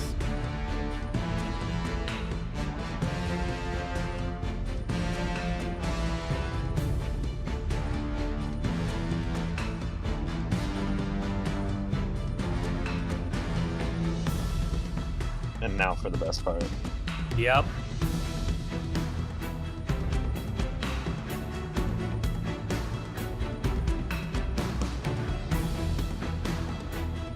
It's tracks like these where you can truly tell that Sky is a drummer. Yep.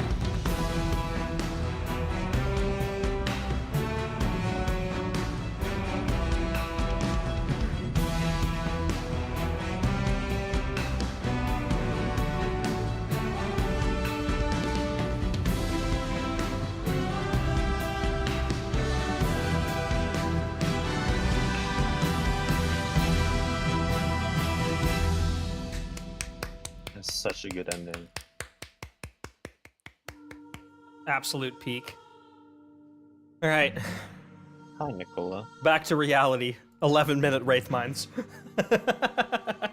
No, this track is good. I like this one.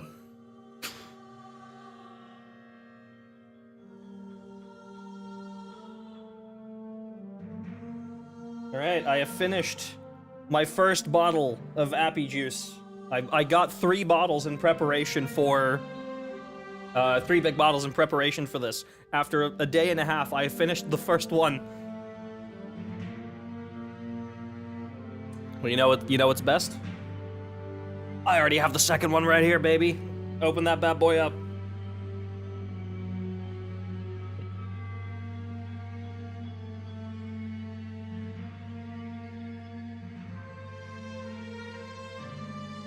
Oh, that's good shit. All right.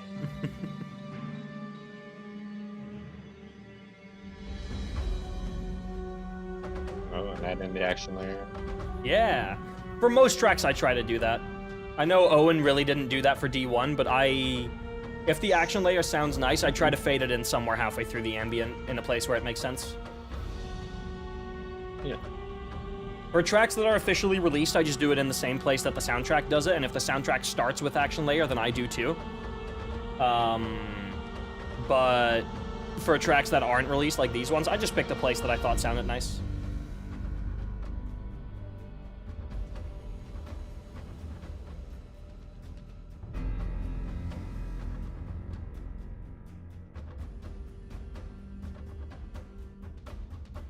I need to listen out for the Ikora theme because I don't think these two had it. Lost Oasis didn't, no. Not Lost Oasis, the 2 Nicola ones. Like this. Oh, and the Wraith next one, Mines and I'm gonna Cradle. try to listen out. Yeah. I'm gonna try to listen out for the Ikora theme because I don't think these have it.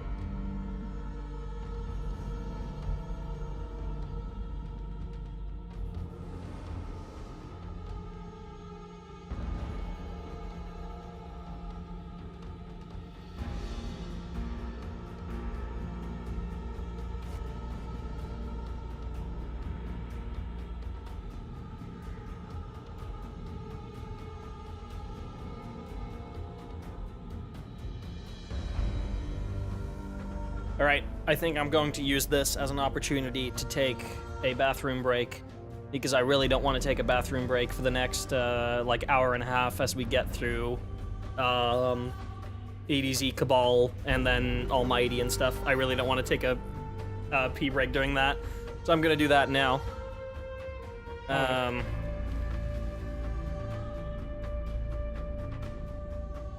Let me quickly put some silly little text over my head. There we go, make that a little bigger. And I will now disappear. Poof.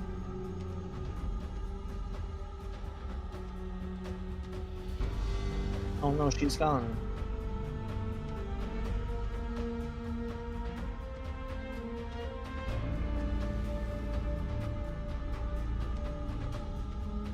Just waiting for the action to kick in on this one because it has some really cool stuff.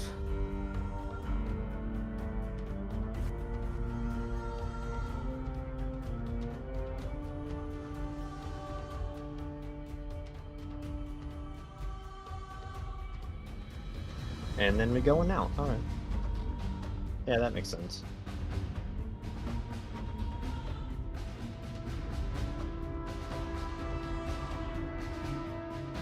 Rosa doesn't even play Hunter. I don't know how a Titan is dodging going into his... That is witchcraft.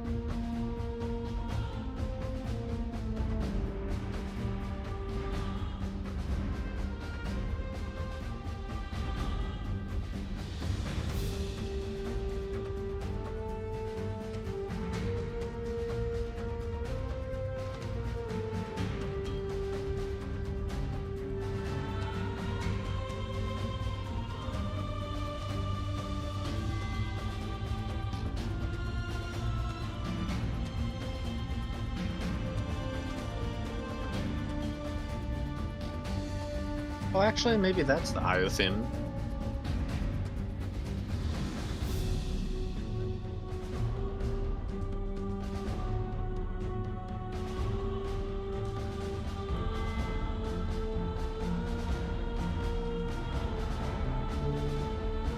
Actually, yeah, I think that is the Icor theme. I've never realized that.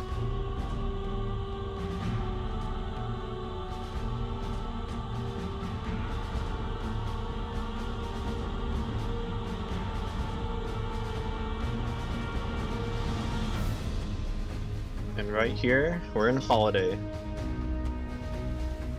you don't know what Holiday is, it's another D2 vanilla track. Kind of referenced all over.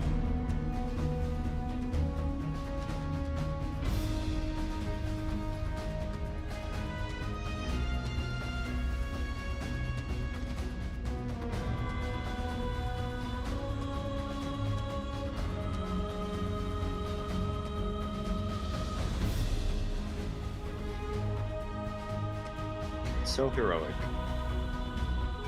This is why I like Destiny music, stuff like this. Just makes you feel like a guardian. The heroic stuff in these tracks just make you feel like you can tackle anything. It's super motivational, that's why I love it.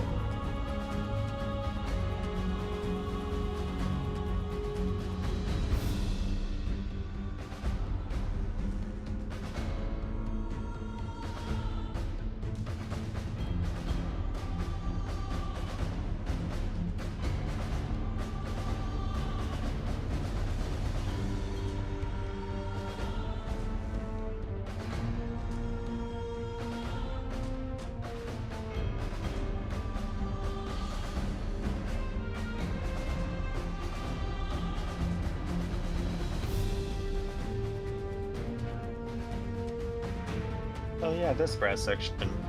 This is also in the high action that we're about to hear.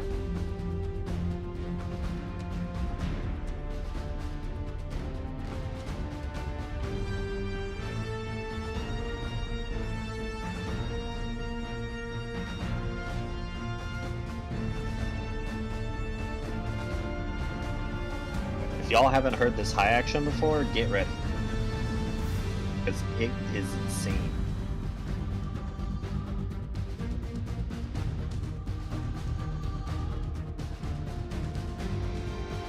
And if you like Be Brave, there's a lot of Be Brave to listen to here. And look, there's even a guitar. You know Destiny track's cool and it has a guitar.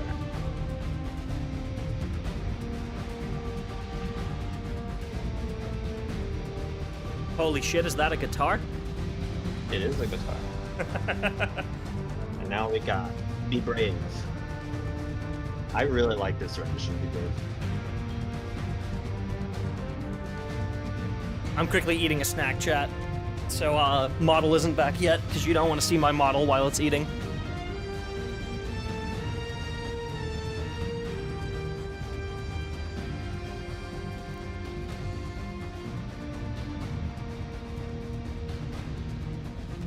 I got me some chocolate.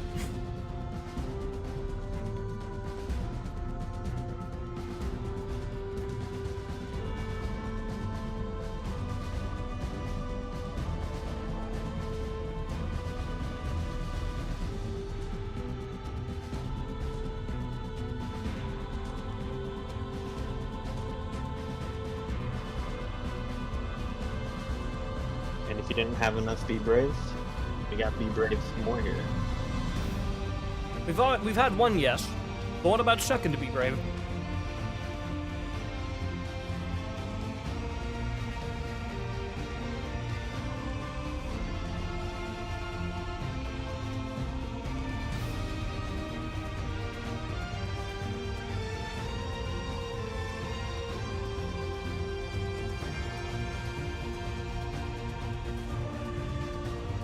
And just in case that wasn't enough, here's a third Be Brave. Holy shit. We've had two yes, but what about third to Be Brave?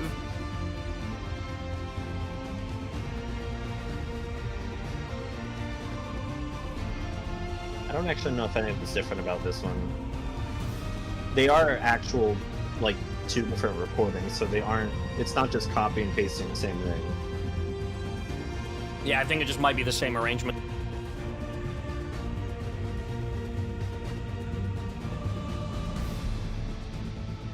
Imagine if there was a fourth one. That would have surprised me.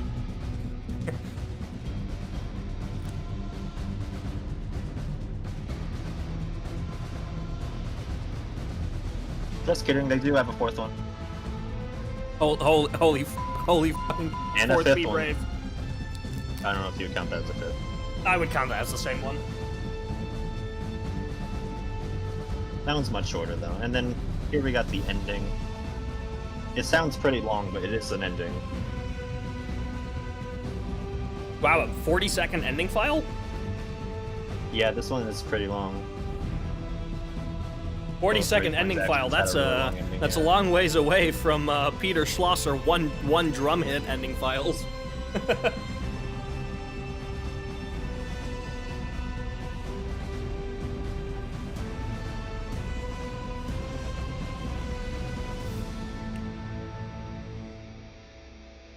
And then the guitar feedback. And that's the arrangement. Holy shit, VTuber return. But we're not done with this group. Nope. Because we got the all. Guys, you guys want to have a fifth Be Brave? I don't actually know if Be Brave is in this one. Maybe.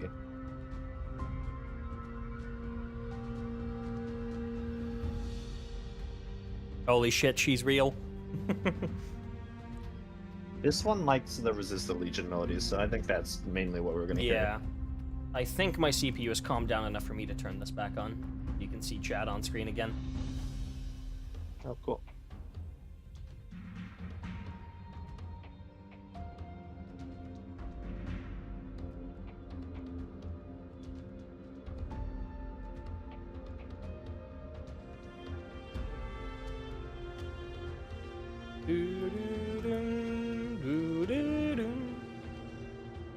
Not there yet. God damn it.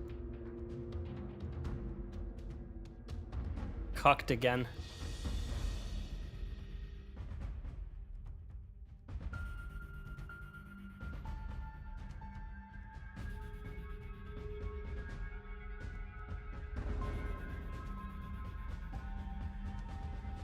The Graviton forfeit Invis finally wore off. We can see her again. I know you're a Titan, but it works better this way. No, I used Rat King. Don't worry about it. Hey, Assassin's Cowl will be available to every class on Prismatic. Where does this play in game? This is just an IO Patrol track. Or if you play PvP, you might have heard this in the Javelin Yeah. for Crucial map. Yeah, you will definitely have heard this in Javelin.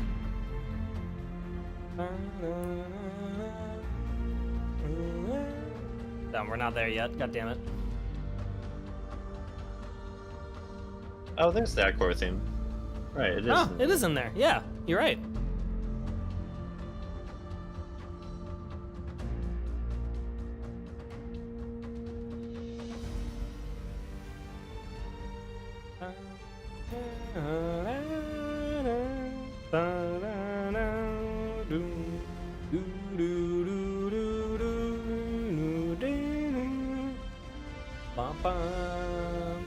And there's that Be Brave B melody.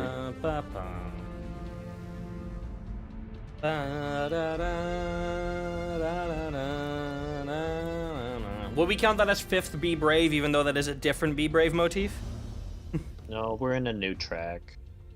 I would count that as the first one. I mean, this is part of the same group. Yeah. You're a buzzkill. Just give me Well, fifth Be Brave. we can't start counting Be Braves. Oh, listen to Ikora. I don't know what instrument that is. It sounds like some kind of like Celeste or something like I that. think Celeste, the mountain game. Holy shit. Is that what the instrument's called, or is it called something else? No, it is a Celeste. Oh, okay. I thought I said the wrong one. No. Oh my god, guys. Pride month in like 22 hours. At least where I live. I'll put a little pride flag in the overlay somewhere. I'll hide one for tomorrow once it hits midnight.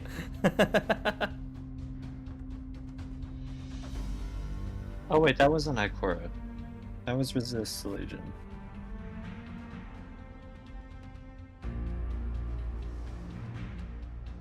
Yeah, I'll need to find a place to hide a pride flag. Oh, I know exactly where to put it. Oh, that's gonna... Okay, no, I have a banger idea, actually. I'm not showing you yet, but I have a banger idea for where to put it.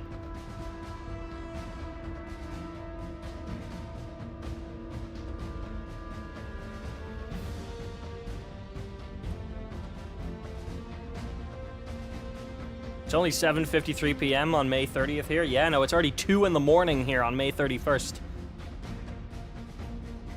The joys of being a European streamer with mostly an American viewer base.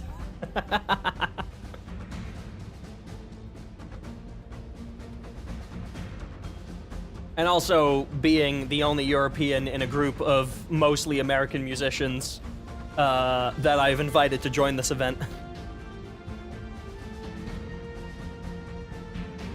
Hooray. Because, like, I don't think any of you would be happy if I started this, like, 5 hours before reset. Well, I just wouldn't be able to show up. I wouldn't be unhappy. Yeah. I guess I'd be sad I wouldn't be able to show up. Yeah, and finish. exactly.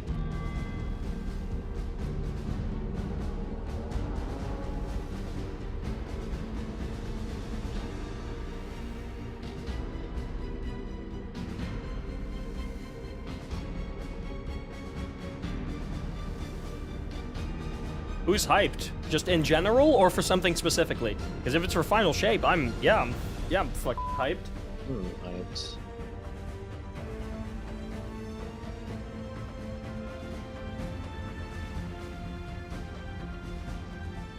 I actually really, really love this track. I think I prefer this over the Wraith Mines.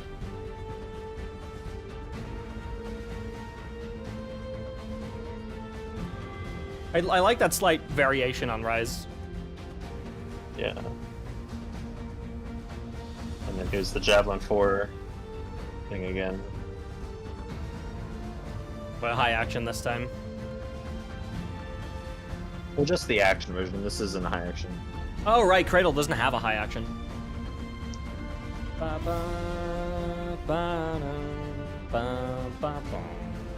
Be Brave number 2? Yep. Or this? I don't know what we're on. I don't know. This is why I didn't put motif counters on screen, is because at some point we'll be 9 hours into a stream and I'll be like, I can't hear notes anymore.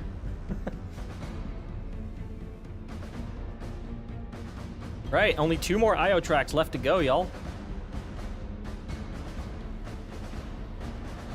And they're both from a strike. Would it be controversial to say fan favorite strike? Or at least one of the fan favorites from D2? Because it sure is one of mine. Which strike? The Pyramidion. I like that strike. I really enjoyed the Pyramidion. Speaking of. Yeah, exactly. That's what I mean. Oh, interesting. We don't have Genesis Mind before here. No, we have Pyramidion first and then Genesis Mind, because you hear Pyramidion first. That makes sense. Yeah, just a little bit over an hour until we get to Gaul. Hello there, Liam. How was your hour? Hey, welcome back. It was good. We finished with 0 seconds on the timer. Yeah. It was legend. That's usually how my legends end also. Like, it always ends with like a minute left. Yeah. Fluffy, you mean Festering Core? What music played in Festering Core again? All IO destinations that could play in Festering Core. Yeah, I figured. Was there a specific track for the boss? Nope.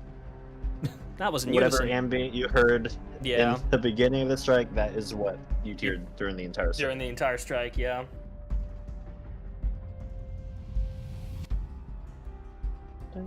There's Ikora. Yeah.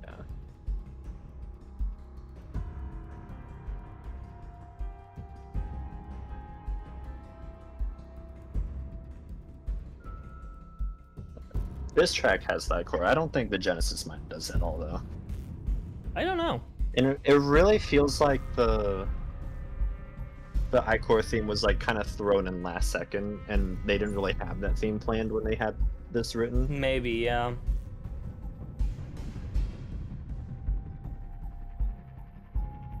I love that little ticking clock. Okay. I know I just got here, but I'm gonna go get some snacks. Yeah, go. I mean, go for it, man. Dang, Le- everyone's hungry. Dude, Liam and I have been here for 9 hours. Liam has taken a couple breaks. I know. now. I'm not complaining. Don't worry, everybody better have like snacks ready at the desk for the final shape listening party, because I don't want to do like I want to do one intermission in between disc 1 and 2, but I don't really want to do more than that, preferably, because like we're gonna have a lot to talk about each track. If it's anything like last year, like the listening party will be twice as long as the soundtrack. Enough for action. I love U6A transition.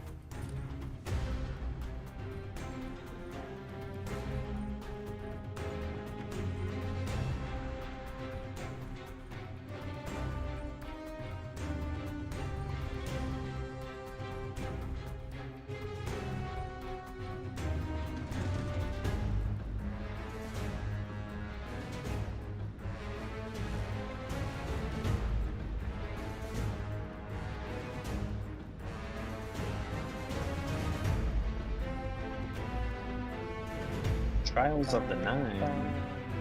Right, yeah, I guess, yeah. This did play in Trials of the Nine.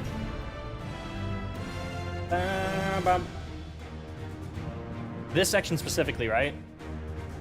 Pretty much all of these had a string-only version that could play Right. in Trials of the Nine.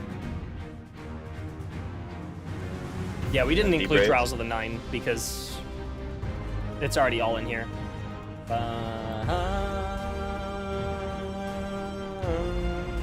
Very good rendition of Be Brave.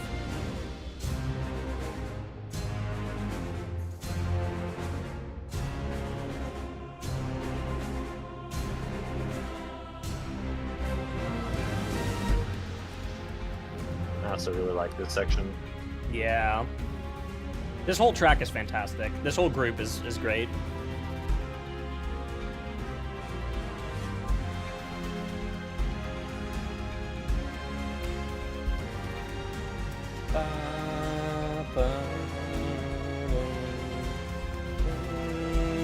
I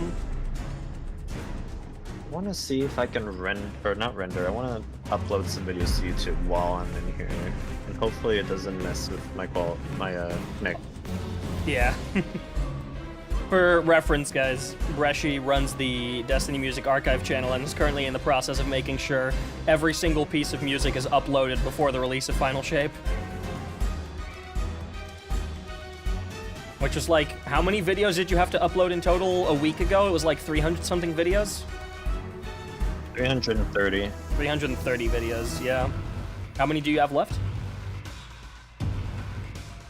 I have 97 I still need to upload as drafts. Okay. And then in terms of how many drafts I have currently, let me just check. It's probably a lot.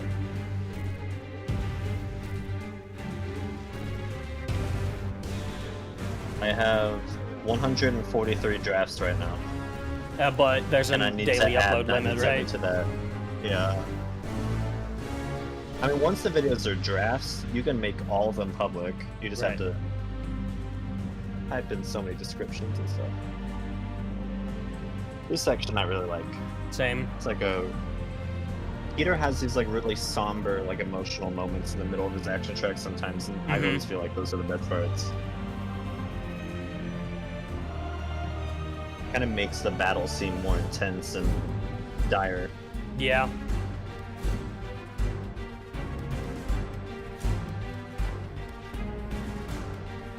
It's the same in like Eater of Worlds. You have that like very, like, almost heroic and melancholic section.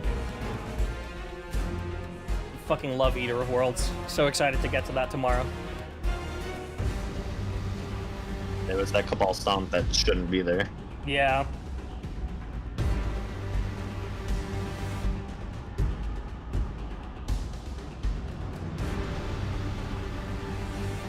Alright, well, chat, I hope you liked this track. Because this is essentially only part 1.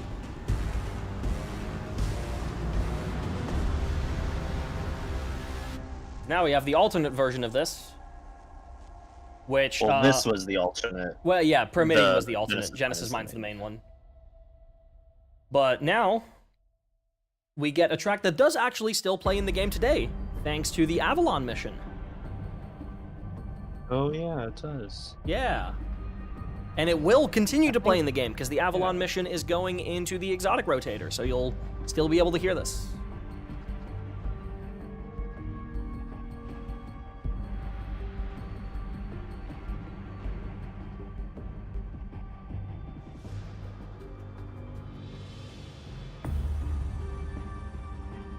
Well, I don't think you're able to hear the ambient. I do think it's just the action and high action that you can hear. Actually, I do think the ambient plays. I don't remember where.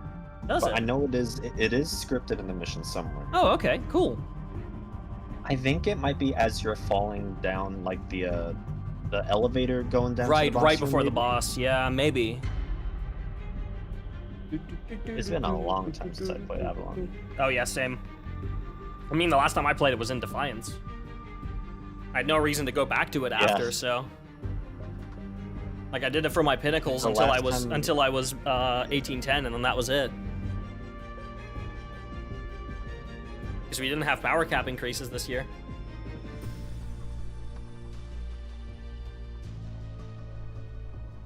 What do you think of the power changes they're making in Final Shape?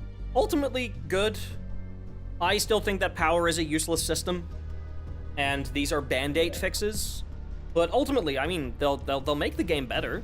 They'll allow more people to participate in content, make the power grind less necessary for a lot of the game's content. I just don't understand if, like, Nightfalls and all that are already at a locked power level, right? Master is always going to be at -20, Legend, or I think the names now are different. It's like Expert and something like that now.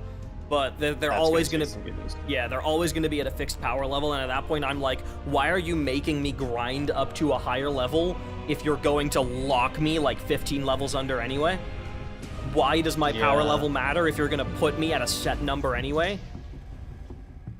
So I do think that power is ultimately obsolete, but I understand that it needs to be in the game to have some sort of number go up that isn't just your artifact. But, like, I hate artifact power. I think artifact power is stupid. I'm back, and I agree. Like, GMs right now are in such a good spot. You only need to get +5 power above your pinnacle to be able to enter GMs at the highest possible power level. And they're changing that next episode to be at, you need to be at pinnacle power and +15 to have maximum power in GM Nightfalls. But then they're making GM Nightfalls easier because they're now changing the delta to -20 rather than -25, which I think is just stupid.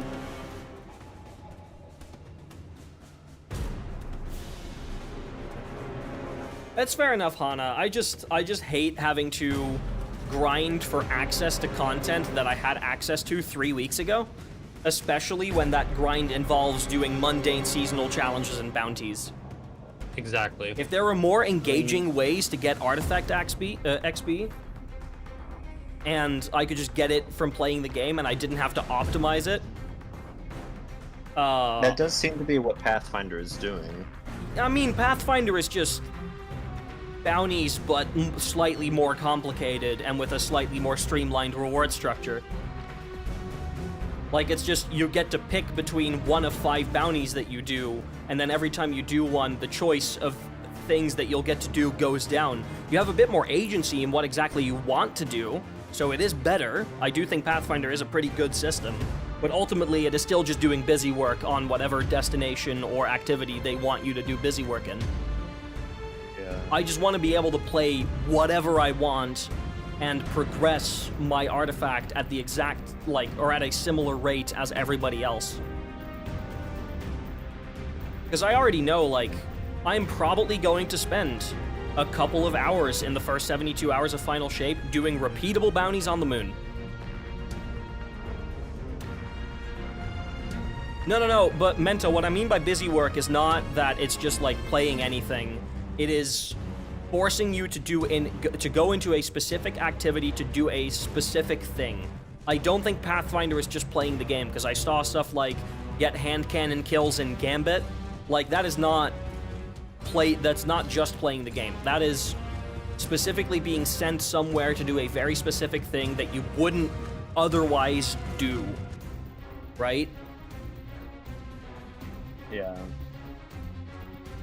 I do think it's a better think system. I'd say the further you get along the Pathfinder, the more limited your options are going to be, and the more you're probably going to be forced to do something you don't want to do, like Gambit or Crucible. Yeah. And they also said during weeks where there's a reputation increase on one activity, that activity will be more prominent in Pathfinder, so good luck finishing them up when the current weekly activity with increased reputation is Gambit. Maybe Gambit will be fun in Final Shape. Yeah, right. With Prismatic? Yeah, right. I'm sure Prismatic won't release Broken or anything. Oh, no, it will. It can't be that much worse than Stasis. I don't know, man. I'm expecting PvP players to complain so much that Prismatic gets nerfed into the ground. I expect Prismatic to be entirely unusable by the midway point of Episode Revenant. I just want them to give us every ability in the game in Prismatic eventually. I think that is where it's headed. Same. I do think that the ultimate end goal with Prismatic is to kill subclasses. Just subclasses will be no more.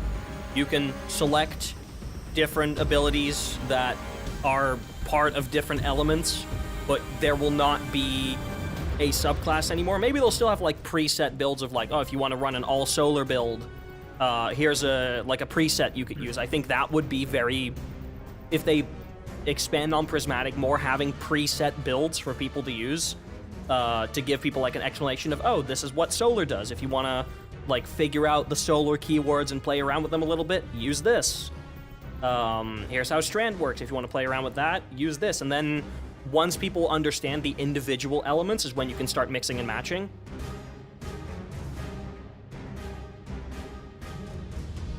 Once we abolish subclasses, we need to abolish classes.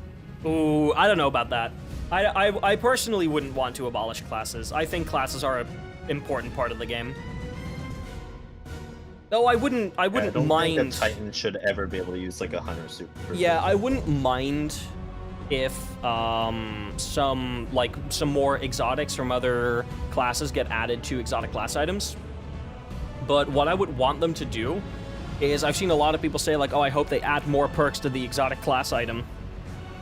But what I want them to do is treat exotic class items like weapons, and every single episode release a new exotic class item that has a new set of like 8 perks in each column. And sometimes some of them will repeat, some will be new, but it's not that like there's this one class item that they keep adding new perks onto so that eventually every single perk will be available on it. No, it's that every single class item is good at a couple specific things, and depending on the type of build that you want to run, you're going to have to run different activities to get that one class item, right?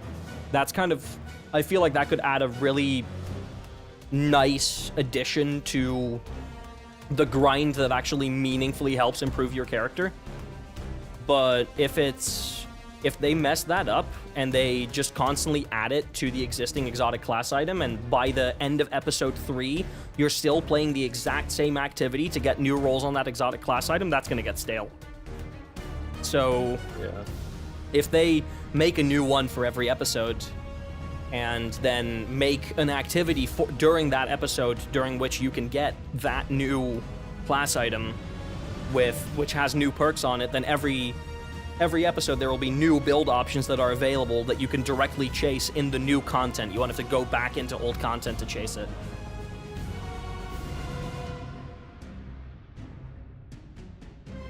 Yeah, no, I've been a PvP and PvE sandbox separator for literal years, and I say that as a Titan main, which makes sense, because the amount of times that Titans get, like, defensive abilities that are pretty decent, that immediately get nuked, like, people are still asking for a Bastion nerf on Void Titan, and for PvP, like, I can understand why they want it, but every time they nerf Bastion, they also hit it in PvE, and it's a practically unusable fragment now.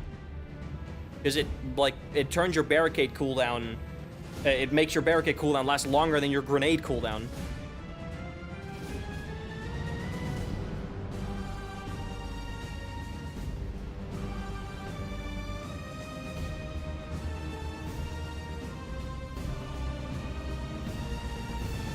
Looks like we're done with Genesis One. We're done with IO in general. IO is over. Time to go back to the Back EDZ. to the EDZ. Hey. Can you imagine how angry people will be if you can't put ornaments on the exotic armor piece? Yeah, if the exotic class items can't take ornaments, that's gonna hurt. Everyone's gonna look the same on Prismatic. There's no way they would do that. No, probably not. Then again, Who knows? There's no activities in the game that load you like with the Tangled Shore loading scheme, right? Prison of Elders. The Word of Nothing.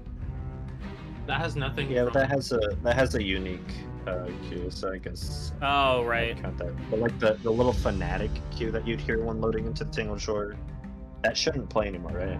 Yeah, aren't they bringing back the 2 Gambit maps, by the way, in Final Shape? Did I just completely dream that up? They're bringing back one of them, but not the other. I think they're bringing back the Dreaming City one, but not the Tangled Shore. I think it was the Tangled Shore map that they were bringing back. Let me... I can look it up. Oh no, Final Shape is set to bring back the Cathedral of Scars map. Okay, so the Dreaming City map is coming back with Final Shape. I do think that's the better map, so...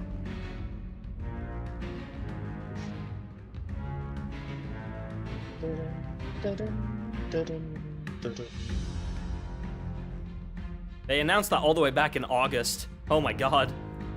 Yeah, it was so long ago. That's why I was like, are those Gambit changes even happening anymore? Yeah, they haven't talked about them at all, so I'm assuming they are, but... Also, they added a new enemy faction right after they stopped support on Gambit. Like, can you imagine Gambit with Dread? Yeah, I would love to if they added the Dread to Gambit. I just don't think they'll do it because people are not going to start playing Gambit just because they did that. Yeah.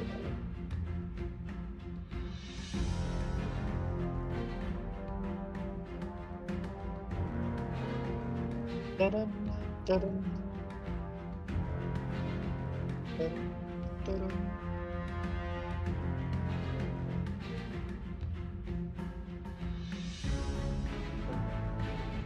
Bum, bum.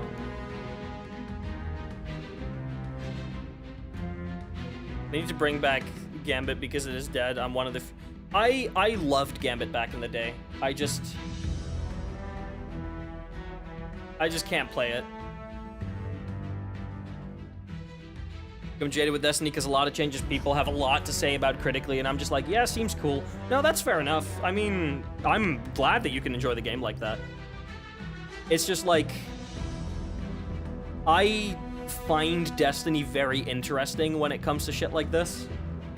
Because, like, it is such a complicated game to make, right? People often grossly underestimate how complicated Destiny is to make and maintain. But it's why I'm not calling any of, like, the changes that they're making bad outright. Like, I'm not saying Pathfinder is bad. I'm just like, I wonder why they went with developing something like Pathfinder when it is essentially glorified bounties in a streamlined process. Which people are not always happy with bounties. Maybe Pathfinder will be different. They are attaching more meaningful rewards to it. Like, you can get an exotic, you can get a Pale Heart exotic from doing Pathfinder. So they are adding more meaningful rewards to it, and it could genuinely be pretty nice. But I'm like, when there has been such a fatigue on bounties, why is that the decision that they made? And they probably have a good reason for it, but I don't know what that reason is, and I like speculating what that reason could maybe be. One reason I think they might have is so that people aren't stocking up on bounties. Like, maybe they just want to move away from that. Yeah, That kind I of think prep. they eventually want to get away from bounty prep. But in my opinion, is if they want to get away from bounty prep, they should stop. They should stop doing the seasonal artifact the way that they do. because, especially now with Final Shape, you cannot expect people to get to season rank 42 in 72 hours without bounty prep. If you want all 12 artifact mods, you need season rank 42, and that's if they don't change it, which they said they're changing how quickly you level up your power level with the artifact. They're making that a little bit slower, they said, to compensate for the fact that the season, or that the episodes are 4 months instead of 3 months now. But my question then becomes, how are you expecting people to get that high when there's only 72 hours to prepare for the raid? Like, I've prepped like about 15 bounty ranks, and I know that I'll probably have to do some bounty farming during those 72 hours to make sure I have all my mods unlocked.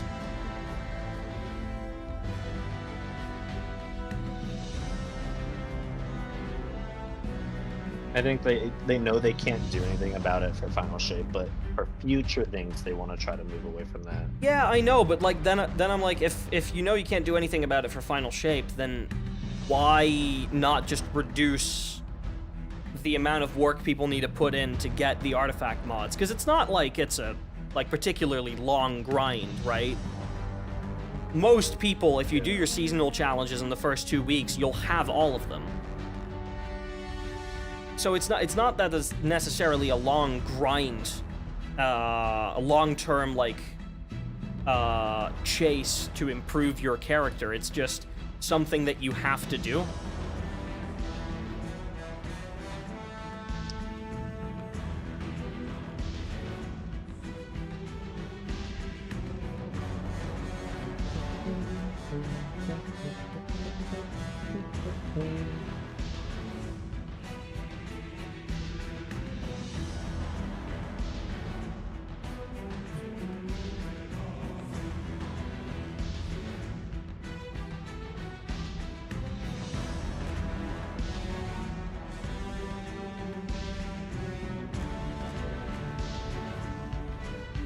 Pakistan. Yeah. People going for placement nowadays are built so insanely different. Oh yeah, absolutely. The only time I've ever gone for a placement properly was with Ghost of the Deep, and we ended up getting, like, what was it? Number 16 on the master leaderboard for Ghost of the Deep? That's the only time I've, like, actually truly gone for that. I don't know if it was 16. 14. Even better.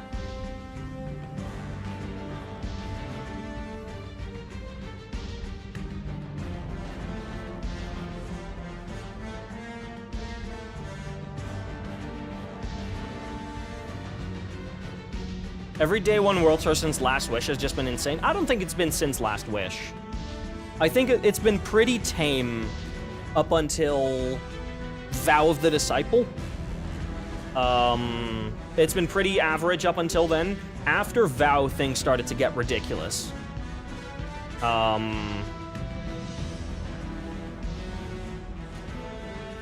Especially, like, if you look at the Heart in the Paint clan, who got World's First on Root of Nightmares, if you look at their run for Heart in the Paint, for that raid, the speed that they go through, like, they all switch to eager edges and they well skate through the jumping puzzles, all that. They go so incredibly quickly. It is insane. But I do think that the races have kind of gotten a bit unsportsmanlike over the last few years. Like, you have everybody muting their Discord call. You have people, like, putting a black bar over their buff menu so that people can't, like, stream snipe and see what you are doing. You have people muting game audio, and I'm just like, come on, guys. That feels a bit too insane to me. Ooh, payback. They did put the Rotom credit on this one. I like Payback a lot. Payback is very good.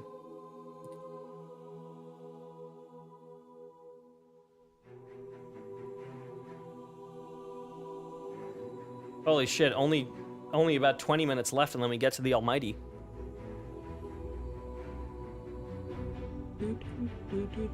Oh yeah, we're Our EDZ tracks aren't until later. Yeah.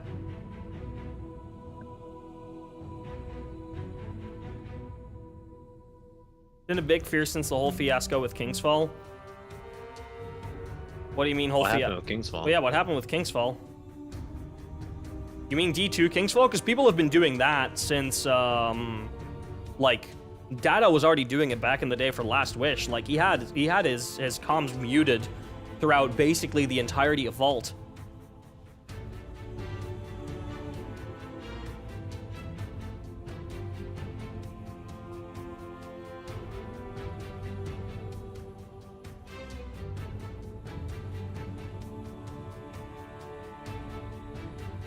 How long till the Hunted? Still pretty far. The Hunted is the third to last track. Final Stand got stream sniped, allowing Goth's team to win. I mean, that's just unlucky. Like, I feel like that's part of the game. I'm sorry.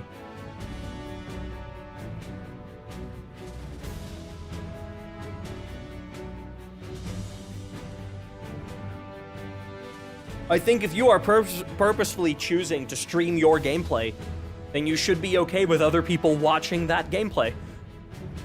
Like, if you don't want other people to take the strategies that you're doing, then you shouldn't be streaming it, right?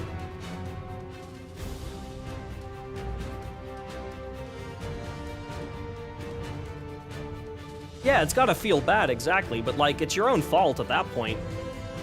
No one says that you have to stream to participate in the raid race. And if you truly are like that scared about it, then just put like an artificial 5-minute delay on your stream. A lot of people do that. Especially for like for tournaments and stuff, or people who play like competitive games, they put delays of like 3 minutes onto their stream to prevent people from stream sniping, to prevent people from like just seeing what they're doing.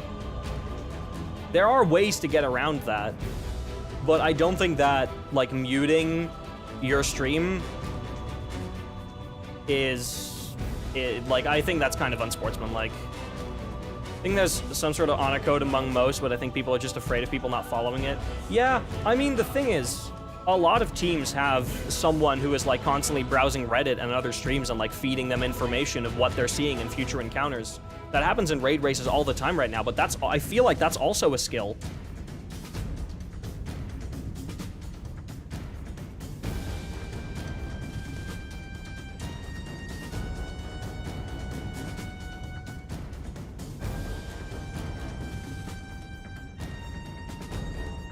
I have a question for everyone. Go ahead.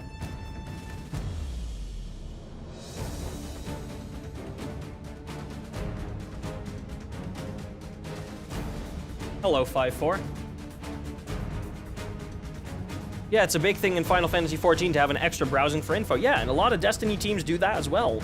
I think that is part of the skill of a day one raid, if you want to go for a placement.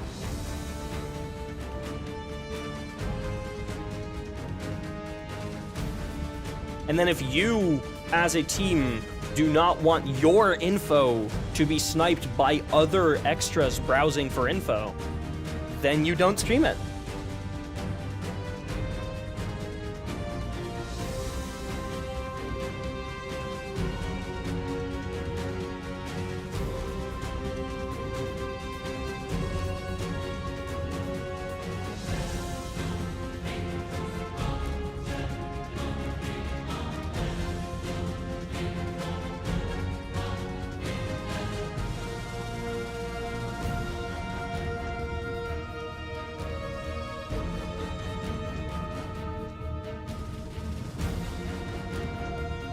I'd say it does. Stylox. Add a Warlock cheese, a shade to make it possible, and then they left. Does that count as a solo? Yeah. If you were the only person who actually did anything, then yeah, I would count that.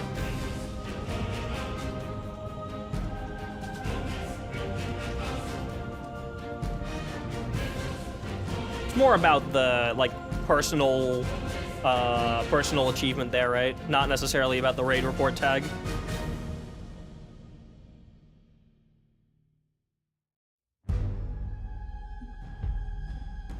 Ooh. Imagine not being unbroken.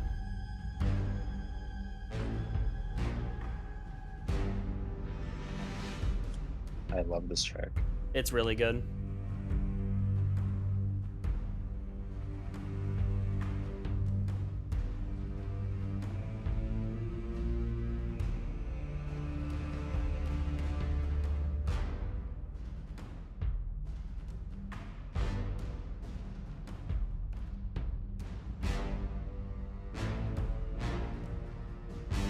I still hope that at some point we get another raid like Spire of Stars where it is quite literally impossible to duo, trio, or solo it.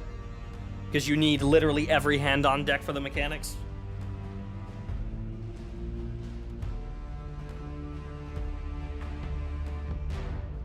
Spire of Stars is one of my favorite raids. Valko Ore specifically is one of my favorite boss fights of all time.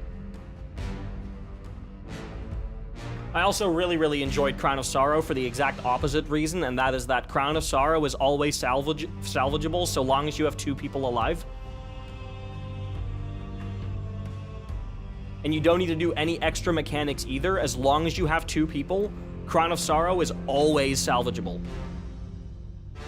I think the Galran fight is one of the best balanced fights that they have ever made.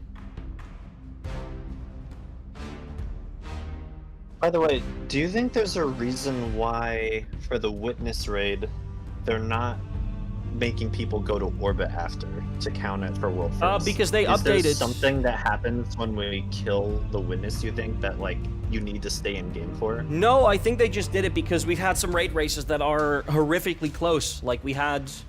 Crota's End was quite literally a minute and a half apart. And I think they just don't want those few seconds of going to orbit to fuck a team out of Worlds First. Right? Okay. I think that's mostly it. Yeah. But maybe, I mean, we know that the moment the raid gets beaten, we get an extra story mission, right? That's the assumption. They said there was only 7 missions in the campaign at launch. Yeah. And that at launch makes it seem like there is an 8th mission somewhere. There's always been an 8th mission for both Witch Queen and Lightfall, so I'm expecting the 8th mission to then be after the campaign. Or after the raid.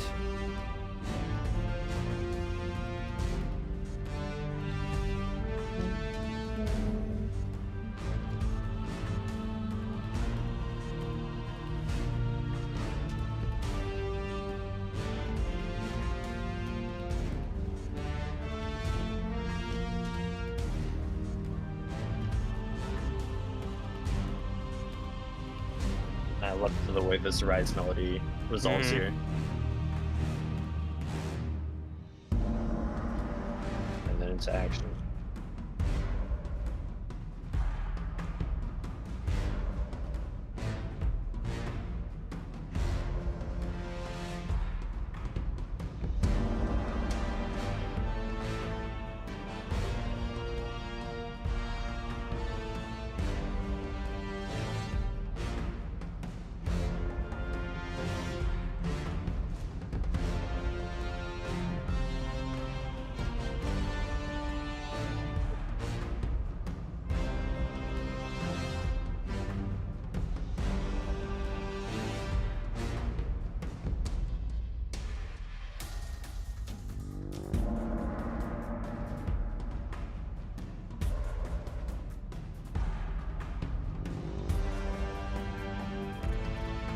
Ba, ba, ba. Ba, ba.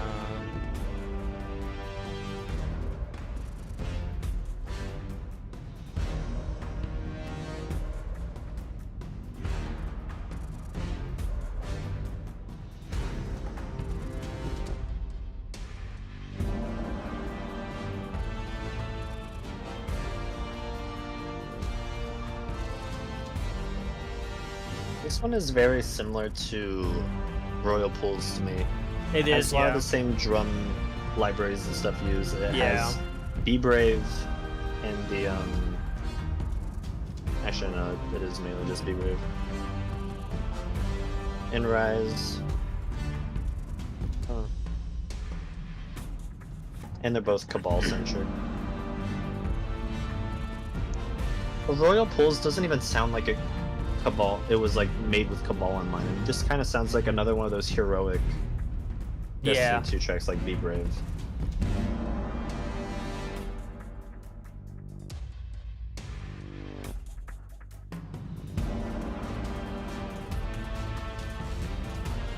Now we're in high action.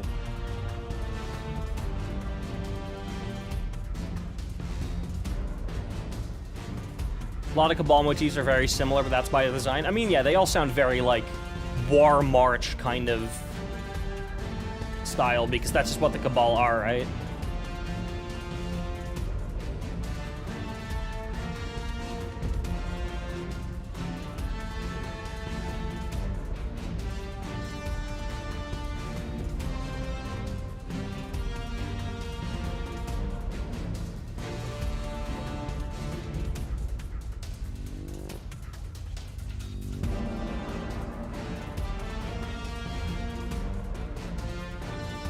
Would that Be Brave?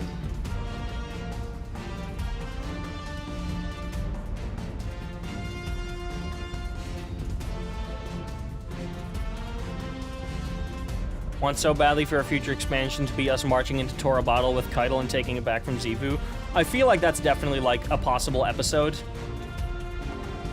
Heresy. Is there anything for us to even take back though? No, Like I feel like it's just got razed to the ground. yeah, didn't they just kind of, like, blow it up?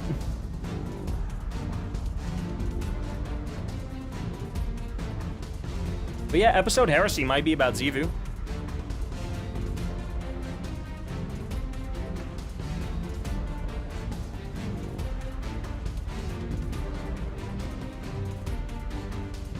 It's just Hive territory now.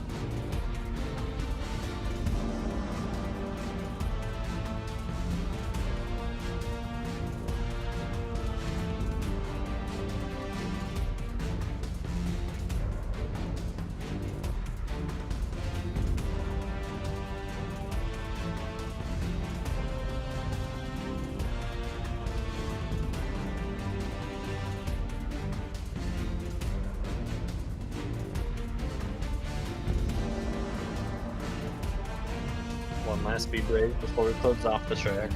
So much Be Brave.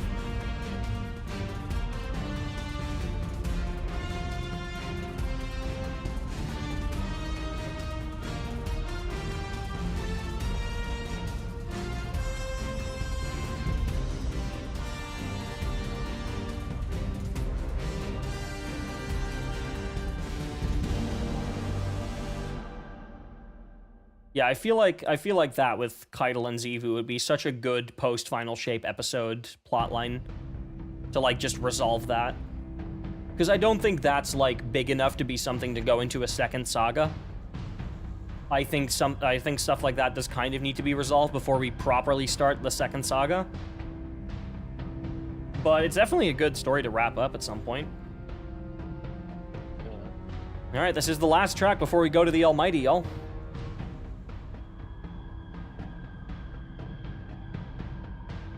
We do not have long left.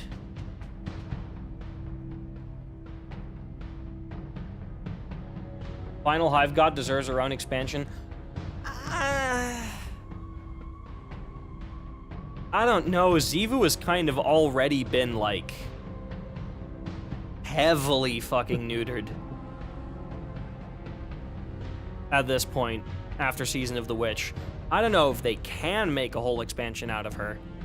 I think her story is, like, one more shot at revenge, and then that's it.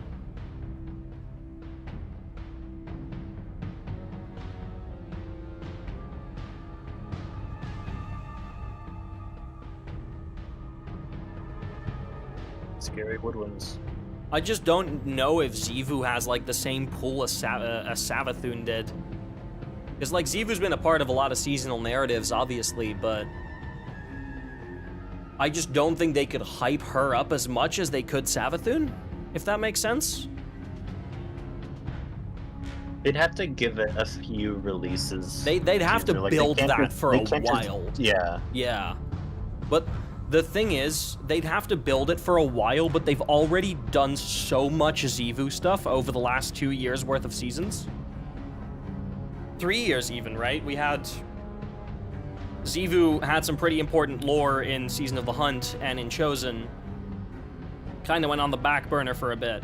Then Season of the Lost, she was at the forefront again.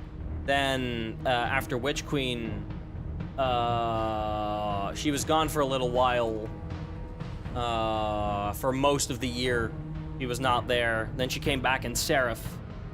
And then now this year, she's been in Deep and in Witch. Like, Hello there. Hey, welcome back, Owen. So, like, I don't know if they want to make a Xivu or Wrath expansion at some point, they do have to build to it, but we've already had so many Xivu seasons that... What's one more? Yeah. You came back out your favorite track. Oh my god. He's gonna leave. No, please don't leave. This track needs to stop haunting us. Well, it's only 5 more minutes. Are you gonna do the pyramidified version for the Lightfall listening? No. No. I think. Actually, not Actually, Arms Dealer, but we do have 2 Pyramidified Defiance tracks. I can check which ones. Please tell me Legion's March. Legion's March and Resist Towerfall. Legion. Oh, sorry. Not Resist the Legion. So that's alright too.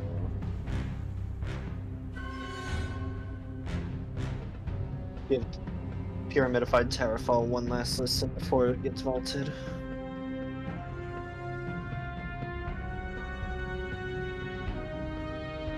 Yeah, I know what you mean, Hana. I just don't think they could do that with Xivu or Wrath. Like, that was kind of Savathun's thing of hiding in our midst and slowly setting everything up.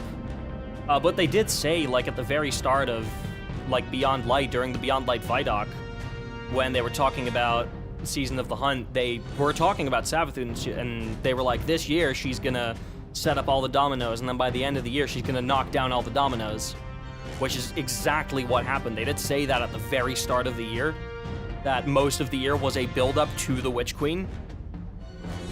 I don't think they could do something like that with Xivu. I do agree with the fact that it would be really nice if Xivu had her own expansion. I just don't know if there's room for that. For like an entire expansion's worth? I don't know. I think there is. They just need to make it. They need to push it back. Like, they can't do it immediately after. Yeah, this. exactly. But then, like, what is Episode Heresy gonna be about? You could still do Xivu. Yeah, I guess. I think the death of the Witness is going to push her into, like, big-time desperation. Yeah. Maybe she just surrenders. You know what? Actually, goated move if she does. Becomes a Hive Guardian. Yeah. No. No more Hive Guardians. She's just friendly now. Well, she can chill out with Eris. Figure out a way to get rid of the worm without killing her. Yeah, I mean, we did it for Savathun, right? Actually, Savathun did die.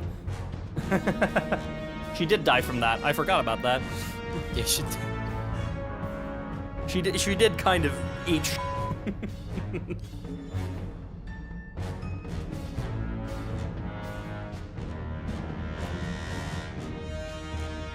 Death of the Witness shouldn't mean the death of the worms. Oh no, I know. It would definitely shake Maybe the we find faith. another worm god. We should. Oh my They god, set the up soul Ur, fight in the Final Shape. Evermonger, but they never did anything with it. Nightmare Soul when? Oh god, imagine rendering that thing with all of the nightmare effects on it. Okay, but imagine a god on Mars with guitars though. Like, You know what? I'm sold.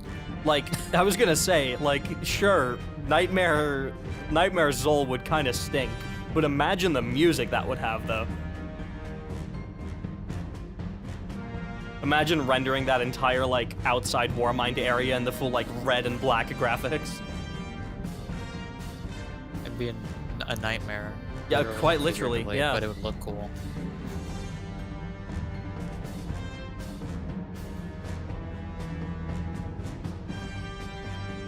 Not more Shadow Keep. No. Not more Hive stuff. I do think if they do a Zivu expansion, they should 100% do it with a retaking of Tora Bottle. Oh yeah, definitely. Tora Bottle should be the destination for that. As Chad mentioned, the Teox Oxy thing mentioned in Lightfall, Yeah, the collector's edition, like that's the lead you to could, that. Yeah, you could explore so much with a good Cabal hive. That's what I'm saying. I feel like that's definitely good, like post-final shape storylines. I don't think that'll be like a part of the second saga yet. I think the second saga is going to be something like genuinely different. But I feel like that is a story plot point that needs to be resolved before starting that, or at least like during the start of the next saga at the latest, right? Because I don't think the next saga is properly starting for a while. I think we're going to just deal with the fallout of the final shape for a good year or two. Make the Zivu expansion the Rise of Iron of the next saga, where it just kind of happens. Oh my god. Guys, it's time for 1AU. Over. Time for the Almighty. What's the first track of one of you? Forge Forge Ahead, ahead.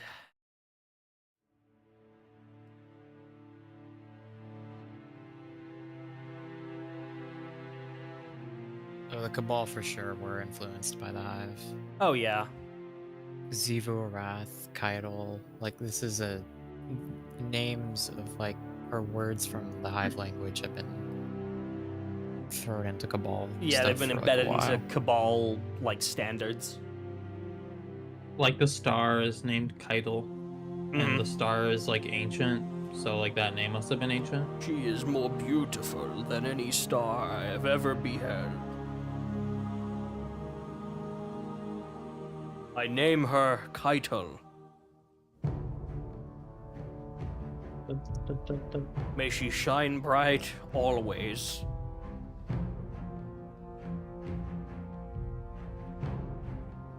I When love are we Forge gonna get Ahead back so to the much. 9? When are we gonna get just back to the realized 9? this- That's a really good fucking This point. this staccato string patterns were used in Return to a Dream. It is, yeah. Mike just really likes that, I guess. Yeah, I think Yep. it does.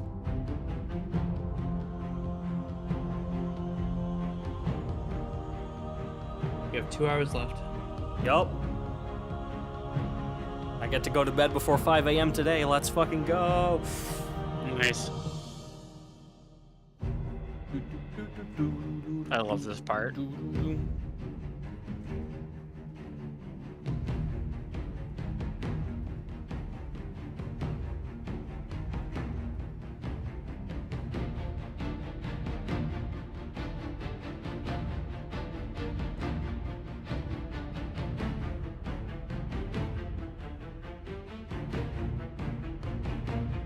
Yeah, the Almighty was by far the best mission in the Red War. I don't think that's close. This one's another one that plays a whole lot in orbit. Yeah, Forge Ahead still plays in orbit. Well, I it feel does like it's take one of up the 2 ones that- slots in the playlist. Yeah. Yeah, it plays so much more often. And it can be heard in the tower too. What about the Helm? I'm Yeah, assuming. right. I'm assuming there too. Yeah, it should.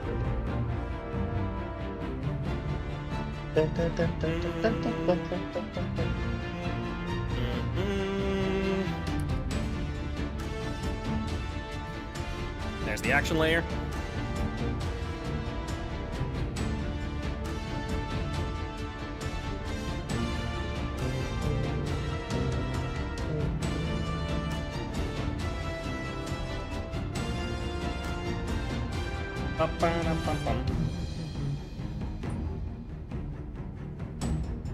I don't know if we'll ever tie up all of the loose ends. Oh no, sure, there will always be some loose ends. That's just the nature of a live service story. That was one of IGN's complaints, actually. They said that because Eris Morn and Aramis, which were 2 of the biggest characters in the franchise, they didn't show up in Final Shape at all. They were disappointed. I mean, they didn't show up in the parts of To be Final fair, Shape that didn't they show up played. in the 6 missions, or however many missions they played. I I've heard so highly some doubt people they that got they to play played- 6. Yeah, because I've heard from some sources that Bungie had them jumping around to random parts of missions, and they never Yeah. played any They did. full missions. And I've heard like And we Dado. also didn't get to see any cutscenes. Yeah, Dado Yeah. said that they only played like 2 or 3 missions. SkillUp said he played 4. Everyone was saying different things, so I don't. Yeah. I genuinely think that it would surprise me if they showed IGN that much of the story. Also, the person who does Destiny coverage for IGN is Destin Legare, which, I mean, there's better people to do Destiny coverage. That's all I'll say. This is such a good track. It is, yeah. I think they wanted to pick someone that was on the Fireteam chat. Oh yeah, no, they like Destin think was he did that a specifically lot. there for. He's always done IGN's Destiny coverage. I just think his coverage isn't very good.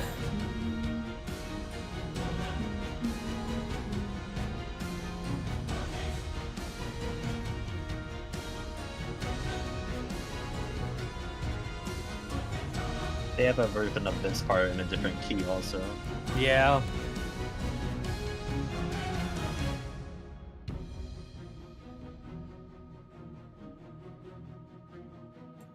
Chat, are you ready again? It's time for another absolute peak alert. Are we getting to the 1AU? Yes. Oh yeah. I love this one so much. AU means astronomical unit, right? Yes. Yeah. Yeah. AKA the distance between Earth and the Sun. Yep. That's cool.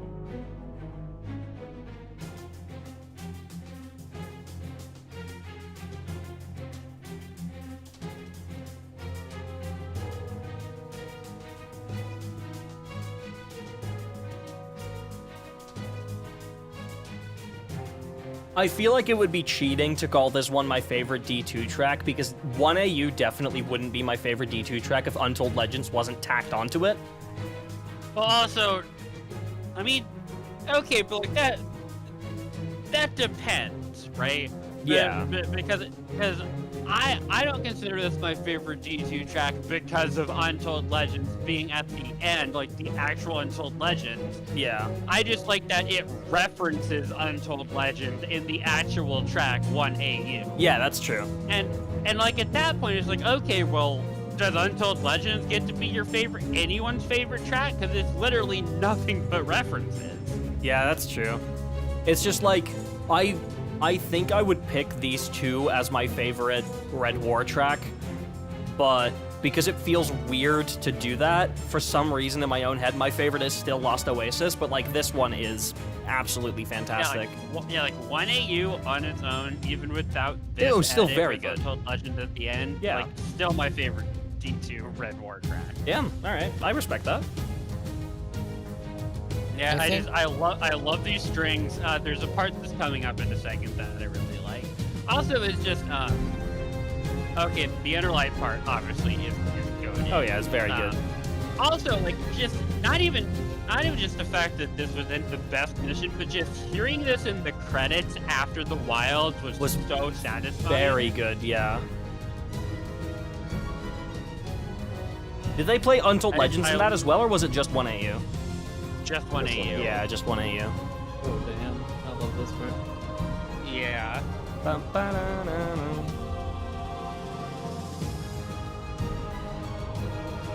There it is. Yeah. There's Untold Legends. I wish they also referenced the rose there for a second. Yeah, that would have been cool. Though I think they do actually reference the rose in this track. I think they do. Like, other than the fact that the chord progression is all over it. Yeah. I'm pretty sure the choir and the darker part is literally just the choir from the rose. Yeah. So I need to confirm that. Mento, the Untold Legends section is not 50% D2. It's only like the last minute or so is different Like, from the original Untold Legends. Yeah.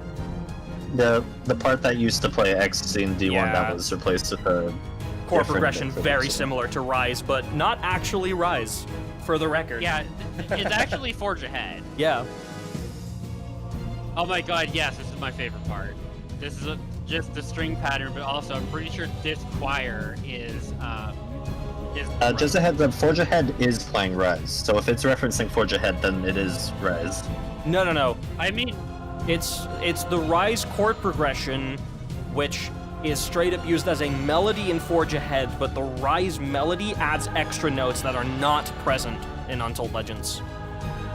Mike literally just flat out told me, no, this is not meant to be Rise in Yeah. Forge Ahead or 1AU. This is just a chord progression. Mm-hmm. All right. Does Forge Ahead not have a CPAL credit?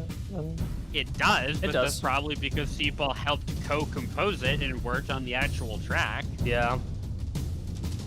I mean, because he did that a lot at the time. All right. Everybody, are we ready for part 2 of just Absolute wanted to- Peak? Since CPAL didn't actually work at the Bungie team that time, he wouldn't have done that. Well, no, like, if you look at a whole bunch of tracks, like, a whole bunch of tracks list Seapal before even Mike. You know, because Sky wrote them with Seapal. Yeah. All right, everybody rise for the national anthem. Love this.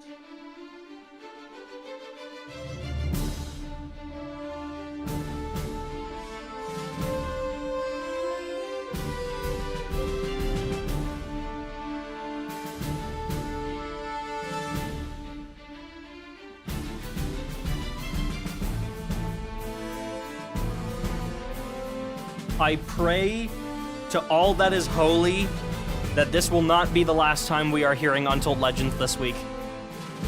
Agreed. Please do it. Please just put it on Final Please. Shape. I beg. Please do the thing. Just do the thing. Minto, you can hear that in some places. There's a couple of like, interviews, yeah. Yeah, look up Kate Remington's Music Respawn podcast. She has a ton of stuff about interviewing Mike and Sky. Yeah.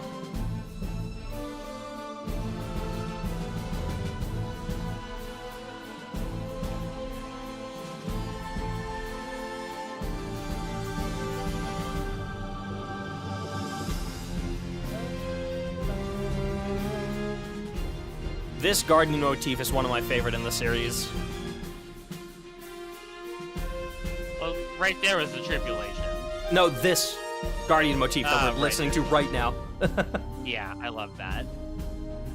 And now it's time for the rose. Would have been really cool if you would have added like other tracks, like if you had just had a section that did the path. Yeah. This was the ultimate Music of the Spheres track. Yeah.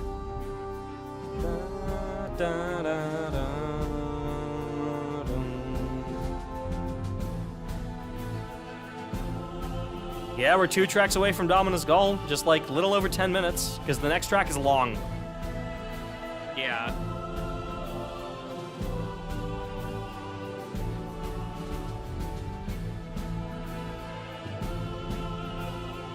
All right, and now we're soon coming up on the part that was replaced in D2. Yeah. Which, by the way, I still very much enjoy that part. I think the Ecstasy part is great, but I think this Yeah. actually fits 1AU better than the Ecstasy Agreed. part would have. I don't think the ecstasy part would have fit at all. Yeah, same here. I think this was like a fantastic choice. When I heard this the first time I played this, I have no words. Yeah.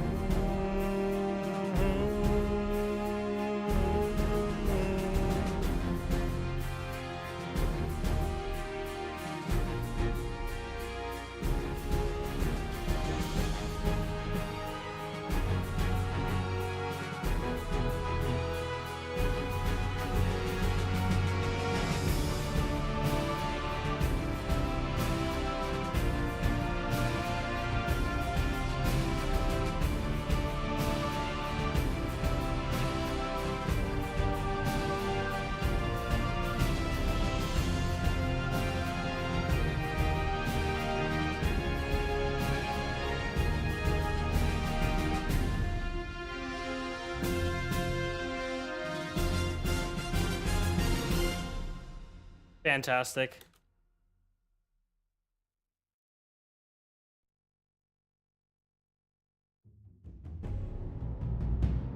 I chose to put this track here mainly because it plays a very short section of the high action in the final mission, right before you get up to Gull. We were originally just going to put it with the rest of the EDZ tracks, but I just really wanted to put it here. It was either going to be here or after the Gauntlet, because the high action of this plays in the final stand of the Gauntlet. But I felt like this was more appropriate right before Dominus Gull. And his name is Gary. Jill, something with a G.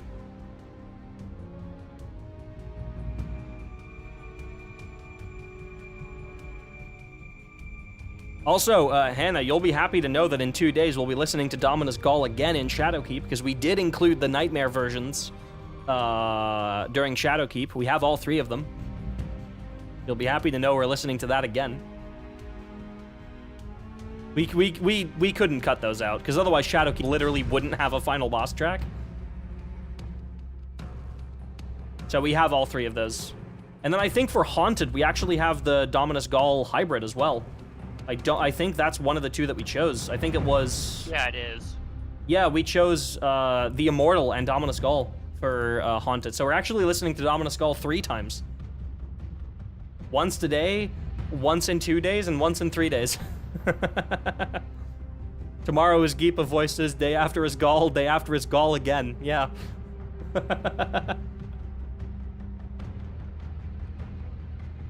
This is awesome. I am genuinely really proud of the track list that we made. It's not perfect. Like, especially now that I'm, like, listening to them in full, there's definitely some changes that I would have made in hindsight. But I think the track list is pretty damn good. I love this part of the Immortal so much.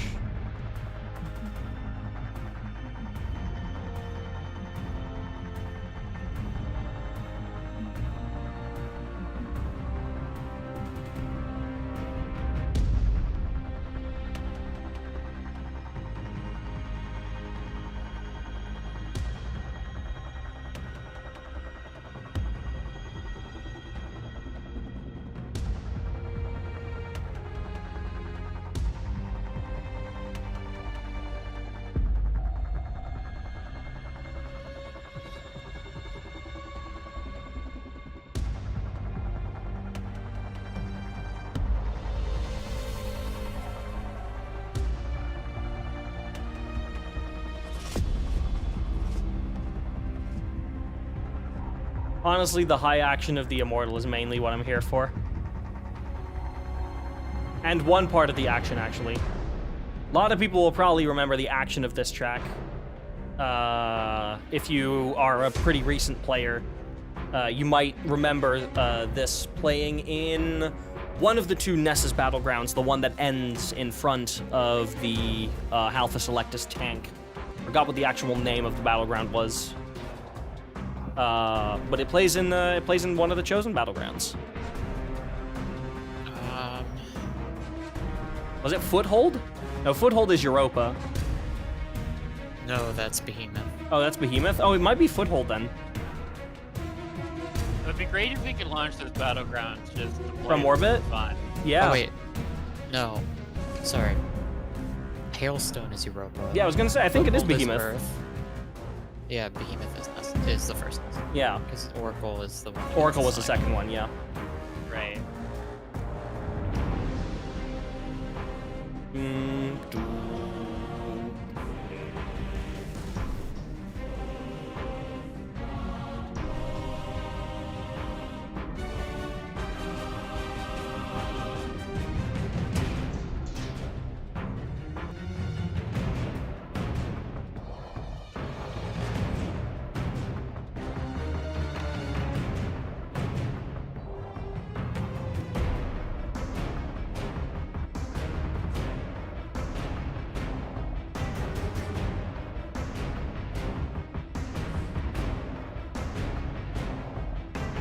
About to start chilling in Altar of Flame. by myself because it's literally the only place we can go that's in present-day Mercury in the entire game. Yeah.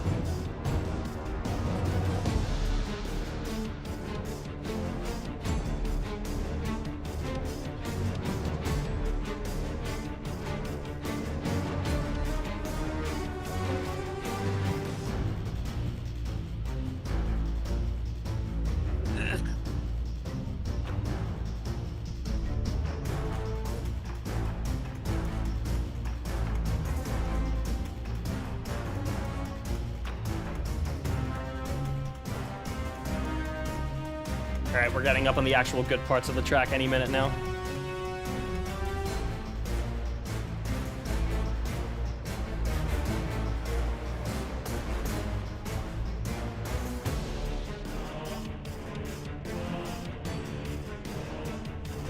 I love this choir. It's good.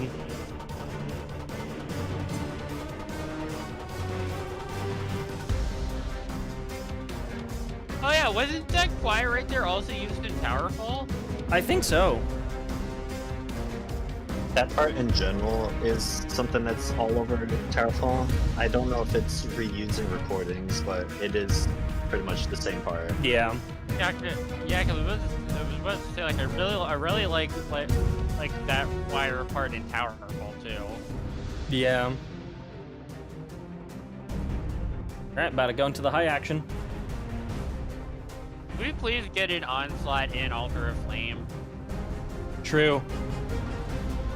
If we Give get an us onslaught and PvP multiplex. content on Mercury. That would also be really cool.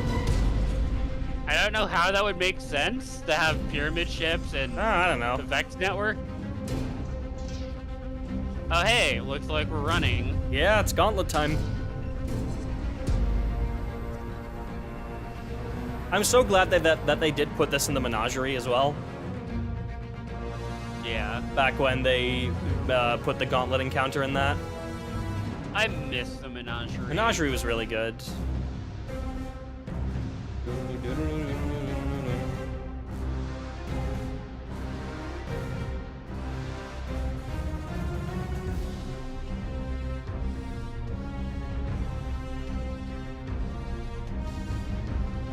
Yeah, I miss Leviathan in general. I don't think Leviathan was like a fantastic raid, but it was alright. Yeah. I honestly, one of my favorite parts of the Leviathan was that the order of the encounters changed every week. My only complaint about it was that the underbelly sucks. Like, massive ass. It's cool to explore like once or twice, but having to traverse that in order to skip the Castellum encounter, I hated doing that. Yeah. Because having to do Castellum every time just sucked. I guess that was the replacement for a jumping puzzle. The underbelly was cool a couple times, but it got stale really quickly. And it became more of like an annoying thing than just regular raid jumping puzzles. Yeah. But it was, like, the underbelly was a really cool concept. I like that they did it.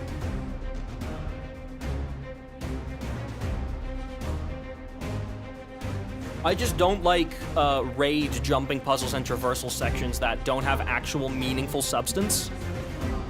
Like, for example, I think the jumping puzzle in Brood of Nightmares between the second and third encounter, that one actually holds substance. Because it... Yeah, hold up, I'll shut up.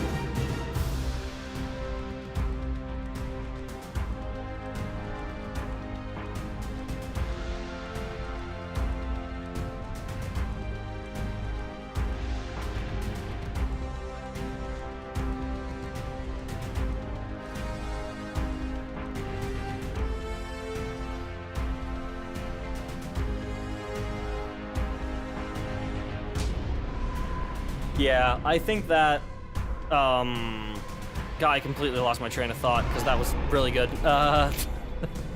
What was I on about again? Jumping puzzles in raids not having substance. Yeah, I don't like jumping puzzles that don't hold some sort of substance. Like, I want those jumping puzzles to either, like, build on the mechanics of the raid a little bit, or, like, introduce something new that you will then use in the encounter after that. I don't like it if it's just, like, parkour for the sake of parkour, you know? what if it's Deep Stone Lullaby? That one holds like a story and atmosphere substance that I accept. But I feel like that holds purpose because it shows you properly that you're actually on a space station and it shows the scale of it. I think like Just say purpose. a purpose. Anyway, Hana, bless your eardrums. It's finally time. You've waited 10 hours for this.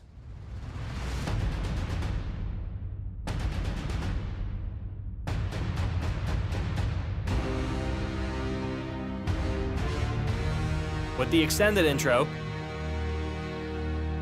Is this actually confirmed part of Dominus Ball? No clue, but it's kick-ass.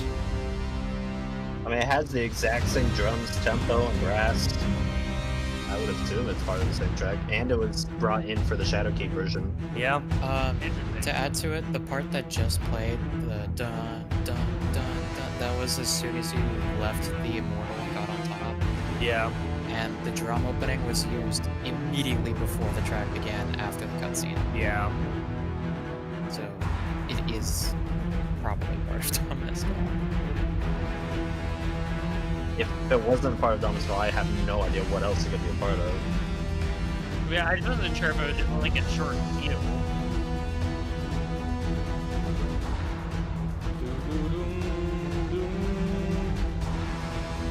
Yeah, we have the 10-minute cut of Dominus Gall here. Or 11 minutes almost. And we're gonna hear it again in Shadowkeep. Yep. We can thank Shax for that one. That we have the full version of that.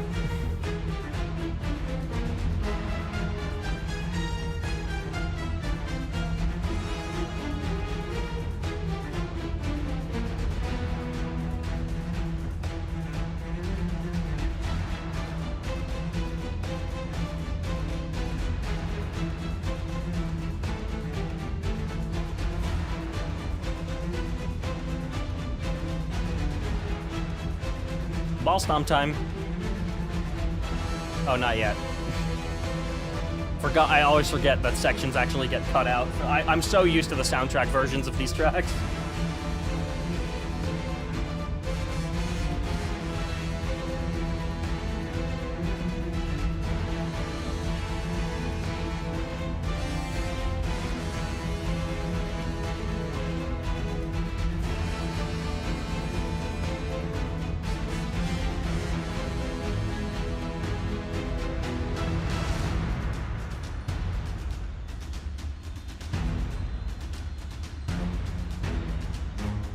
Is the Shaxercise tape actually still in Zavala's office? Is that still in the game?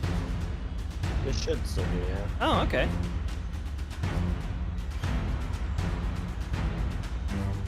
Oh, that's awesome. I'm glad they kept that in. Regardless of how easy the boss fight may have been, the music still made it feel like a boss fight. Oh, for sure, yeah. Yeah. I just like... I still remember, I think I still have the clip too. My last time running this before it got sunset, I just pulled out Celestial Nighthawk and one-shot him. Yeah. Because that's how we do it. It's just... Yeah, you were there. It's just times like these where, like, I look back at old campaign bosses and I'm like, damn, I wish you had a legendary campaign like Savathun. Yeah. I wish you had a fight like that, because, like, so many campaign bosses deserved a fight like that. Yeah.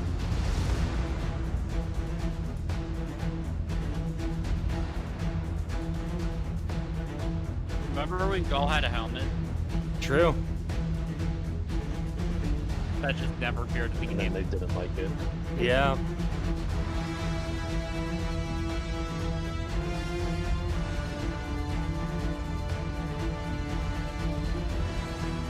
I think for cinematics, they could have kept the helmet off to like kind of show his character more, but then when we fought him in game, I think he should have had the helmet. Yeah. Yeah, Gaul was made for double primary and was still a pushover even when you were solo. Yeah, because you were given like 20,000 supers during that fight. Yeah. Which, like, yeah, from a gameplay perspective that makes sense, or from a story perspective that makes sense. But then, like, why isn't his health tuned for, like, receiving a fucking golden gun to the face every 20 seconds.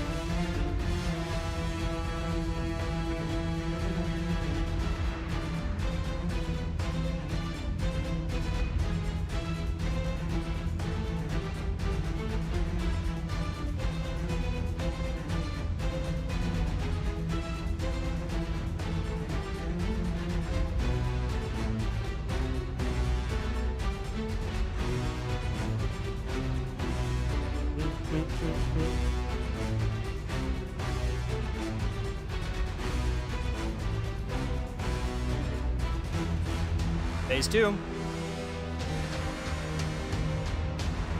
Not yet. This is phase 2, right? This would still technically be part of the action Right. if this was split up in the normal sense. Bum, bum.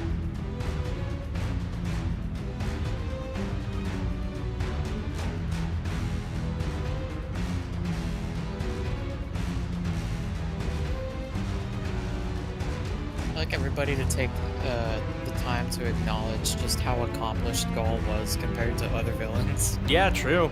He truly got what he wanted. I mean, gameplay-wise, yeah, sure, he was weak, but Aramis, Panoptes, Zol, Oryx. Savathun, to a degree Oryx, Yeah. all barely got their plans off the floor. Yeah. Gaul managed to take over the city, lock it down for 2 weeks straight, Lock down the And- Traveler and steal lock its down the light. Traveler, and absorb as much light to transcend physical form. Yeah. Now we're in phase 2. All right. Yeah. Part of me hopes in the final shape the witness actually succeeds. Yeah. I hope that everything outside of the Pale Heart gets finalized, and it'll only be the people inside the Pale Heart left who can stop it. And then, like, somehow reverse it. Like, wouldn't that be crazy if, like, literally the world ended, but Yeah. we were, like, in a little pocket dimension, Yeah. we were safe, and we had to undo it? No, I hope it's something like Yeah. that. I hope that vision of, like, Earth getting finalized Whoa, is not... Owen hasn't seen the trailer. Hmm? Owen hasn't seen the trailer. Oh. Yeah, I'm intentionally not watching Oops. You heard nothing. the trailer because I heard it was really spoilery. It has quite a bit in it, yeah. I'm just hoping that they're not gonna, like, fake us out with stuff like that and was like, oh, here's a vision of what would happen if the final shape came to be, Yeah. but it never actually does, because then it feels like there's no, like, what are the stakes at that point, right? If stuff actually happens and we need to somehow reverse it or stop it before it gets worse, that makes the stakes so much higher.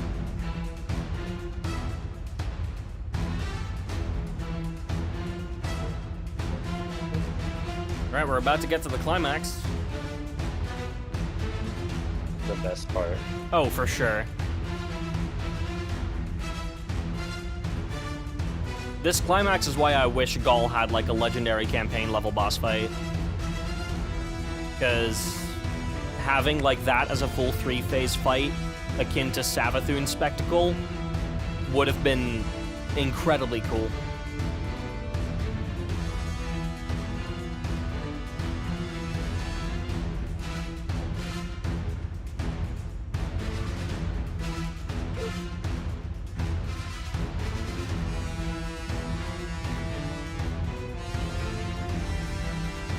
All right.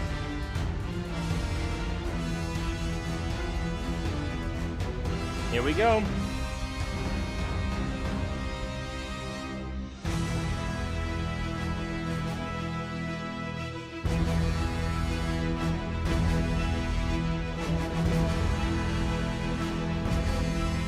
Those strings always reminded me of a Halo 3 track. I don't remember which Halo 3 track it was.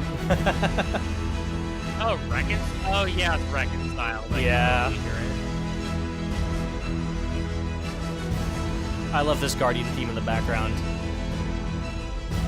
Oh, it's not here yet. Right here.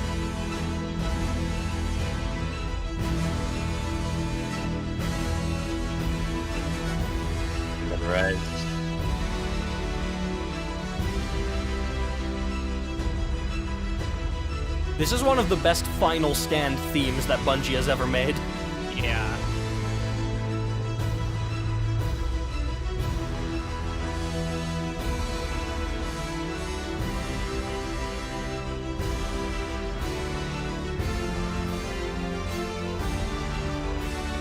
And yeah, the rest of this just sounds like, if you told me this was like an extension of the Halo main theme, with this percussion, like this sounds so Halo. Which is funny, because this is a Seapal track. Yeah. I mean, Seapal He did do write Halo, music yeah, for for Halo. Reach. And ODST. And ODST, Halo. right. Yeah, I mean, there's more Bungie Halo games that he did write for than there are ones. I guess so. Because out of 5, he worked on 3 of them. Oh, what a fantastic track. Now we get to wind down for a bit. So goated. So goated. Yes.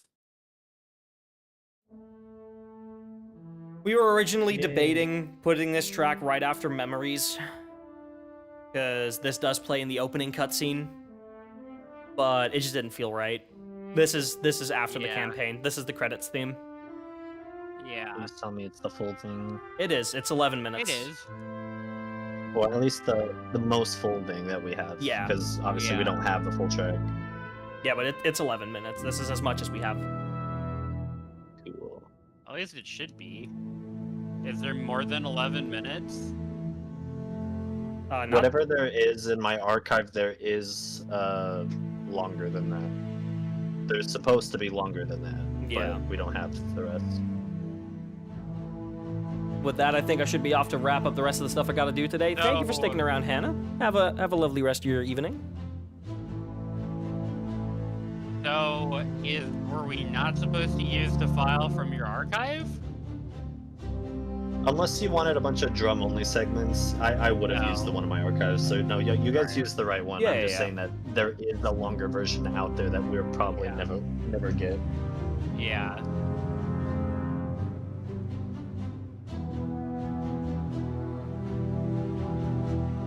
For some reason, I still like. For years, I thought that this was where the Be Brave melody originated. I thought it was this track. I thought so too. I think this one uses Be Brave better than Be Brave uses Be Brave. Yeah. The way Rotom uses Be Brave in Pathfinder is actually Oh, it's really good. back to how Be Brave is used here. Yeah. Like he has the exact same harmonization as the Wilds for that. Yeah.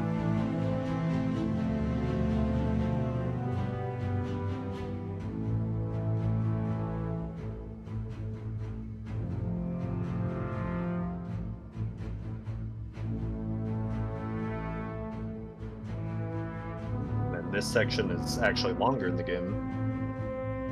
So that part, you don't hear that in Orbit Yeah. or on the soundtrack.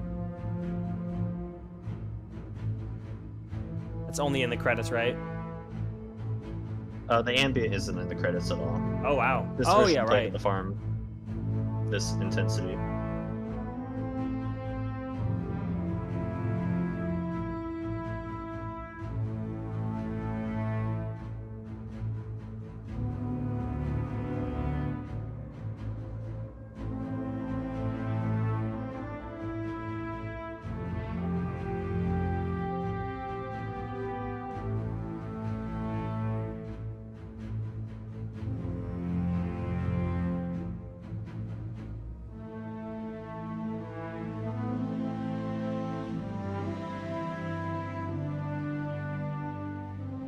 Staying here, I have to be here for the Hunted. We're almost there. We're going past the tower stuff, and then it's to Leviathan after this.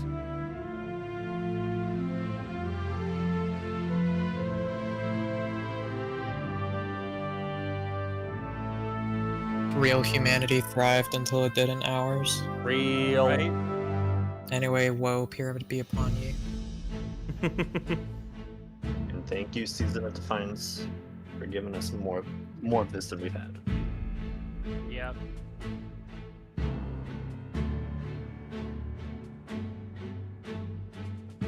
Oh my god, I just realized I don't think I've included the Leviathan's action.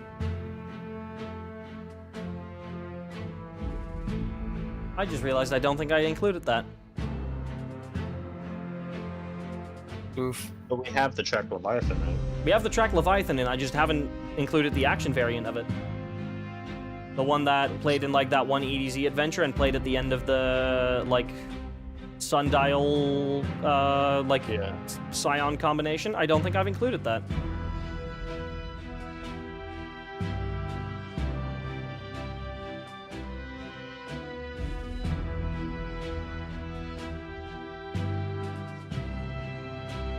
I would boot up the credits sometimes in order just to hear this. Yeah. Yeah. So I'd rather be hearing this than some of the order tracks.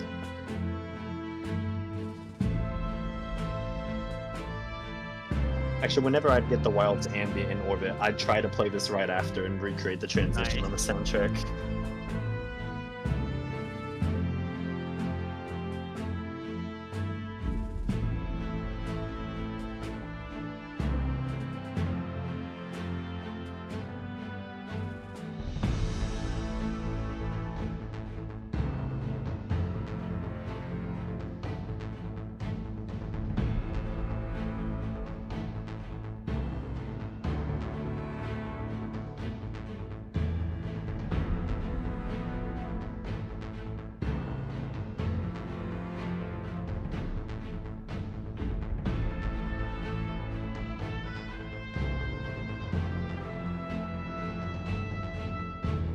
That trumpet solo was new. We didn't have that before. Oh wow.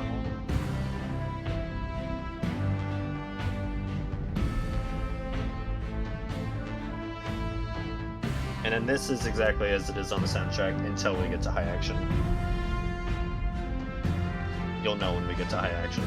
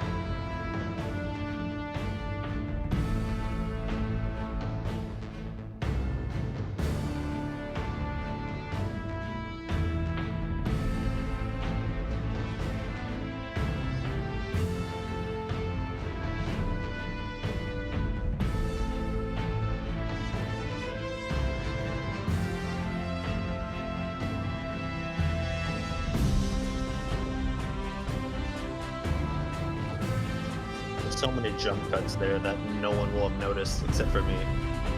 Yeah. Because that's not how any of that was supposed to sound. Yeah. Wow.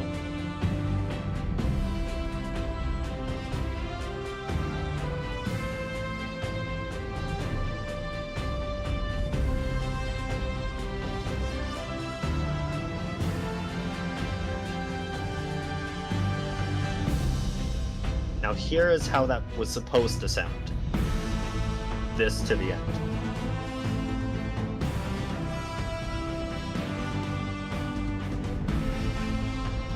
Alright, I have added the Leviathan action into the Leviathan file. I have made a mix without actually listening to it. Nice. It is now, Leviathan now has the action included. Nice. Or at least it should, if Spotify loads it correctly.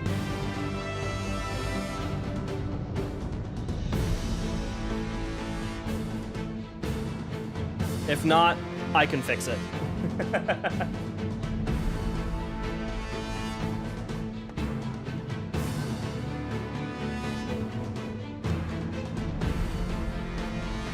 Also, for this next track after this, we're going to be listening to that in a little bit of a weird way. I'm actually going to pull up a video for it because it's a cutscene track, but it's a pre-rendered cutscene, so it has some sound effects in it. There's going to be a couple of those throughout the week.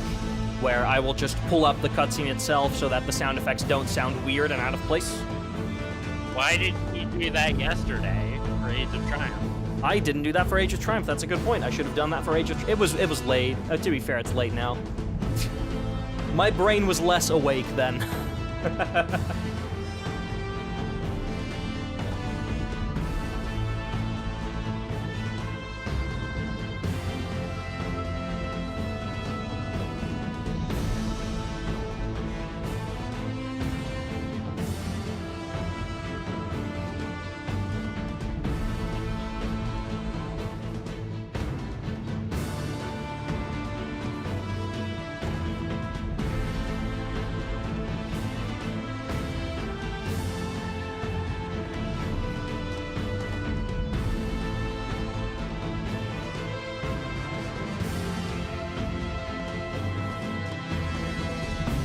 It is a little more repetitive when it's complete, but Yeah, it is.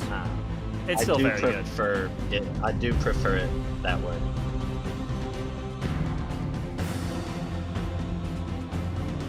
But pretty much everything that we just heard there is supposed to be an action version of that. Same with this part.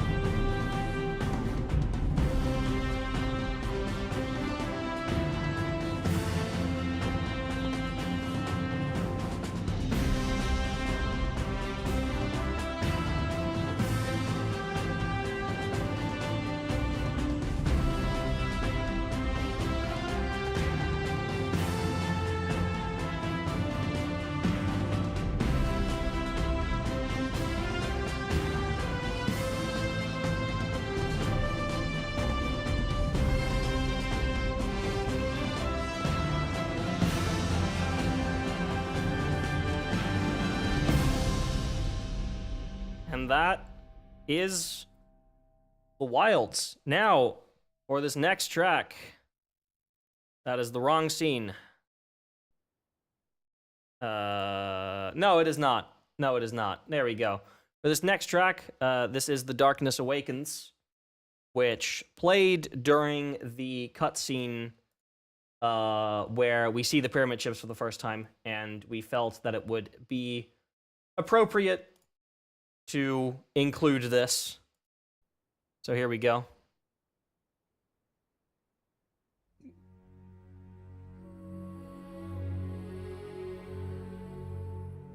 Oops.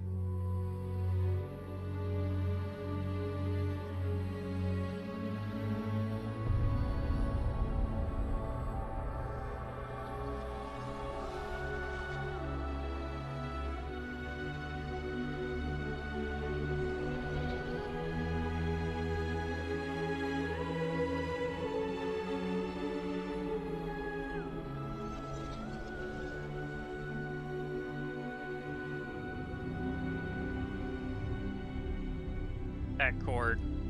So good. Hey, look, canceled plans. I mean, we got the Dreadnought in what season? Plunder?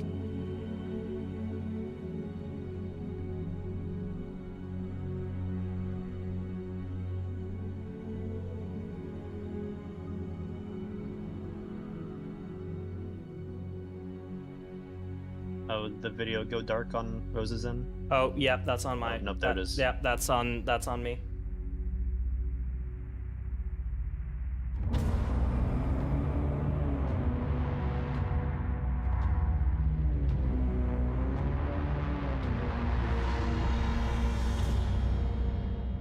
Damn.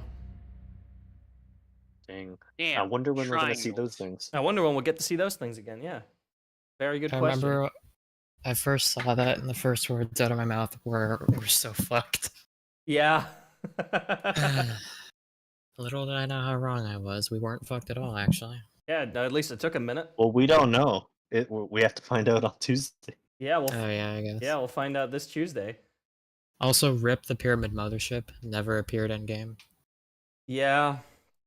It do be sad. Anyway. Oh no. Anyway. We continue. So, welcome to Team Fucked. Welcome to Team Fucked. We continue with The last city. I need to. Oops. People in Discord, you didn't. You are hearing the last city right now. You're hearing the first few seconds of the last city, right? There you go.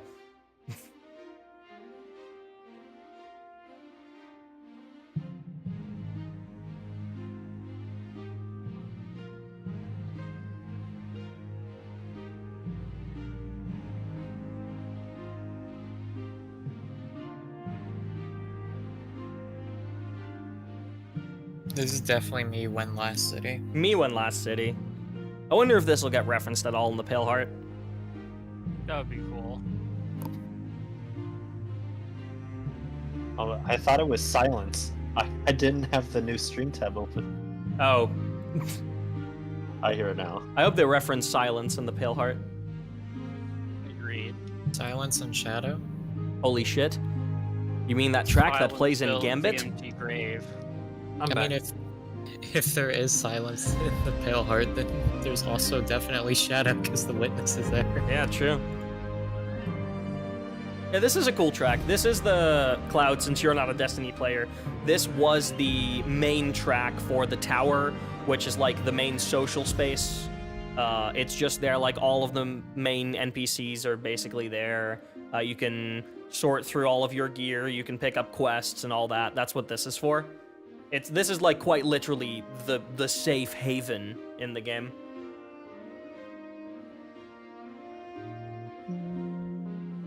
Safe again after the Cabal were defeated. Yeah.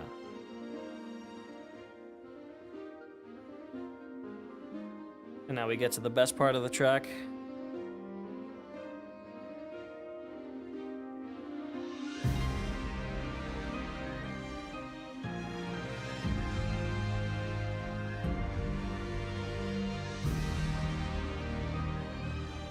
You always come back for peak, so true.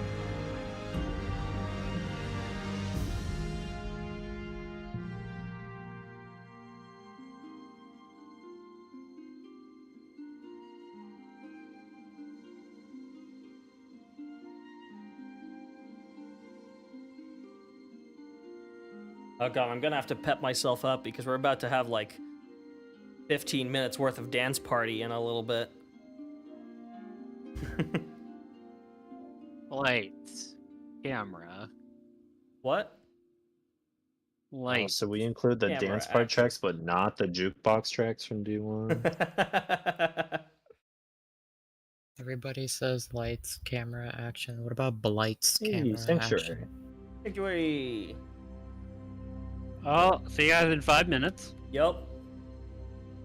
This is like one of the longest tower tracks they've ever made, right? I mean, it's not as long as Tranquility was. I don't think. True. Tranquility is a bit longer.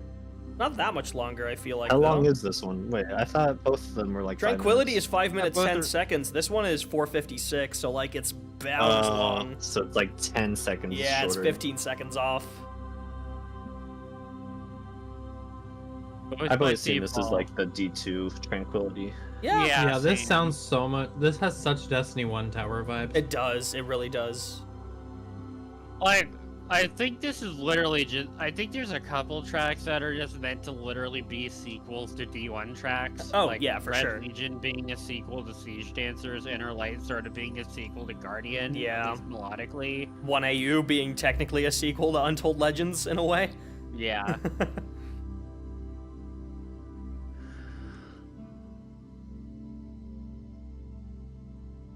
One of the, I forgot which one it was, but one of the Taken tracks very much being a sequel to Visage of Oryx. Yeah.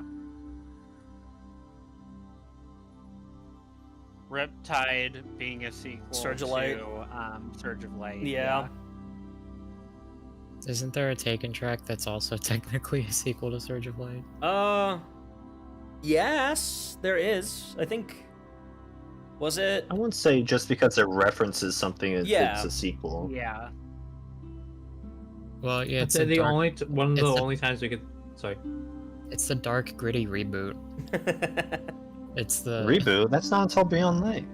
Oh, shut the. The Consumed is the dark reimagining of. It's the Zack Snyder version of. Zack Snyder cut of Surge of Light. Surge of Light. The only time I could say something's like a definitely a sequel would probably be like Queen's Oracle. Oh yeah, Queen's Oracle. That's an obvious one. Well, like Sanctuary is obviously a sequel to Tranquility. Like they even have or like Voyage is a sequel to Passage. Oh, like, Yeah, come on. I would say that like, but other than those, there's not really that many. I mean, Red Legion is definitely very similar to Siege Dancers in terms of the structure of the track. Yeah. Like just the way it opened with the percussion dance. About another 35-ish minutes before we get to the hunted Psylocke. I did just extend that by like 4 minutes by adding the Leviathan action in.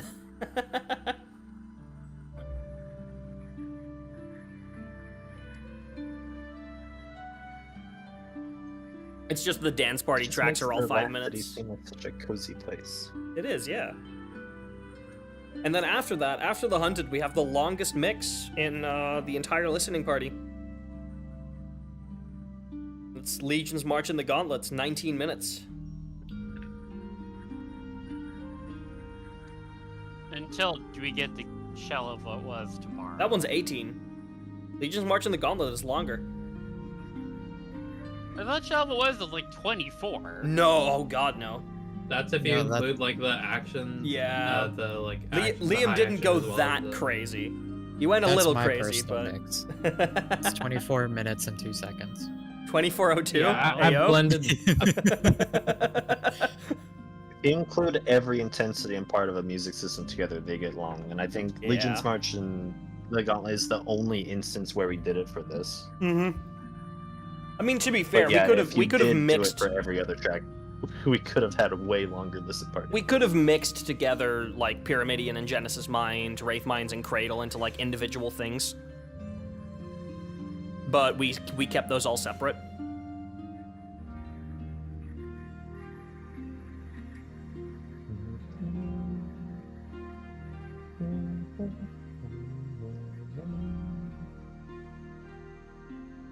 Those 5 minutes went by really quickly.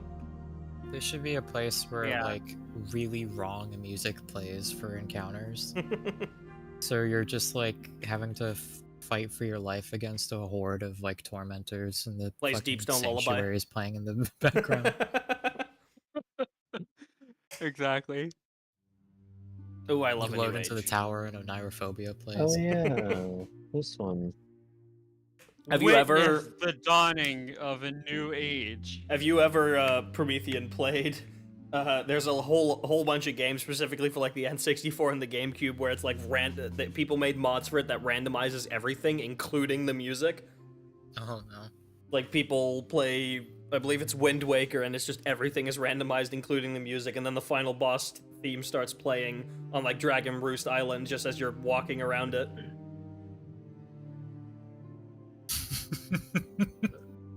That sounds beautiful. Walk up to a random dragon, the EDZ, Dominus Gaul climax. The most intense vault hunting for a weapon you want to test out against a poor drag. Mm-hmm. Drag suddenly starts hearing Mercury's Golden Age. Gets Vietnam flashbacks to Saint 14's bubble.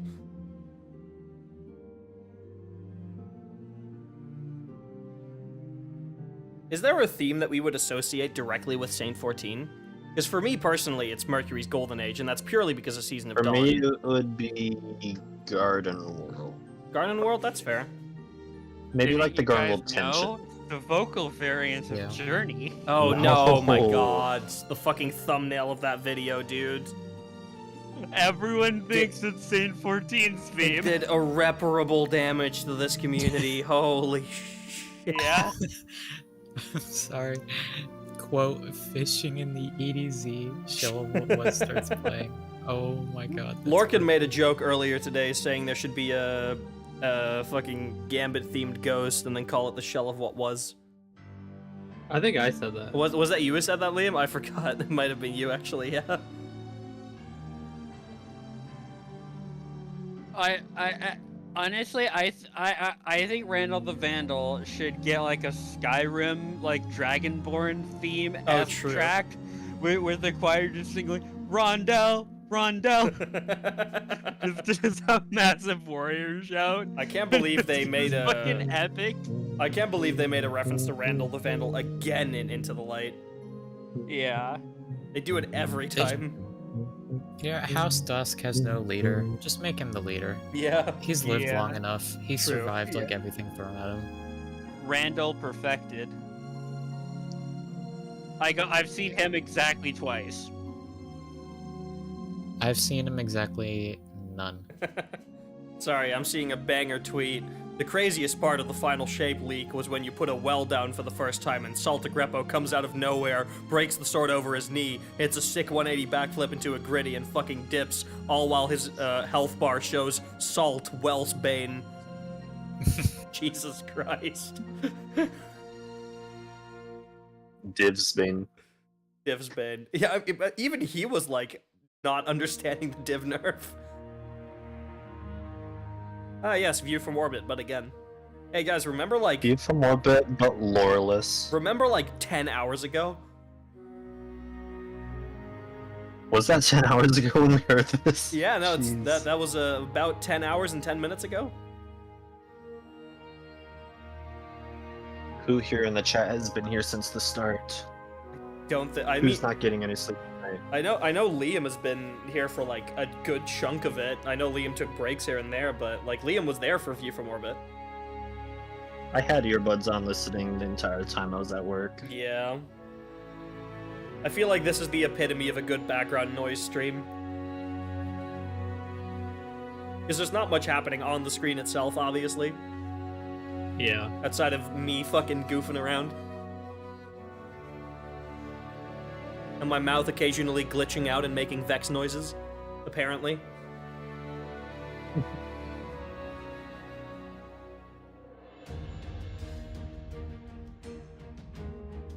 And finally, me. I've been here the whole time. Shout out Sam Reich from Game Changer. I'm so excited for tomorrow. I have not watched most of this season of Game Changer yet. My partner and I only recently got a subscription to Dropout, so we're like watching through everything chronologically. But very much a Dropout enjoyer.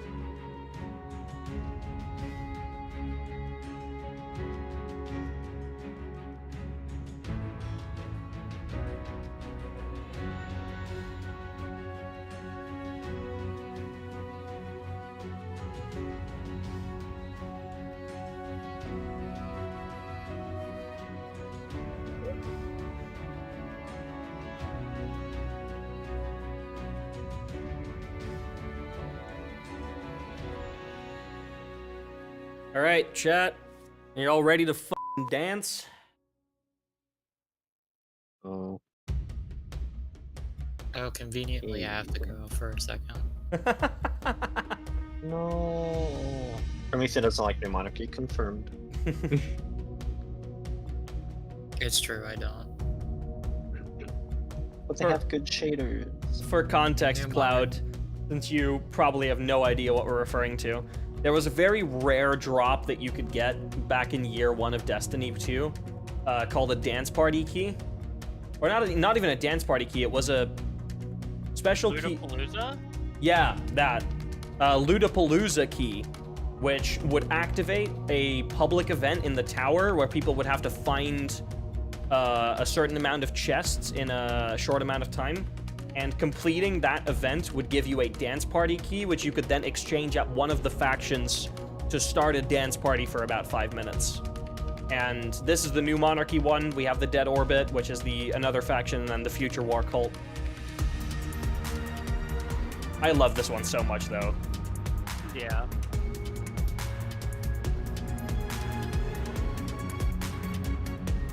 This one is like a bit more traditional, but the other two are very much like completely not Destiny. They reference Destiny motifs, obviously, but Yeah.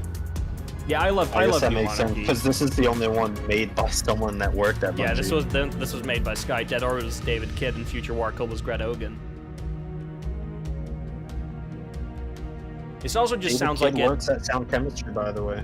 This Skyland's company. Oh yeah, this sounds like it honestly came straight out of Rise of Iron.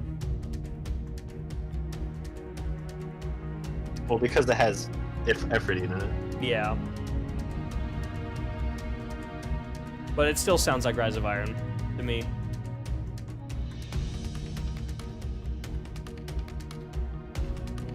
Skip Future Warkill, I like that one. I think the Future Warkill one is actually my favorite one.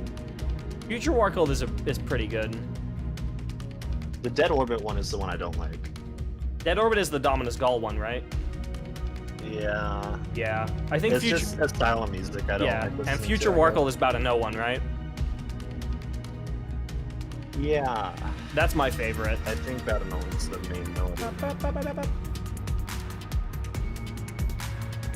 I have no idea why they included this in the Season of the Witch Lo-Fi video, but it's cool. It's just Yeah. to include. Because it fits the vibe. It does fit the vibe. This is not lo-fi though. No, but like neither was their Sanctified Mind lo-fi mix from back in Arrivals. At least they like kind of tried to make a calm version of it. They did remove all of the effects on Lara's vocals, which was pretty cool.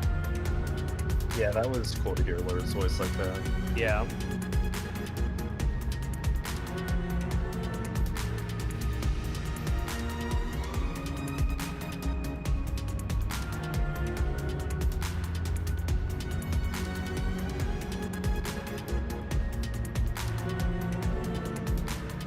Should I just rename these to just the names of the faction?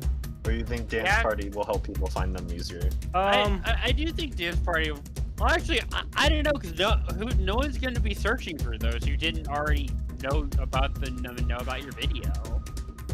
I would still keep them titled Dance Party. Because a lot of people will remember it suddenly, and then look it up, and then they'll find it. If they search like Destiny Dance Party, they'll come up. I would still keep it in the name.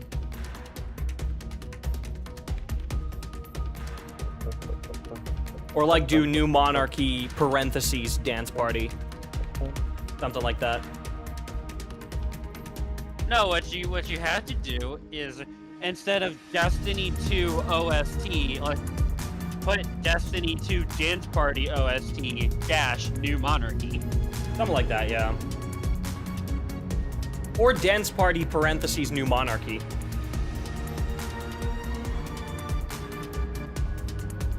Well, like, but I think like as far as Bungie is concerned, the actual title of this is New Monarchy. Yeah. That's what they put in the description of their video. And Yeah. Dance Monarchy, New Party. Dance Monarchy, New Party. So true. Damn, these Mario Party titles are getting weird. Yeah. New Super Mario Party. New Super Anyone? Dance Monarchy Party. Yeah. Actually, like, when if they actually added like the new Mario, like the new word branding to other things, like new Mario Kart, or like Oh God, new I would Super hate that. Mario Kart or something. They did New Yoshi's Island. Oh yeah, I forgot about that. At least we're saving the best for last. I do like this one. It's not my favorite, but I do like it. It just reminds me of the Shaxercise now. Yeah, it does. Yeah, it's really hard for me to hear this without inserting Shaq's lines.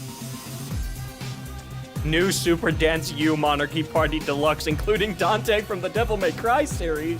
Holy shit. Oh yeah, Last Right is in here. Featuring Dante from the Devil May Cry series.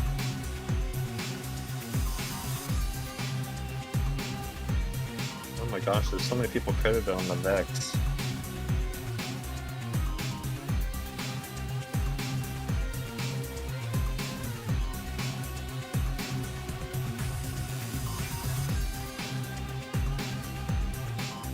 How did we even figure out who made these two? I asked. Oh. Huh. Yeah, that'll do it. Damn, okay. Alright, break it down.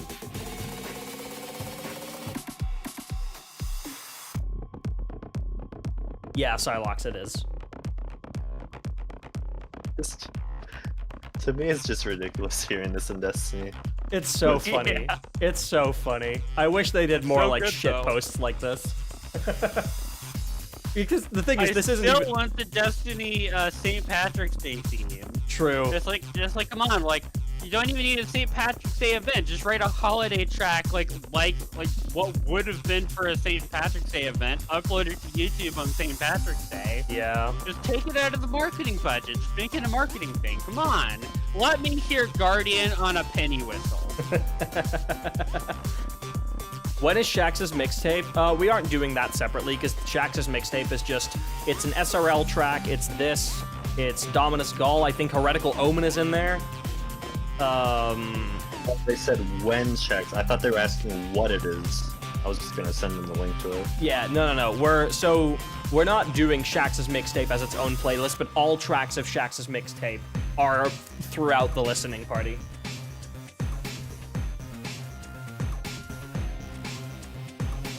Oh, was that Be Brave? Yeah, That's how you know I don't listen to this. I didn't even know Be Brave was in one of these. Lamau. This was the one I've heard the least, to be honest. Same. Same. Sorry, David. That doesn't mean I don't like you. I'm sure you're a great person. Yeah, but I wish they did more music shit posts. And I know this isn't really a shit post, because, like, this is a serious track, and it is good. So, like, calling it a shit post would kind of diminish its value. I mean, I but- think Shaxercise could be considered a shit. Oh, post, Shaxercise though, is no? absolutely a shit post, yeah. But they didn't make new music for Shaxercise. Yeah. Exercise also wasn't the music team's idea. It was, Narrative, I right? think his name was Kareem. Yeah. He used to be Yeah. on the audio team. Shaxercise was the highlight of Season of the Worthy, fight me. Oh yeah, was that worthy? That was Worthy, yeah. That's when we got Zavala's office for the first time. Absolutely the highlight of Season of the Worthy. Worthy was awful. We got access to that together with the Fourth Horseman quest. Because that was in a secret passage in Zavala's office. Oh yeah. Break it down one more time.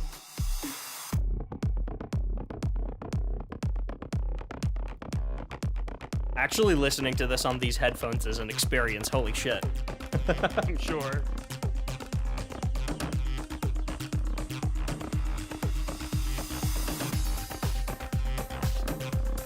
Liam, do you know that callous dancing gif that we Yeah. Oh my god. That's what I was imagining during that break.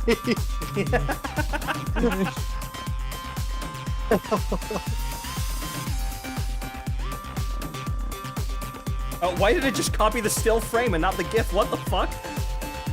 Do not look in the general chat.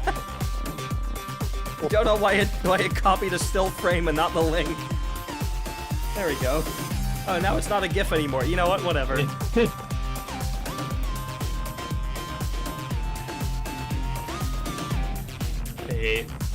hate that gift. All right. Last dance party, and then we go to the Leviathan. Best dance party, by the way. Don't at me. Yay. This one is my favorite one. Future War Cult, worst faction, best dance party. I don't know. New Monarchy is the best in my opinion. I just love Bow to No One. Yeah.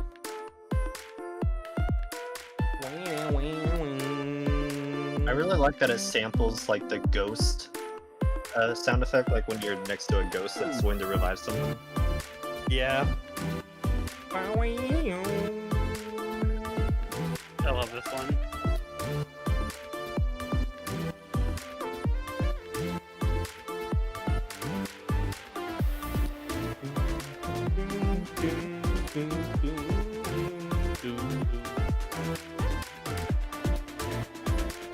That's not a reference to any melodies we've heard before, right? I don't think so, no. Like that part? Okay. I used to swear I heard that in something, but I could never figure it out. God, I forgot how much of a banger this is. Hey, Atlas, what's up? You've just made it back in time for the last dance party.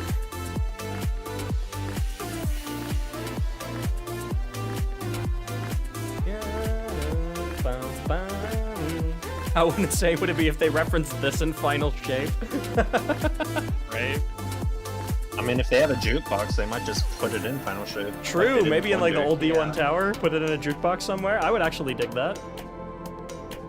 All the streamers are gonna be so pissed when they when Hope for the Future plays and they get their entire VOD copyright. Oh, if struck. Hope for the Future plays, I'm fucking muting desktop audio. Yeah, Atlas, this was, it was a very rare drop from activities back in year 1 of Destiny 2. You could get a Ludapalooza key. And then inserting that somewhere in the tower would start a public event, which would force people to, or would make people find a certain amount of chests throughout the tower.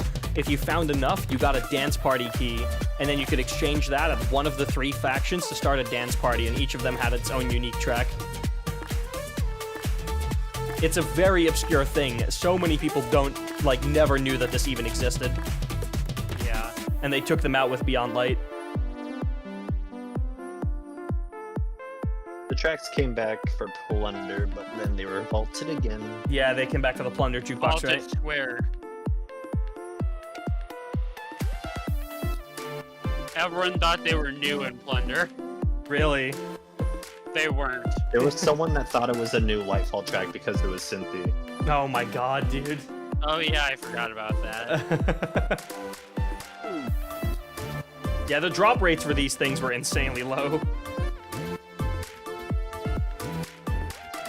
I mean, I got to do this like 2 times, maybe Yeah, 3 across the 3.5 years. Yeah, I've done like 2 dance parties in my entire life. I don't think I've ever done New Monarchy.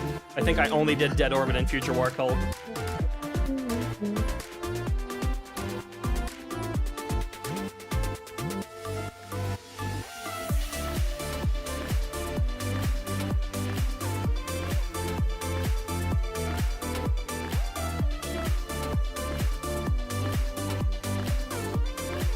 Promethean is missing out. He is.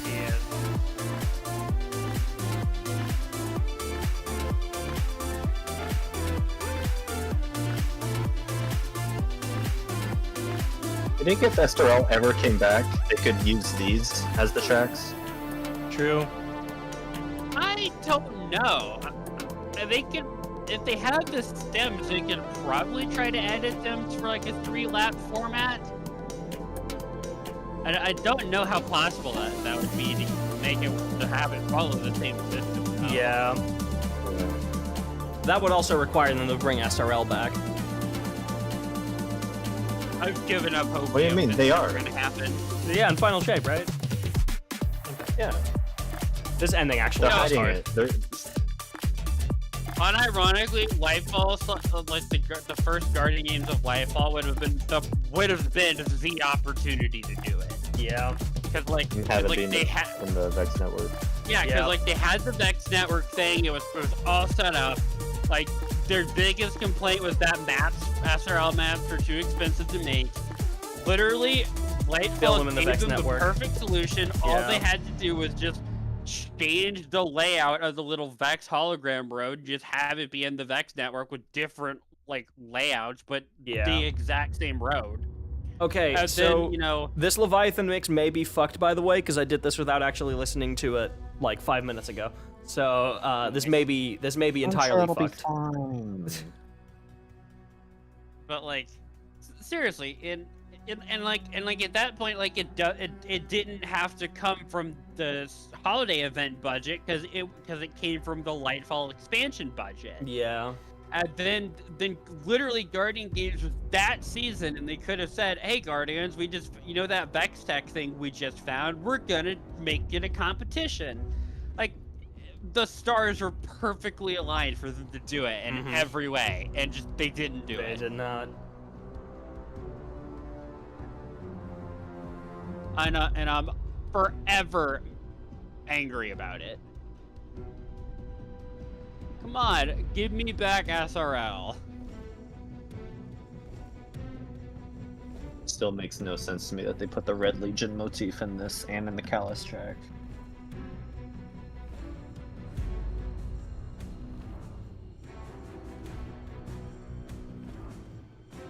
Haven't you seen my Legion? It's red.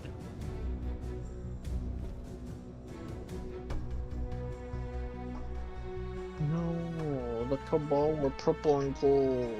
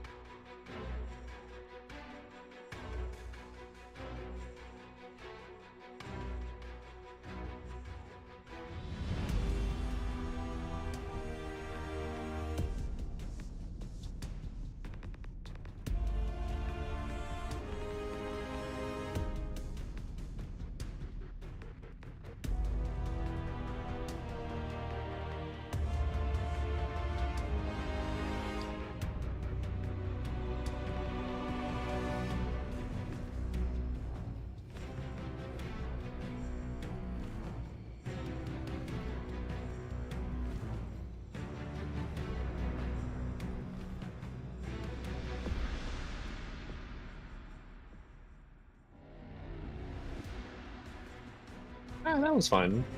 Yeah.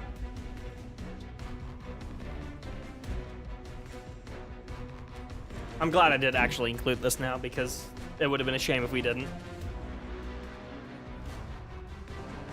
I just completely forgot about it, because the Leviathan action is in a different folder than the ambient. Because it's in the EDZ folder. Yeah. Which is on But it me. also has an ambient that plays in the EDZ. Yeah, it has a separate ambient version for the EDZ. Yeah.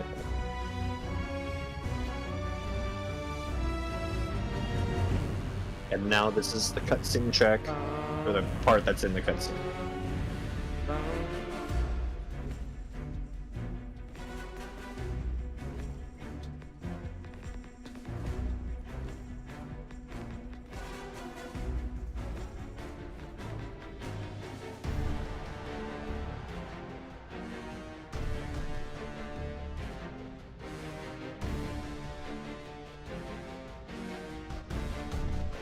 And if it sounds at all similar to Towerfall, now you because know it why is. it's connected to it. Yeah. Yeah. Same music system.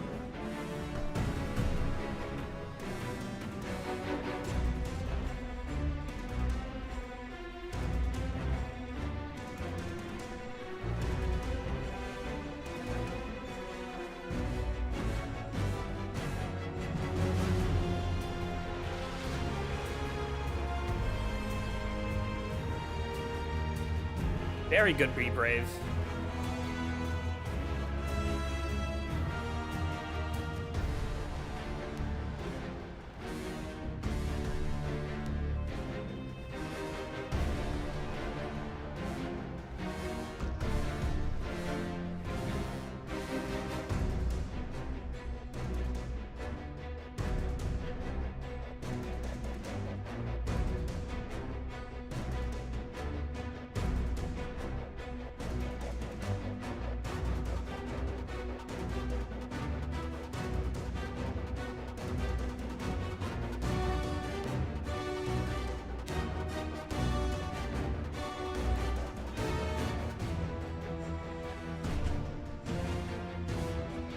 Oh my god, we only got 4 songs left after this, y'all. Wow. We're nearing the end. It's still like almost an hour. But Destiny 2 music. moment. Yeah, it's still 50 minutes for those 4 songs. We're still gonna be here a while. But we are in the home stretch.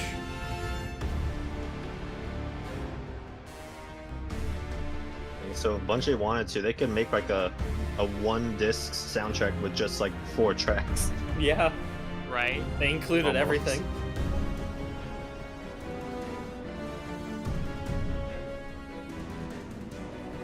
Just have like one mini disc and the only track on it is Shell of What Was. The full And it just takes 2402 up the version. full 80 minutes. Nah, 24 she's talking hours? about a mini disc. Yeah, mini disc. The ones like the size of the GameCube discs, those kind of things. Yeah. How Mini much CDs. music can even go on that? About 21 minutes. Oh, hey, cool. Yeah, we can fit Shell of What Was on that. Yeah. Just Shell of What Was. Oh, and here's the ending. See, Peter didn't do a one-note ending for once. Oh my god. Are we still listening to the whole Vanilla D2 soundtrack? How long is it? It's 11 hours. We have 4 tracks left and it's 50 minutes worth. We are in the home stretch. I told y'all this was gonna be a long stream. Yay, Whirlpools. Oh my god, I Yes. love this track, dude. Holy shit. Turn that shit up. Why did they not release this, man? I would have so much rather they released this over The Hunted. I'm sorry, I'll say it. Yeah, agreed. Psylocke, I know you're gonna hate me for that, but I would have so much rather they released this instead. If they had to pick one. It's sad because they use this track in so much of the marketing. Like the Yeah, exactly, countdown that's timer, why. They used it in like short cues when they did the D2 reveal event in LA. Yeah. Yeah, it's why we used to refer to this motif as the Royal Pulse motif for all this fucking time. Because that was the one that like they used everywhere, so surely like this was the one that they wrote first, right? No, it was Resist the Legion.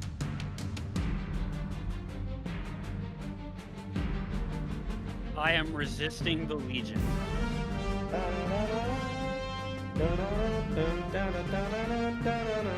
You know, imagine if there was like a Siege Dancers version of Resist the Legion, Resist the Dancers.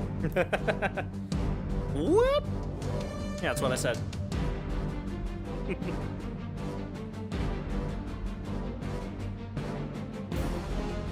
Oh, yeah, definitely put it on one of the business card CDs. Oh my No, god, I well- forgot about business card CDs. What we gotta do is we gotta take the soundtrack version and we need to put it on an Edison cylinder. Jesus Christ. It'll just barely fit, I promise. Yeah. You'll have to compress it down to hell, I believe, but... Well, no, like in Edison cylinder is analog. Oh, right, it is. Like that's the precursor to vinyl records. Yeah.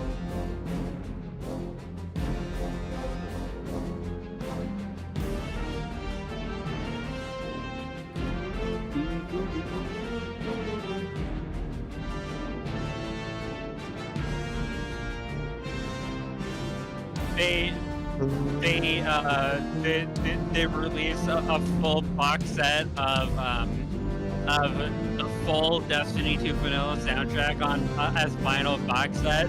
It's $7,000 and it has 70 vinyl discs. Jesus Christ.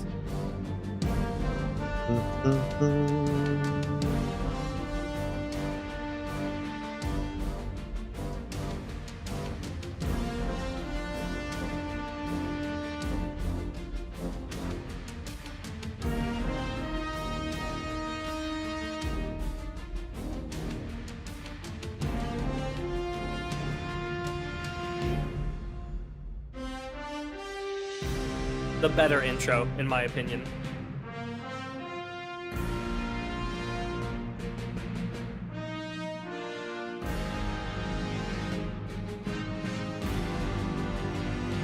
Oh yeah, we're in high action now. Yeah. From here to the end.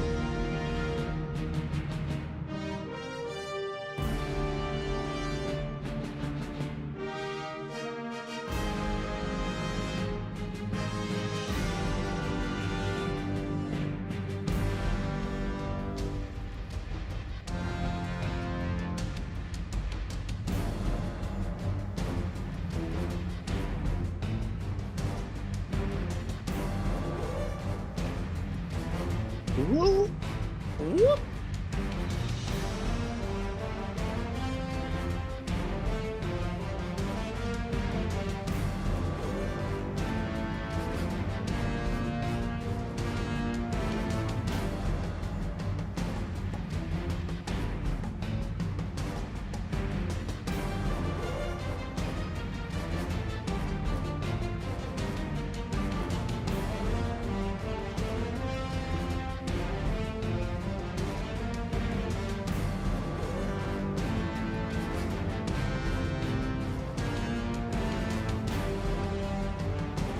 And now be brave, sir.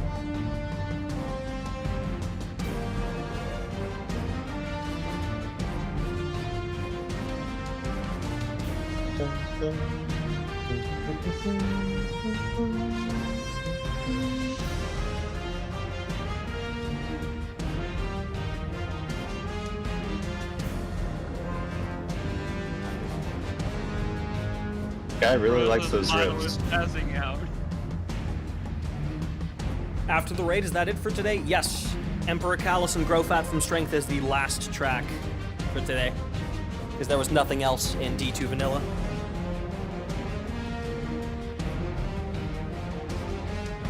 Because obviously D2 Vanilla had no content.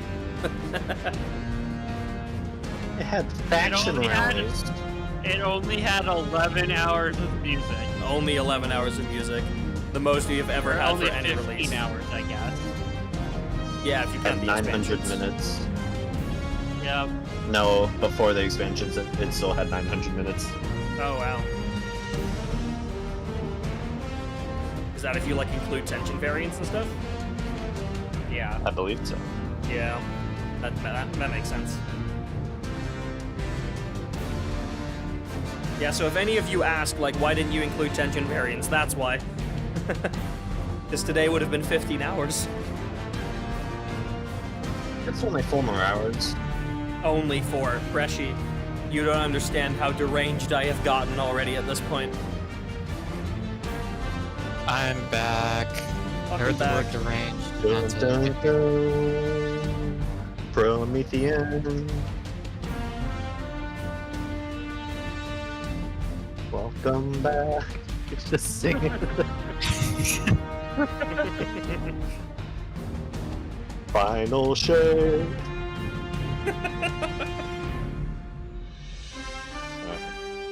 The ending of this is so nice. Fun fact. Royal pools! Imagine if every track introduced itself like that.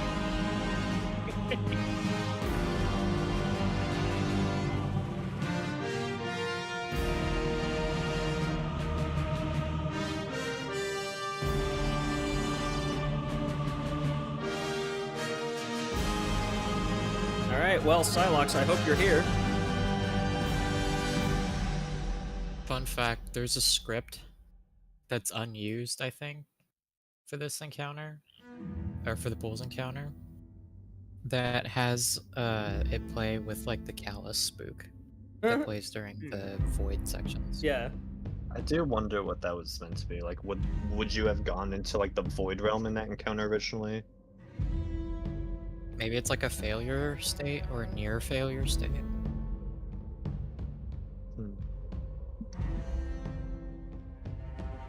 Well, everyone be quiet. We're trying to hide from the dogs. Bark. No, don't let them hear you.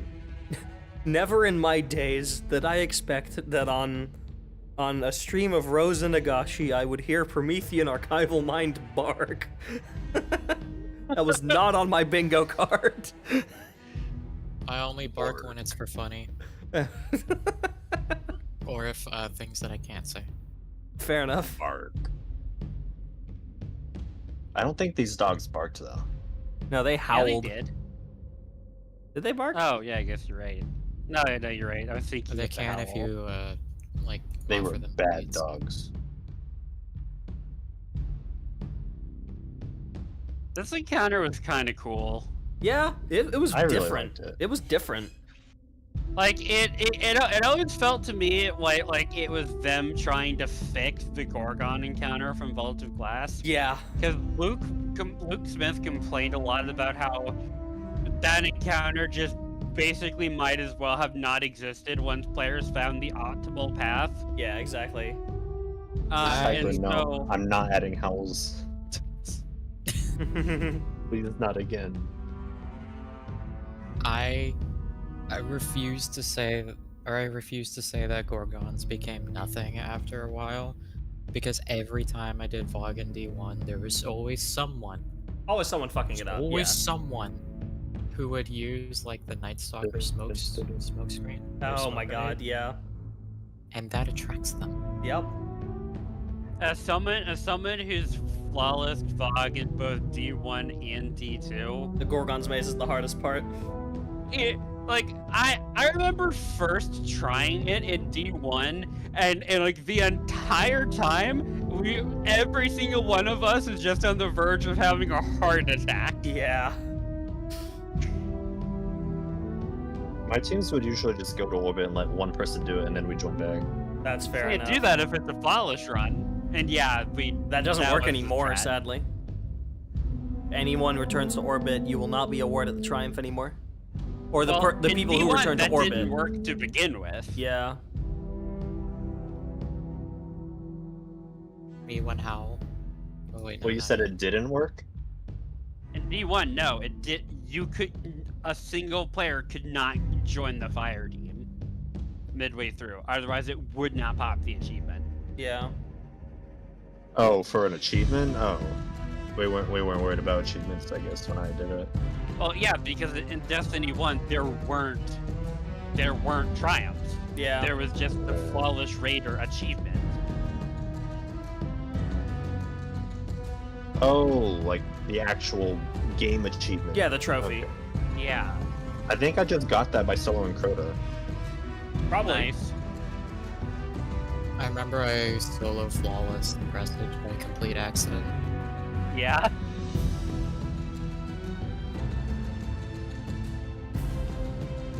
I think that's my proudest achievement. It's nothing much, but it's there.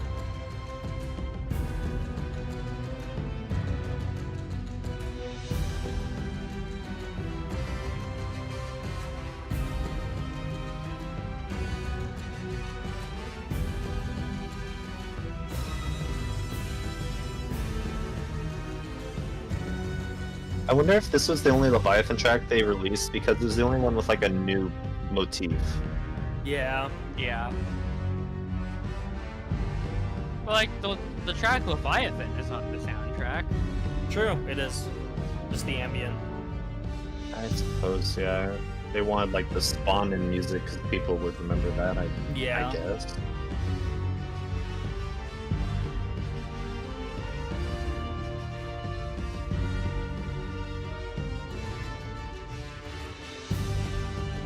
I always liked how the clacky drums kind of took a pause there and now they come back. Yeah. Yeah. This is a really good track. Is there a butt It's coming, just or is it never- I was just... waiting for the button. Yeah. Yeah, I was like, what? What are you about to say, Promethean? You hate this track? It just never gets used. Like, you never hear any of it. Yeah. They gave us a light action and season haunted. Oh, great. I love light action. Yeah. Alright. Y'all ready for some howling, but without the howl? You're gonna have to fill in the howling yourself. Alright, I've reached my quota on dog noises. Yeah. Promethean's already barked like twice.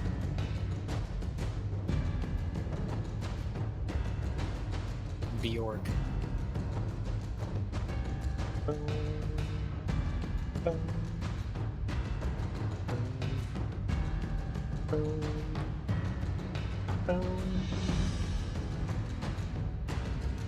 Forgot how this is... very short on the soundtrack. Yeah, I was gonna say, I forgot how extended this part is in the full version.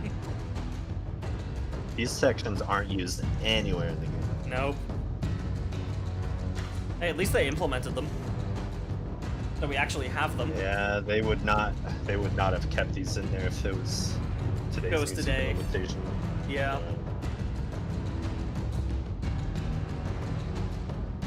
Alright. Now we're in high action. Oh,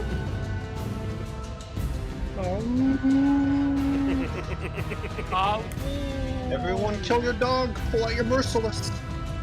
Oh my god, yeah, it Everyone. was merciless. Or like, Oh my god, of this dog isn't dead. Guys, my dog was dead 35 seconds ago, before we even started. What? When you killed a dog, it would speed up how long this took, right? Like how it would no. shorten the amount of time you'd have for DPS, right? No, it wouldn't shorten the amount of time you'd have for DPS. It would shorten the amount of time that the dogs would grow restless after DPS. Right. So you'd go to the safe room. They'd start the DPS phase. Yeah, it would start significantly faster. So the strat was to, like, back in the day, to get them all low but not kill them and then kill them all in one go. Yeah. We're not even halfway through this DPS section in the high action. Yeah. They wrote plenty of music in case they wanted to extend this further. I remember back right before this raid got vaulted, we were so powerful at that point that you could do this encounter without getting any empowering spores. Yeah. You could just go straight to damage. Imagine how powerful, how easy it would be now. Oh yeah. Yeah. Now it would be like, it would barely be like a public Just event. sneeze on them. They would die. They'd be easier than the dogs in Neo Luna Patrol. Probably, yeah. Can you imagine if the choir was howling? Right?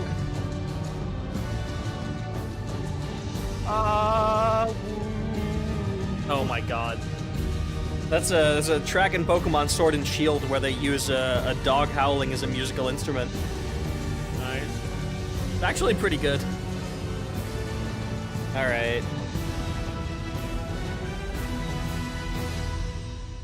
And with that, That's insane.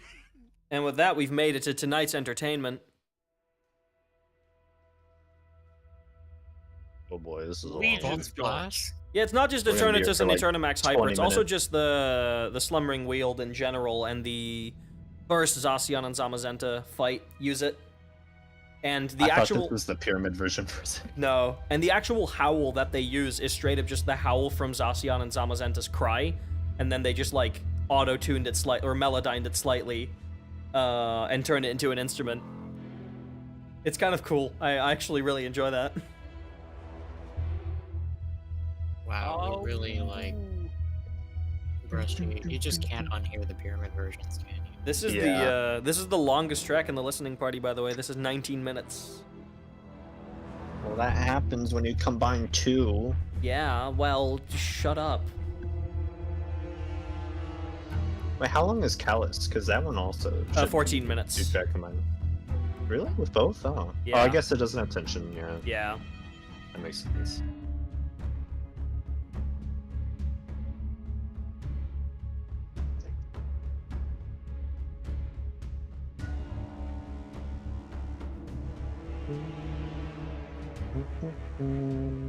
Oh, never mind, it's Rise.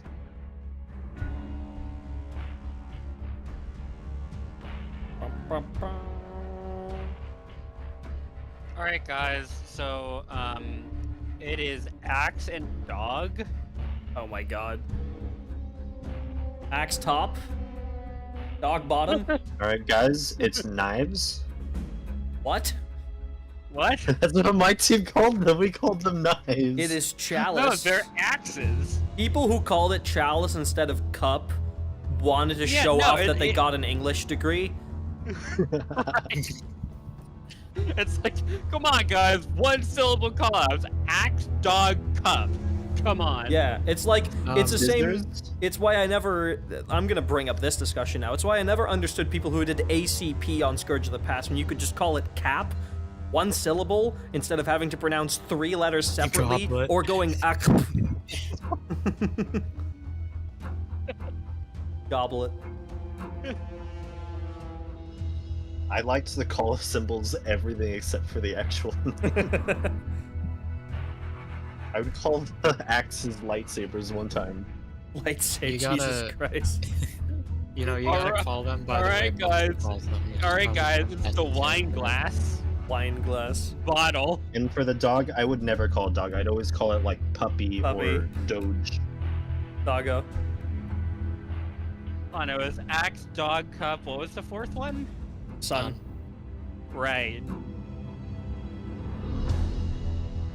I unironically enjoyed the Gauntlet encounter so much, but Same. only if it was with 4 people instead of 6. The Gauntlet encounter with 4 people went so incredibly hard. Yeah, I can see that being the case. Because, What like, do you call the symbol that's like 2 legionaries with sticks? Gladiators. yeah. No, because they aren't holding knives. Dudes, obviously. Soldiers. Dude. Oh, Dudes. dudes, yeah. Dude, I did hear people call them dudes. Yeah. yeah.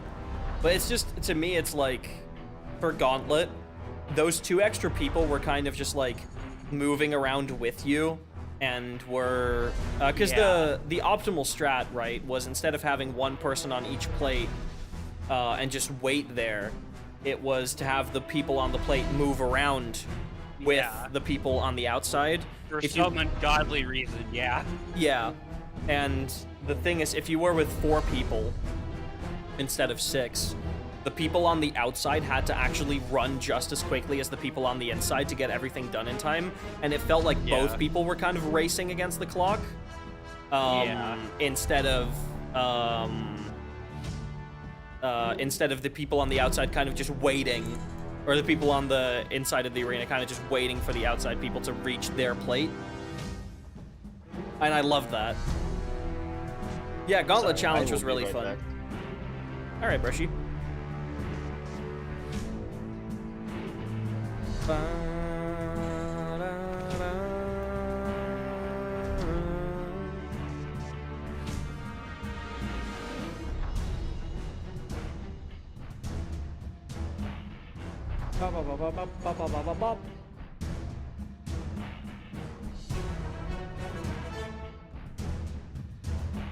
Yeah, I think the Leviathan raid was genuinely, like, pretty transformative when it came to its mechanics. Yeah. Like, I don't think it's one of the best raids that Bungie's ever made. I do think it is, like, on the lower end at the end of the day, but I really enjoyed that they tried something new with it. Yeah. Like, the Gauntlet was unlike any kind of encounter that we've ever had. Royal Pools was the only, like, actual disappointment, because Royal Pools is just Totems too. Yeah. Like, exact same encounter, just different arena, Yeah, pretty much. with a quote-unquote damage phase. Which I don't even count, because you're shooting random-ass crystals. Yeah. Totems too, Electric Boogaloo. Yeah. I think I'll be going EP now, or are we very close? We are very close. There's literally 1 more track after this. We have about, I would say, 20-25 minutes left, and then we're done. So if you want to go to bed, that's please go right ahead. You should get sleep. You should take care of yourself. But we don't have much left anymore. We are almost there. Just put the stream on in the background while you fall asleep. Just leave chat.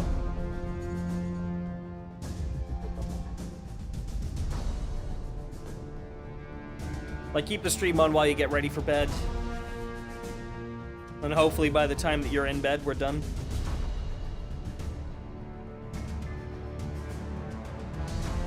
So, when your partner is in the chat, why don't you call them chatless? Okay, so here's the thing. This is something that we've wanted to do for a while. Atlas has a cat OC named Catless, Amazing. which we have seriously considered. There's a way for you to link your text-to-speech from donations and stuff up to, like, a PNG that can open and close its mouth. We have seriously considered making a tiny catless PNG and calling it chatless. Amazing. For whenever chat sends any text-to-speech messages through donations or bits or whatever, and then chatless will Amazing. read them out loud. There's some streamers that already do something like that. There's one streamer who has the chat cat, and it's fantastic. Yeah, it's just like chatless is always a funny joke to make because obviously, as all of my friends know, I go on long-winded info dump tangents. And before my handle was @Lix, it was just Atlas on like Xbox Live. Oh wait, really? Yeah, really. I did not know that. And so my friends would always say, "Oh, it's story time with Chatless," whenever I would go on one of my info dumps. Oh, it's autism time, baby. It's popping tonight. It is, in fact, autism time. To be fair, I feel like this entire week for all of us is autism time. Yeah.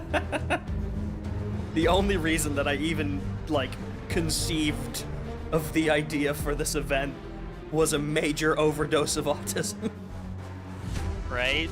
And I regret it a tiny amount. I'll be honest. I do regret it a tiny amount. Because it is currently 4:30 in the morning. I have been live for 11 and a half hours. Incredible. Sensational, perhaps. Normally, the only times that streams reach even close to this amount of length and this late into the night is day one raids. Oh yeah, I'll also be doing one of those next week. Yep. Oops. Don't worry. After today, it's all downhill from here. It is getting a little bit shorter after today. That is true. We shouldn't have just a in time for high action. we shouldn't have a 5 a.m. day anymore. Does Legion's March action reference a holiday at all? It might, yeah. It might. Because I swear it does.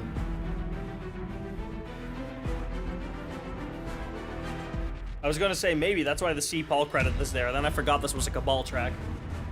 Of course, the C. Paul Yeah. credit is there. You're practically gonna sleep for a week once everything is over? Yeah, probably. Back It's with the all over. But hey, chat can delay that by like upwards of a week and a half through some later donation goals that haven't been revealed yet. I feel like starting tomorrow I may make a change to some donation goals because it's progressing a bit slower than I thought, which is, I had no idea what numbers to put down, so I kind of just made something up. But I might like push some of the higher donation goals a bit closer so that we have a better chance of meeting some of them, because some of them are legitimately pretty fun. Yeah, can confirm.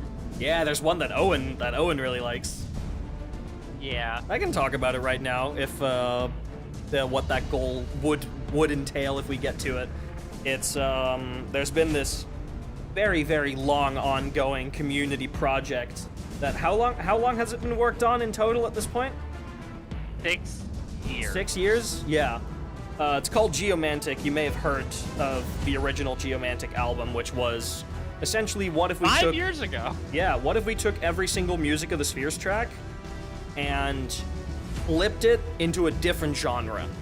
Right? We had the Ecstasy was like a full piano piece. We had the Union if it was like a metal track.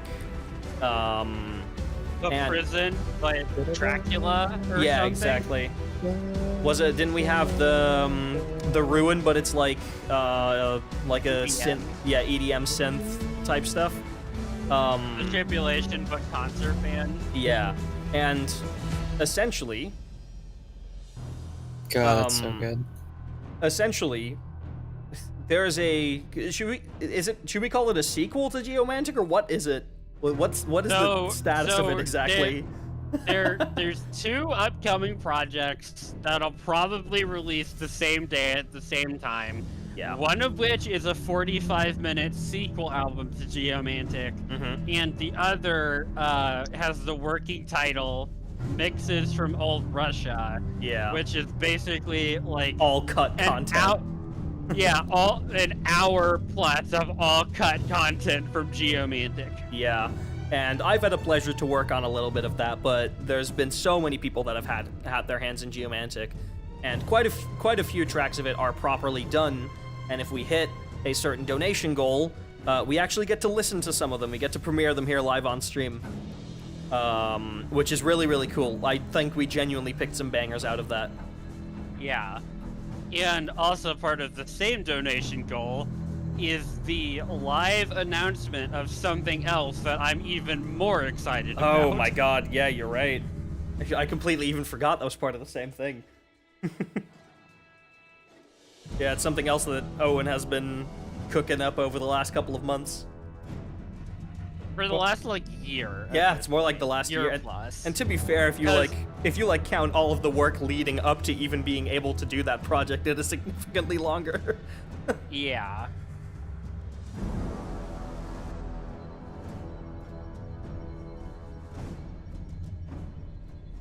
Only 6 more minutes, guys, of the gauntlet, and then we have Indeed. Callus. Hey, I know him. He's the Lightfall guy. Oh my god. Yeah, let's just you know what? Fuck it. Let's skip it. Let's just play Tyrant Overthrown. Indeed. Just skip to day 5.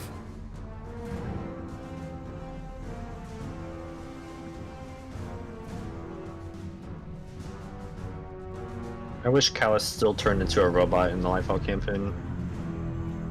Right? It's like, oh yeah, it's still not the real Callus. Yeah, imagine.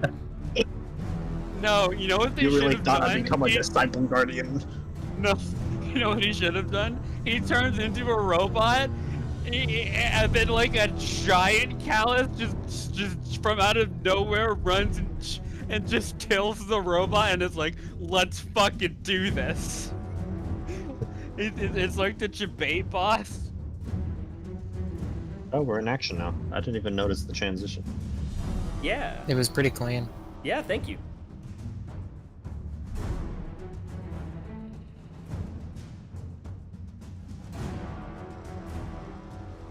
I'm still kind of sad that they only did the fake out boss once, and it was in Curse of Osiris. What do you mean, fake out boss? So they're at the end of the Cabal strike in Curse of Osiris. Like Oh, the Vex. you walked, Sorry.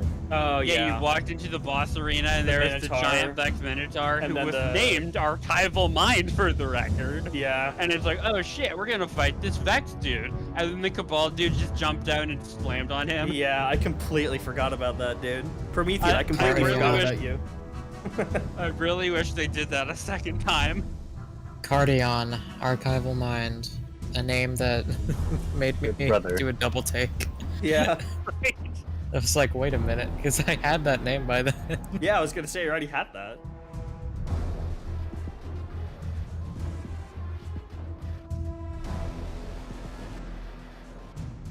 Oh my gosh, Promethean, do you hear that? It's the Consumed.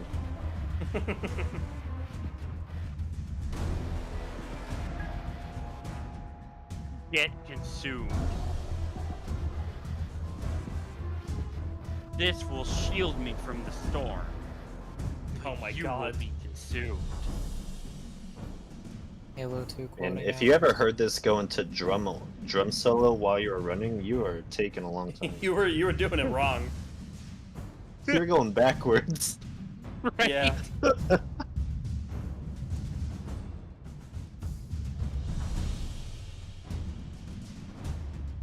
Literally, like, a sizable portion of my brain is just Halo 2 quotes. I think a sizable portion of your brain is just Bungie. Yeah, probably. I like that that's an actual thing that the Destiny music does. If you spend too long on a boss fight, Yeah, it the goes to light orchestra will action. get tired and then you hear drums only. For a little They bit have to until you give the make players actual a break. progress, yeah. Surely you don't want to listen to this inner light part of Cape of Voices for 30 minutes straight. No, I do. No, Run it no, back. we do, I promise. Yeah, run it back. No, Good night. light action only. Like Cloud. Yeah.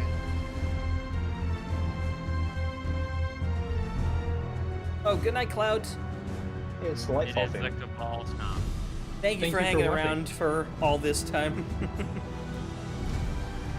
Do appreciate it as usual. Oh, that's Bieber. I was trying to figure out what that was.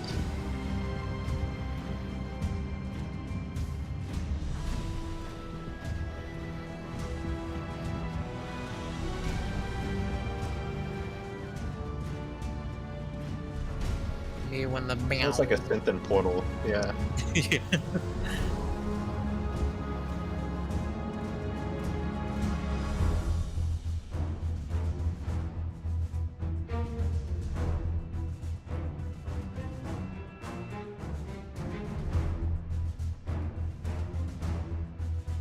me when the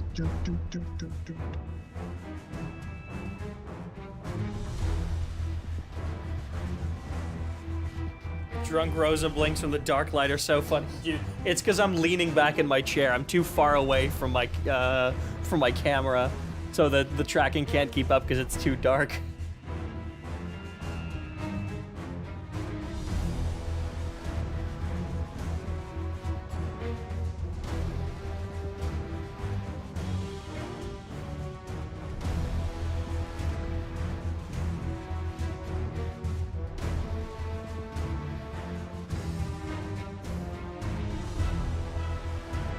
Many yawn, so true.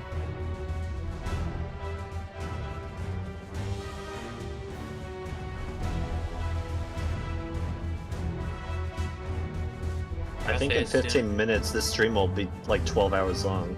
Yeah, it will be, and we will reach that. 15 minutes could save you 15% or more on your car insurance. True. Hey, Callus.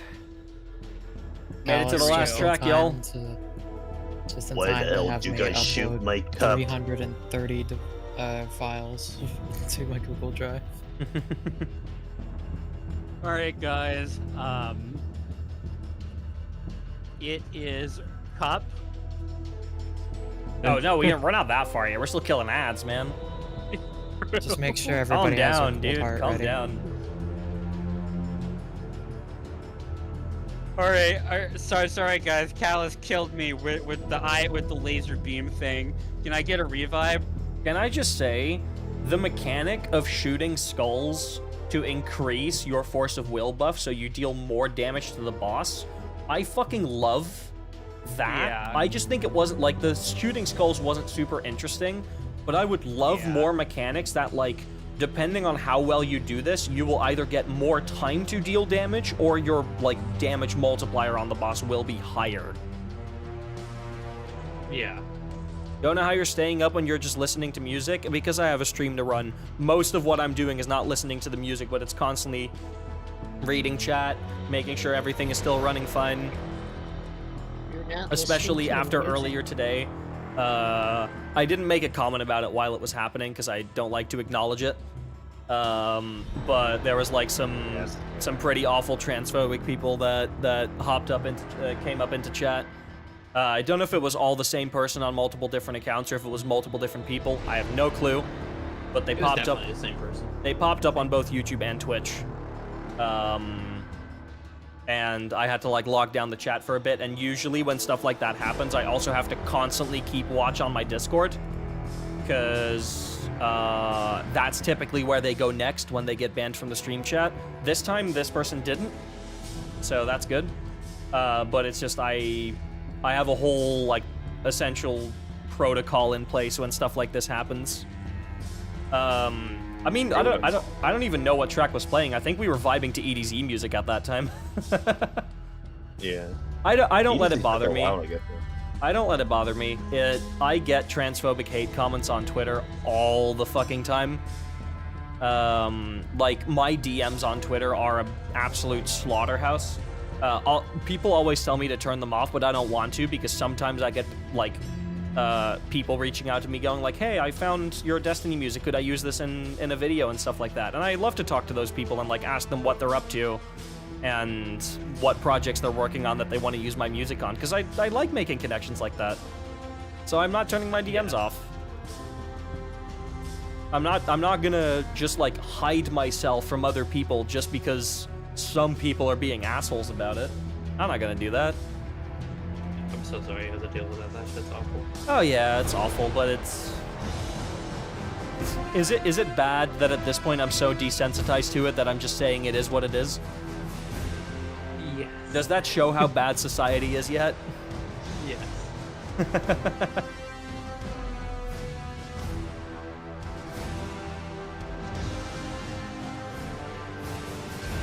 Crazy how people find the energy to just pop in. Oh yeah, I don't Pop in the fucking chat get it and just either, be man. hateful. Like, it's like, don't you have anything else better that you could be doing?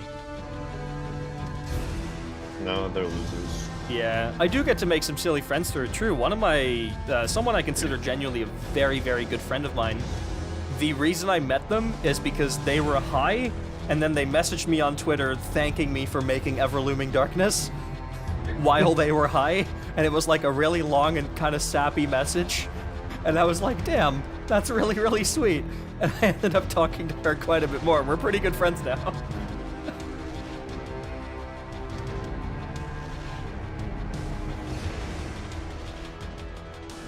It was a moment of weakness.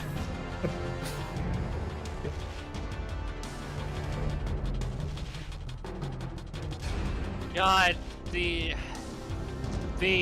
amount of porn on Twitter is just actually awful. Oh yeah. Because I was just reading I was just reading comments about God of War coming to PC, and it's like, and it just said show more replies, and I pressed it. And Pussy in bio, just pussy in bio. right there. No, like there wasn't even that. It was literally it's not even just texting porn anymore. anymore, It's just yeah. actual nudity. Yeah. yeah. Now it's just actual nude photos. I got my first pussy in bio reply a couple of weeks ago, which means I'm a big creator I'm now. so happy for yeah, you. I've made it. you know you've made it as a creator when you get your first pussy in bio reply on twitter.com. Yeah. But it's like, congratulations. I did not consent to seeing that photo. Final shape leak in bio. Thank you, Sony. I actually saw someone say that. Final shape yeah. leak in bio. Yeah, of course. I actually saw that.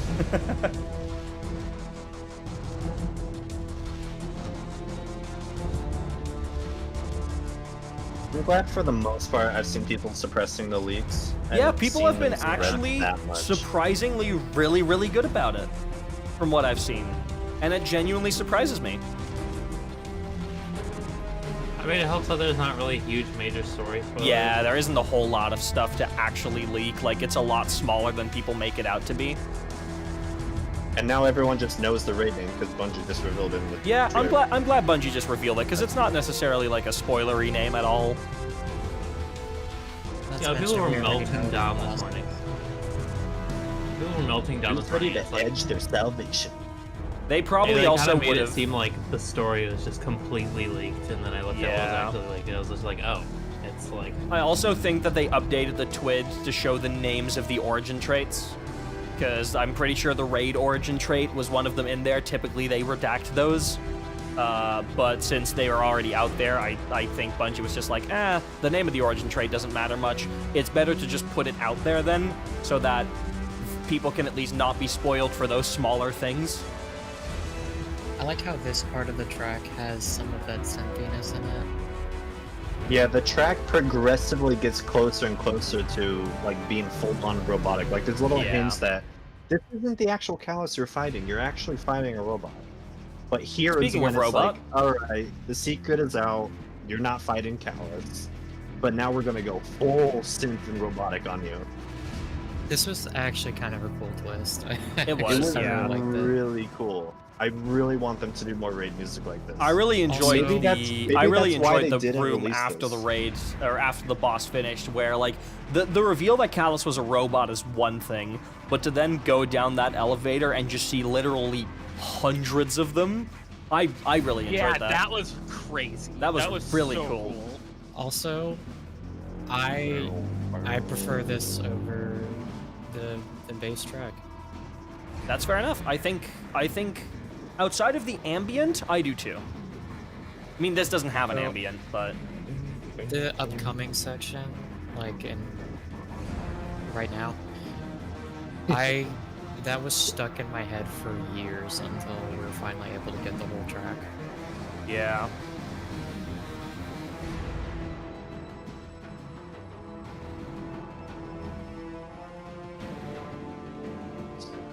So that Red Legion motif, it shouldn't be there.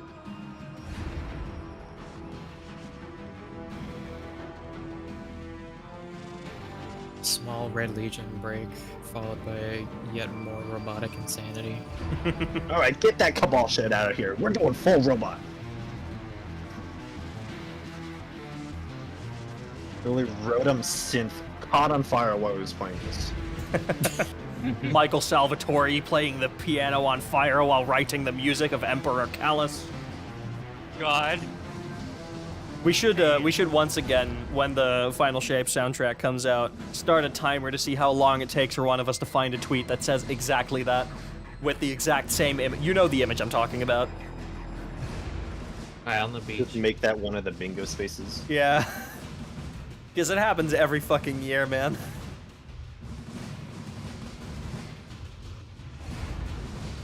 Alright, we know that robot stuff was a little intense. Here's the drum break for you. Nah, fuck you. Back to it. Yeah, that's pretty much what they did. I like how very it's I don't know what vibe